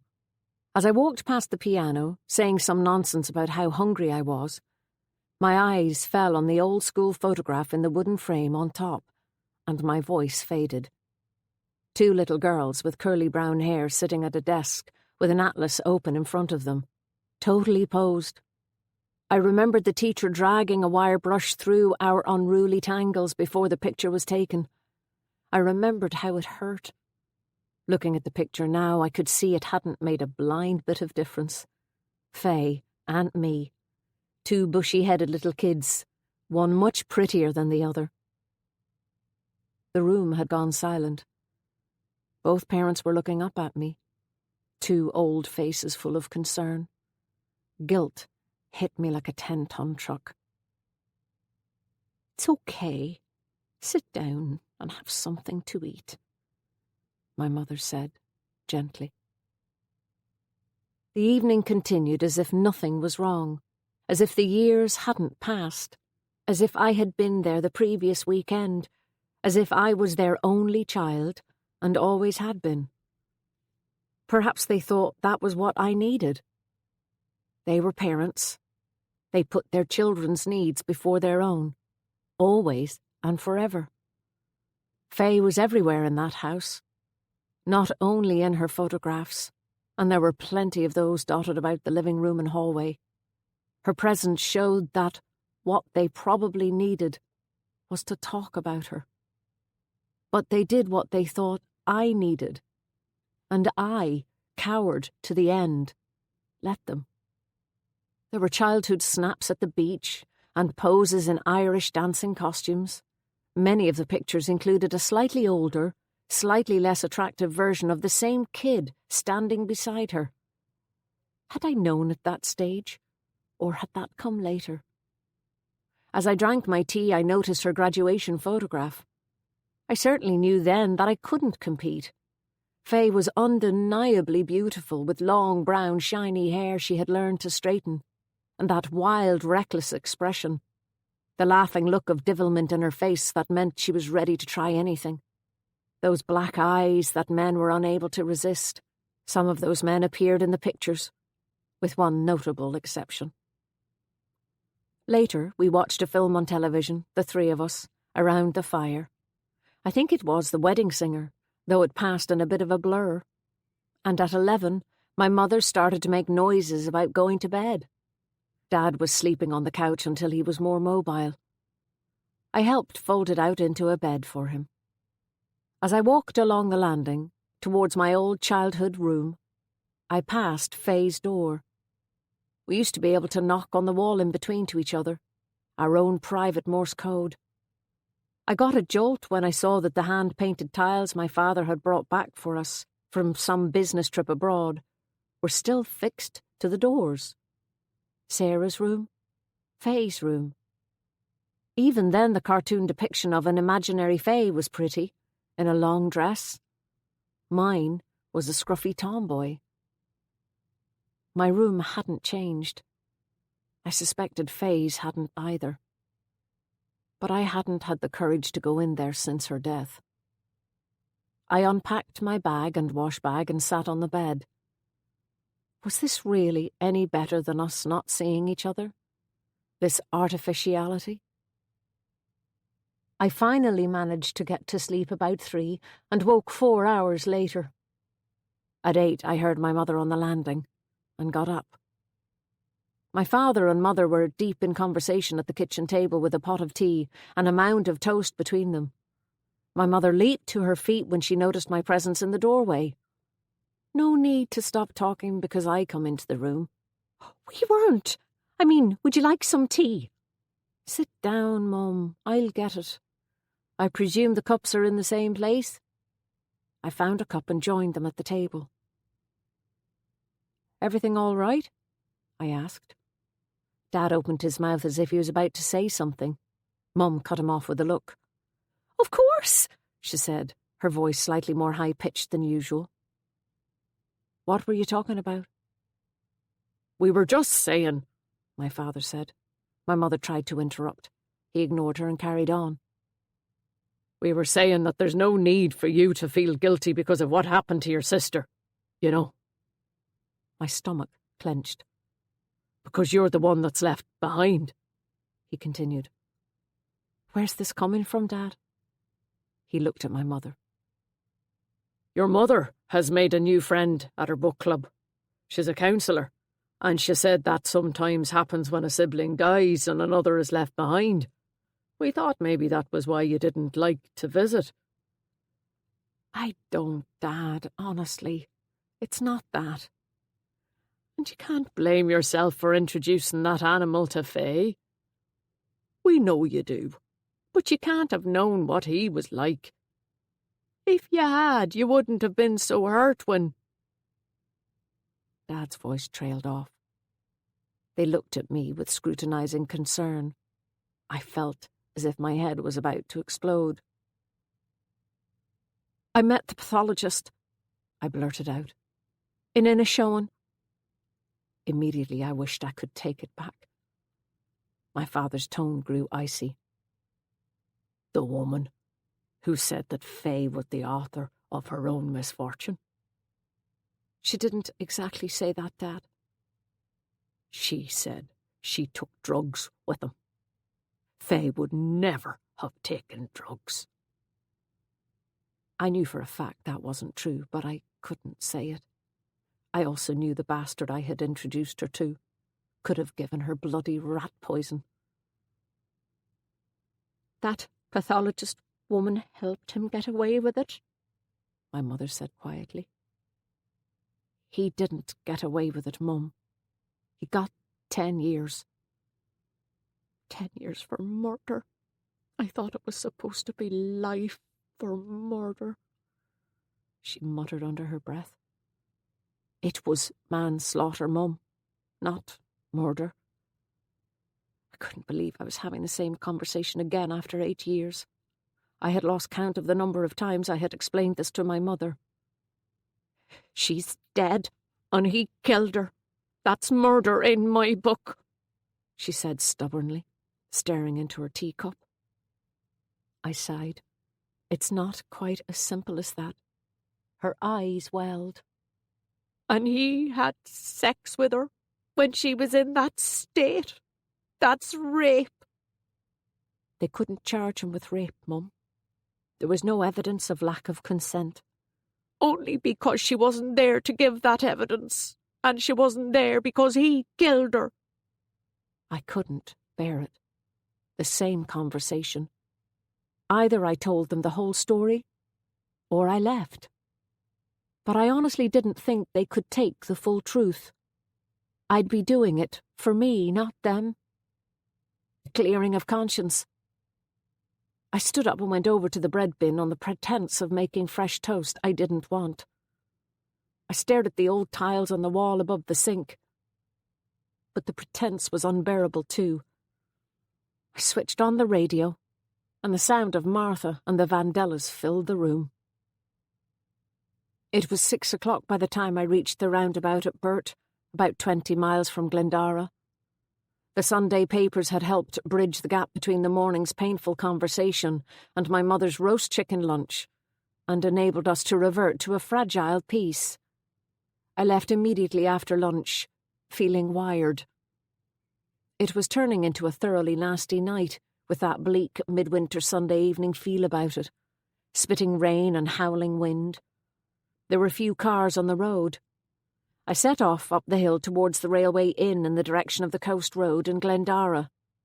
The Railway Inn was a depressing-looking sight, long since closed down, boarded up and battered, having gone the same way as the railway in this part of Ireland. As I drove up the hill, I saw movement out of the corner of my eye in front of the old building.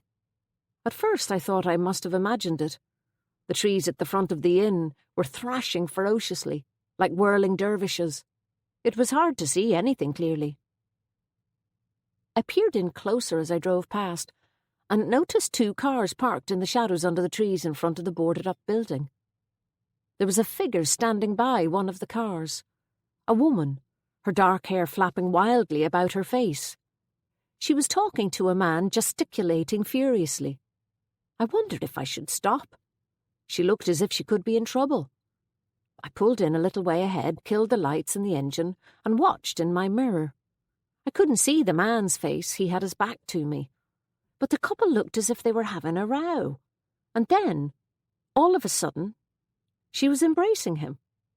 I watched as she turned to open the driver's door of one of the cars and the interior light came on.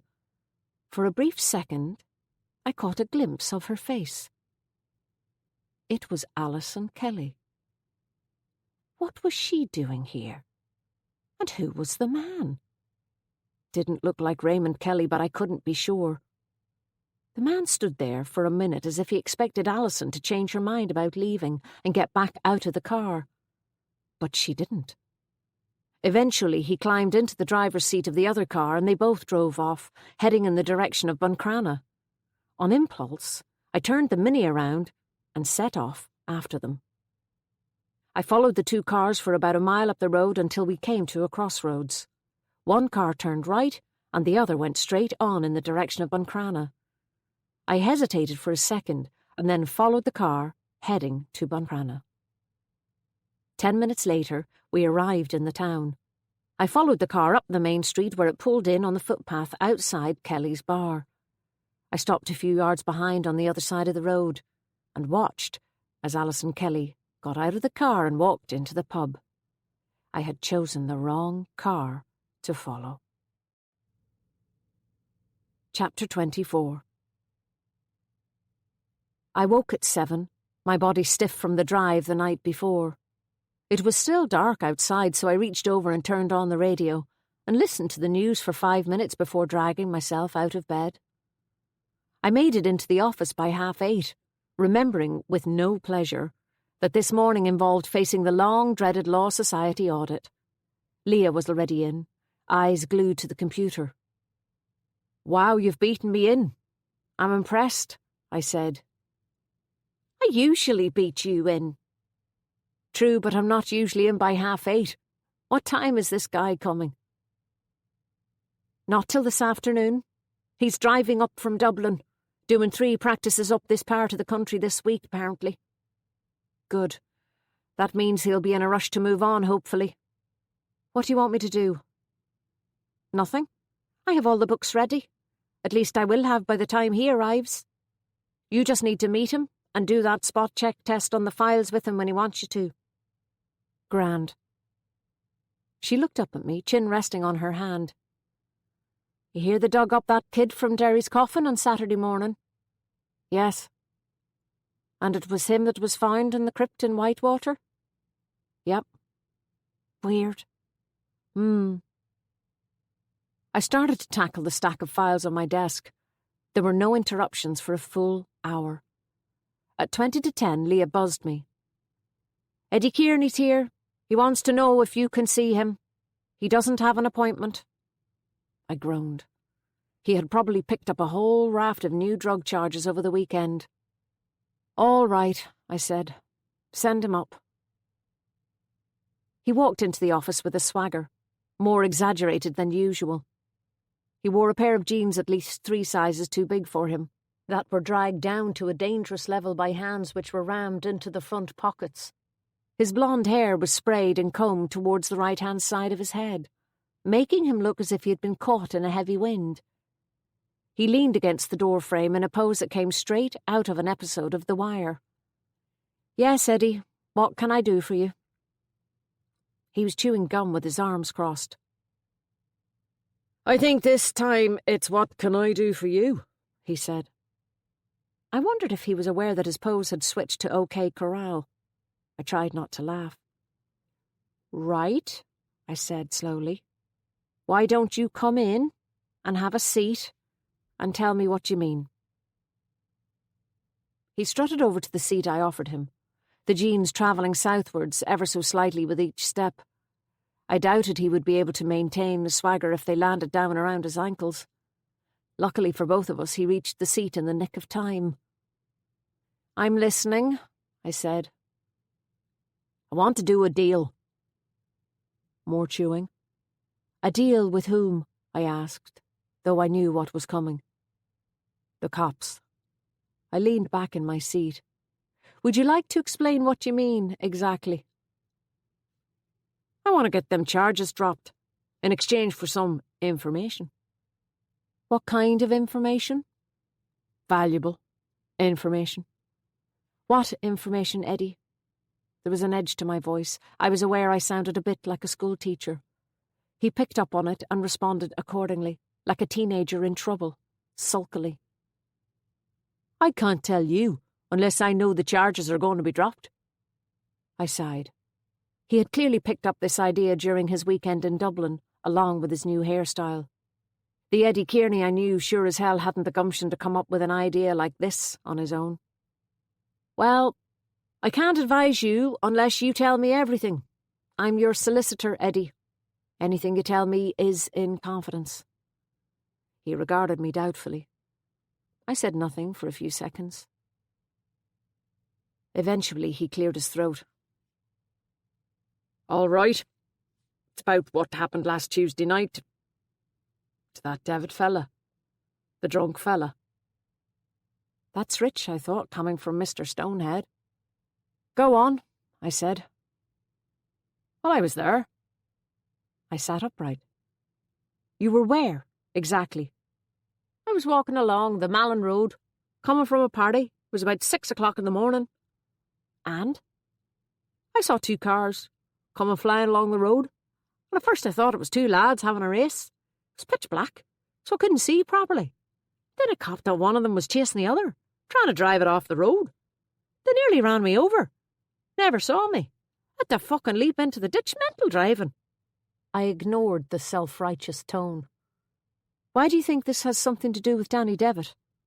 "Because a few seconds later I heard a loud fucking bang, like the cars had hit something, and I thought, serves them right driving like that."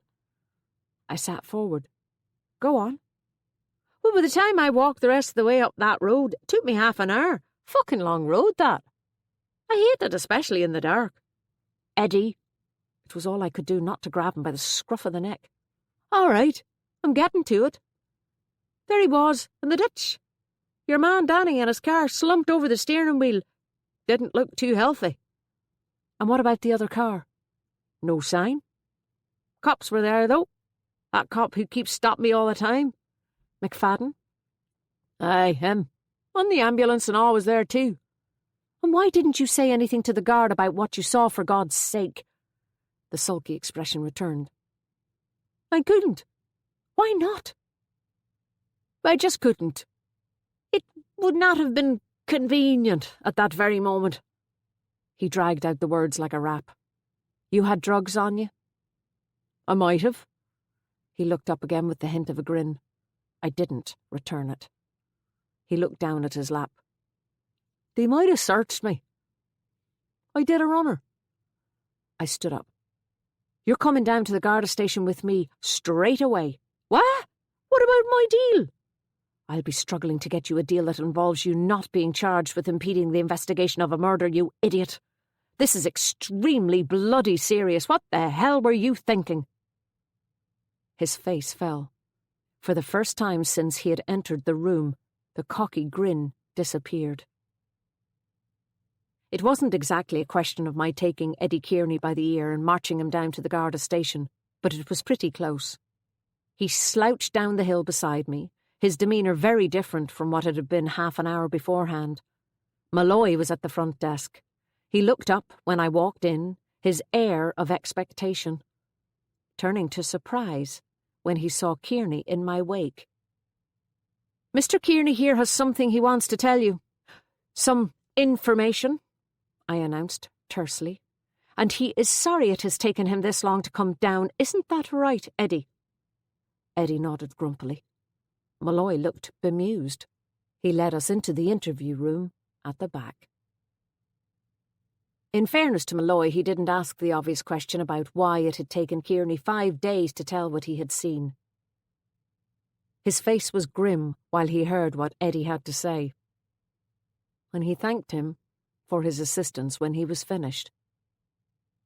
I suspected it was the first time that Kearney had heard an expression of gratitude from a member of the Garda Síochána. He even began to look quite pleased with himself again, to the extent that he had to be reined in a little as he warmed to his subject and started to exaggerate.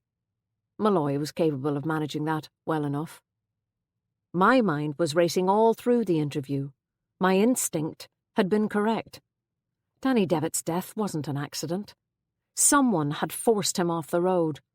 But who on earth would want to murder a man like Danny Devitt? A man who lived an almost entirely solitary life, until the last 10 days at least. Maeve had said that he rarely came into town, but he had ventured in when the remains of the church had been found, and he had been in town for days after that. Had he known something that someone else did not want revealed? Had he said the wrong thing to the wrong person? By the time he left the Garda station, Eda Kearney's swagger had almost entirely come back. It appeared he wasn't fussy which side he was on as long as he got the kudos he thought he deserved. I stood at the front desk with Malloy as we watched him leave, his jeans back to their precarious low-slung position. "Thanks for that," Malloy said. "I'm assuming there was a little gentle persuasion involved there." "Maybe," I said, duty towards client returning. "Although since he has been so helpful, is there any chance you might consider treating him a little more leniently in relation to some other matters?" Malloy arched his eyebrows. "We'll see." "Thanks." "It would have been a hell of a lot more helpful if you'd fronted up earlier, although I suspect there was a reason for that." I avoided his eye. "So what's your thinking? Doesn't exactly sound like an accident now, does it?" He sighed. "No, it doesn't. As long as your man Kearney wasn't completely stoned when he saw what he says he did, it looks as if we're going to have to open a murder investigation. I'd better give the garage a call. We'll need to have a closer look at Danny Devitt's car." I called back into the office to suggest an early lunch. As I walked up the street with Leah, I made up my mind to continue my chat with Danny's mother as soon as I got the opportunity. Distracted, I hadn't noticed that Leah was steering me away from the square. "What are you doing?" I asked. "I thought we were going to the Oak." "I thought we could duck through the mart. I'm trying to avoid Ethne," she said, her eyes darting about. "She's bloody well collecting for something again. She was in the office earlier and I told her you'd be gone for a few hours." I grinned. "Should we not just give her something? Wouldn't that be easier?" Leah quickened her pace. "I donated half the petty cash last week after she gave me a lecture on my engagement ring. Said it was a sin to be spending so much money on a piece of jewellery with people starving in the world." I looked across the square just in time to catch sight of Ethne's familiar figure disappearing into Phyllis's bookshop. "Come on. I think we're safe enough now for a bit." The pub was surprisingly busy for a Monday. The fire crackling in the grate and the hum of voices gave the place an almost festive feel. But there was a distinctly agricultural air about the clientele. The weekly cattle mart was on. We ordered sandwiches and coffee and took seats by the door, the only ones free. "Paul rang," Leah said, taking off her coat and draping it over the back of her chair. "Said he'll have his report on the church into us tomorrow, so we can start putting together the contracts." "Good," I said. "I must give Raymond Kelly a shout then. We need to get details of any planning applications and that kind of thing from the county council. I know he was refused the full development he had intended, but there's a change of use permission knocking about somewhere, I think. I'll organise that. I'll call into the county council offices later on in the week. That'd be great. Ben? I realised I'd missed what Leah had just said. I'd been watching McFadden at the bar collecting a sandwich and coffee. I stood up. Sorry, I'll be back in a minute. I just need to speak to... McFadden had walked back down the length of the pub and had raised his hand to open the door by the time I caught up with him. Andy? He turned. Hiya? Have you a minute?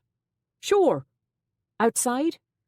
We stood on the footpath, McFadden's face full of curiosity. What's up? He asked. Andy, did you tell Mrs. Devitt about Danny's DNA being found on the blanket and pillow in the crypt? His face froze. Who told you that? She did. It's all right. Client confidentiality, I won't be passing it on. He looked defeated. Probably won't make any difference. I'm going to have to tell Malloy anyway, now that it looks like Danny's death wasn't an accident. Why? 'Cause there's more to it. What do you mean? He looked uncomfortable. She said you did it to warn her, I prompted. He shrugged. In a way. She's asked me to help her, Andy. She's afraid Danny is going to be blamed for something he didn't do. I'm not sure what she means, to be honest, but she said he could be an easy scapegoat. He sighed, turned his back on me and walked over to the squad car, parked on the footpath as usual. Damn it, I thought. I've overstepped the mark. I should have kept my mouth shut. But he opened the passenger door. Here, sit inside for a minute. He took a gulp from his coffee before he spoke, the heat steaming up the windscreen. I'm going to tell Malloy all of this as soon as I get back to the station. Fair enough, I waited. He gave in. It appears that Danny was making a bit of a nuisance of himself. You mean the drinking in town? I saw you taking him out of the Oak a couple of days before the accident. No, he said slowly. Although that too. It was more in the weeks and months before he died. Danny's always been a little on the nocturnal side, but lately he had taken to creeping around. Creeping around? Creeping around people's houses at night, sort of spying on them, watching them. He shook his head. People around here have always been pretty tolerant of Danny, allowed him his oddities, but this was different. It was intrusive and threatening, and they didn't like it. I can understand that. We had complaints, or at least I had complaints, and I didn't exactly share them with the sergeant. He gave me a sheepish look. Who were the complaints from? Lisa Crane and her husband. Well, Alan, really. First of all, at any rate. He said Danny was hassling Lisa, wouldn't leave her alone, waiting for her outside the bank in the evening when she finished work, hanging around outside their house at night. That's odd. She gave me the impression that she was pretty fond of him when I was talking to her at the wake. I think she was, but he was certainly pushing it. Are you sure? Aye. Saw him myself a couple of times sitting in that battered-up car of his outside their house. I had to tell him to go home. Was that what the row was about, that afternoon in the Oak, between Danny and Alan? Not really. According to Alan, Danny insisted he knew who had burgled their house, but he wouldn't tell him who it was. He was winding him up about it.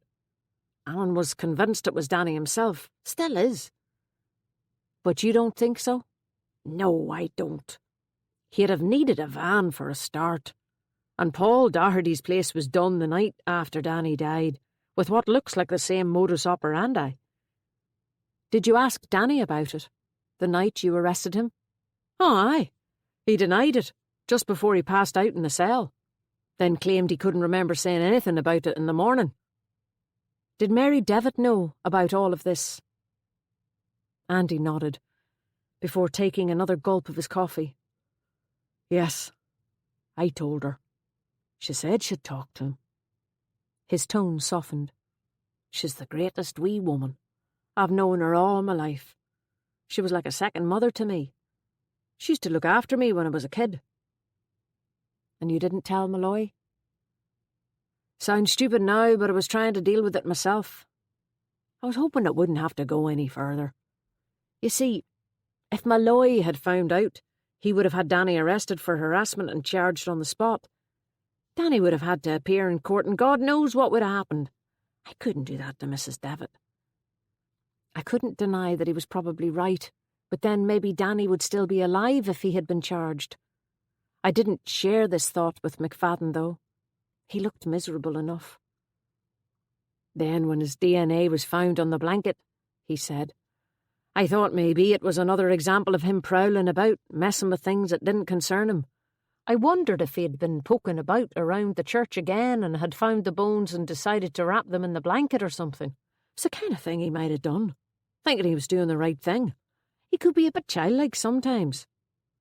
I liked this image better than the one of Danny digging up a skeleton or stealing a body. Maybe that's what he did do. McFadden sighed. That's what I told Mrs. Devitt. I thought she might know something. The problem is, Malloy is going to be looking at who would have had a motive to kill Danny, and his nocturnal activities might have had something to do with that, I said. He ran his fingers through his hair. I do know that. I watched as McFadden drove off, wearing the expression of a man about to face his executioner. I couldn't blame him. Malloy was going to be furious. But Jesus, what the hell had he been thinking? As I opened the door of the oak again, I was hit by a waft of very expensive perfume. Lisa Crane.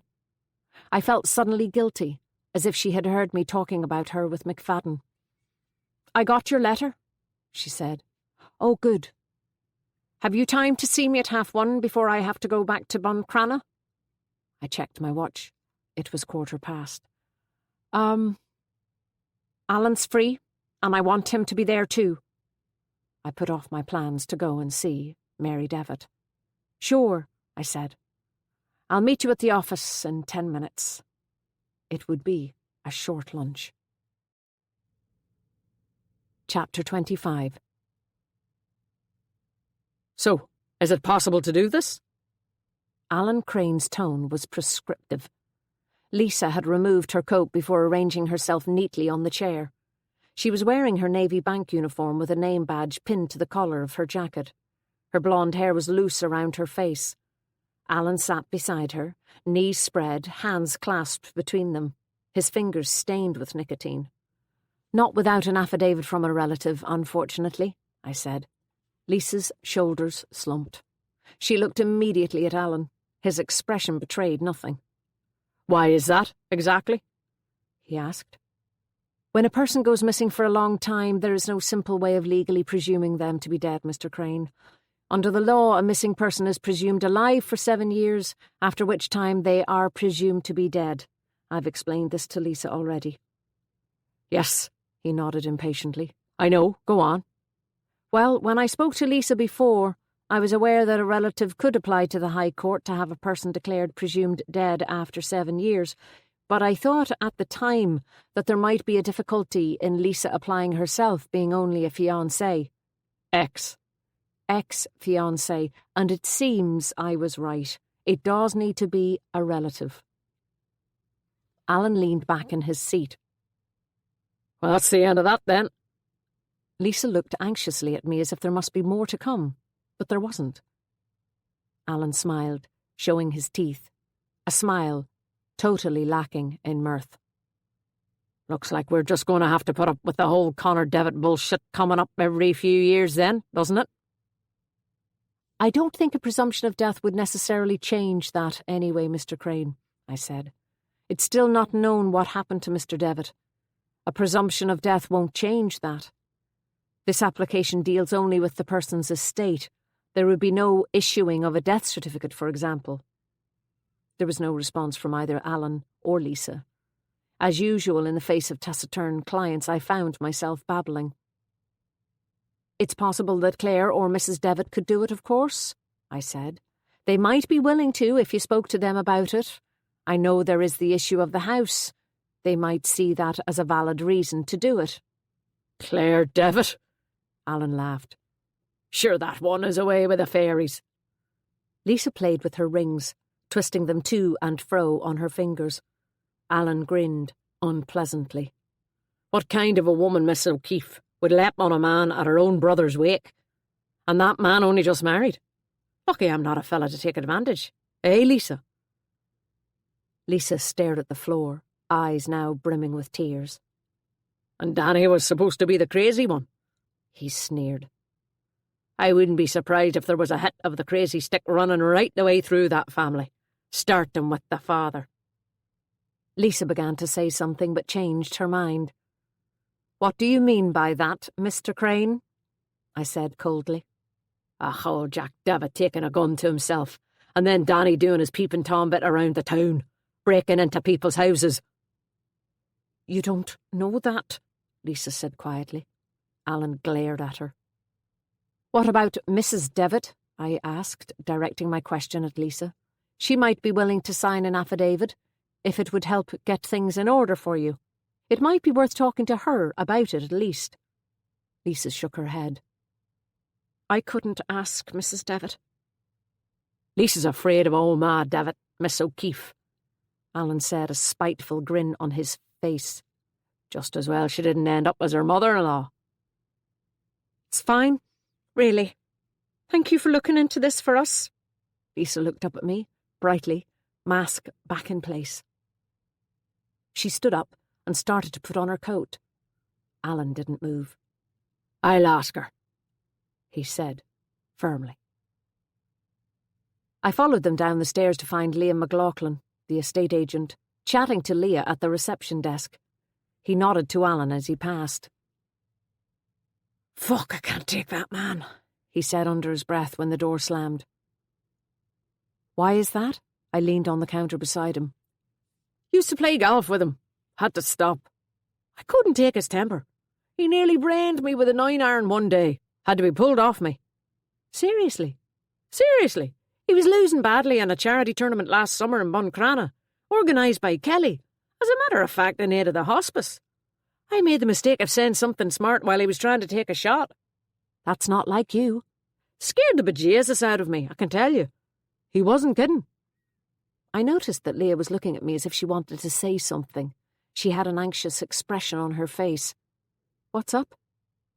The man from the Law Society is here. He's in the waiting room. Shall I send him up to you? I'll go in and talk to him myself in a minute. Was there something you wanted, Liam? Oh, aye. Ray Kelly's in hospital. I told Alison I'd let you know. God, is he all right? Don't know, to be honest. I know he collapsed a few months back on the golf course. I remember Alison was away at their pub in London and had to come back, but it was never said what was wrong with him, and I don't like to ask when it's not offered. He lowered his tone. Although between you and me, I think he was in hospital in the States while I was over there. Oh. Alison said they were to come in and see you tomorrow. That's right. She wanted to know if there was anything she could take Ray to sign, and could you get it ready for her, if there was. Will do. The rest of the afternoon was spent immersed in Law Society financial regulation compliance. Hideous stuff. I was utterly trapped, with no hope of escape to see Mary Devitt. I ran to and fro from the filing cabinet on the orders of the auditor, finding receipts, tracing checks and lodgements, my mind drifting constantly to what I would say to her when I finally got to speak to her.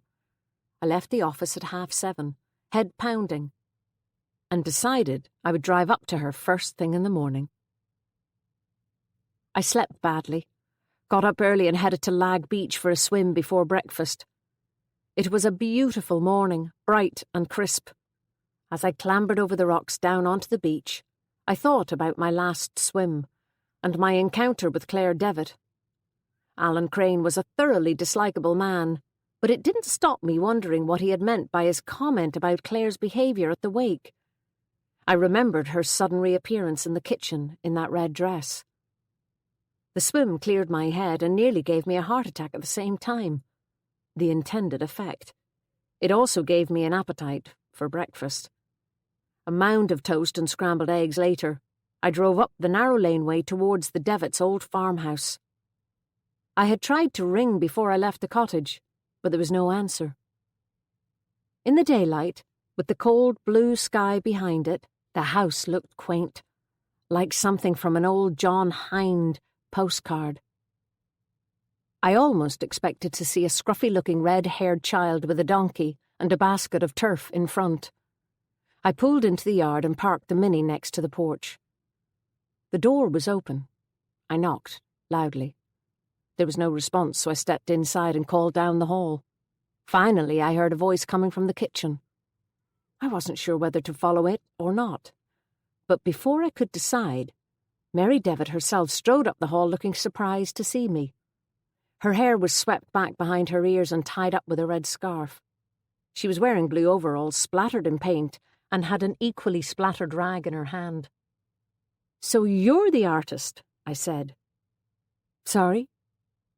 "I noticed your paintings the night of the, I looked again at the canvases of bright colour on the wall. "They're very good." "Oh, yes, they're mine," she smiled. "Although you'd better not describe me as the artist in front of Claire. She's the one who went to art college, you know, as she'll be sure to remind you." "I'm sorry for turning up unannounced like this. I did try to ring." She wiped her hands with the rag. "Oh, I never answered the phone. In my experience, it's rarely good news." "How are you doing?" I asked. "I'm fine," she corrected herself.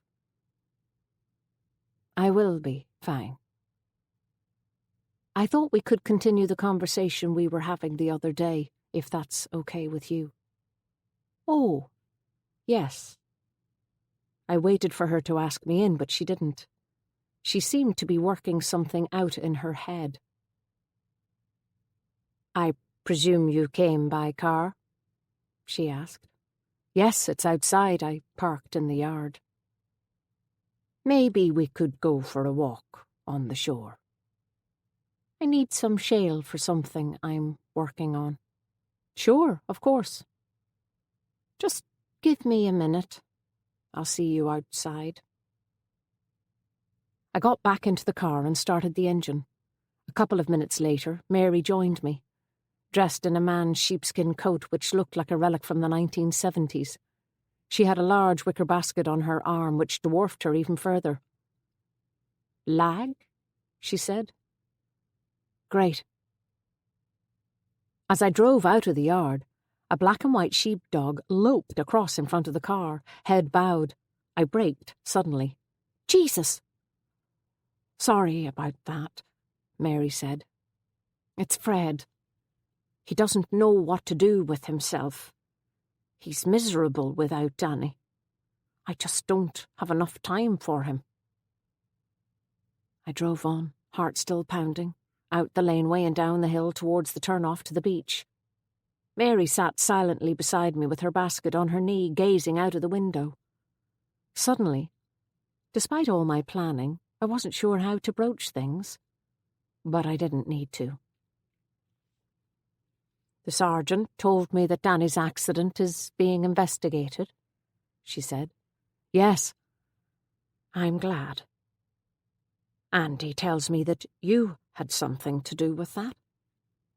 I wondered when he had passed on that particular piece of information. "Not exactly." "Well, I thank you, Miss O'Keeffe, for whatever it was that you did. As you know, I was very disturbed by the circumstances of what happened to Danny. I'm relieved that it's being looked into." I said awkwardly, "Garda McFadden mentioned something to me about Danny's behaviour being a bit odd before he died." She sighed and rubbed the condensation from the passenger window with her palm. "Danny was a very different boy from his brother. Connor internalised everything. You could never tell what he was thinking.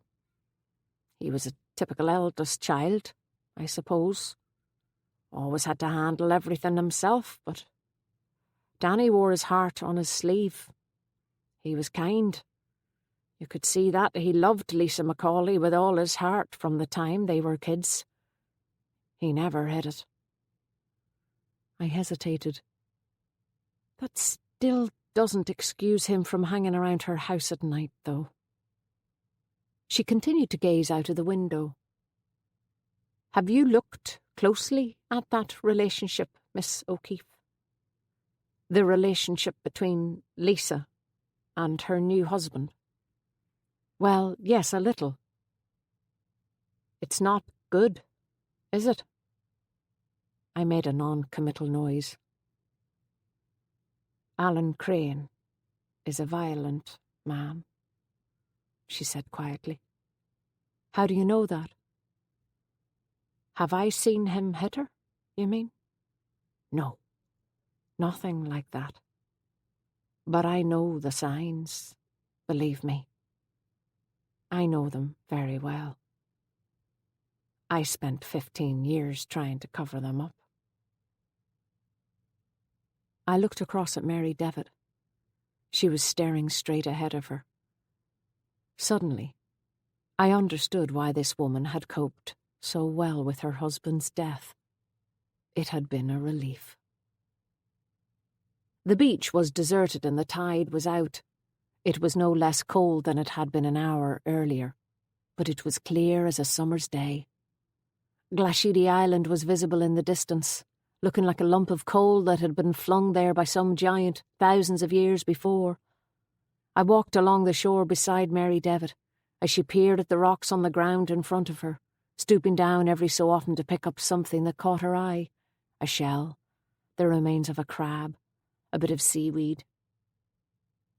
Do you think Danny was trying to protect Lisa, then, from her husband? I couldn't say for sure because I don't know, and I didn't ask. You have to allow your children to make their own mistakes, Miss O'Keeffe. I do know that even if Danny got things wrong sometimes, he would have been trying to do what was right. She paused. I also know that he loved Lisa with all his heart, and that husband of hers is a most unpleasant man. I bent down to pick up a particularly striking piece of pink quartz with silver veins running through it. I handed it to her. She arched her thin eyebrows. You have a good eye. You mentioned something to me about Danny the day of the funeral, something that you said you didn't want to share with me at that stage. Do you mind me asking what that was? She replied this time without hesitation. Danny told me he had killed his brother. I stopped in my tracks. What? When did he tell you that? Not long before he died. I didn't believe him, of course. I thought he meant it in a metaphorical sense, that he had wished him dead. Danny thought like that, like a child. If he wished someone dead, that meant he was responsible for them dying. Why would he have wished him dead? Lisa, of course. Connor took Lisa away from Danny, or at least that's the way he saw it. Did Connor see it that way, do you think? No. I think Connor was just trying to take care of Lisa. Her father died young, you see. Yes, I heard. He was killed, wasn't he? The night the Sadie was blown up? Mary nodded. He was the pilot on duty the night of the hijacking. He was manning the pilot's station when he was shot. It can have repercussions when that happens to a child, losing a parent in a violent way like that. It can leave them insecure and needy if it's not handled properly. I think Connor could see Lisa needed caring for. And he wouldn't have thought Danny could do that. Connor is one of those people who feels he has to take responsibility for everyone else. Mary sighed. It can be a bit smothering at times, and I know his siblings found him a little controlling, but he means well. I noticed her use of the present tense when she referred to Connor. This was a woman who wasn't going to be signing any affidavits, I thought, especially if the request came from Alan Crane. She gazed into the distance. Poor Connor. I think when he was young he tried to protect us from his father's presence, and then to make up for his absence after he was gone. An impossible task, especially for a child. Do you think he actually loved Lisa? She smiled. You'd have to ask him that, Miss O'Keeffe. Chapter 26. It was after 10 o'clock by the time I made it into the office. Leah looked at me curiously, but I didn't offer an explanation. Where is he? I whispered. Kept expecting a grey suit to jump out from behind a filing cabinet and ask me to trace a cheque. He's in the front office going through the books. He says he won't need you this morning. I can get him whatever he needs. I looked at my watch. Just as well, I have to be in court in half an hour. She nodded in the direction of the waiting room. Alison Kelly is waiting for you, though. Damn it, I was supposed to get back to Liam before she came in. It's all right. She's 4 hours early. Her appointment wasn't until 2. I stuck my head in the door of the waiting room. Alison was sitting, legs elegantly crossed, staring at the wall opposite. When she looked up, her dark eyes appeared deeper set than usual, with heavy shadows underneath. She stood up. I'm sorry. I know I'm not supposed to be here till this afternoon, but I have to get to the hospital. It's okay. I have a little time. Come on up. She followed me up the stairs. Even her tread seemed somewhat heavier than it should be. "How is Ray?" I asked as I closed the office door behind us. Not great, I'm afraid. I'm sorry to hear that. Is there anything I can do? I wish there was. There's nothing much anyone can do. She took a deep breath. Ray has a brain tumour. He was in remission, but it's back. We've only just found out. Oh, I'm sorry. He was given the all clear about 2 years ago, but we've lived with the possibility of it returning for a while. And it's serious? She nodded. We had a scare a few months ago, but it's definitely back this time, with a vengeance. That's why we went to the States recently. New treatment, last-ditch attempt, but it didn't work, unfortunately. I see. I offered her a seat. She sat down heavily as if she'd just run a mile rather than walking upstairs. Ray was exposed to radiation on a building site he worked on in the States when he was about 19, long before there was an awareness of the dangers. We have an ongoing civil case over there, another reason we went over. But I can't see it resolving in time to be of any use to us now. That's why we're so desperate to sell this damn church. I sat down opposite her. Oh? We need cash, so we can get away for a while in the time that Ray has left. It's at that stage? Yes. He hasn't long. To be honest, the church was the last thing I thought we'd have to sell. I hoped we'd be able to hold on to it, but none of our other properties are moving. Everything's a little slow at the moment, I acknowledged. Although we're selling the pubs now, too, all of them. At least we know they'll sell, even if we have to take a cut on the asking price. Is that necessary? She sighed. Unfortunately, yes. I'm just about to go and arrange it. We'll be gone by the time they're sold, but Liam's agreed to handle everything for us. We want to be able to spend the last bit of time we have left together without the stress of having to run a business. Do the travelling we always planned to do. Of course, I understand. She gave me an odd look. Do you? I think so. I wonder. Her eyes flashed suddenly. I've always thought that life was too damn short, that you should grab it by the throat and take whatever happiness you can while you can. But that's taken on a whole new meaning for me now. I'm not sure you can truly understand that, unless you're faced with losing the person you love. Her tone was unexpectedly angry. I looked down, chose not to respond this time, not to play whatever game she was playing. I suspected she just needed to vent. Maybe she realized it herself. For whatever reason, she pulled back.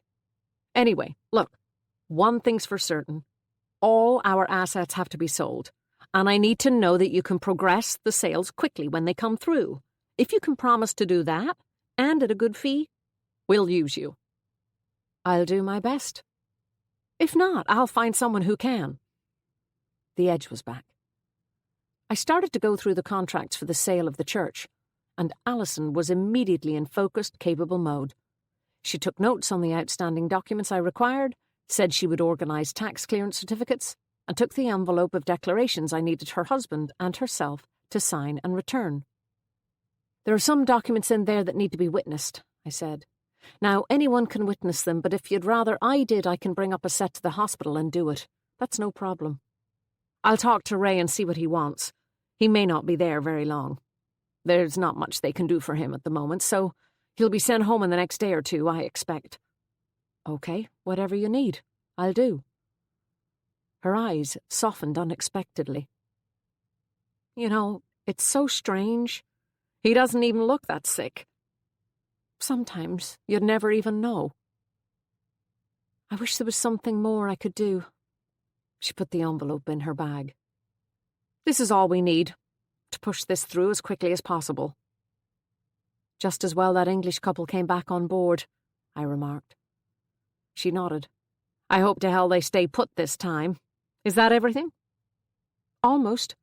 I'm still waiting on planning documentation from the county council. They said they'd call us when they had the file copied. And I'll also need a copy of Paul Doherty's survey. You'll have that this afternoon. She stood up. I'm going up to meet him now. He wants to check a couple of things with me. Before she reached the door, she paused and turned. Please don't mention Ray's illness to anyone. We're keeping it to ourselves for the moment. He doesn't want people to know. Of course. Leah was finishing a call when I came down the stairs. I'm going to head over to the county council offices, she said, standing up and reaching for her coat and scarf. That plan and file on their sale is ready. Good. I think we need to get moving on it as quickly as possible. By 6 o'clock the audit was finished, and I felt obliged to take the man from the Law Society for something to eat before he started the drive back to Dublin. I hoped that didn't count as bribery. Leah came with us. He left shortly after 7, anxious to make the capital by midnight. Jesus, thank God that's over for another while. I leaned back in my chair with a sigh. Fancy a glass of wine to celebrate? I was still waiting for her to decide what she wanted to drink, when I felt a breeze on the back of my neck as the door behind me opened, and someone entered the pub. Leah looked up. I asked again what she wanted to drink, but she didn't respond. Her gaze was fixed instead on whoever had entered the pub as they headed up to the bar. Her mouth was slightly open. Are you all right? I asked. Fuck. When did he reappear? She said at last. I turned to see who she was talking about. A man and a woman were standing at the bar. Leah continued to stare openly at them, and I realised she wasn't the only one.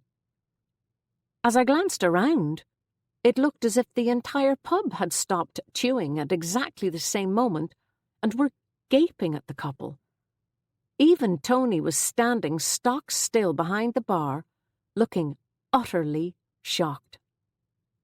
Unshockable Tony. You won't believe who that is, Leah hissed. The man was of average height, dressed in a long coat. His curly hair was receding a little and starting to grey at the temples. As he turned to the bar to order, I finally got a view of his face. There was no question about whom I was looking at. The photograph in the newspaper had stayed in my mind as if I had glued it to a notice board. He was slightly heavier and was sporting a tan his ex-fiancée would be jealous of. But other than that, he had changed very little. The man was Connor Devitt, and the woman with him was his sister, Claire. Connor Devitt, Leah breathed, staring at him as if he was liable to disappear if she took her eyes off him. She shook her head in disbelief. Imagine just walking in here, after all these years, as if nothing had happened. Tony served up 2 takeaway coffees. How he managed to hold it together, I'll never know. But Tony's not scared of an audience. There was no conversation, though, and that wasn't like him. The drinks were ordered, served, and paid for as if the man was a complete stranger, after which Claire and her long-lost brother turned on their heels and walked back down the length of the pub. Connor kept his head up and his gaze fixed on the door. He must have been aware of the fact that everyone was looking at him, but he didn't speak to anyone, and he didn't catch anyone's eye. Claire, on the other hand, appeared to be relishing the attention. She beamed broadly, and her eyes darted around the pub like an insect. The second the door closed, the hum of conversation started up again, quietly at first, then rising gradually to a semi-hysterical din. After a few minutes I went outside. The Devitts had disappeared. The street lighting had come on and there was an orange hue over the square. The air was smoky and still. I dialed the Garda station. Malloy answered, and didn't even let me finish my sentence. Before you say anything, yes, we know Connor Devitt is back. Yours is about the 10th sighting we've had. I think we can take it he's not considered missing any more. Have you spoken to him? He's just been in with us. All right. Malloy sighed. Says he got back last night, went straight to his mother's house.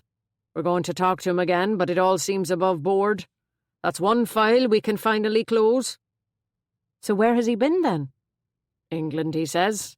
Won't give us any details as to why he left in the first place, although I guess he doesn't have to. He's an adult. But he's bloody well wasted a lot of police time. So why now? Why come back after all this time? Is it to do with Danny? That's what he says, that he had to come back after his brother's death, for his mother. So now he's concerned about her, I said with more than a hint of sarcasm in my voice.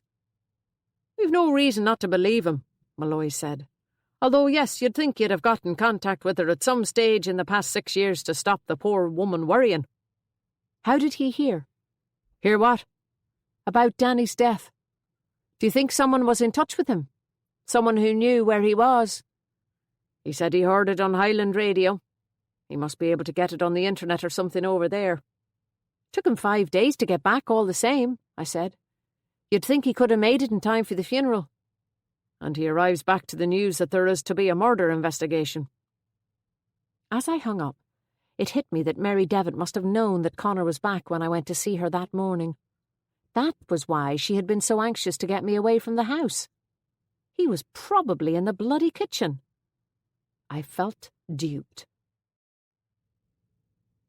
Chapter 27. There was an oddly tense feel about the town the next morning, or maybe the tension was coming from me. I'd had a restless night.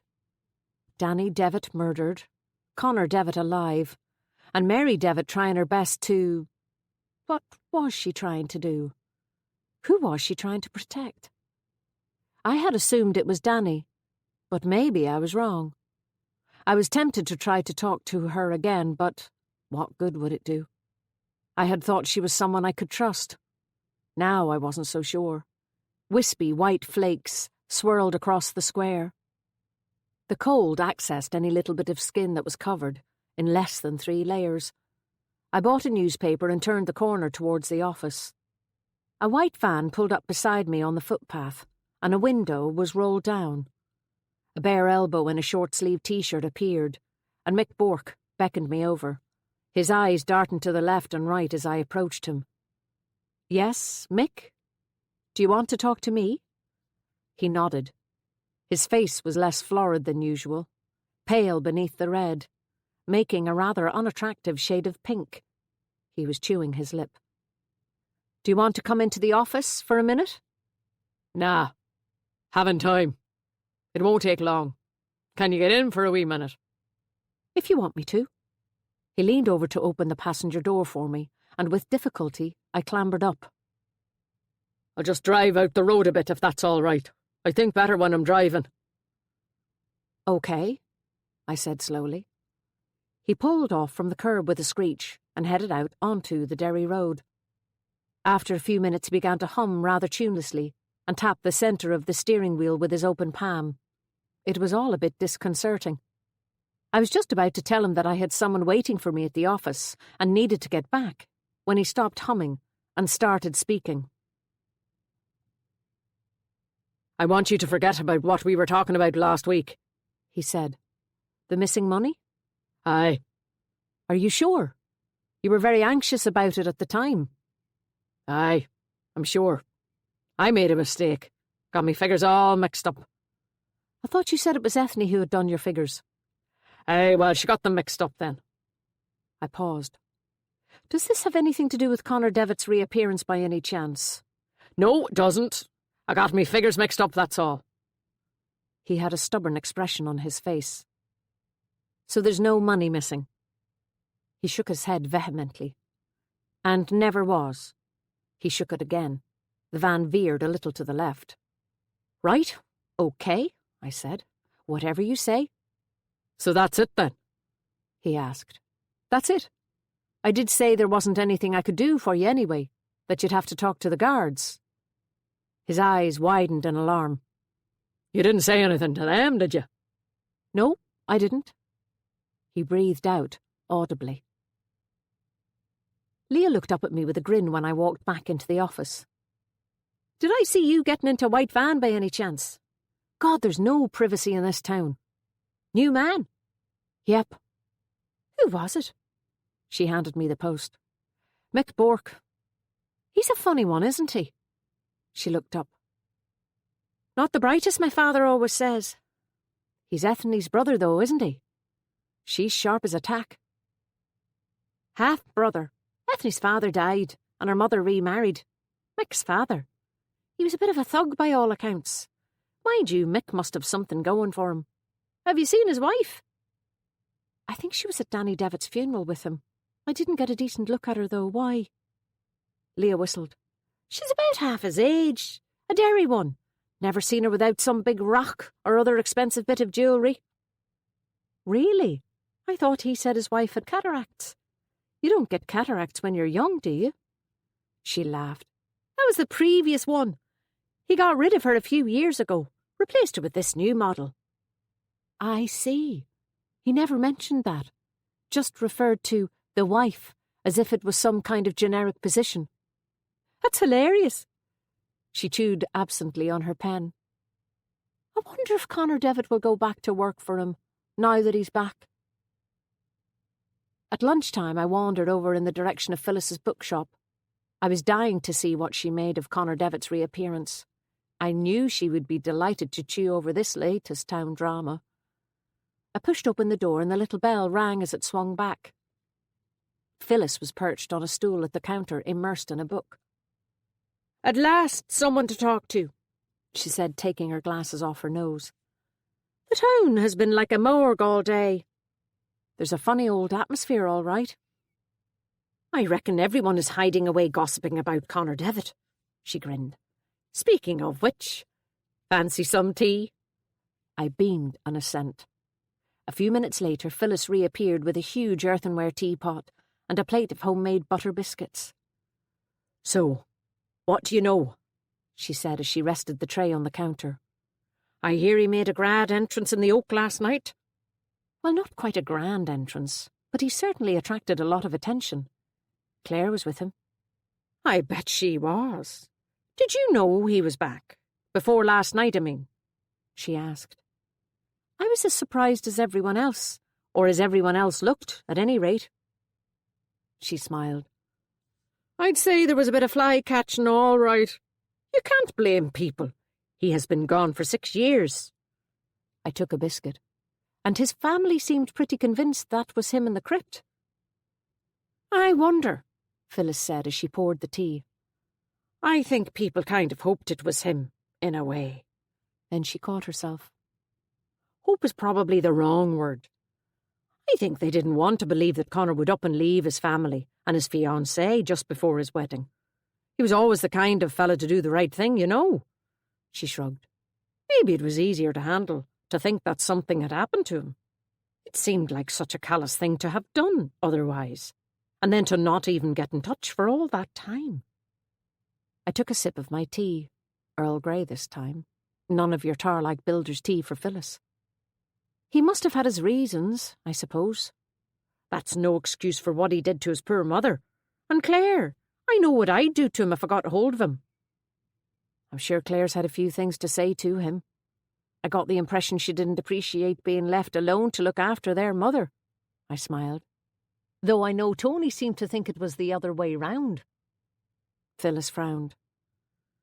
I wouldn't have thought that Claire would take him on. Always thought she was a little afraid of Connor, to be honest. He was the reason she stopped working for Ethne, you know. Really? Yes. Connor disliked Ethne. I knew that, but I never got the full story. I heard he just marched into the chemist shop one day and ordered Claire out of there. I often wondered. Wondered what? She hesitated. I don't really like to say, but, well, I often wondered if maybe Ethne was a little overfond of Claire, if you get my drift. Still is, in my opinion. I see. Would Connor really have taken a dislike to Ethne because of that? She shrugged. He seemed to. Claire was very young at the time, and Connor was always pretty conservative. And Claire? Oh, I'm pretty sure Claire likes men. At least she used to, which doesn't mean she doesn't take advantage of Ethne's affection, I suspect. What do you think of him? I asked. Connor? Phyllis made a face. I thought everyone liked him. Was that something you were told when everyone thought his body was in the crypt? Well, yes, now that you mention it. That was the don't speak ill of the dead phase, she said with a cynical expression. Look, Connor Devitt might have been straight in his business dealings, and a good carpenter undoubtedly, and he certainly took responsibility for the family when he was very young, got a job straight after school and all that, and of course that's all very impressive. But there was something about him I just couldn't warm to. Go on. He was controlling, in my opinion. I assumed it was because he had to grow up too quickly with what happened to his father. That was the second time I'd heard the word controlling used in reference to Connor Devitt. Why did you think that? Oh, I probably shouldn't mention this. It was so long ago. Go on. OK. One day I was down at the shore below the Devitt's house going for a walk after Mass. You know I said that I used to go to Mass in Whitewater when the priest here was driving me nuts? Yes. Now this could be 20 years ago, mind. It's funny the things that stay with you. Claire and Danny were down at the shore. They were only kids. They were down around the old pilot station. They'd stopped using it at that stage, just messing about with the dog. When Connor arrived with a face like thunder, he ordered them off the beach and home. He was only a teenager himself at the time, 18 or so. But there was something about the way he did it that bothered me. He was furious. I'm surprised Danny obeyed him. Phyllis tilted her head. I'd have obeyed him myself, the mood he was in. Do you think it had something to do with what happened to his father? I asked. I wondered that too at the time. Trying to protect them, something like that. Maybe, but they only lived up the hill from the beach, so they couldn't exactly have kept away from it. She murmured almost to herself. But that's what it looked like, as if they weren't allowed near the shore. Very strange. Do you think it was coming from the mother? Mrs. D? God, no. Phyllis grinned. She's a lovely woman and all that, but not what you'd call hands-on. She let those kids run wild. So Connor was a real surrogate parent? That's right. He grew up too fast in my view, cocky and charming. But you wondered if it was all an act to show how grown up he was, able to take care of everything, you know. I looked at my watch. It was 2:05. I have to go. Thanks for the tea and biscuits. Right, so I'll see you at your office at 1:15 anyway, Phyllis said. Huh? That Glendara Poverty Relief Committee thingy. Oh, right, grand. I was about to close the door behind me when Phyllis called out. Drama meeting on Friday too, by the way. Here this time upstairs in the flat. We have to look at those plays. Claire might even come. I nodded. If Connor lets her, she added with a grin. My phone rang in my coat pocket on the way back to the office. The words, home calling, flashed across the screen. I hesitated before answering. Sarah? Ben? My mother's voice was cautious. Hi, Mum. How's Dad? Good. Better. He's managing to get up the stairs with a bit of difficulty. Glad to be back in his own bed. That's grand. She paused as if she was working out how to phrase the next sentence. What's up, Mum? She cleared her throat before she spoke. That is, your father and I, we want you to talk to the pathologist. My heart sank. Whatever for, Mum? We want you to find out why she said what she did. I can't, Mum. Why ever not? You said she was up there in Donegal. Couldn't you just ask her? She's left, Mum. And even if she hadn't, what on earth good would it do to talk to her? Why open all of that up again? Because she said some things that we know couldn't be true. Maybe if you talked to her she would understand. Maybe there could be a retrial or something, an appeal. It happens sometimes, doesn't it? My mother was talking breathlessly now, as if she had to get everything she wanted to say out all at once, before her allotted time was up. Mum, she simply gave evidence of her own scientific findings. She is not going to change that, or be influenced by anyone else's view. She wouldn't be doing her job if she were. In any case, it's too late for an appeal, and it would never have been up to us anyway. It would have been up to the Director for Public Prosecutions. He was convicted, Mum. There was no reason to appeal. But, Mum, I'm sorry. I have to go. I need to get back to the office. Chapter 28. A familiar wave of nausea hit me as I hung up, accompanied by a sense of dread that this nightmare was never going to end. My parents were not going to drop this. Why the hell had I told them about the pathologist? The whole reason for keeping my distance was to avoid these kinds of conversations, to allow the tragedy to settle into something less raw, a dull ache that could be lived with. The memory of my sister preserved in some way, however artificial, not ripped to shreds and trampled into the gutter. This was what happened when I let down my guard. The basic rule of cross-examination is, never ask a question unless you're sure you'll get the answer you want. My parents were never going to get the answers they wanted if they kept asking questions. Never. And if everything came out, there was a possibility I could lose them entirely. My head was spinning. I walked through the square trying to suppress the sense of rising panic. I couldn't go back to the office yet. I had Phyllis's committee waiting to see me, and I needed to be able to think straight for that. 5 minutes was all I needed. 5 minutes of fresh air, and I would be okay. I walked on a little bit out the Derry Road down the hill towards the old fish factory, trying to work out what to do. Lie? Tell them I had spoken to the pathologist and she had refused to change her story? Or that she had refused to engage with me at all? My real fear was that they would try to contact her themselves. I couldn't manage this one by myself. I realised I needed to talk to Malloy properly this time. As soon as the decision was made, my breathing started to calm down, and I could feel the tides of anxiety ebb. I looked up and discovered with a jolt that I wasn't sure exactly where I was or how far I had walked. I looked around me to get my bearings. Across the road was the back entrance to the hardware shop. A dusty laneway with high wire fencing on either side through which the builder's supplies and wood were delivered. I was about to turn on my heel and walk back up the hill to the office when I heard voices coming from the laneway. which was odd, as it wasn't usually used by pedestrians. There were 2 stone pillars at the entrance. I crossed the road and stood behind one of them. A car drove by and suddenly I felt conspicuous. Like Danny Devitt. I was going to get a reputation for lurking.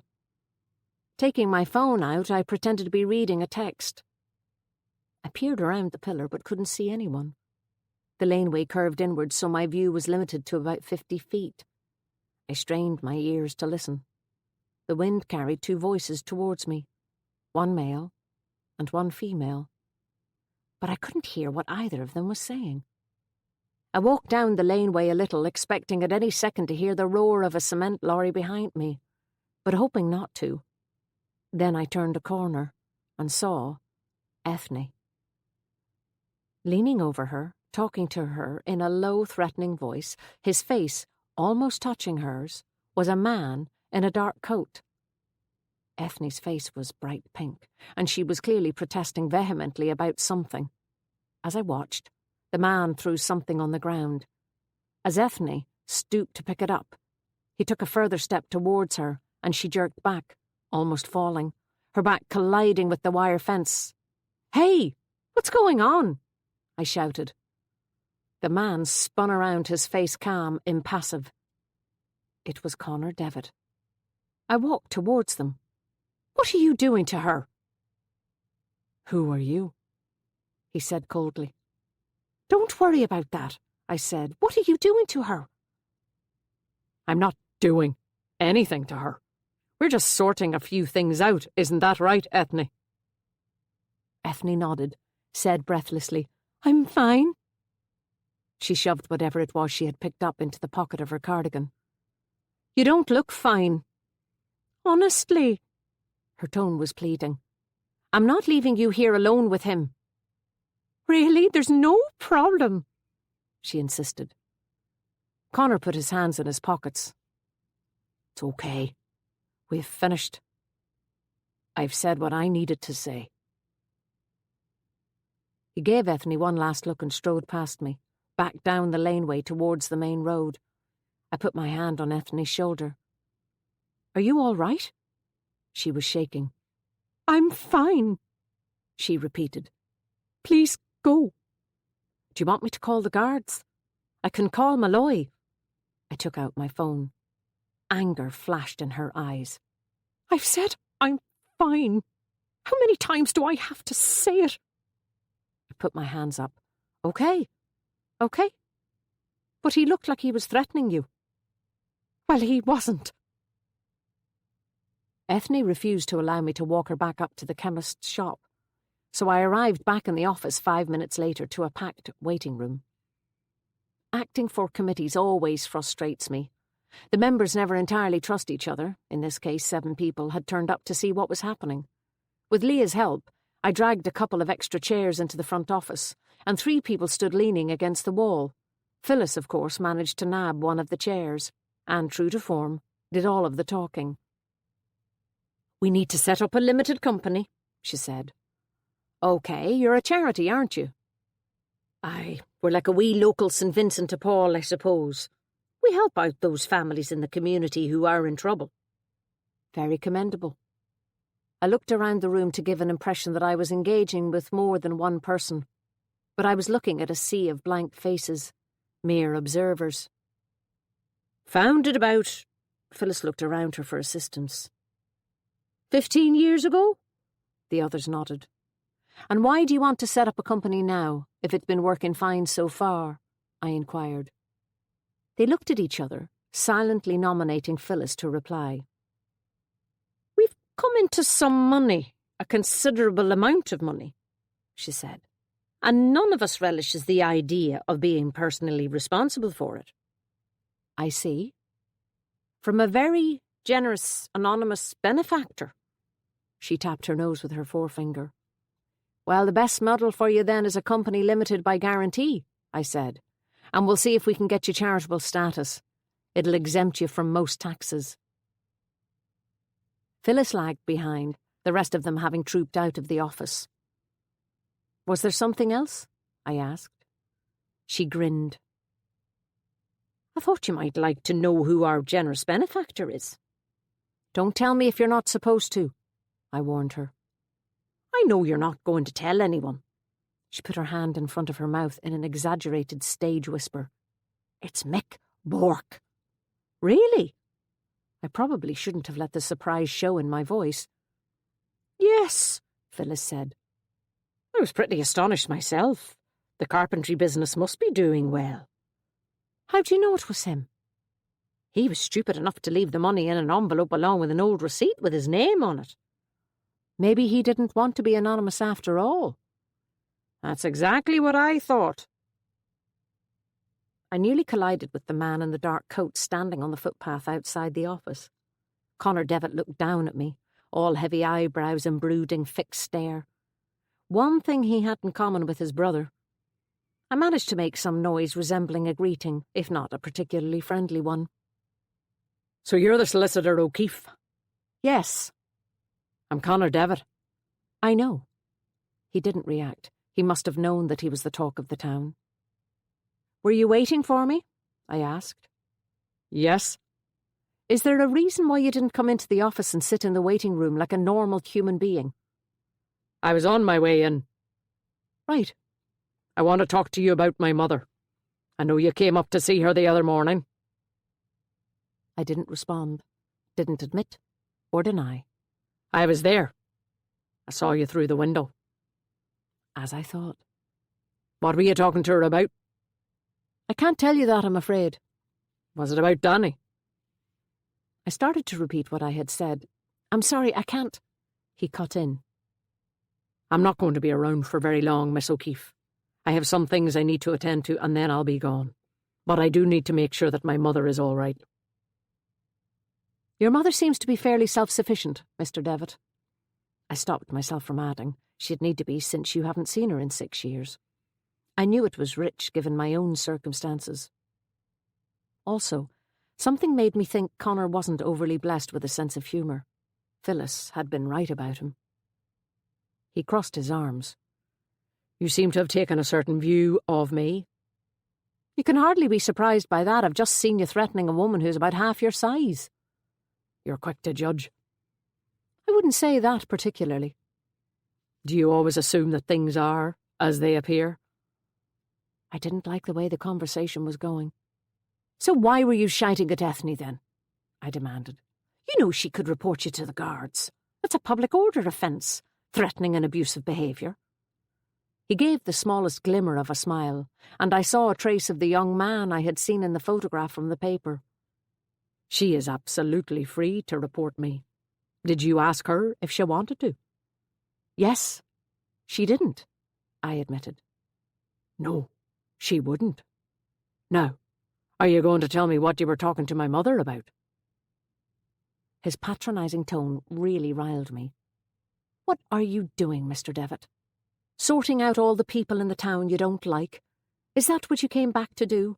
And I'm on your hit list because I talked to your mother? He turned and walked away. Chapter 29. After that exchange, I needed a coffee, and not an instant one. Malloy must have had the same idea. I met him in the doorway of the Oak, takeaway cup in hand. Why don't you get Tony to put that in a real cup and join me for a bit? I suggested. I need 10 minutes away from the office. Okay, what are you having? Same as you, assuming it's black coffee. I took a seat at one of the tables by the fire. Malloy reappeared a couple of minutes later with 2 mugs. So, what's up? He said. Why should there be anything up? Maybe I just want to shoot the breeze with you. His eyes narrowed. Quite apart from the fact that I've never once heard you use the expression shoot the breeze, I'm sure there's something specific you want to talk to me about. Maybe. I suppose I should be grateful you're not lurking in the bushes somewhere spying on me. A smile played at the corner of his mouth. I could feel the heat moving up my neck and into my face. I chose to pretend it wasn't happening, though I'm sure Malloy could see it. I took a sip of my coffee. Any developments in the investigation into Danny Devitt's death? Malloy sighed. Not really. Eddie Kearney is still our only witness, and I can't exactly imagine him shining in the witness box, even if he had seen who was in the other car. Anything turn up on Danny's car? Nope, we got nothing. Didn't help that it was a wreck of a thing he was driving to begin with. That wasn't the first crash he'd had, innit? You don't think Danny saw something someone didn't want him to, do you? On one of his nighttime excursions? It's possible. McFadden said he told Alan Crane he knew who was doing the robberies. You talked to McFadden? Annoyance flashed across his face. What the hell was he doing, keeping all of that from me? I think his motives were good. He cares about the family. He's a guard. He shouldn't have let it skew his judgment. No, probably not. You're not going to do anything about it, are you? He shook his head. Not this time. I took another gulp of my coffee. I ran into the infamous brother, by the way. Malloy leaned back. And? I don't like him much. I was close to telling Malloy about the row with Ethne, but I stopped myself. He's fairly humourless, all right, Malloy agreed. I thought he was supposed to be a bit of a charmer. Maybe he's changed. He has been away for a while, and he's just lost his brother. A brother he hasn't seen for 6 years. I scoffed. Is there a connection between his sudden reappearance and Danny's death, do you think? You mean other than the obvious that he came back to support his mother? Other than that? I hesitated. You don't think he had anything to do with it, do you? Malloy gave me a sardonic look. Because you don't like him? Of course not, I coloured. But they did have their difficulties with one another. Feelings for the same girl, that kind of thing. I believe Connor was a bit of a tyrant. I knew I was floundering. Malloy knew it too. I knew about Lisa all right. McFadden mentioned something about it when he finally decided to tell me about the Crane's complaint. But didn't Connor steal Lisa from Danny? Surely that would give Danny a motive to kill Connor, not the other way around. I suppose. I remembered what Danny had told his mother. And in case you've forgotten, Danny was killed early last Wednesday morning, and if we're to believe what he tells us, Connor only came back into the country on Sunday night. Arrived up here on Monday. Are we sure of that? I said suspiciously. Have you seen his ticket? No, but we'll check the passenger lists. Sibling rivalry can cause a lot of damage, you know. I stopped. I wondered suddenly if I was allowing my own history to cloud my judgment. It's hardly enough for a conviction.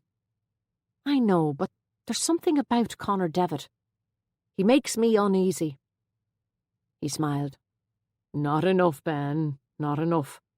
I know, I sighed. Any other candidates? No, it could have been anyone who drove Danny Devitt off the road. 6 o'clock in the morning is a good time to be somewhere you're not supposed to be without anyone noticing. It's the why that we have to figure out. He drained his coffee. They're reburying that young fella in the morning, by the way. That's good. I'm sure his poor father will be relieved. Malloy stood up to go. I stopped him. You in a rush? He checked his watch. I am now. Was there something else?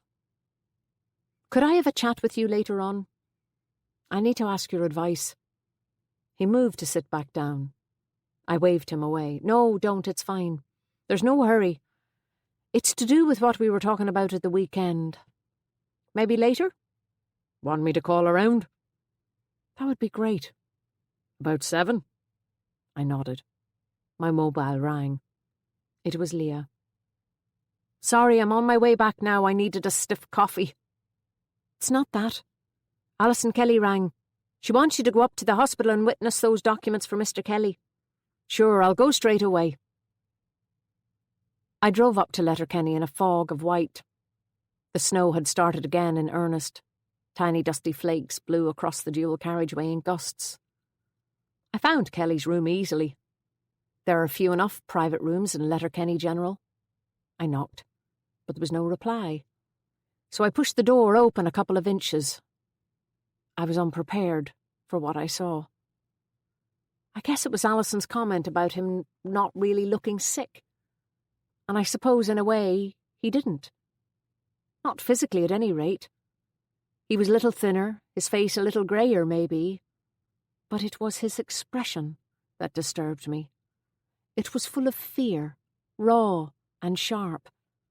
He was alone and staring at a television screen above the bed, but not really watching it. A set of headphones led to an iPod on his bedside locker. When he heard the door click, he transferred his gaze to me. I smiled, and the fear was erased. He removed the headphones. "The jam," he said. "You'd never guess I used to be a mod, would you?" Well, he gave me a weary smile. "It's a lifetime ago." He raised himself on his elbows and sat up, resting his head back against the pillow. "Thanks for coming. I wanted to come down myself. God knows why I'm still here. I thought they'd let me out today." That's okay. I'm happy to do whatever I can to help. "I'm sure Alison's had something to do with it. She's so bloody anxious. She thinks I'm going to keel over if I get out of bed." It's understandable she's worried. "She's told you?" Yes. "I wish she wouldn't. But it helps her, I think, to tell people. Obviously not something I want known." She did ask me not to tell anyone. His expression clouded. "I know she needs comfort. I worry about her." As she does about you, by the looks of things. He smiled again weakly. "No need. She seems to think this bloody thing is going to kill me at some point, but I'm in no rush." That's good to hear. He leaned over to open the door of his bedside locker and took out a folder of documents, saying, "Right, let's get this done. Is this the lot?" I nodded and took a pen from my briefcase. His hand shook as he signed each of the documents. "Sorry, it's these fucking drugs. They're worse than the bloody tumour." He handed the papers to me and leaned back onto the pillow. I looked through the documents. "Alison wants us to go away, you know, the three of us. I don't know if I have the energy. I'd be just as happy to stay here, but she says she wants us to do all the things we never had the chance to do." He added sadly, "That's the one thing I regret. We've done nothing but work to build out the businesses, and I regret that. I should have given her more. She deserved more." His voice trailed off. Then he saw me frown. "Everything all right?" he asked. One document wasn't complete. This one here, it's called a particulars delivered form. It's for the tax office. It needs your tax number. "Could you hand me my coat? It's on the back of the door there. My wallet should be in one of the pockets. I think there's a tax docket in it. If not, I'll get Alison to call the accountant." Kelly pulled a leather wallet from the coat I brought him and opened it. While he poked about in the notes section for what he was looking for, I caught sight of a picture, a small photograph in a plastic sleeve at the front of the wallet. It wasn't difficult to recognize Alison, wearing a wide sun hat, smiling broadly. In the same sleeve was a lock of black hair. Kelly caught my gaze and closed the wallet with a slightly embarrassed expression. He handed me a slip of paper. "Here's the number." "Thanks, that's great. I'll get moving on this as quickly as possible. Is there anything else I can do for you while I'm here?" He gave me a crooked grin.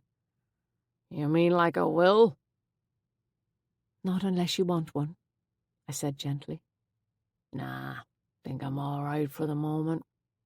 Thanks very much." I walked out into the brightly lit corridor, white tiles, aluminum trolleys, antiseptic smells, the pale, frightened faces of patients shuffling along in pink fluffy dressing gowns and sensible slippers. No wonder Kelly was anxious to get out of here. I opened the swing door marked exit and ran straight into Alison Kelly with Trevor. "Oh, good, you've seen him." All done and dusted. How was he? She asked anxiously. Good? Trevor yawned behind his hand. Trevor! His mother's tone was reproachful. She looked at me apologetically. He's hungover. Too many parties lately. That's the problem with working in a pub. I can imagine. Hopefully it won't be for much longer. The pubs are on the market? She nodded. Fingers crossed. Well, good luck with it. Thanks. Trevor yawned again and Alison tutted. I wouldn't mind the parties except that it's Muggins here who ends up having to go and collect him. He has me driving all over the peninsula. Her son raised his eyes to heaven. I have an overprotective mother. I laughed. Aren't you lucky? Trevor grinned at me, showing perfectly even white teeth. She just wants to keep an eye on me. Afraid some girl's gonna get her claws into me. Alison gave his shoulder an affectionate shove. Poor baby. I got back to the office about 6 and dumped the papers Kelly had signed on my desk. I noticed Leah had left the planning file there too, but I decided I'd look at it in the morning. The morning seemed a long way off at the moment. Before then I had to talk to Malloy and tell him things I had never told anyone. It was time. I had backed out too often. I called into the Oak to pick up a bottle of wine to take home. Then I changed my mind and bought 2. As I was handing the money to Tony, the door to the ladies opened, and Claire Devitt came out. She climbed onto a bar stool and picked up her drink. She didn't seem to notice me, which was odd, as I was the only other customer in the place. Tony threw me a glance but didn't say a word. I tapped Claire lightly on the shoulder. She turned around and flashed me a broad smile. Her eyes were half closed. "Ah, how are you? Sit down and have a wee drink with me, why don't you?" she said. "I can't, I'm afraid. I have to be somewhere." Her face fell in an exaggerated sad clown expression. "Oh." She took another gulp of her drink. A clear liquid with a slice of lemon in it. A gin and tonic, or a vodka, I assumed. She waved her arm in a broad, sweeping gesture while Tony showed impressive reflexes in quickly moving a mixer bottle to one side. "So, what do you think of all this drama, then? I can't keep up, I swear." She was slurring her words. I picked up my bottles of wine. "I'm sure you're pleased to have Connor back at least." "Of course. Who wouldn't be? It's absolutely wonderful. Excuse me for a minute." She was up off her stool again and heading back towards the door to the toilets. "Is she all right?" I asked Tony. "Does she look all right to you?" "No, is she drunk? She's drinking water." "Hasn't any money for anything else. Not that I'd serve it to her even if she had." "Anything I can do?" He shook his head. "I called her mother's house about 20 minutes ago. Connor's coming down for her.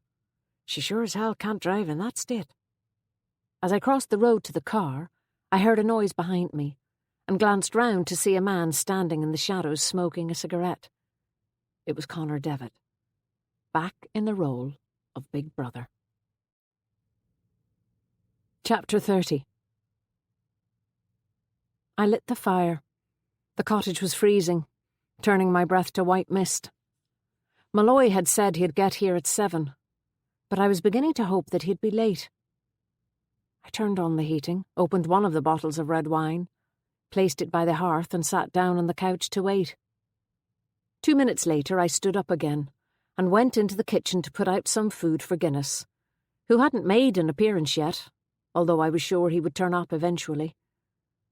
I sat down again, decided I felt hungry myself, made a cheese and tomato sandwich which I found I couldn't eat, then went to sort out a load of laundry instead. My mind was racing. This whole idea of pouring my heart out to Malloy was a bad one. He wouldn't understand. He would judge me. I should ring him and cancel. I looked at my watch. If he didn't arrive in the next 15 minutes, I promised myself that's what I would do.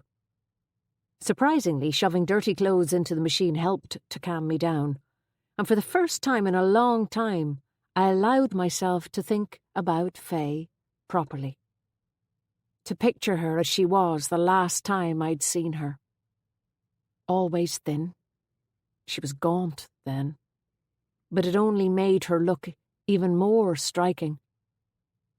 But she had been distant, taut, and erratic, her eyes not meeting mine, despite a flashy show of affection. I remained glad my parents hadn't seen her then. They could remember her as she was. I jumped at the knock on the door. Malloy was standing on the doorstep wearing a chunky red jumper over his uniform and carrying a heavy-looking brown paper bag in his hand. I thought you mightn't have eaten yet either, so I took a risk and brought a Chinese. The sitting room had warmed up, and I could feel my appetite returning. I disappeared into the kitchen and produced a couple of plates and glasses. To my surprise, Malloy accepted a glass of wine. Just what I need, he said. Thank you. Long day? You could say that. I poured myself a glass. Something happen? You'll hear tomorrow, I'm sure. It'll be all around the town. We've arrested Mick Bourke. For what? For all those robberies. You're kidding. No. How'd you know it's him? He made a few mistakes getting rid of the stuff. We managed to trace it back. God! Do you think Danny Devitt knew it was him? Was it Bourke he was talking about? No idea. We think there was someone else involved as well. Bourke wouldn't have had the wit to run something like that on his own, but he's not saying who helped him. Have you any idea who it might be? It has to be someone with local knowledge. Someone who knew who was getting married and when, who was going on holidays and so on. Bourke made a blunder with Paul Doherty's place. He didn't have time to do the job properly and cover his tracks like he did with the honeymoon break-ins. That was him too? Malloy nodded. We think he did that one on his own and made a bags of it as a result. Got greedy. He had to change his contacts to get rid of office equipment rather than household appliances. I thought about what Phyllis had told me earlier. Had Bourke been trying to get rid of dirty money by giving it to charity? Did he suspect someone was on to him? I needed to speak to Phyllis again before I could pass that information on to Malloy. After we had eaten, I took the remains of the food into the kitchen. Malloy leaned against the sink, glass in hand, and watched me as I loaded the dishwasher. So, do you still want to have that chat with me, or have you changed your mind again? I straightened myself and said, No, it's time I spoke to someone. I should have done it years ago. It's entirely your business, you know, Ben. You're under no obligation to tell me anything. I know, but we're friends. And I should at least have told you before you heard it from someone else. Which, let's face it, was always a possibility. He gave me a smile. I will admit it was a bit odd discovering that I didn't even know your real name. You make it sound as if I'm using a false name. It's my second name, and my mother's maiden name. I haven't done anything illegal. He put his hands up in a gesture of surrender. Conceded. And, by the way, for all your magnanimity now, you were pretty cold to me for a while there when your friend was around. His smile disappeared. You seemed angry with me, I said. Malloy avoided my eye and gazed at the wall. I'm sorry for that, he said slowly. But there was more going on there that I don't really want to go into. It wasn't to do with you. My stomach did a flip. Oh. You said you needed my advice? I do. I paused, but I couldn't seem to drop the subject of the pathologist even though it was clear Malloy wanted me to. What did she tell you? Why don't you just tell me what you want to? As much or as little as you like. Okay.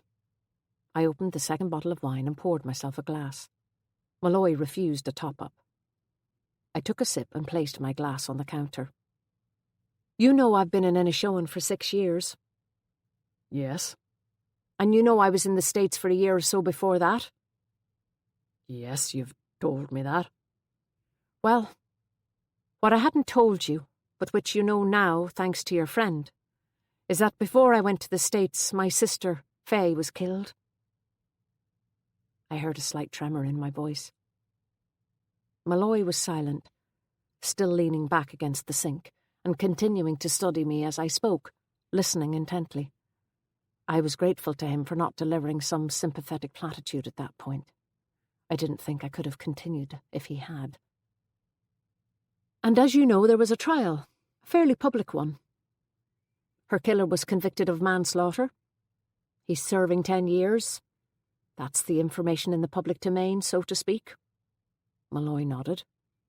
I took a gulp of my wine. For my family, the whole nightmare started 9 years ago. I was working in a big commercial practice in Dublin, one of the big 5. A plum job that I got straight out of college. My parents were very proud. It was at the beginning of the boom and there was lots of money about. Paused again. There was another young lawyer working there. Luke Kirby. As soon as I said his name, I realised I hadn't uttered it since the trial. I took another mouthful of wine before continuing. Luke was handsome and successful, very dynamic. He was used to getting what he wanted and good at getting things done. That was part of the attraction at first. We started a relationship of sorts. I think I realised very early on that it meant more to me than it did to him. But I thought that might change. I introduced him to my parents. They liked him. I forced out the words. And then he met my sister. Malloy didn't move. He made no attempt at any kind of comforting gesture, such as putting his hand on mine or his arm around me, for which again I was grateful. As soon as I introduced him to Faye, I saw the look in his eyes. Luke wanted her. I could see it. It was the same expression he used to have when he was about to close a big deal. He looked at her like a lion contemplating his prey. It was all he could do not to lick his lips. A scratching at the door made me jump. It was Guinness. He went straight to his bowl. I locked the door and continued.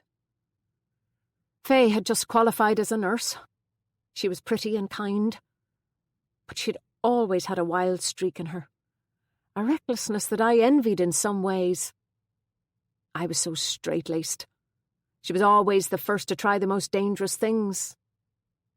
We took a trip together once to the south of Italy, and the one thing she wanted to do was this Flight of the Angels stunt, Il Volo dell'Angelo, an adrenaline junkie's dream. You fly on a high wire between 2 villages, with only a helmet and a safety harness. Terrifying. I couldn't do it. But Faye did. Halfway across, she let go of the safety line. The organisers were furious with her. In fact, we were nearly kicked out of the place, but she just laughed. She said it was amazing that you felt like you were really flying. I smiled at the memory of it. Anyway, she and Luke started spending time together. It began with the odd coffee here and there when they ran into each other. She told me whenever they met, she was quite upfront about it. But there was one thing I hadn't told my family about Luke. He was a cocaine user. A heavy one. It worried me when Luke and Faye started to meet up, since Faye had such an extreme and addictive personality. But Faye said that they were just friends who had a laugh together, and Luke never allowed anyone to tell him what to do. He made sure to tell me that. He said I should be glad he got on well with my family. I pretended otherwise, but it drove me crazy. I was besotted by him, and jealous, stupidly so. Eventually I split up with him, hoping that would bring an end to whatever was happening between him and Faye. It didn't. I swallowed. They became a couple. I went to Luke's apartment one night to see if I could talk to him. And I saw them together outside. That night, something snapped for me. I decided I needed to cut them both out of my life. And to my parents' great distress, I did. I stopped returning Faye's calls, stopped seeing her, and gradually she stopped contacting me. It upset my parents greatly because then she started to avoid them too. When she died, they hadn't seen her in 6 months. I could hear the shake in my voice, so I spoke quickly to get through it. One night my phone rang. It was late, about 2 o'clock in the morning. It was Faye. I ignored it. Let it ring out. She couldn't leave a message because I'd taken my voice message off, so I wouldn't be tempted by hearing her voice, or his, for that matter. It rang again a number of times. Each time it was Faye, and I ignored it. Eventually I put it on silent, even put the handset in another room so I wouldn't see it light up. And I went back to sleep. Next morning, Faye was dead. She was found by her flatmate returning after a weekend away. She had been strangled. The evidence given by the pathologist was that there was cocaine found in Faye's system when she died. Luke Kirby's DNA and semen were found on her. He was charged with murder, convicted of manslaughter. I stared down at the floor, the black tiles blurring before my eyes. My throat hurt. He presented what had happened as a sex session, an asphyxiation game, strangulation to enhance pleasure. He claimed that the sex was consensual, if a little rough, as he put it. As usual, he sounded utterly plausible. They were both up for it, and it went wrong, he said. Unfortunately, your friend, the pathologist, was unable to say definitively that this could not have happened, so he was convicted of manslaughter. I looked up at Malloy for the first time since I'd started speaking. His expression gave nothing away. "What do you think happened?" he asked quietly. I took a deep breath. As I said, Luke Kirby was a man who was used to getting what he wanted. I think Faye said no to him that night, and he took what he wanted anyway. I think she was changing her mind about him, and he didn't like it. He wasn't used to having people say no to him, and that made him turn violent. Malloy nodded silently. I also think she had started using cocaine. I stopped. Wait a minute, that's not true. I knew she had. I recognized the signs. I ran into her one night in a club in town, and she was in bad shape. I told her to be careful, and she said she was fine, that she was happy. But I could tell she wasn't. Then I saw she was with Luke, and I just walked away from her. I still wasn't over him. How pathetic was that? I wanted to weep. That was about a week before she died. It was the last time I saw her. I cried out. My jealousy blinded me to the danger she was in. What happened to Faye is my fault. How could it be your fault? Malloy said gently. I looked up at him. I was the one who brought that bastard into my family's life. I was the one who introduced him to my sister, and I was the one who ignored her calls on the night she died, because I was jealous. I spat the words out. What kind of sister does that? Malloy took a step towards me. I pushed him away. What was she ringing to say? That she was afraid? That she didn't trust him anymore? That she needed my help? That he was hurting her? My voice broke. There were 4 missed calls on my phone that night. 4. What the hell was wrong with me? How could I not have helped her? Finally, the tears came. Tears I had blocked for 8 years. My vision blurred and I slid down along the cabinet and sank to the floor, my hands covering my face. I felt someone beside me, strong arms around me, holding me as my body shook with grief. The fire was still alive, if dormant. Malloy threw some extra logs on it and it crackled back to life. He poured each of us another glass of wine and handed me a glass of water to go with it. My head was pounding, my eyes dry and itchy. I clutched a white handkerchief, now considerably less pristine than when Malloy had given it to me in the kitchen. My parents know none of this. They don't know anything about her drug use, or the fact that I deliberately ignored her calls that night. It didn't come out at the trial. I shook my head. At the trial, there was evidence that Faye had tried to ring me and that the phone had rung out. Both phones were produced in evidence, but I never admitted to ignoring the calls, only said that my phone had been in a different room and I hadn't heard it.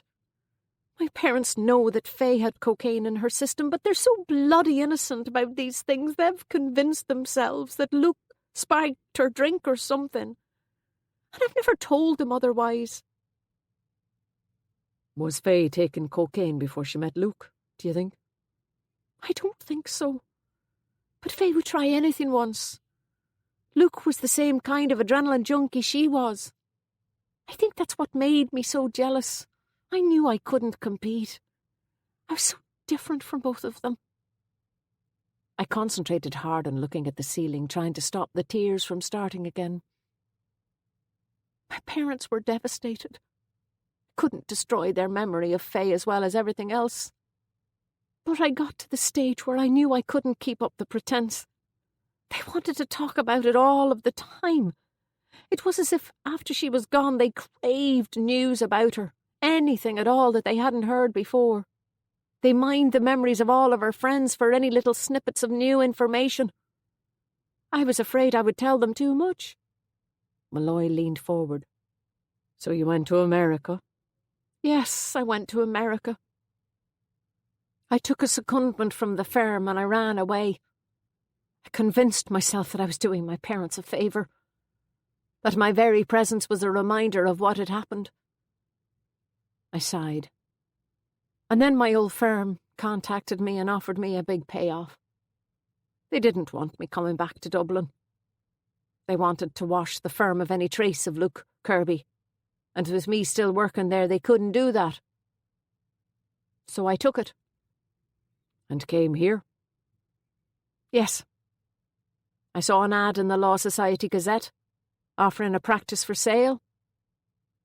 I looked at the map, saw how far away it was from Dublin, and realised it was perfect. I started using my middle name and my mother's maiden name so no one would connect me with the trial, which of course my old firm were perfectly happy to facilitate. And here I am. Small-town solicitor. Malloy smiled. I'm not going to complain about that particular turn of events. My eyes welled again. I'm glad you've told me, he said. So am I. You said you wanted my advice. Or was that just a reason to talk? No. I did want your advice. Do. My parents want me to talk to the pathologist. I stumbled. Laura. Malloy's expression didn't change. They're convinced they can persuade her that Faye wasn't a drug user, and that there could be some sort of retrial which could result in a murder conviction. I've told them that that's not a possibility, but I'm terrified that they'll contact her themselves, and that it'll only open up a whole other can of worms for them. That she'll tell them Faye was a regular user or something worse. It'll only hurt them more. It didn't come out in the trial, and I see no reason for them to know. I hesitated. Maybe I'm wrong about that. Only you know your parents, Ben. You know what they can handle. But if it looks as if they're going to contact Laura, I'll talk to her first if you like and let her know your concerns. I was grateful to him, though oddly uncomfortable about the obvious intimacy betrayed by what he said. Thanks. I do have one other suggestion, he said, but you mightn't like it. Yes? Maybe if you spent a little more time with them, it would ease things for them. And they might stop trying to look for answers that aren't there. Chapter 31. A noise woke me at 7. The smell of burning turf invaded my nostrils. I opened my eyes. I was on the couch again, but this time I felt refreshed, if a little stiff. I stretched and sat up. The room was cosy, the fire crackling, its flickering orange flame the only light in the room with the curtain still drawn. Someone had taken the duvet from my bed and placed it over me. They'd also removed my shoes and placed them neatly by the couch. Malloy. I realised he must have only just left. That's what must have woken me. I threw off the duvet, ran to the window, and pulled the curtain aside just in time to see car taillights pulling away from the curb. I watched as the car drove off in the direction of Glendara, closed the curtains and glanced around the room. The wine bottle and glasses were gone. The woolen throw from the couch was folded up neatly on the armchair by the fire. I picked it up. We had talked long into the night, exhaustion finally overtaking me when Malloy, despite his scepticism, had gone into the kitchen to make me a chamomile tea to help me sleep. I remembered his last words to me before he left the room. Guilt is a hard thing to live with, Ben. It can eat away at you like a cancer if you bury it. It was all the confirmation I needed that he hadn't judged me in the way I had feared he would. I must have been asleep when he came back. The papers I'd had Kelly sign the afternoon before were still on my desk where I'd left them, along with the planning file from the county council offices. I was about to pick them up when Leah buzzed me. "Phyllis is on the phone for you. Have you got a sec?" I held the handset away from my ear. Phyllis's voice has a tendency to rise when she is excited. Dispensing with any preliminaries, she launched straight in. Bloody hell, I'm going to have to let the guards know about Bork's big donation now, aren't I? Now that he's gone and got himself arrested. Yes, I think you should. And I suppose it means we'll have to kiss goodbye to that nice wee injection of funds. Probably. I could pretend I didn't know who it was from. It was supposed to be anonymous after all. Phyllis? My tone was firm. I heard a heavy sigh down the phone. Bugger. We could do an awful lot of good with it. I know. When did you get it, by the way? I asked. Tuesday, the day before we came in to see you. The envelope was posted in the door of the shop. I thought it was too good to be true. It's the right thing to do, Phyllis. Ah, sure, I know. Doesn't make it any easier, though. I paused for a second. Can I ask you something? Nothing to do with Mick Bork. Shoot. I could tell her interest was piqued. I met Claire in the pub last night. She wasn't in great shape. And I remember Tony said something after the wake, something about Ethne giving Claire pills. Did he now? I was wondering if you knew anything about it. Phyllis lowered her tone. Perhaps there was someone in the shop. By the look of her, I'd say Claire's been taking benzodiazepine, those damn anti-anxiety drugs, for a while. It made sense. The mood swings, the waxy skin, the glassy eyes. I know the signs, Phyllis went on. I had a friend who got hooked on them a long time ago. They're certainly not doing her any good, but I can't imagine Ethne giving them to her unless they were prescribed. She wouldn't risk her licence. That's what I thought. Although if she is giving Claire drugs, one thing's for sure. Big Brother won't like it. Snow was falling again. I stood at the window watching the flakes waft gently past, thinking about last night. Malloy was right about guilt. It eats you up from the inside, and if you let it take hold, it can destroy you. I wondered how much guilt had played a part in what had happened to the Devitts. Jack Devitt's guilt about the death of his friends was something that he had found impossible to live with. But Danny had been carrying guilt of some kind too. I was sure of it. He was haunted by something he had done, or not done.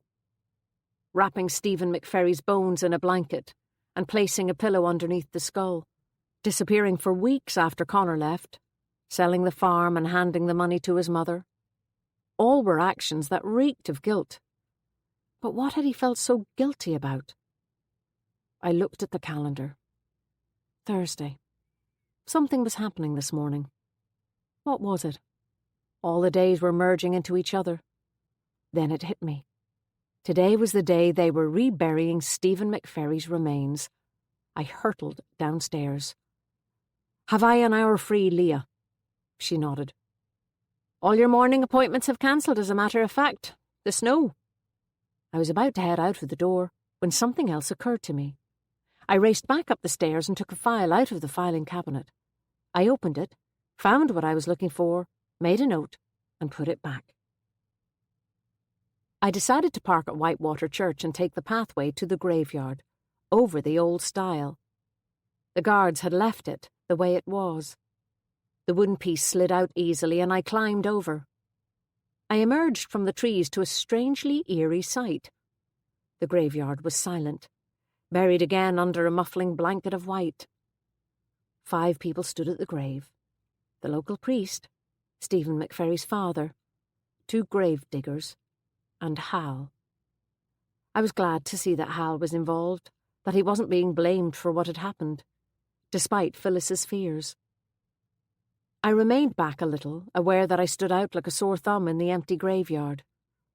When the religious formalities were completed, I approached Mr. McFerry. He was unshaven and obviously distressed. I shook his hand.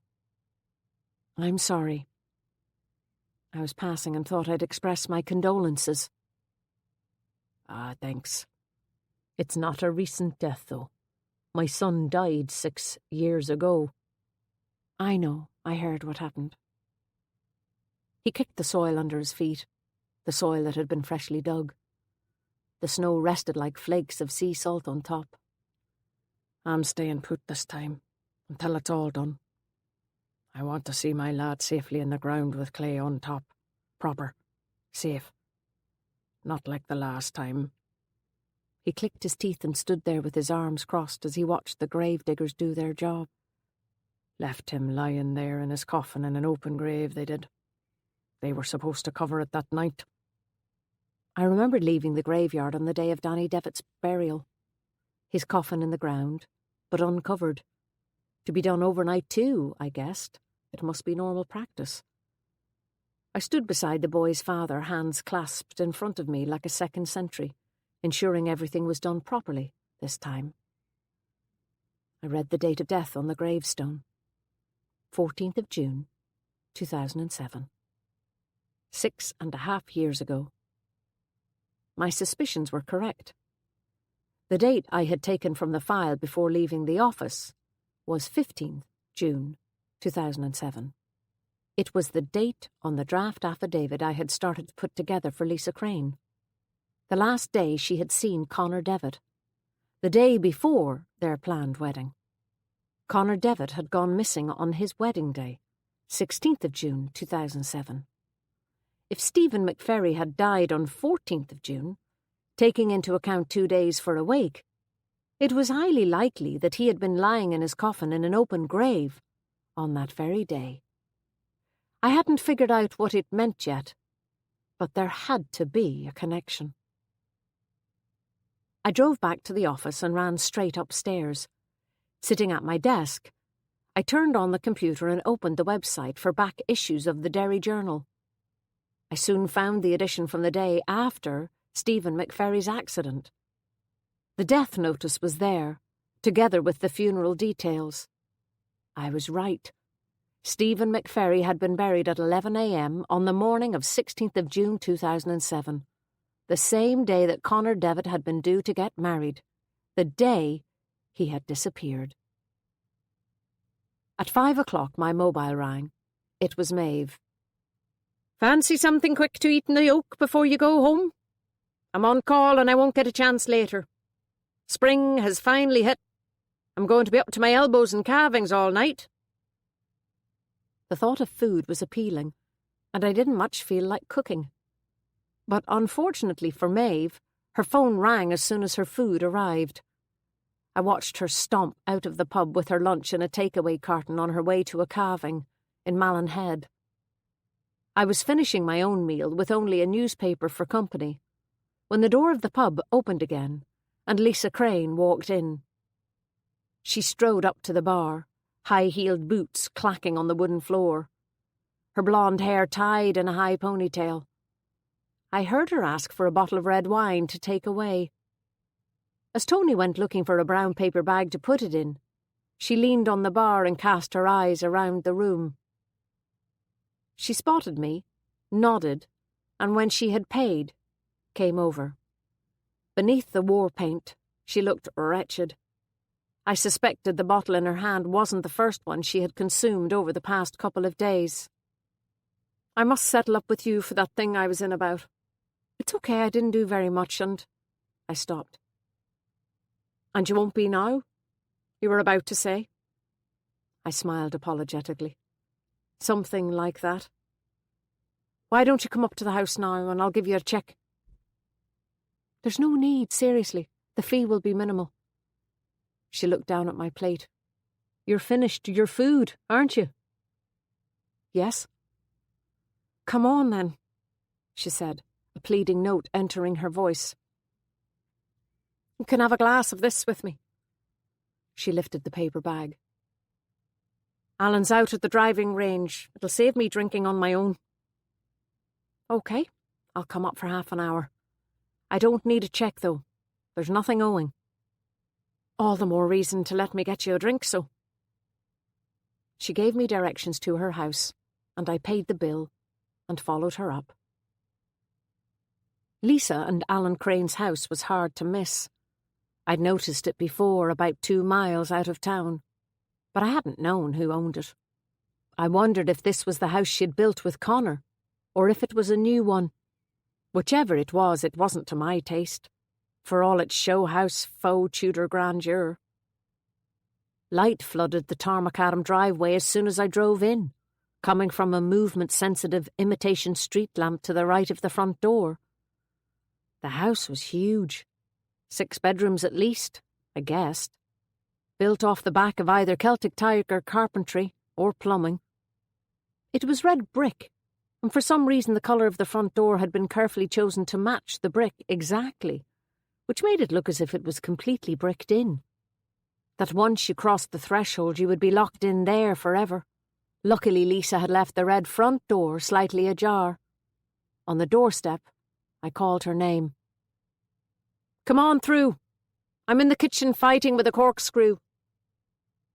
I followed the voice through a vast entrance hallway dominated by a huge pair of chandeliers. The kitchen was a substantial space, with a dining table big enough for 10 and an island. Lisa was standing at the island extracting the cork from a bottle. Looks like you're winning, I said. Huh? She said. Your battle with the corkscrew. Oh, right. She poured 2 enormous glasses of wine and perched on one of the stools. I joined her. So, I guess I can't get him declared dead now that he's back, she said, clinking her glass against mine and giving me a half-smile before taking a large gulp from her glass. I guess not. Bastard, she said. Has he been to see you since he came back? Would you believe I haven't even clapped eyes on him? I must be the only one in town who hasn't. Seriously. Not a dicky bird. She took another gulp of her wine. It occurred to me that her glass would be empty before I even had started on mine, if she kept this up. Want some crisps or something? No, thanks. Bastard, she said again. Maybe he's afraid to face you, I suggested, taking a sip from my own glass. She gave me a look that would have turned the wine to vinegar if what we were drinking hadn't been pretty close already. So I tried a different tack. I got the impression when you came to see me that you didn't really think he was dead. Was I wrong?" She sighed. "I couldn't be sure, and that's the truth. I know things weren't great between us, but it just didn't seem like him to run off like that. Connor always took care of me. Even before we started going out, he treated me like a little sister. I was Danny's friend first in secondary school, but then Connor kind of took over. It was as if he sought me out." She smiled sadly. "I was flattered. Yes, I knew what that felt like. He made a big thing of the fact that we'd both had to grow up without fathers. Said I needed minding. Then a few years after I left school, we started going out, and for a long time it was good. But after we got engaged, he changed." When she frowned, the tiny lines around her mouth became more obvious, as if she'd been a smoker. She took another drink, set the glass back down on the island and gazed into it. He became obsessed with making money. Money had never been a big thing for him before that. He just worked hard. I was stupid enough to think it was the prospect of getting married. He was thinking of going out on his own, and I supported him in that. He wasn't getting on with Bork, said he was dodgy, that he was getting up to some things he didn't agree with. She paused. "Looks like he was right about Bork anyway." "God, yes, you're breaking," I said. "I hope you were insured." She nodded, casting her eyes around the room. "All new stuff. I'm just glad Danny's not being blamed anymore. Although I hear Bork's been released on bail. I hope to God Alan doesn't get hold of him." She looked towards the door with a slightly panicked expression, as if the thought of her husband returning unsettled her. She switched her gaze back to me. "Where was I?" "Connor going out on his own." "Oh, aye. He seemed to be working all hours trying to get new work. At first I was pleased, as I said, I thought that he was doing it for us. Then I started to wonder if maybe he was doing it to try to spend time away from me." Her eyes filled with tears. "He stopped talking to me too. He was never the most open fella in the world, but he closed up completely." She cleared her throat. "He wanted to pitch for work on that new development at Whitewater Church, the big heritage centre they were planning up there." I looked up in surprise. "Oh, yes? And did he?" She said a little uncomfortably. "To be honest, I tried to put a stop to it." "Why was that?" "I saw him with the wife of the man who was doing it, and I didn't like it." "Alison Kelly?" "Yes, her. Connor came into the bank one day and she was there. It was just after we got engaged. I could see them talking in the doorway. There was something about her. I could tell immediately that she fancied him. Women can tell within seconds if another woman is a friend or an enemy. And they're rarely wrong. And that bitch Alison Kelly was no friend of mine, I can tell you that much."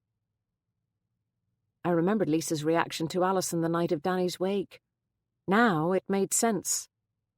But if what Lisa said was true, why had Alison claimed that she hadn't seen Connor since she was a child? Could Connor have been the man outside the railway inn on Sunday night? Lisa drained her glass. "I asked Connor about it, and he said I was imagining things, that she was a useful contact and that she could persuade her husband to give him the job. There's more to it than that, I'm sure of it. And if you'd seen the look on Connor's face when Alison Kelly's husband walked over to the two of them that day in the bank, you'd have thought the same." I leaned forward. "What do you mean?" "The colour drained from Connor's face as if he had seen a ghost. It was weird. And then it kind of hardened. I'm telling you, the look that Connor gave Ray Kelly that day was not the look of someone wanting a job. It frightened me. He looked as if he wanted to kill him." Lisa rubbed her eyes. "I think that was the beginning of the end for us. I'd been so happy before, but after that I just knew." Her voice trailed off. "You knew what?" I asked. "I knew I wasn't his priority anymore." Lisa stared at the wall, her eyes glazing over, tears running down her face. She had obviously been drinking before I met her in the Oak, but it was as if this latest drink had pushed her over the edge. It didn't stop her pouring herself another, but when she offered the bottle to me, I put my hand over my glass. My mind was racing. What was going on between Alison Kelly and Connor Devitt? And why had both Kellys lied about how well they knew Connor? Ray had claimed he had never met him. Did Connor go ahead and pitch for work at Whitewater Church, do you know? Even though you tried to put a stop to it? I asked. Lisa grabbed a tissue from a silver-plated box by the sink and mopped her face.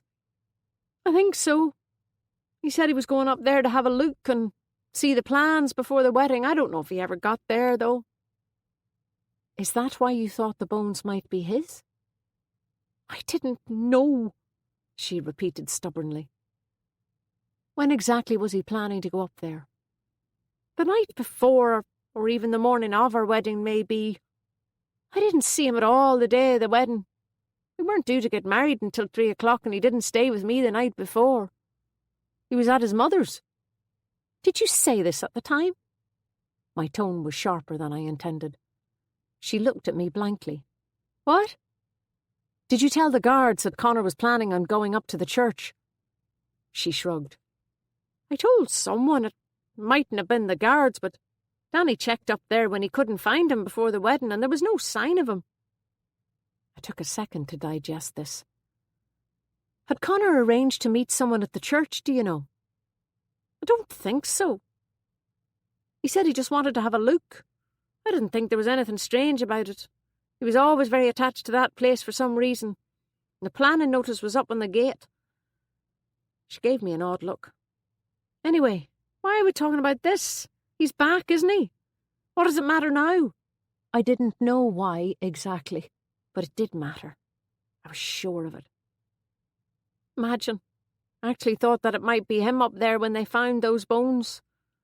I thought it might be him, after all, that he might have fallen or something. I even began to feel guilty for judging him wrongly.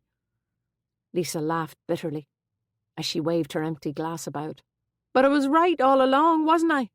Nothing happened to him. He just ran away, didn't he? The day of our fucking wedding. He didn't run away with Alison Kelly, though, did he? I said. She's still here, with her husband. Whatever. She's a bitch anyway. Lisa leaned across the worktop to pour herself another glass of wine, then discovered that the bottle was empty. She clambered off the stool, swaying. I'll go and get another bottle. I'm sure there's a bottle of white out here somewhere.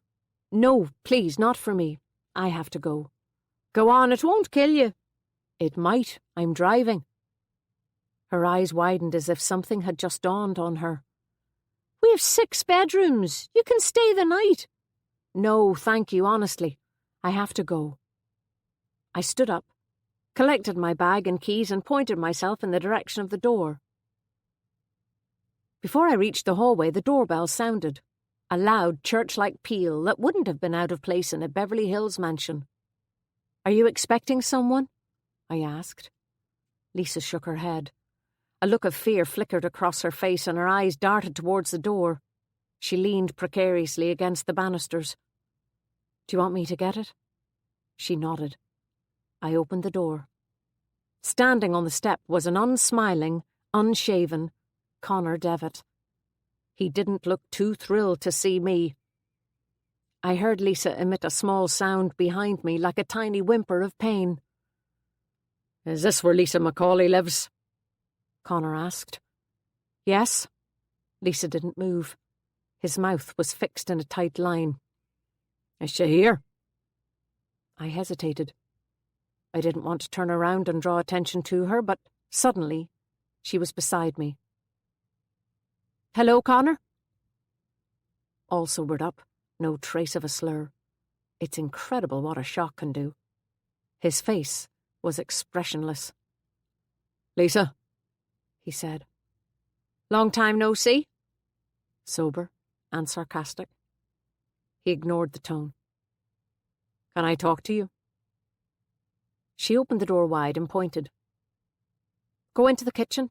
It's over there. As he walked past us, she whispered to me, Will you stay? Are you sure you want me to? As my solicitor, you can do that, can't you? She hissed anxiously. I suppose. She walked into the kitchen, and I followed her. Connor was standing in the middle of the room. He glanced in my direction as I walked in behind Lisa, but showed absolutely no curiosity as to why I was there. What do you want to say to me, Connor? Lisa squared up to him, her composure completely restored. I wondered how long it would last. I thought I owed you an apology, he said. Her face crumpled. Oh, well, that's all right then. That makes it all grand, doesn't it? That makes up for the past 6.5 years. Connor didn't react. His face remained set in the same expression he had been wearing on the doorstep. And I wanted to let you know that I'll sign over the house to you, he continued. It's yours. Lisa sank onto one of the stools. I stood behind her, feeling like an intruder, voyeuristic. Is that really all you have to say to me after all this time? I presumed you would want that. You can sell it, or do whatever you like with it. Tears were flowing down her cheeks. Seriously? That's it? I'm sorry, he said. I don't know what else I can do. There was no trace of discomfort in his face. You always do the right thing, Connor, don't you? She said. Always what's expected of you. Except with me, of course. I'm trying to, Lisa. You're married now. I'm happy for you.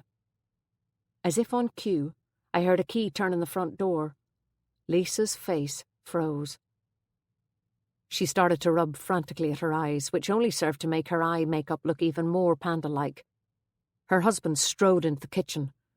He owns the many parked in the driveway. Alan? Connor nodded at him, hands still in his pockets. Alan paused for a second, and then walked towards him, right hand outstretched. Connor shook it. Welcome back, sir. Thanks. We must get a pint. Aye, sure. I'll give you a shout. There was a pause. The two men looked at each other. Then Connor turned and walked out of the room. Seconds later I heard the front door close with a gentle click, followed by a loud clatter, as Lisa's stool fell against the island and she put out her hands to steady herself. Alan moved to place his arm around her. He looked pointedly at me. Thanks for getting her home safely. I think I can take it from here.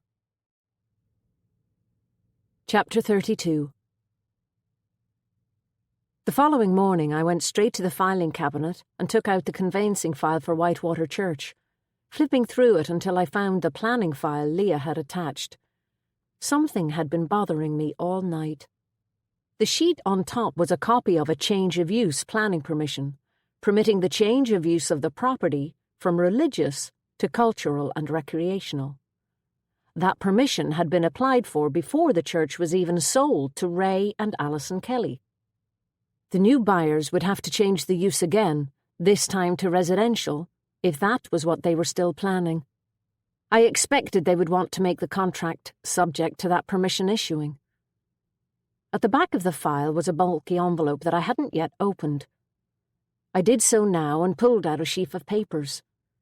It was a copy of the planning permission file for the construction work the Kellys had wanted to carry out to the church. I knew from what Kelly had told me that this permission had been refused. I had a quick flick through. Unusually, the council had been very careful to give us every detail, including copies of any objections that had been lodged at the preliminary stage. There was only one. I pulled it out and opened it up. The name on the top was Connor Devitt. I sank back in my chair. Why the hell would Connor Devitt have objected to planning permission for a development he wanted to get work on? I checked the date of the final refusal. It was 15th of December 2006.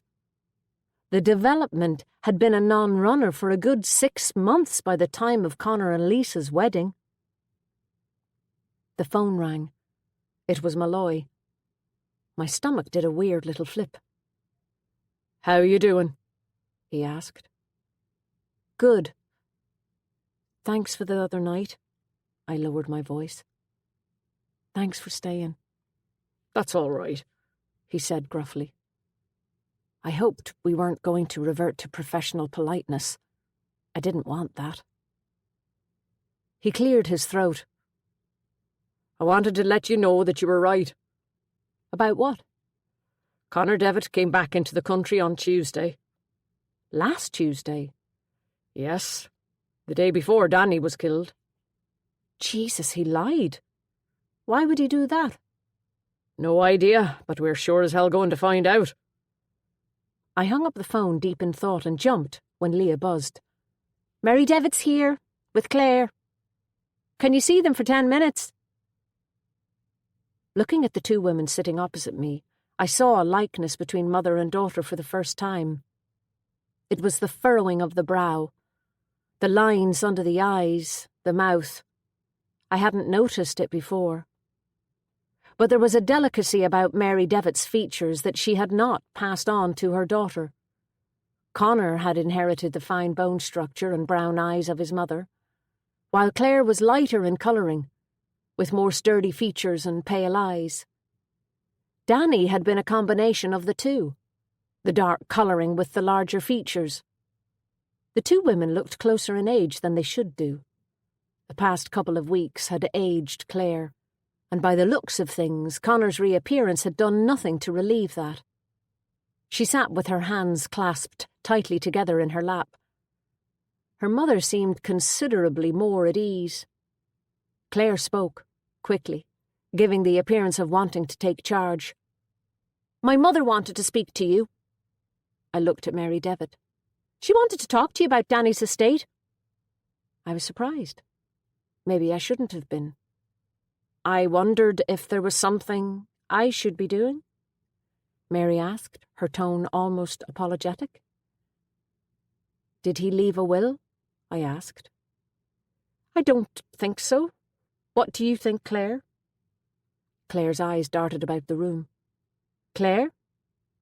The daughter shook her head. No, I'm sure he didn't. That's something we need to be sure of before we do anything else, I said. You should probably check the other local solicitors' offices. I could do that for you if you like. Mary nodded. Yes, that would be very helpful. And then if we're sure there's no will, we'll need to draw up a list of his assets and debts.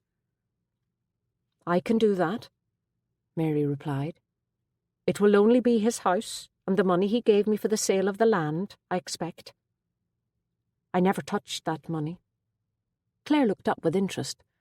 She started to pull on a lock of her hair.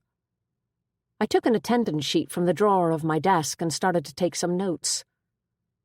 The procedure is firstly an Inland Revenue affidavit, which is a schedule of assets, and then an application to the probate office, I explained. If there is no will, his assets will be divided between his next of kin. Since he had no spouse or children, that would be you, Mrs. Devitt, as his mother.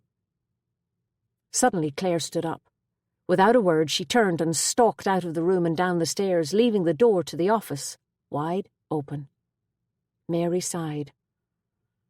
I'm sorry about that. She seems incapable of staying in one place for longer than 5 minutes at the moment. She's always been a bit fragile, but ever since the bones were found in the church, she's been suffering from some kind of panic attacks. I want her to see someone about it, but she refuses to do so. I put my life in the hands of the gods, letting her drive me in. Is there anything I can do?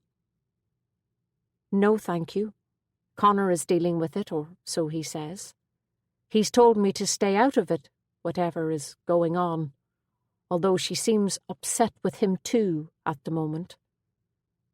Anyway, I'm afraid the money is more important to Claire and Connor than it is to me, Miss O'Keeffe. Is there a way I can gift it to them? I stood up and closed the door before explaining the tax implications and procedure involved. She said she would talk to her children and get back to me. I'm sorry I lied to you the other day, she said. I know you were trying your best to help me.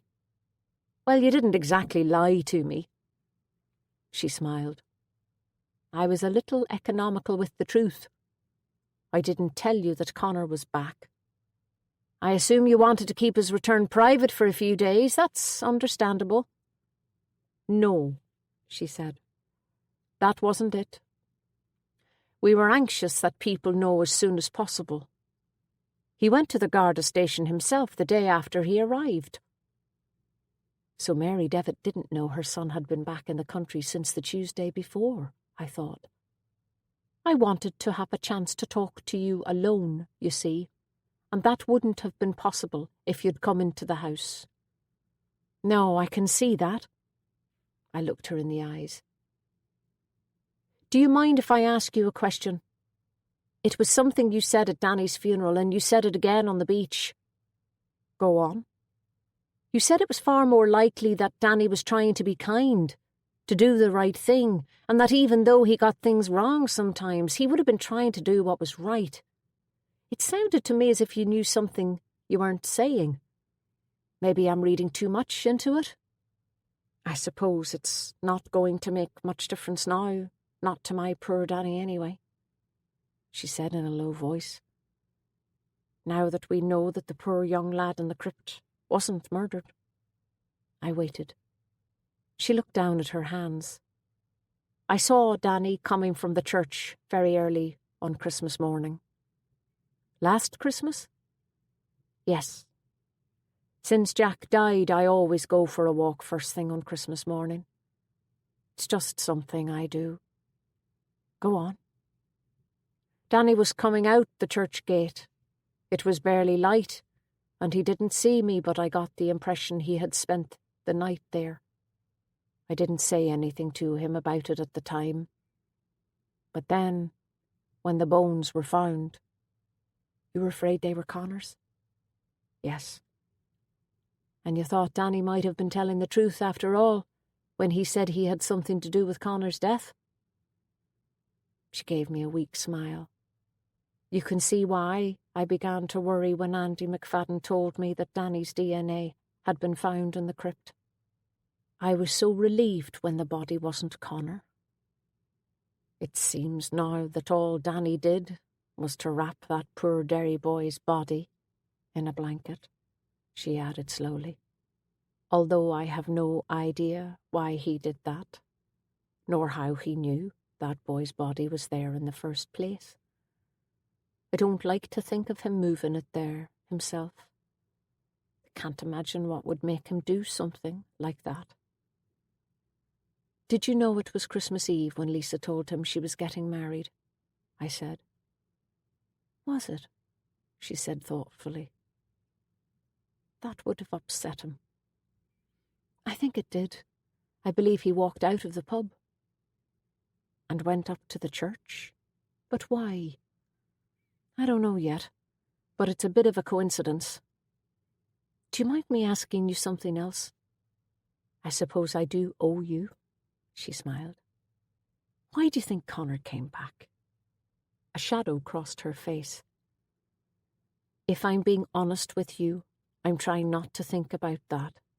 I'm trying to accept that he came back for his old mother. But you don't believe that. Something changed in Connor before he left, she told me.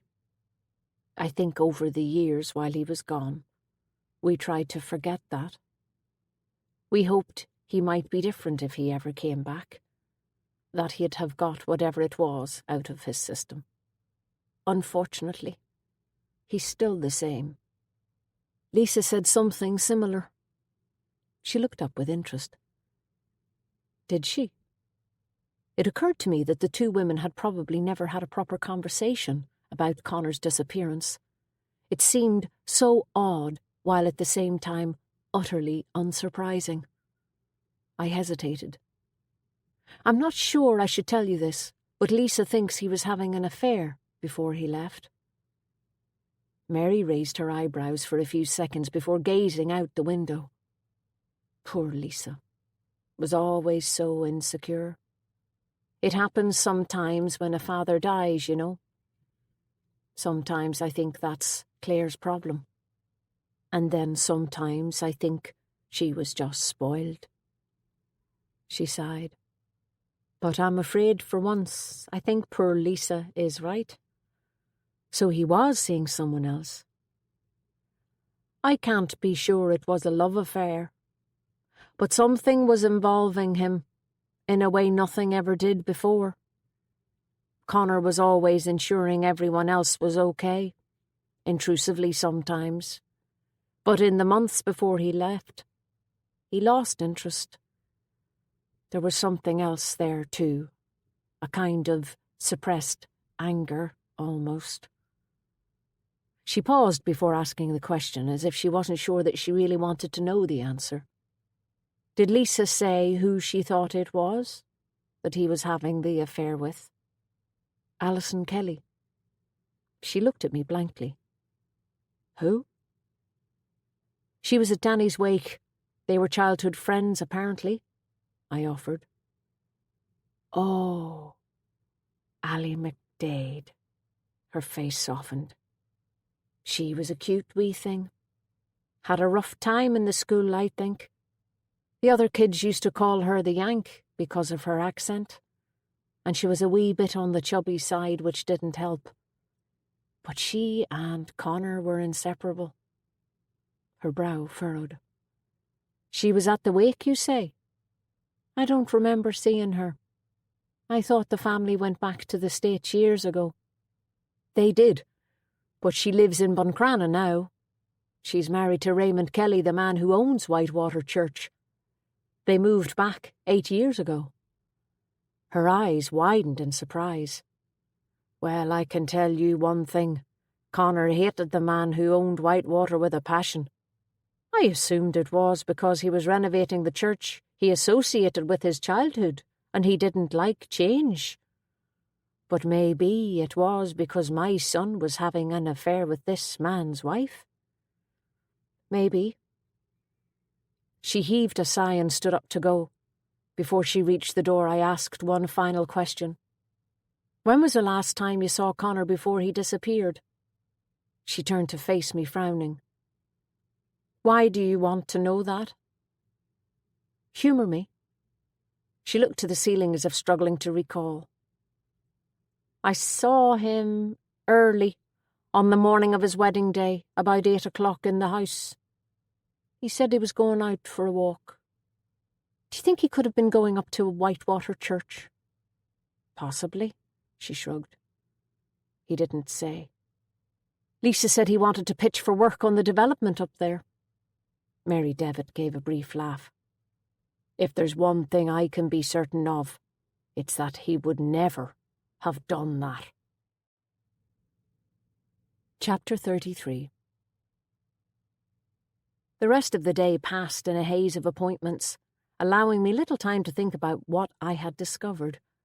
So at 5:30, when Leah shouted a goodbye up the stairs, and I heard the door bang, I spent the next little while pacing up and down my office trying to put those discoveries in some kind of order. My restless agitation was interrupted by a loud thumping on the door. I went downstairs to answer it. It was Liam. I don't think I have ever seen a more miserable-looking expression on anyone's face. God, what's up with you? That damn English couple have pulled out again. Ah, Liam, you're kidding. I wish I was. He followed me inside and dumped his phone on the reception desk so hard I checked to see if it had cracked. I thought they'd got over their squeamishness, I said. Well, they had, until someone decided to warn them off. Warn them off? How? They were up at the church having a look around, and some guy came and threatened them. Can you believe it? Ordered them to leave and said that if they bought the church, they'd never have a day's peace. Jesus, who would do that? That's what I want to know. When did this happen? Just now. They rang me to tell me about it. They just flew in last night to tie things up. Did they say what he looked like? They couldn't see him properly. It's dusk, and he kept his distance, apparently. If I could bloody well get my hands on him. Have you told the Kellys yet? Liam walked through the open door of the waiting room and slumped onto one of the seats. I've been trying to get them all day, but neither of them is picking up. I'm dreading it. I stood in the doorway with my arms crossed. It's hardly your fault. No, He looked up at me. This isn't, but I'm on thin ice with them as it is. I was confused. I thought you were their pet estate agent. I thought they'd asked you to sell all their properties. Aye, for no fee. He put his head in his hands. It's all such a mess. I followed him into the waiting room and sat beside him. What's going on, Liam? I should have told you this before, but I wasn't supposed to be showing the church, he said in a muffled voice. What? He lifted his head and stared at the wall. Before he went to the States, Ray Kelly asked me to sell a few properties for him. Sites, a couple of houses he owns in Buncrana, an old cottage. He mentioned that he might have to sell the church too at some stage, but not yet. He said he'd talk to me about it when he came back from the States. After he left, I had a call from this English couple, out of the blue. They'd been touring about up around Malin Head and they'd come upon the church and fallen in love with it. Wondered if there was any chance it might be for sale. And if so, could they have a look at it? He paused. So, I showed it to them. But the gate and the church were both padlocked. How did you get the keys? I said. Liam looked sheepish. Kelly gave me a keyring full of keys and the keys for Whitewater were on it. He shrugged. I thought it was fate. The church was exactly what the English couple had been looking for, they said. They wanted to restore it, turn it into a holiday house. I remembered the broken padlock in the grass. Was there a key to the crypt? I asked. No, I'm sure of that, I told you. I didn't even know that crypt existed. I didn't go near it. Did you let Kelly know you were showing the church? He looked down. No. Ah, Liam. I know. I need my head examined to have done something so stupid. But none of his other properties were shifting, and I thought, if I can have a solid offer for him on the church when he comes back, well, at least that's something. He'd have to be pleased. And it's not as if he would have been tied to anything until he signed a contract.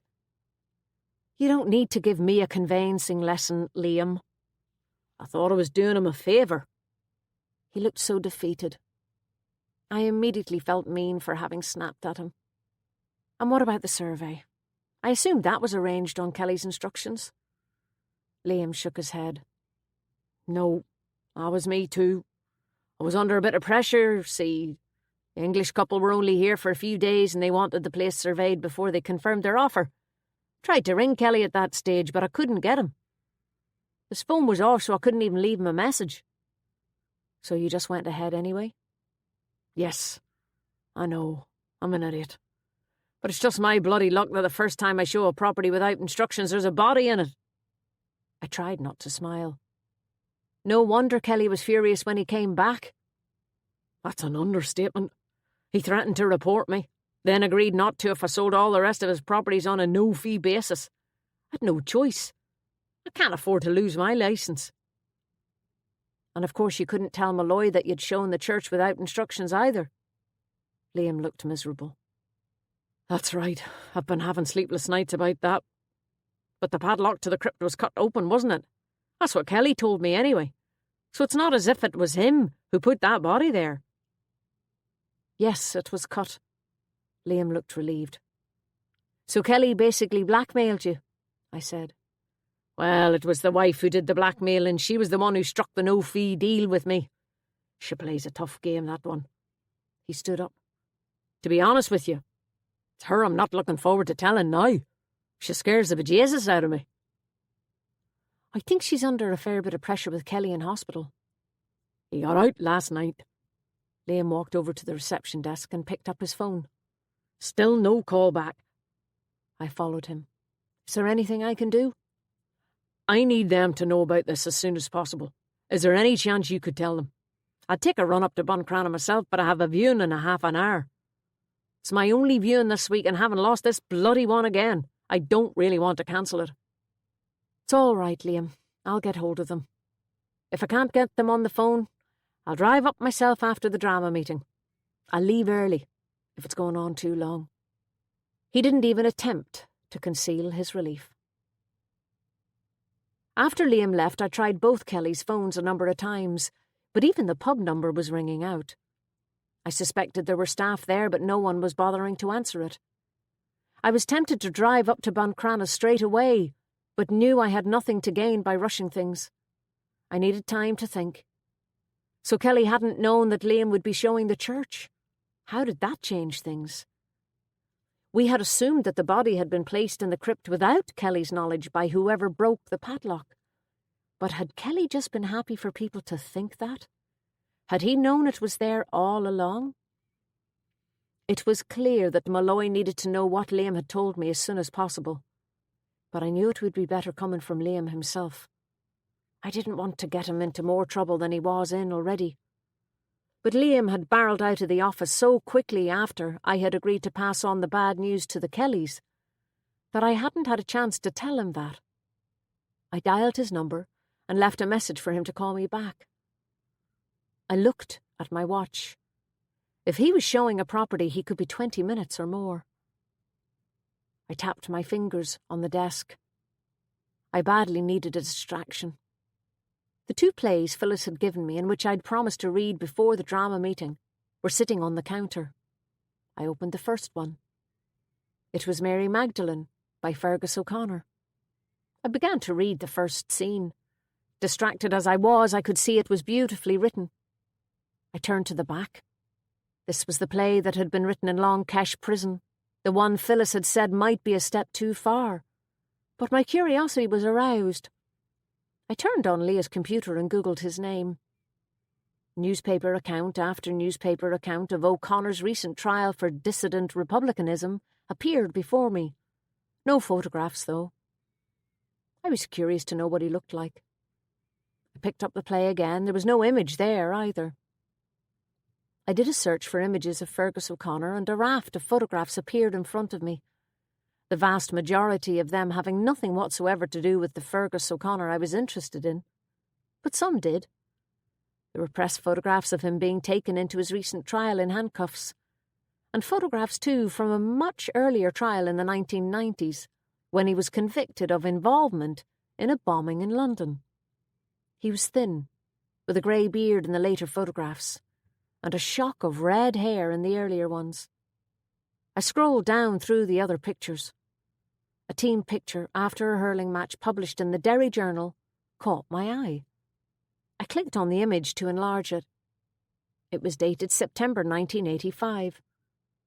The familiar red-haired youth was there again, standing in the back row, a member of an under-21 team from Derry who had won some local league cup. I guessed he must have been about 19 at the time.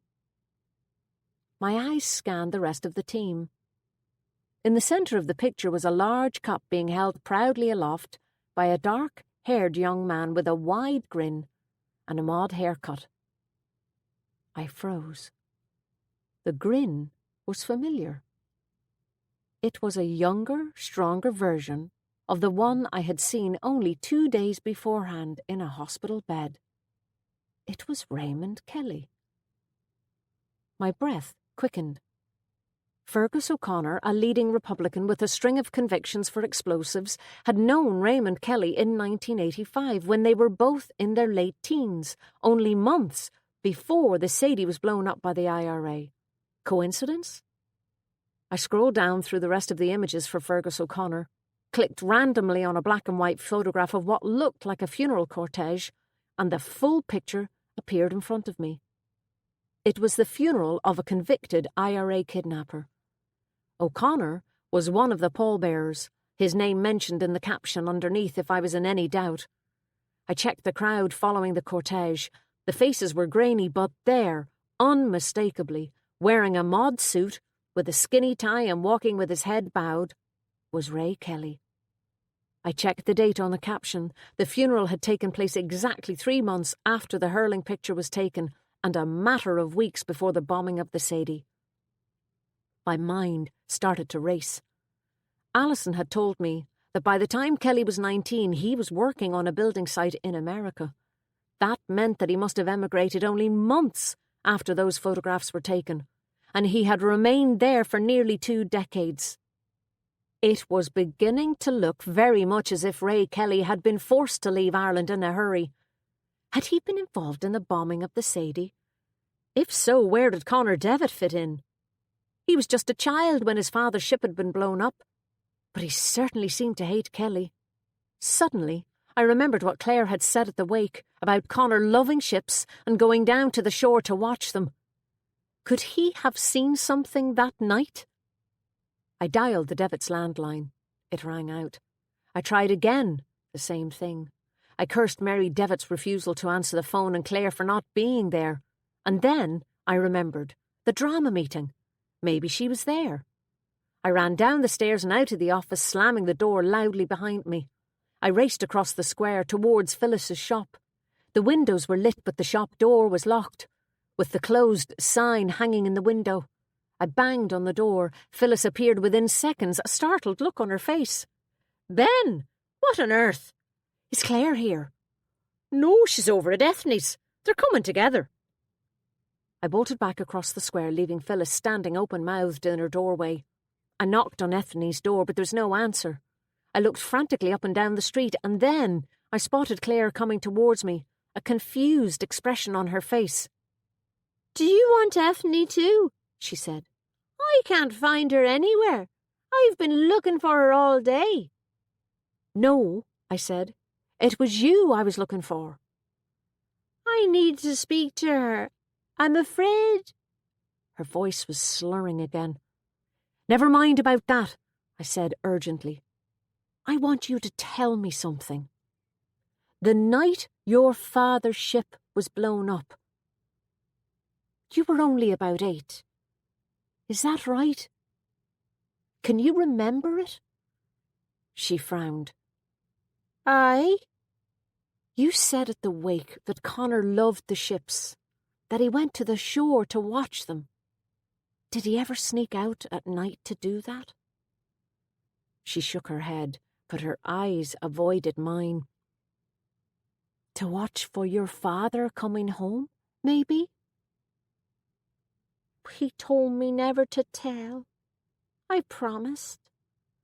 "That doesn't matter now, Claire." I wanted to shake her. It was like talking to a child. "You need to tell me. Think carefully. Did he go out that night?"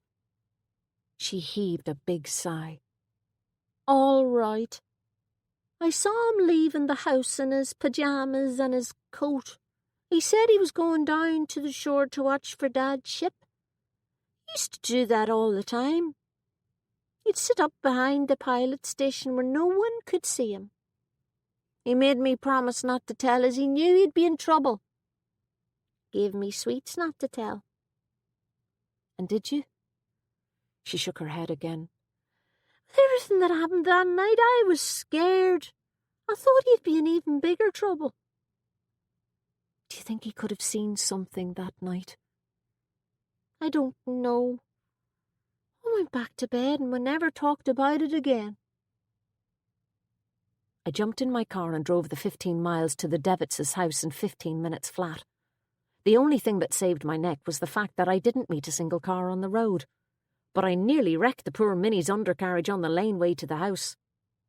I turned into the yard, braked sharply, and leaped out, the engine still running. I rapped on the door and Mary Devitt answered after what felt like minutes, but was probably only a matter of seconds. She had a knife in her hand, covered in oil paint. "Connor, is he here?" I asked breathlessly. "No, he's gone," she said sadly. "What do you mean, gone?" "He's left. Said he had done what he needed to do, and now he had to go again. I have to let him live his life." "Where's he gone?" "I'm afraid I don't know." I took a deep breath. "Mrs. Devitt, did you ever think that Connor knew something about what happened to his father's ship?" Her expression clouded. "You mean the Sadie?" "Yes. Could he have seen something? I know he was only a child at the time." 11, she offered. "Well?" Her eyes drifted over my shoulder. "So much happened that night," she said vaguely.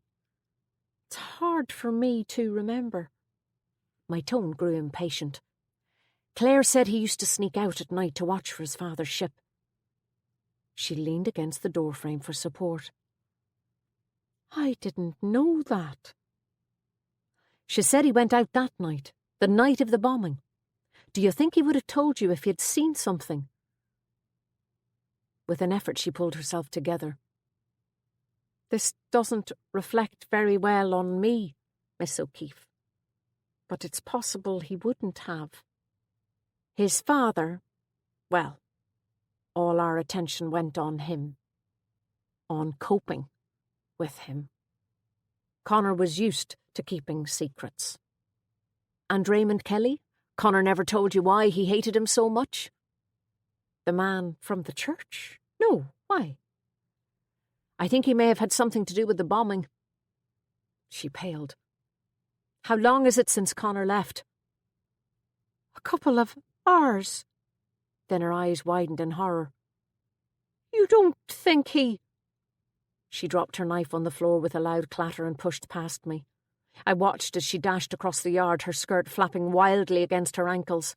She ran to what looked like an old turf shed. I followed and stood beside her as she pulled open the door and switched on a light. She dropped to her knees and crawled under an old workbench, and with some difficulty managed to drag out a wooden box. She lifted the lid and turned to face me with a look of horror, her face white in the weak light. Jack's shotgun, she said. It's gone.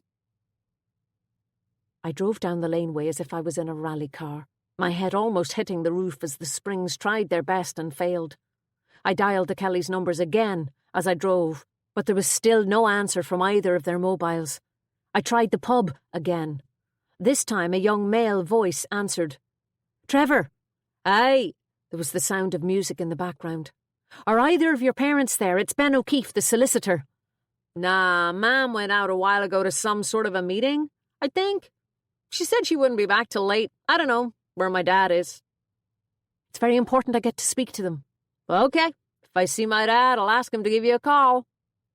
I hung up and immediately dialed the Garda station. McFadden answered. Andy, is Malloy there? He should be back in 10 minutes. Will I get him to call you? Do. You all right?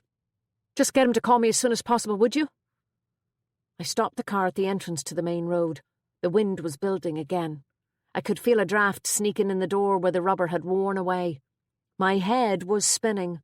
What the hell should I do now? Drive back to Glendara to find Claire? But what good would that do? She was unlikely to know where Connor was. I decided to drive to Buncrana to try to track down the Kellys. I looked right and left before turning back onto the road. Across the fields to the cliffs I could see the moonlit sea.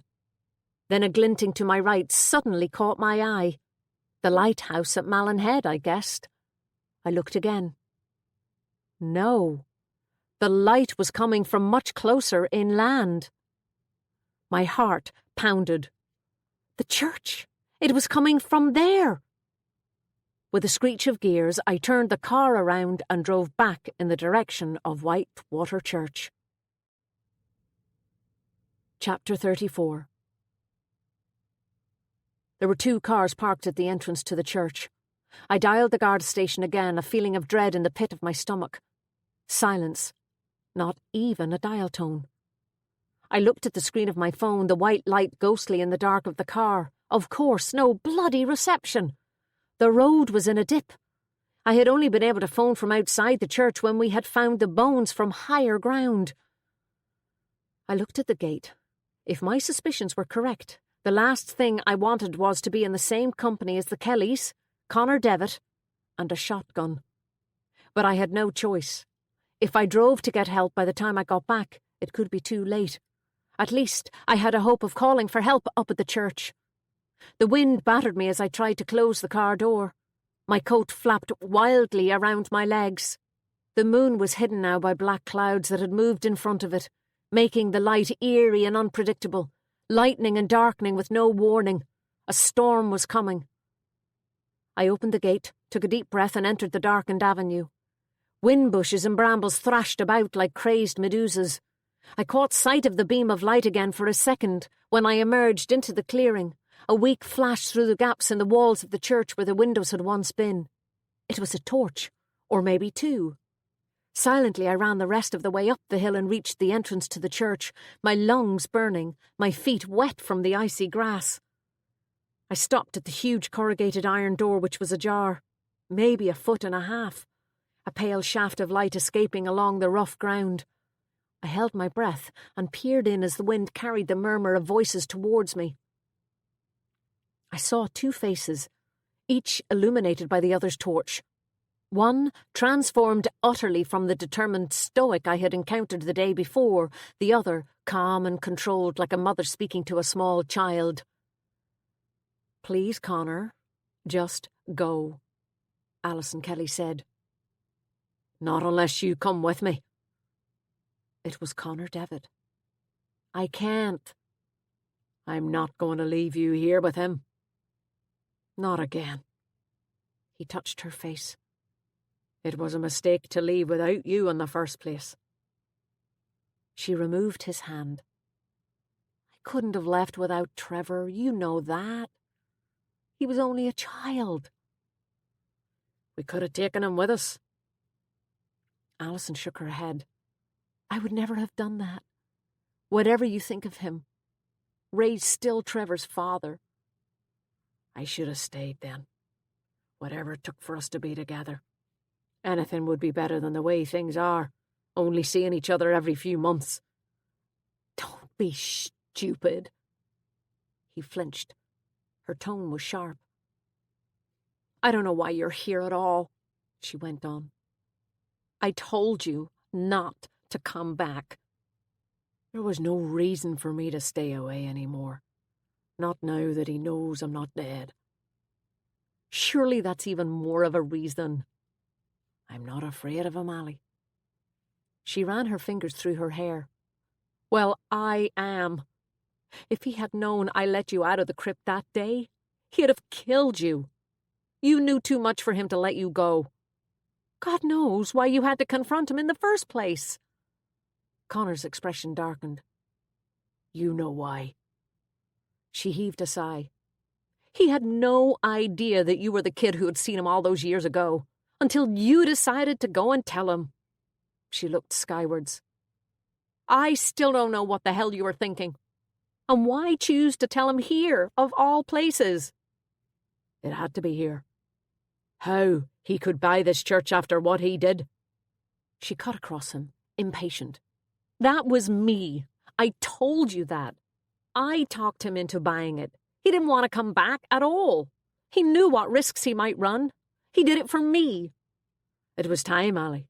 I needed to show him what he had done, the community he had destroyed." "And tell him about us, even though I didn't want you to?" "He needed to know." "No, he didn't." "You were afraid of him. It was up to me to tell him." "The morning of your own wedding?" "I couldn't go through with a wedding to someone else. You know that. Not after I'd found you again." He put his hand on her shoulder. "I wanted to take care of you like I used to. I still do." She pulled away. "I'm an adult, Connor. I'm not that fat little kid who needs a friend anymore. I wasn't then, and I'm not now. We could have continued to see each other, but oh no, you had to force my hand, just like you're trying to do now. I can't believe you scared our buyers away like that." "I didn't think I'd need to force your hand. You were supposed to follow me, remember? When Trevor was old enough?" Connor kicked at a weed growing amidst the rubble. "I should have gone after him. Back then when you let me out. I should have gone after him and told him about us and that you were coming with me. Not let you talk me into taking that young lad's body and putting it in my place." He stared at the ground, one hand in his pocket. "That was a crazy thing to do." "It was the only thing to do. You needed to get away." He looked up at her, and for the first time a note of anger entered his voice. "No, I did that for your sake. But it was a mistake. It was a terrible thing to do to my family. I should have come back long ago, but I didn't. For you. It was only ever a matter of time before that body would be found." He took a step towards her again and leaned in close. "It's time to face things. We can do it. Now." Again she pulled back. "No. You need to leave. Just go, Connor, please." The wind changed direction suddenly, and I could no longer hear what they were saying. I peered cautiously around the edge of the door. Suddenly, I heard movement behind me. A footfall, the rustling of grass. I whirled around, my senses on overload. I thought I could make out a form about 10 feet away, but when I looked again it was gone. Had it been a trick of the shadows? The wind was churning the heavy storm clouds, daring them to break. I turned back to face the door, my ears straining to hear what was being said, when I felt warm breath on the back of my neck. My heart jolted as someone grabbed my arm, wrenching it almost out of its socket, then hauled me inside and shoved me roughly between the two people in the church. They drew abruptly apart and I heard a torch drop onto the ground. The light dimmed immediately. I stumbled forward and put my hands against the wall to stop my fall, scraping them painfully in the process. I managed to regain my footing in time to see Raymond Kelly, looking grey and thin and wretched, walk calmly over to his wife. "Did you know your show had an audience?" he asked. Alison's eyes widened in horror. "Ray, what are you doing here?" "Your boyfriend called me. Didn't he tell you? We had a nice little chat. Brought back memories of the last rendezvous he and I had up here, on the day of his wedding, no less." Kelly's voice was hard. "You'd think I'd learn, really. Only ever get a nasty fucking surprise when I'm summoned up here." "Ray, please, I'm disappointed you fell for him, sweetheart. It's me he's after, not you. He's only trying to get at me." Connor moved towards the far wall. "Not true, Kelly. That's the way it started, but it hasn't been that way for a long time." Without switching his gaze from Kelly for a second, Connor placed the torch, now the only source of light in the church, onto the window ledge, and picked up what I now saw had been resting against the wall the whole time. I stiffened. I heard Alison's sharp intake of breath, and instinctively I took a step away from Connor and towards the Kellys. Connor slowly raised the shotgun in his arms and, feet planted firmly apart, aimed it directly at Kelly. "At first, all I wanted was to destroy you, to make you pay for what you'd done. But it's been more than that for several years now. I love her. We love each other." Alison's eyes darted from one to the other. "Ray, it's not like that. Look at him, he's crazy." I stole a glance at Kelly. He was impassive. Not at all the panicker I was used to, despite having a gun pointed at him. Which one was the mask, I wondered. "No more lying, Ollie," Connor said. "I refuse to walk away again. I need to finish what I started."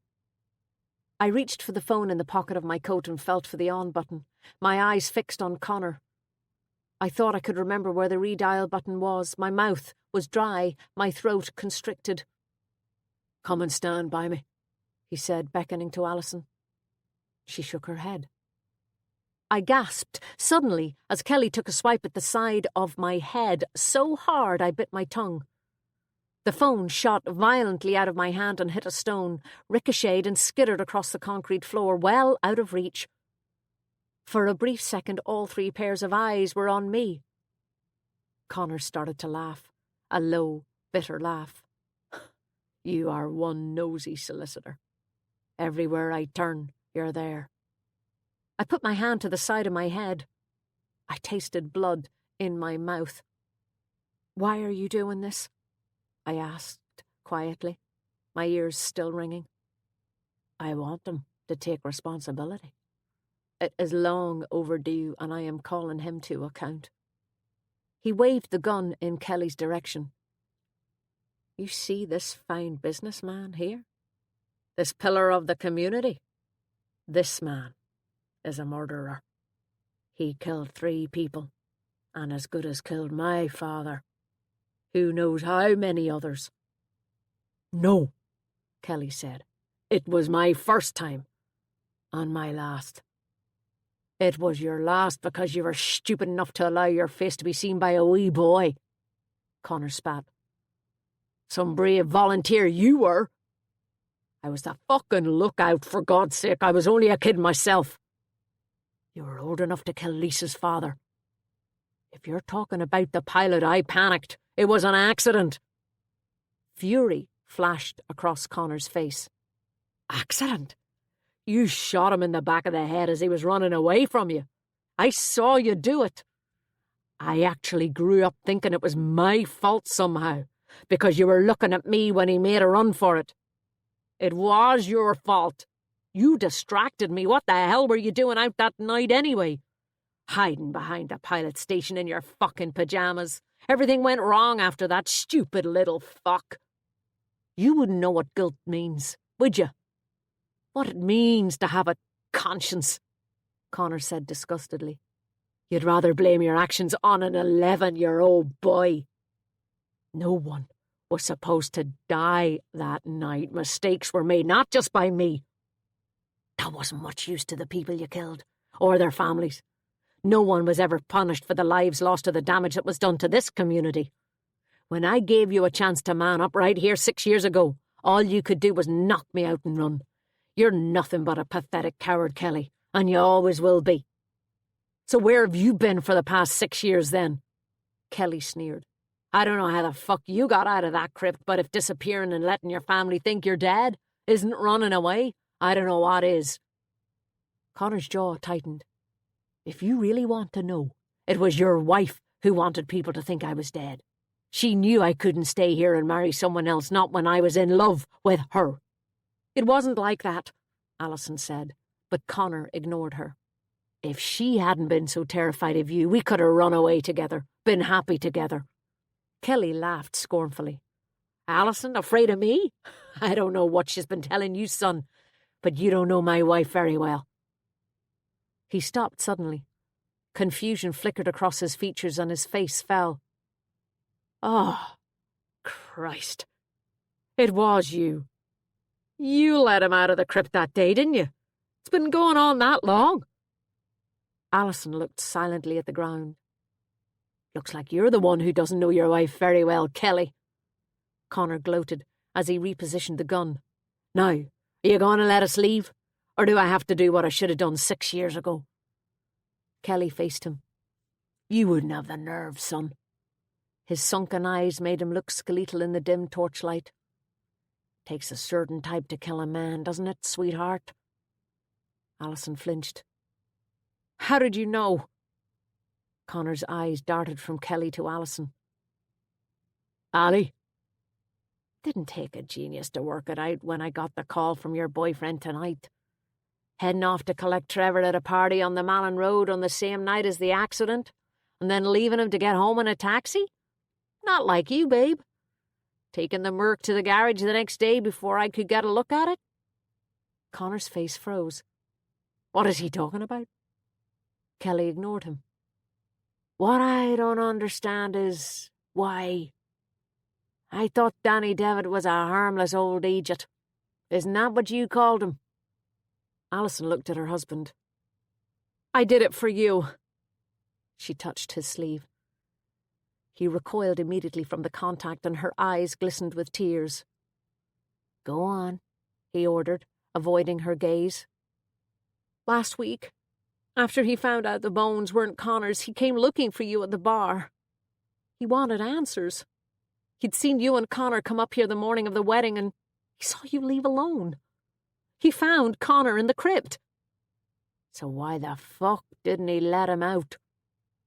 We had a row, Connor said quietly. Alison pivoted. What did you say? He was going to let me out, but I made the mistake of shouting at him. He was upset with me, said he knew about us. What? Connor shrugged. He must have seen us together. He said that I didn't deserve Lisa, that he was going to make sure I missed the wedding. He left me there. Alison's eyes sparked. Why the hell didn't you tell me any of this before we started taking bodies out of coffins to put in your place?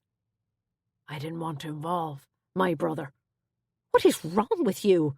He could have told anyone, any time in the last 6 years. Well, it seems he didn't, doesn't it? Or did you hope he would tell, and then you'd have to come back? She spat. Was that your plan? Would that have been such a bad thing? Jesus fucking Christ! Kelly's roar echoed around the walls of the church. Am I really expected to listen to this shit? Alison ran her hand through her hair, her eyes brimming with tears. When she spoke again, her voice was choked.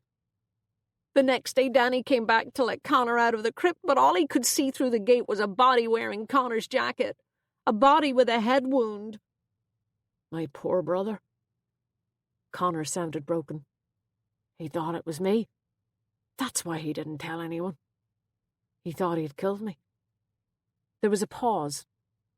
No one spoke for a few seconds. It was starting to rain. I could hear the drops hitting the iron door, just a few at first. Big, heavy drops, splattering against the metal like the plucking of guitar strings.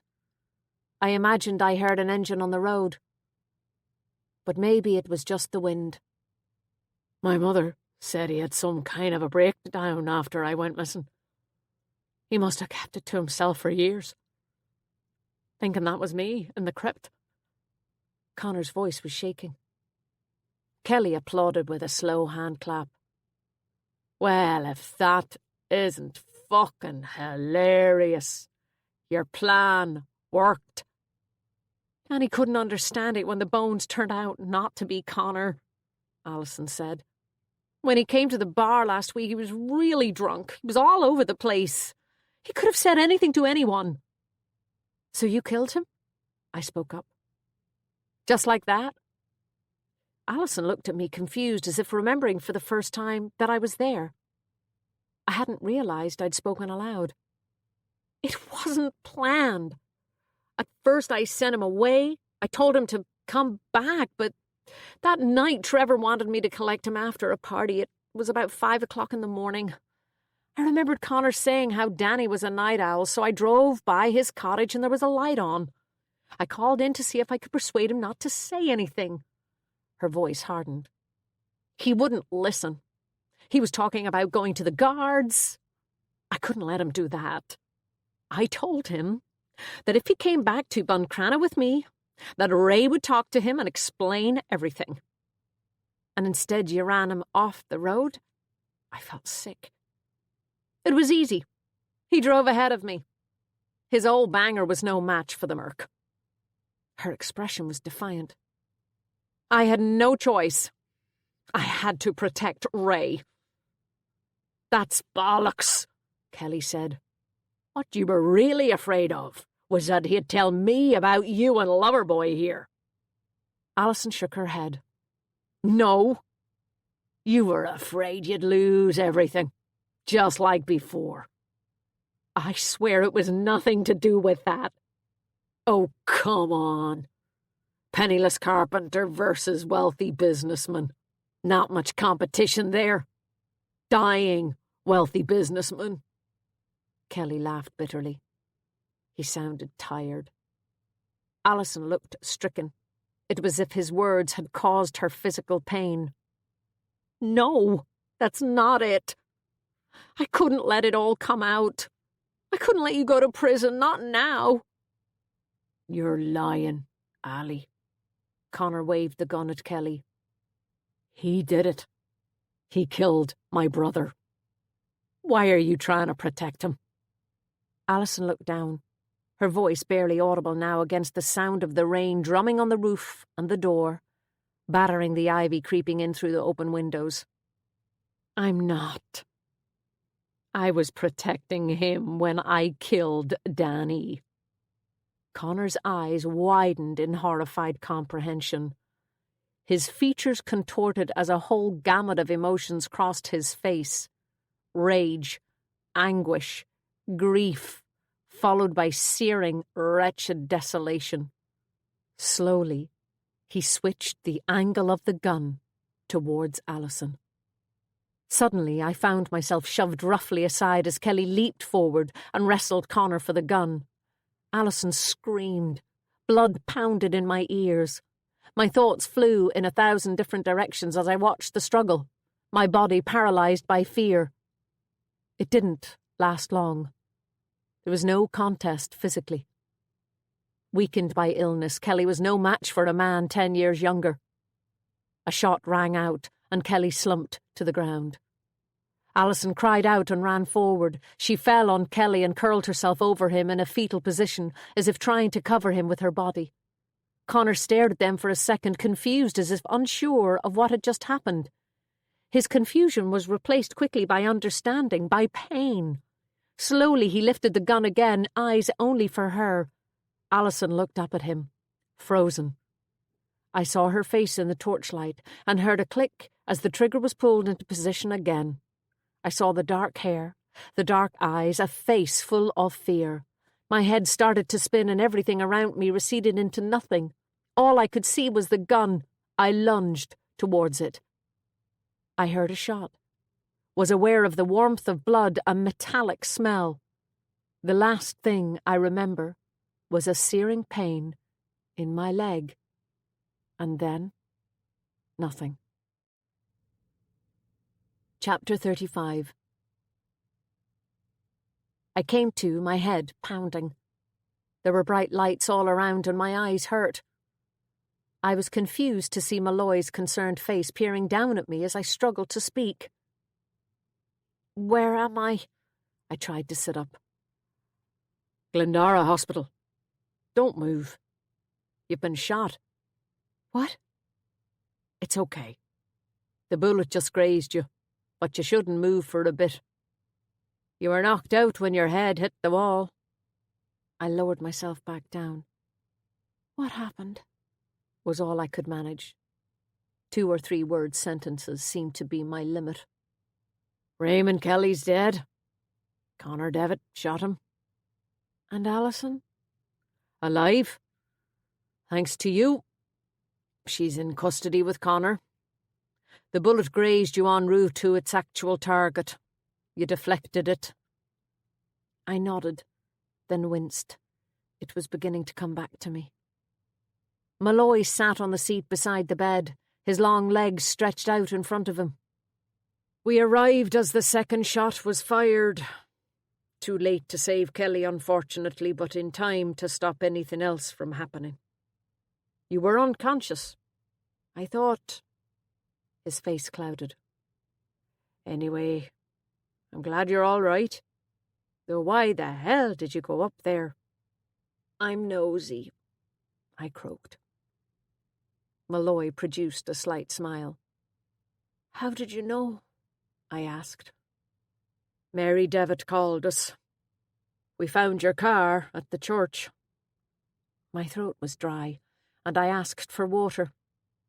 Malloy handed me a plastic cup from the bedside locker. I drank thirstily, feeling a tiny surge of energy as I did so. My brain was starting to wake up. Why didn't Ray Kelly come armed? I asked. He must have known what he was facing when Connor called him. He probably didn't care enough to put up a fight, especially when he knew about Connor and Alison. He was aware he was going to die anyway. It seems he only had weeks. Alison is singing like the proverbial canary. She keeps saying it was Kelly she loved. It's a shame he had to be dying for her to realise it. Strange woman. Connor seemed to think she was too afraid of Kelly to leave him. It probably suited her for him to think that. She certainly knew all about Kelly's past, but I suppose it was the only way Connor would have understood her staying with Ray. So she had 2 men who were prepared to risk their lives for her? I shook my head. It hurt a lot. What about Connor? How is he doing? He hasn't said a word since we brought him in. It's as if he's in shock. He saw Kelly the night of the Sadie, as a child, I said. So I understand. Kelly was in the IRA briefly in his late teens. After the bombing of the Sadie, he took off to the States for 20 years. Thought he was safe enough to come back by then, I suppose. Persuaded by his wife. But Connor recognised him and vowed revenge. And fell in love with his wife in the process, I added. Malloy nodded. They hadn't seen each other since they were children, apparently.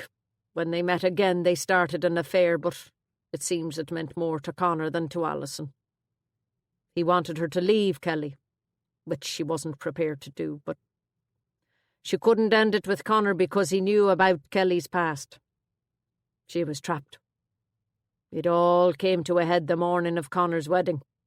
Alison had told Connor that Kelly was going to the States for a few weeks to bring back some equipment for the bar, so Connor decided to confront him before he left. He got Kelly up to the church by pretending he was going to withdraw his objection to his planning application. And instead, he confronted him about the bombing, Ben put in. But why didn't he tell him about the affair, if he was trying to get Alison to run away with him? He didn't have a chance. Kelly quickly overpowered him, knocked him out and left him for dead in the crypt. Kelly had told Alison he was going to meet Connor at the church, so when Connor didn't turn up for his wedding, and she didn't hear from him, she went up there on her own and found him that night. It was Alison who came up with the plan of dressing Stephen McFerry's body in Connor's clothes and putting it in the crypt so that Kelly would think it was him when he got back from the States. By that time, the body would have been sufficiently decomposed to be unrecognisable. They must have used that passageway between the graveyard and the church, Ben said. That explains why those planks came away so easily. Malloy nodded.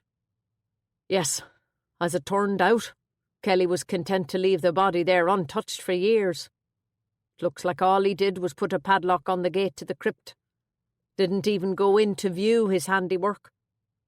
I suppose the risk of leaving the body there would have been less than moving it, especially since no one knew about the crypt. Apart from poor Danny, I said. Yes. I presume Kelly would have moved the body before he sold the church if Liam hadn't... I stopped, mid-sentence. Jumped the gun? Malloy smiled. It's all right. I know. He came to the station, told me the whole story. You're right. As a matter of fact, it looks as if Kelly started to dig a shallow grave in the old graveyard, but he didn't get a chance to finish the job. Maybe he was too weak, or the opportunity to go to the States for treatment came up. So, Connor did what Alison wanted and disappeared. Went to England. Malloy nodded. He's been working there on the building sites in London. Amazing no one happened to run into him really over the years. He was sure he'd convince Alison to leave Kelly and start a new life with him. Turns out they've been meeting up every few months for the past 6 years. She was afraid to end it because of what he knew about Ray, and so it went on, until the body was found. And poor old Danny got caught in the crossfire, I said. Yes. He was using that cottage of his beside the church as a workshop at that stage. It seems he saw Connor and Ray both go up there the morning of the wedding, but only Ray come back. So he went up to investigate and found Connor locked in the crypt, with a cut to his head where Ray had hit him. They had a row, shouting at each other through the gate, and Danny ended up leaving Connor there, so he'd miss his wedding. Danny must have thought it was his big chance to get Lisa back. It was very sad. His mother said he was like a child in many ways. And of course he knew about Connor and Alison. He'd seen them together. Another reason for him to want Connor to miss his wedding. I paused. But when he went back the next day to let Connor out and saw the body through the gate, why didn't he go in? He'd have immediately seen it wasn't Connor if he had. Malloy shrugged. Danny was the one who found his father's body. Maybe something snapped when he saw what he thought was his brother's body, and he just couldn't handle it. He'd left Connor alone for 24 hours with a head wound after all. He must have been horrified by what he'd done. He disappeared himself for a while after that. Had a bit of a breakdown by all accounts. Poor Danny, I said. Imagine carrying that guilt for all those years, thinking he was responsible for his brother's death, when all the time local people were wondering what had happened to Connor. He must have been completely haunted by it. I wonder if that was why he moved into the cottage, so he could maintain some sort of a vigil over what he thought was his brother's body. Malloy sighed. Possibly. So on Christmas Eve, when Lisa told him she was getting married, he was so overcome with guilt again that he went up there and wrapped the bones in a blanket and put a pillow beneath the skull. I shuddered at the thought. He couldn't bear the idea of Connor being there alone in the cold crypt because of him. As far as he was concerned, he'd caused his own brother's death for a girl who was now marrying someone else. Not only did Connor not get to marry Lisa, but he didn't either. His big mistake was talking to Alison, telling her what he knew. He couldn't have known how dangerous she was, and how desperate, especially with the pressure Connor was putting on her. And she really did it to protect Ray? Who knows what her real motives were, Malloy said. Whether she actually loved him or loved the security he provided, who can tell? If Danny had talked to us or even to Ray, it would all have come out, and she would have lost everything. Her parents lost everything here when she was a child. She wasn't going to let that happen again. The door opened suddenly and a nurse stuck her head in. She saw Malloy, mouthed the words, "I'll come back," and closed the door again. The Garda uniform has that effect. Malloy stood up. I'd better get going. Your bag's in your locker, by the way. We took it from your car. Thanks for coming. His brow furrowed. You had me worried. I smiled weakly. Sorry. He paused. Ben, you know. I held my breath. I'm sorry I haven't. Yes? He shook his head. It's nothing. I'm just glad you're all right. Before he reached the door, he turned back. I nearly forgot. 2 messages. Maeve's feeding Guinness for you, and Phyllis said to tell you should be in later. She's a little busy this afternoon. You see, she's acquired a new dog. I could feel a smile creeping across my face. Fred? Yep. And she also has to get over her shock at Ethne O'Connell being arrested for her involvement in those burglaries. What did you just say? I forgot and tried to sit up again. Not such a good idea. Pain shot through my leg and I felt sick. Malloy quickly came back over. Careful. He pushed me gently back onto the pillow. Ethne? Robberies? Really? Yup. Someone put Bork under some serious pressure to give her up. Connor Devitt? That's right. Looks like he put his father's shotgun to use before he even made it to the church. Threatened Bork with it. Malloy grinned. Bork's made a complaint against him. Thinks there might be money in it. It's not going to be much use to him where he's going. But how did he know? Connor, I mean. About Ethne? I don't think he did.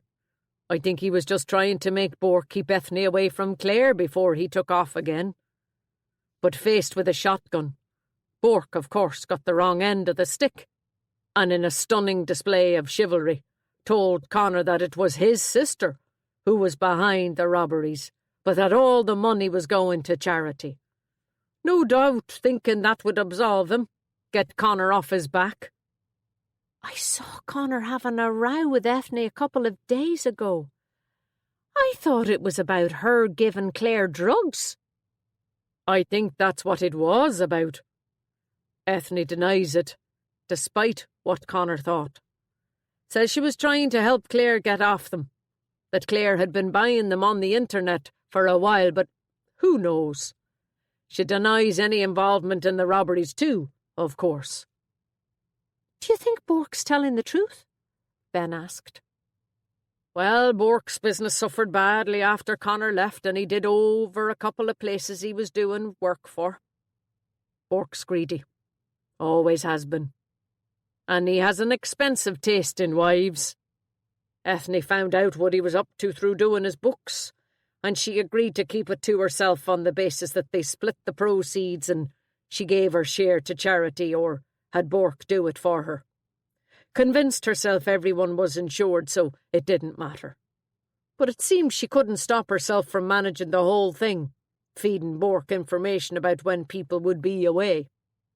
A pharmacist would be in a perfect position to do that, selling makeup for weddings, anti-malaria tablets for exotic holidays, that kind of thing. It makes sense. Bourke's not the sharpest tool in the box. He'd have been caught long ago if it weren't for Ethne. Jesus. Malloy gave a wry smile. According to Bourke, Jesus is why she did it.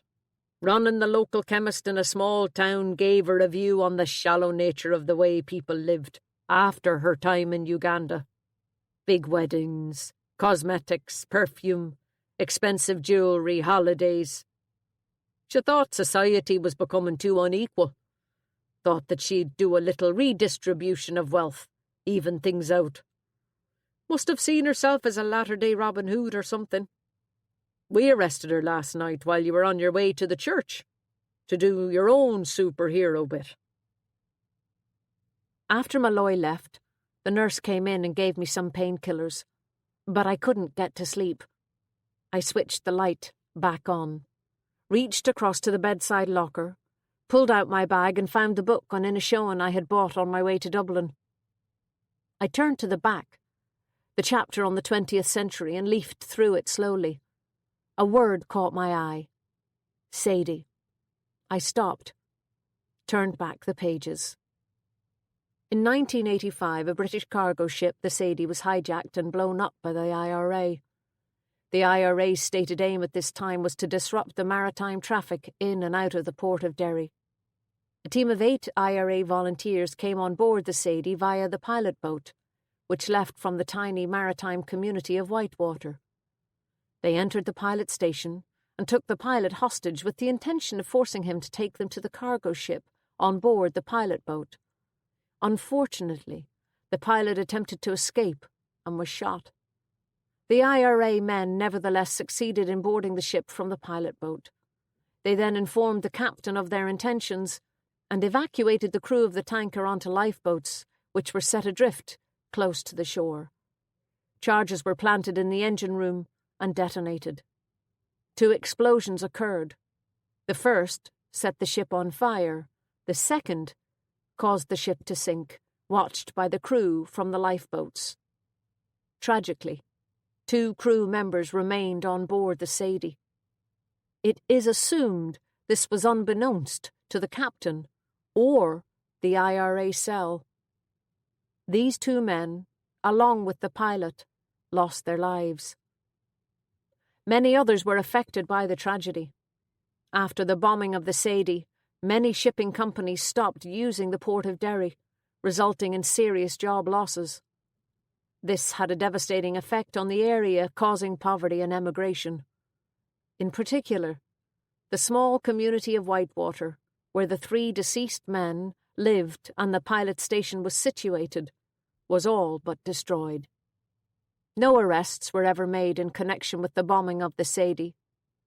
The perpetrators wore balaclavas and were never identified. I closed the book and felt it fall from my hands with a soft thud as the painkillers finally began to take effect. This concludes Death at Whitewater Church by Andrea Carter. Narrated by Heather O'Neill. Copyright 2015 by Andrea Carter. This unabridged audiobook is published by arrangement with Andrea Carter, care of Susanna Lee Associates, and was produced in the year 2021 by Tantor Media Incorporated, a division of Recorded Books, which holds the copyright thereto. Please visit tantor.com for more information on our growing library of unabridged audiobooks.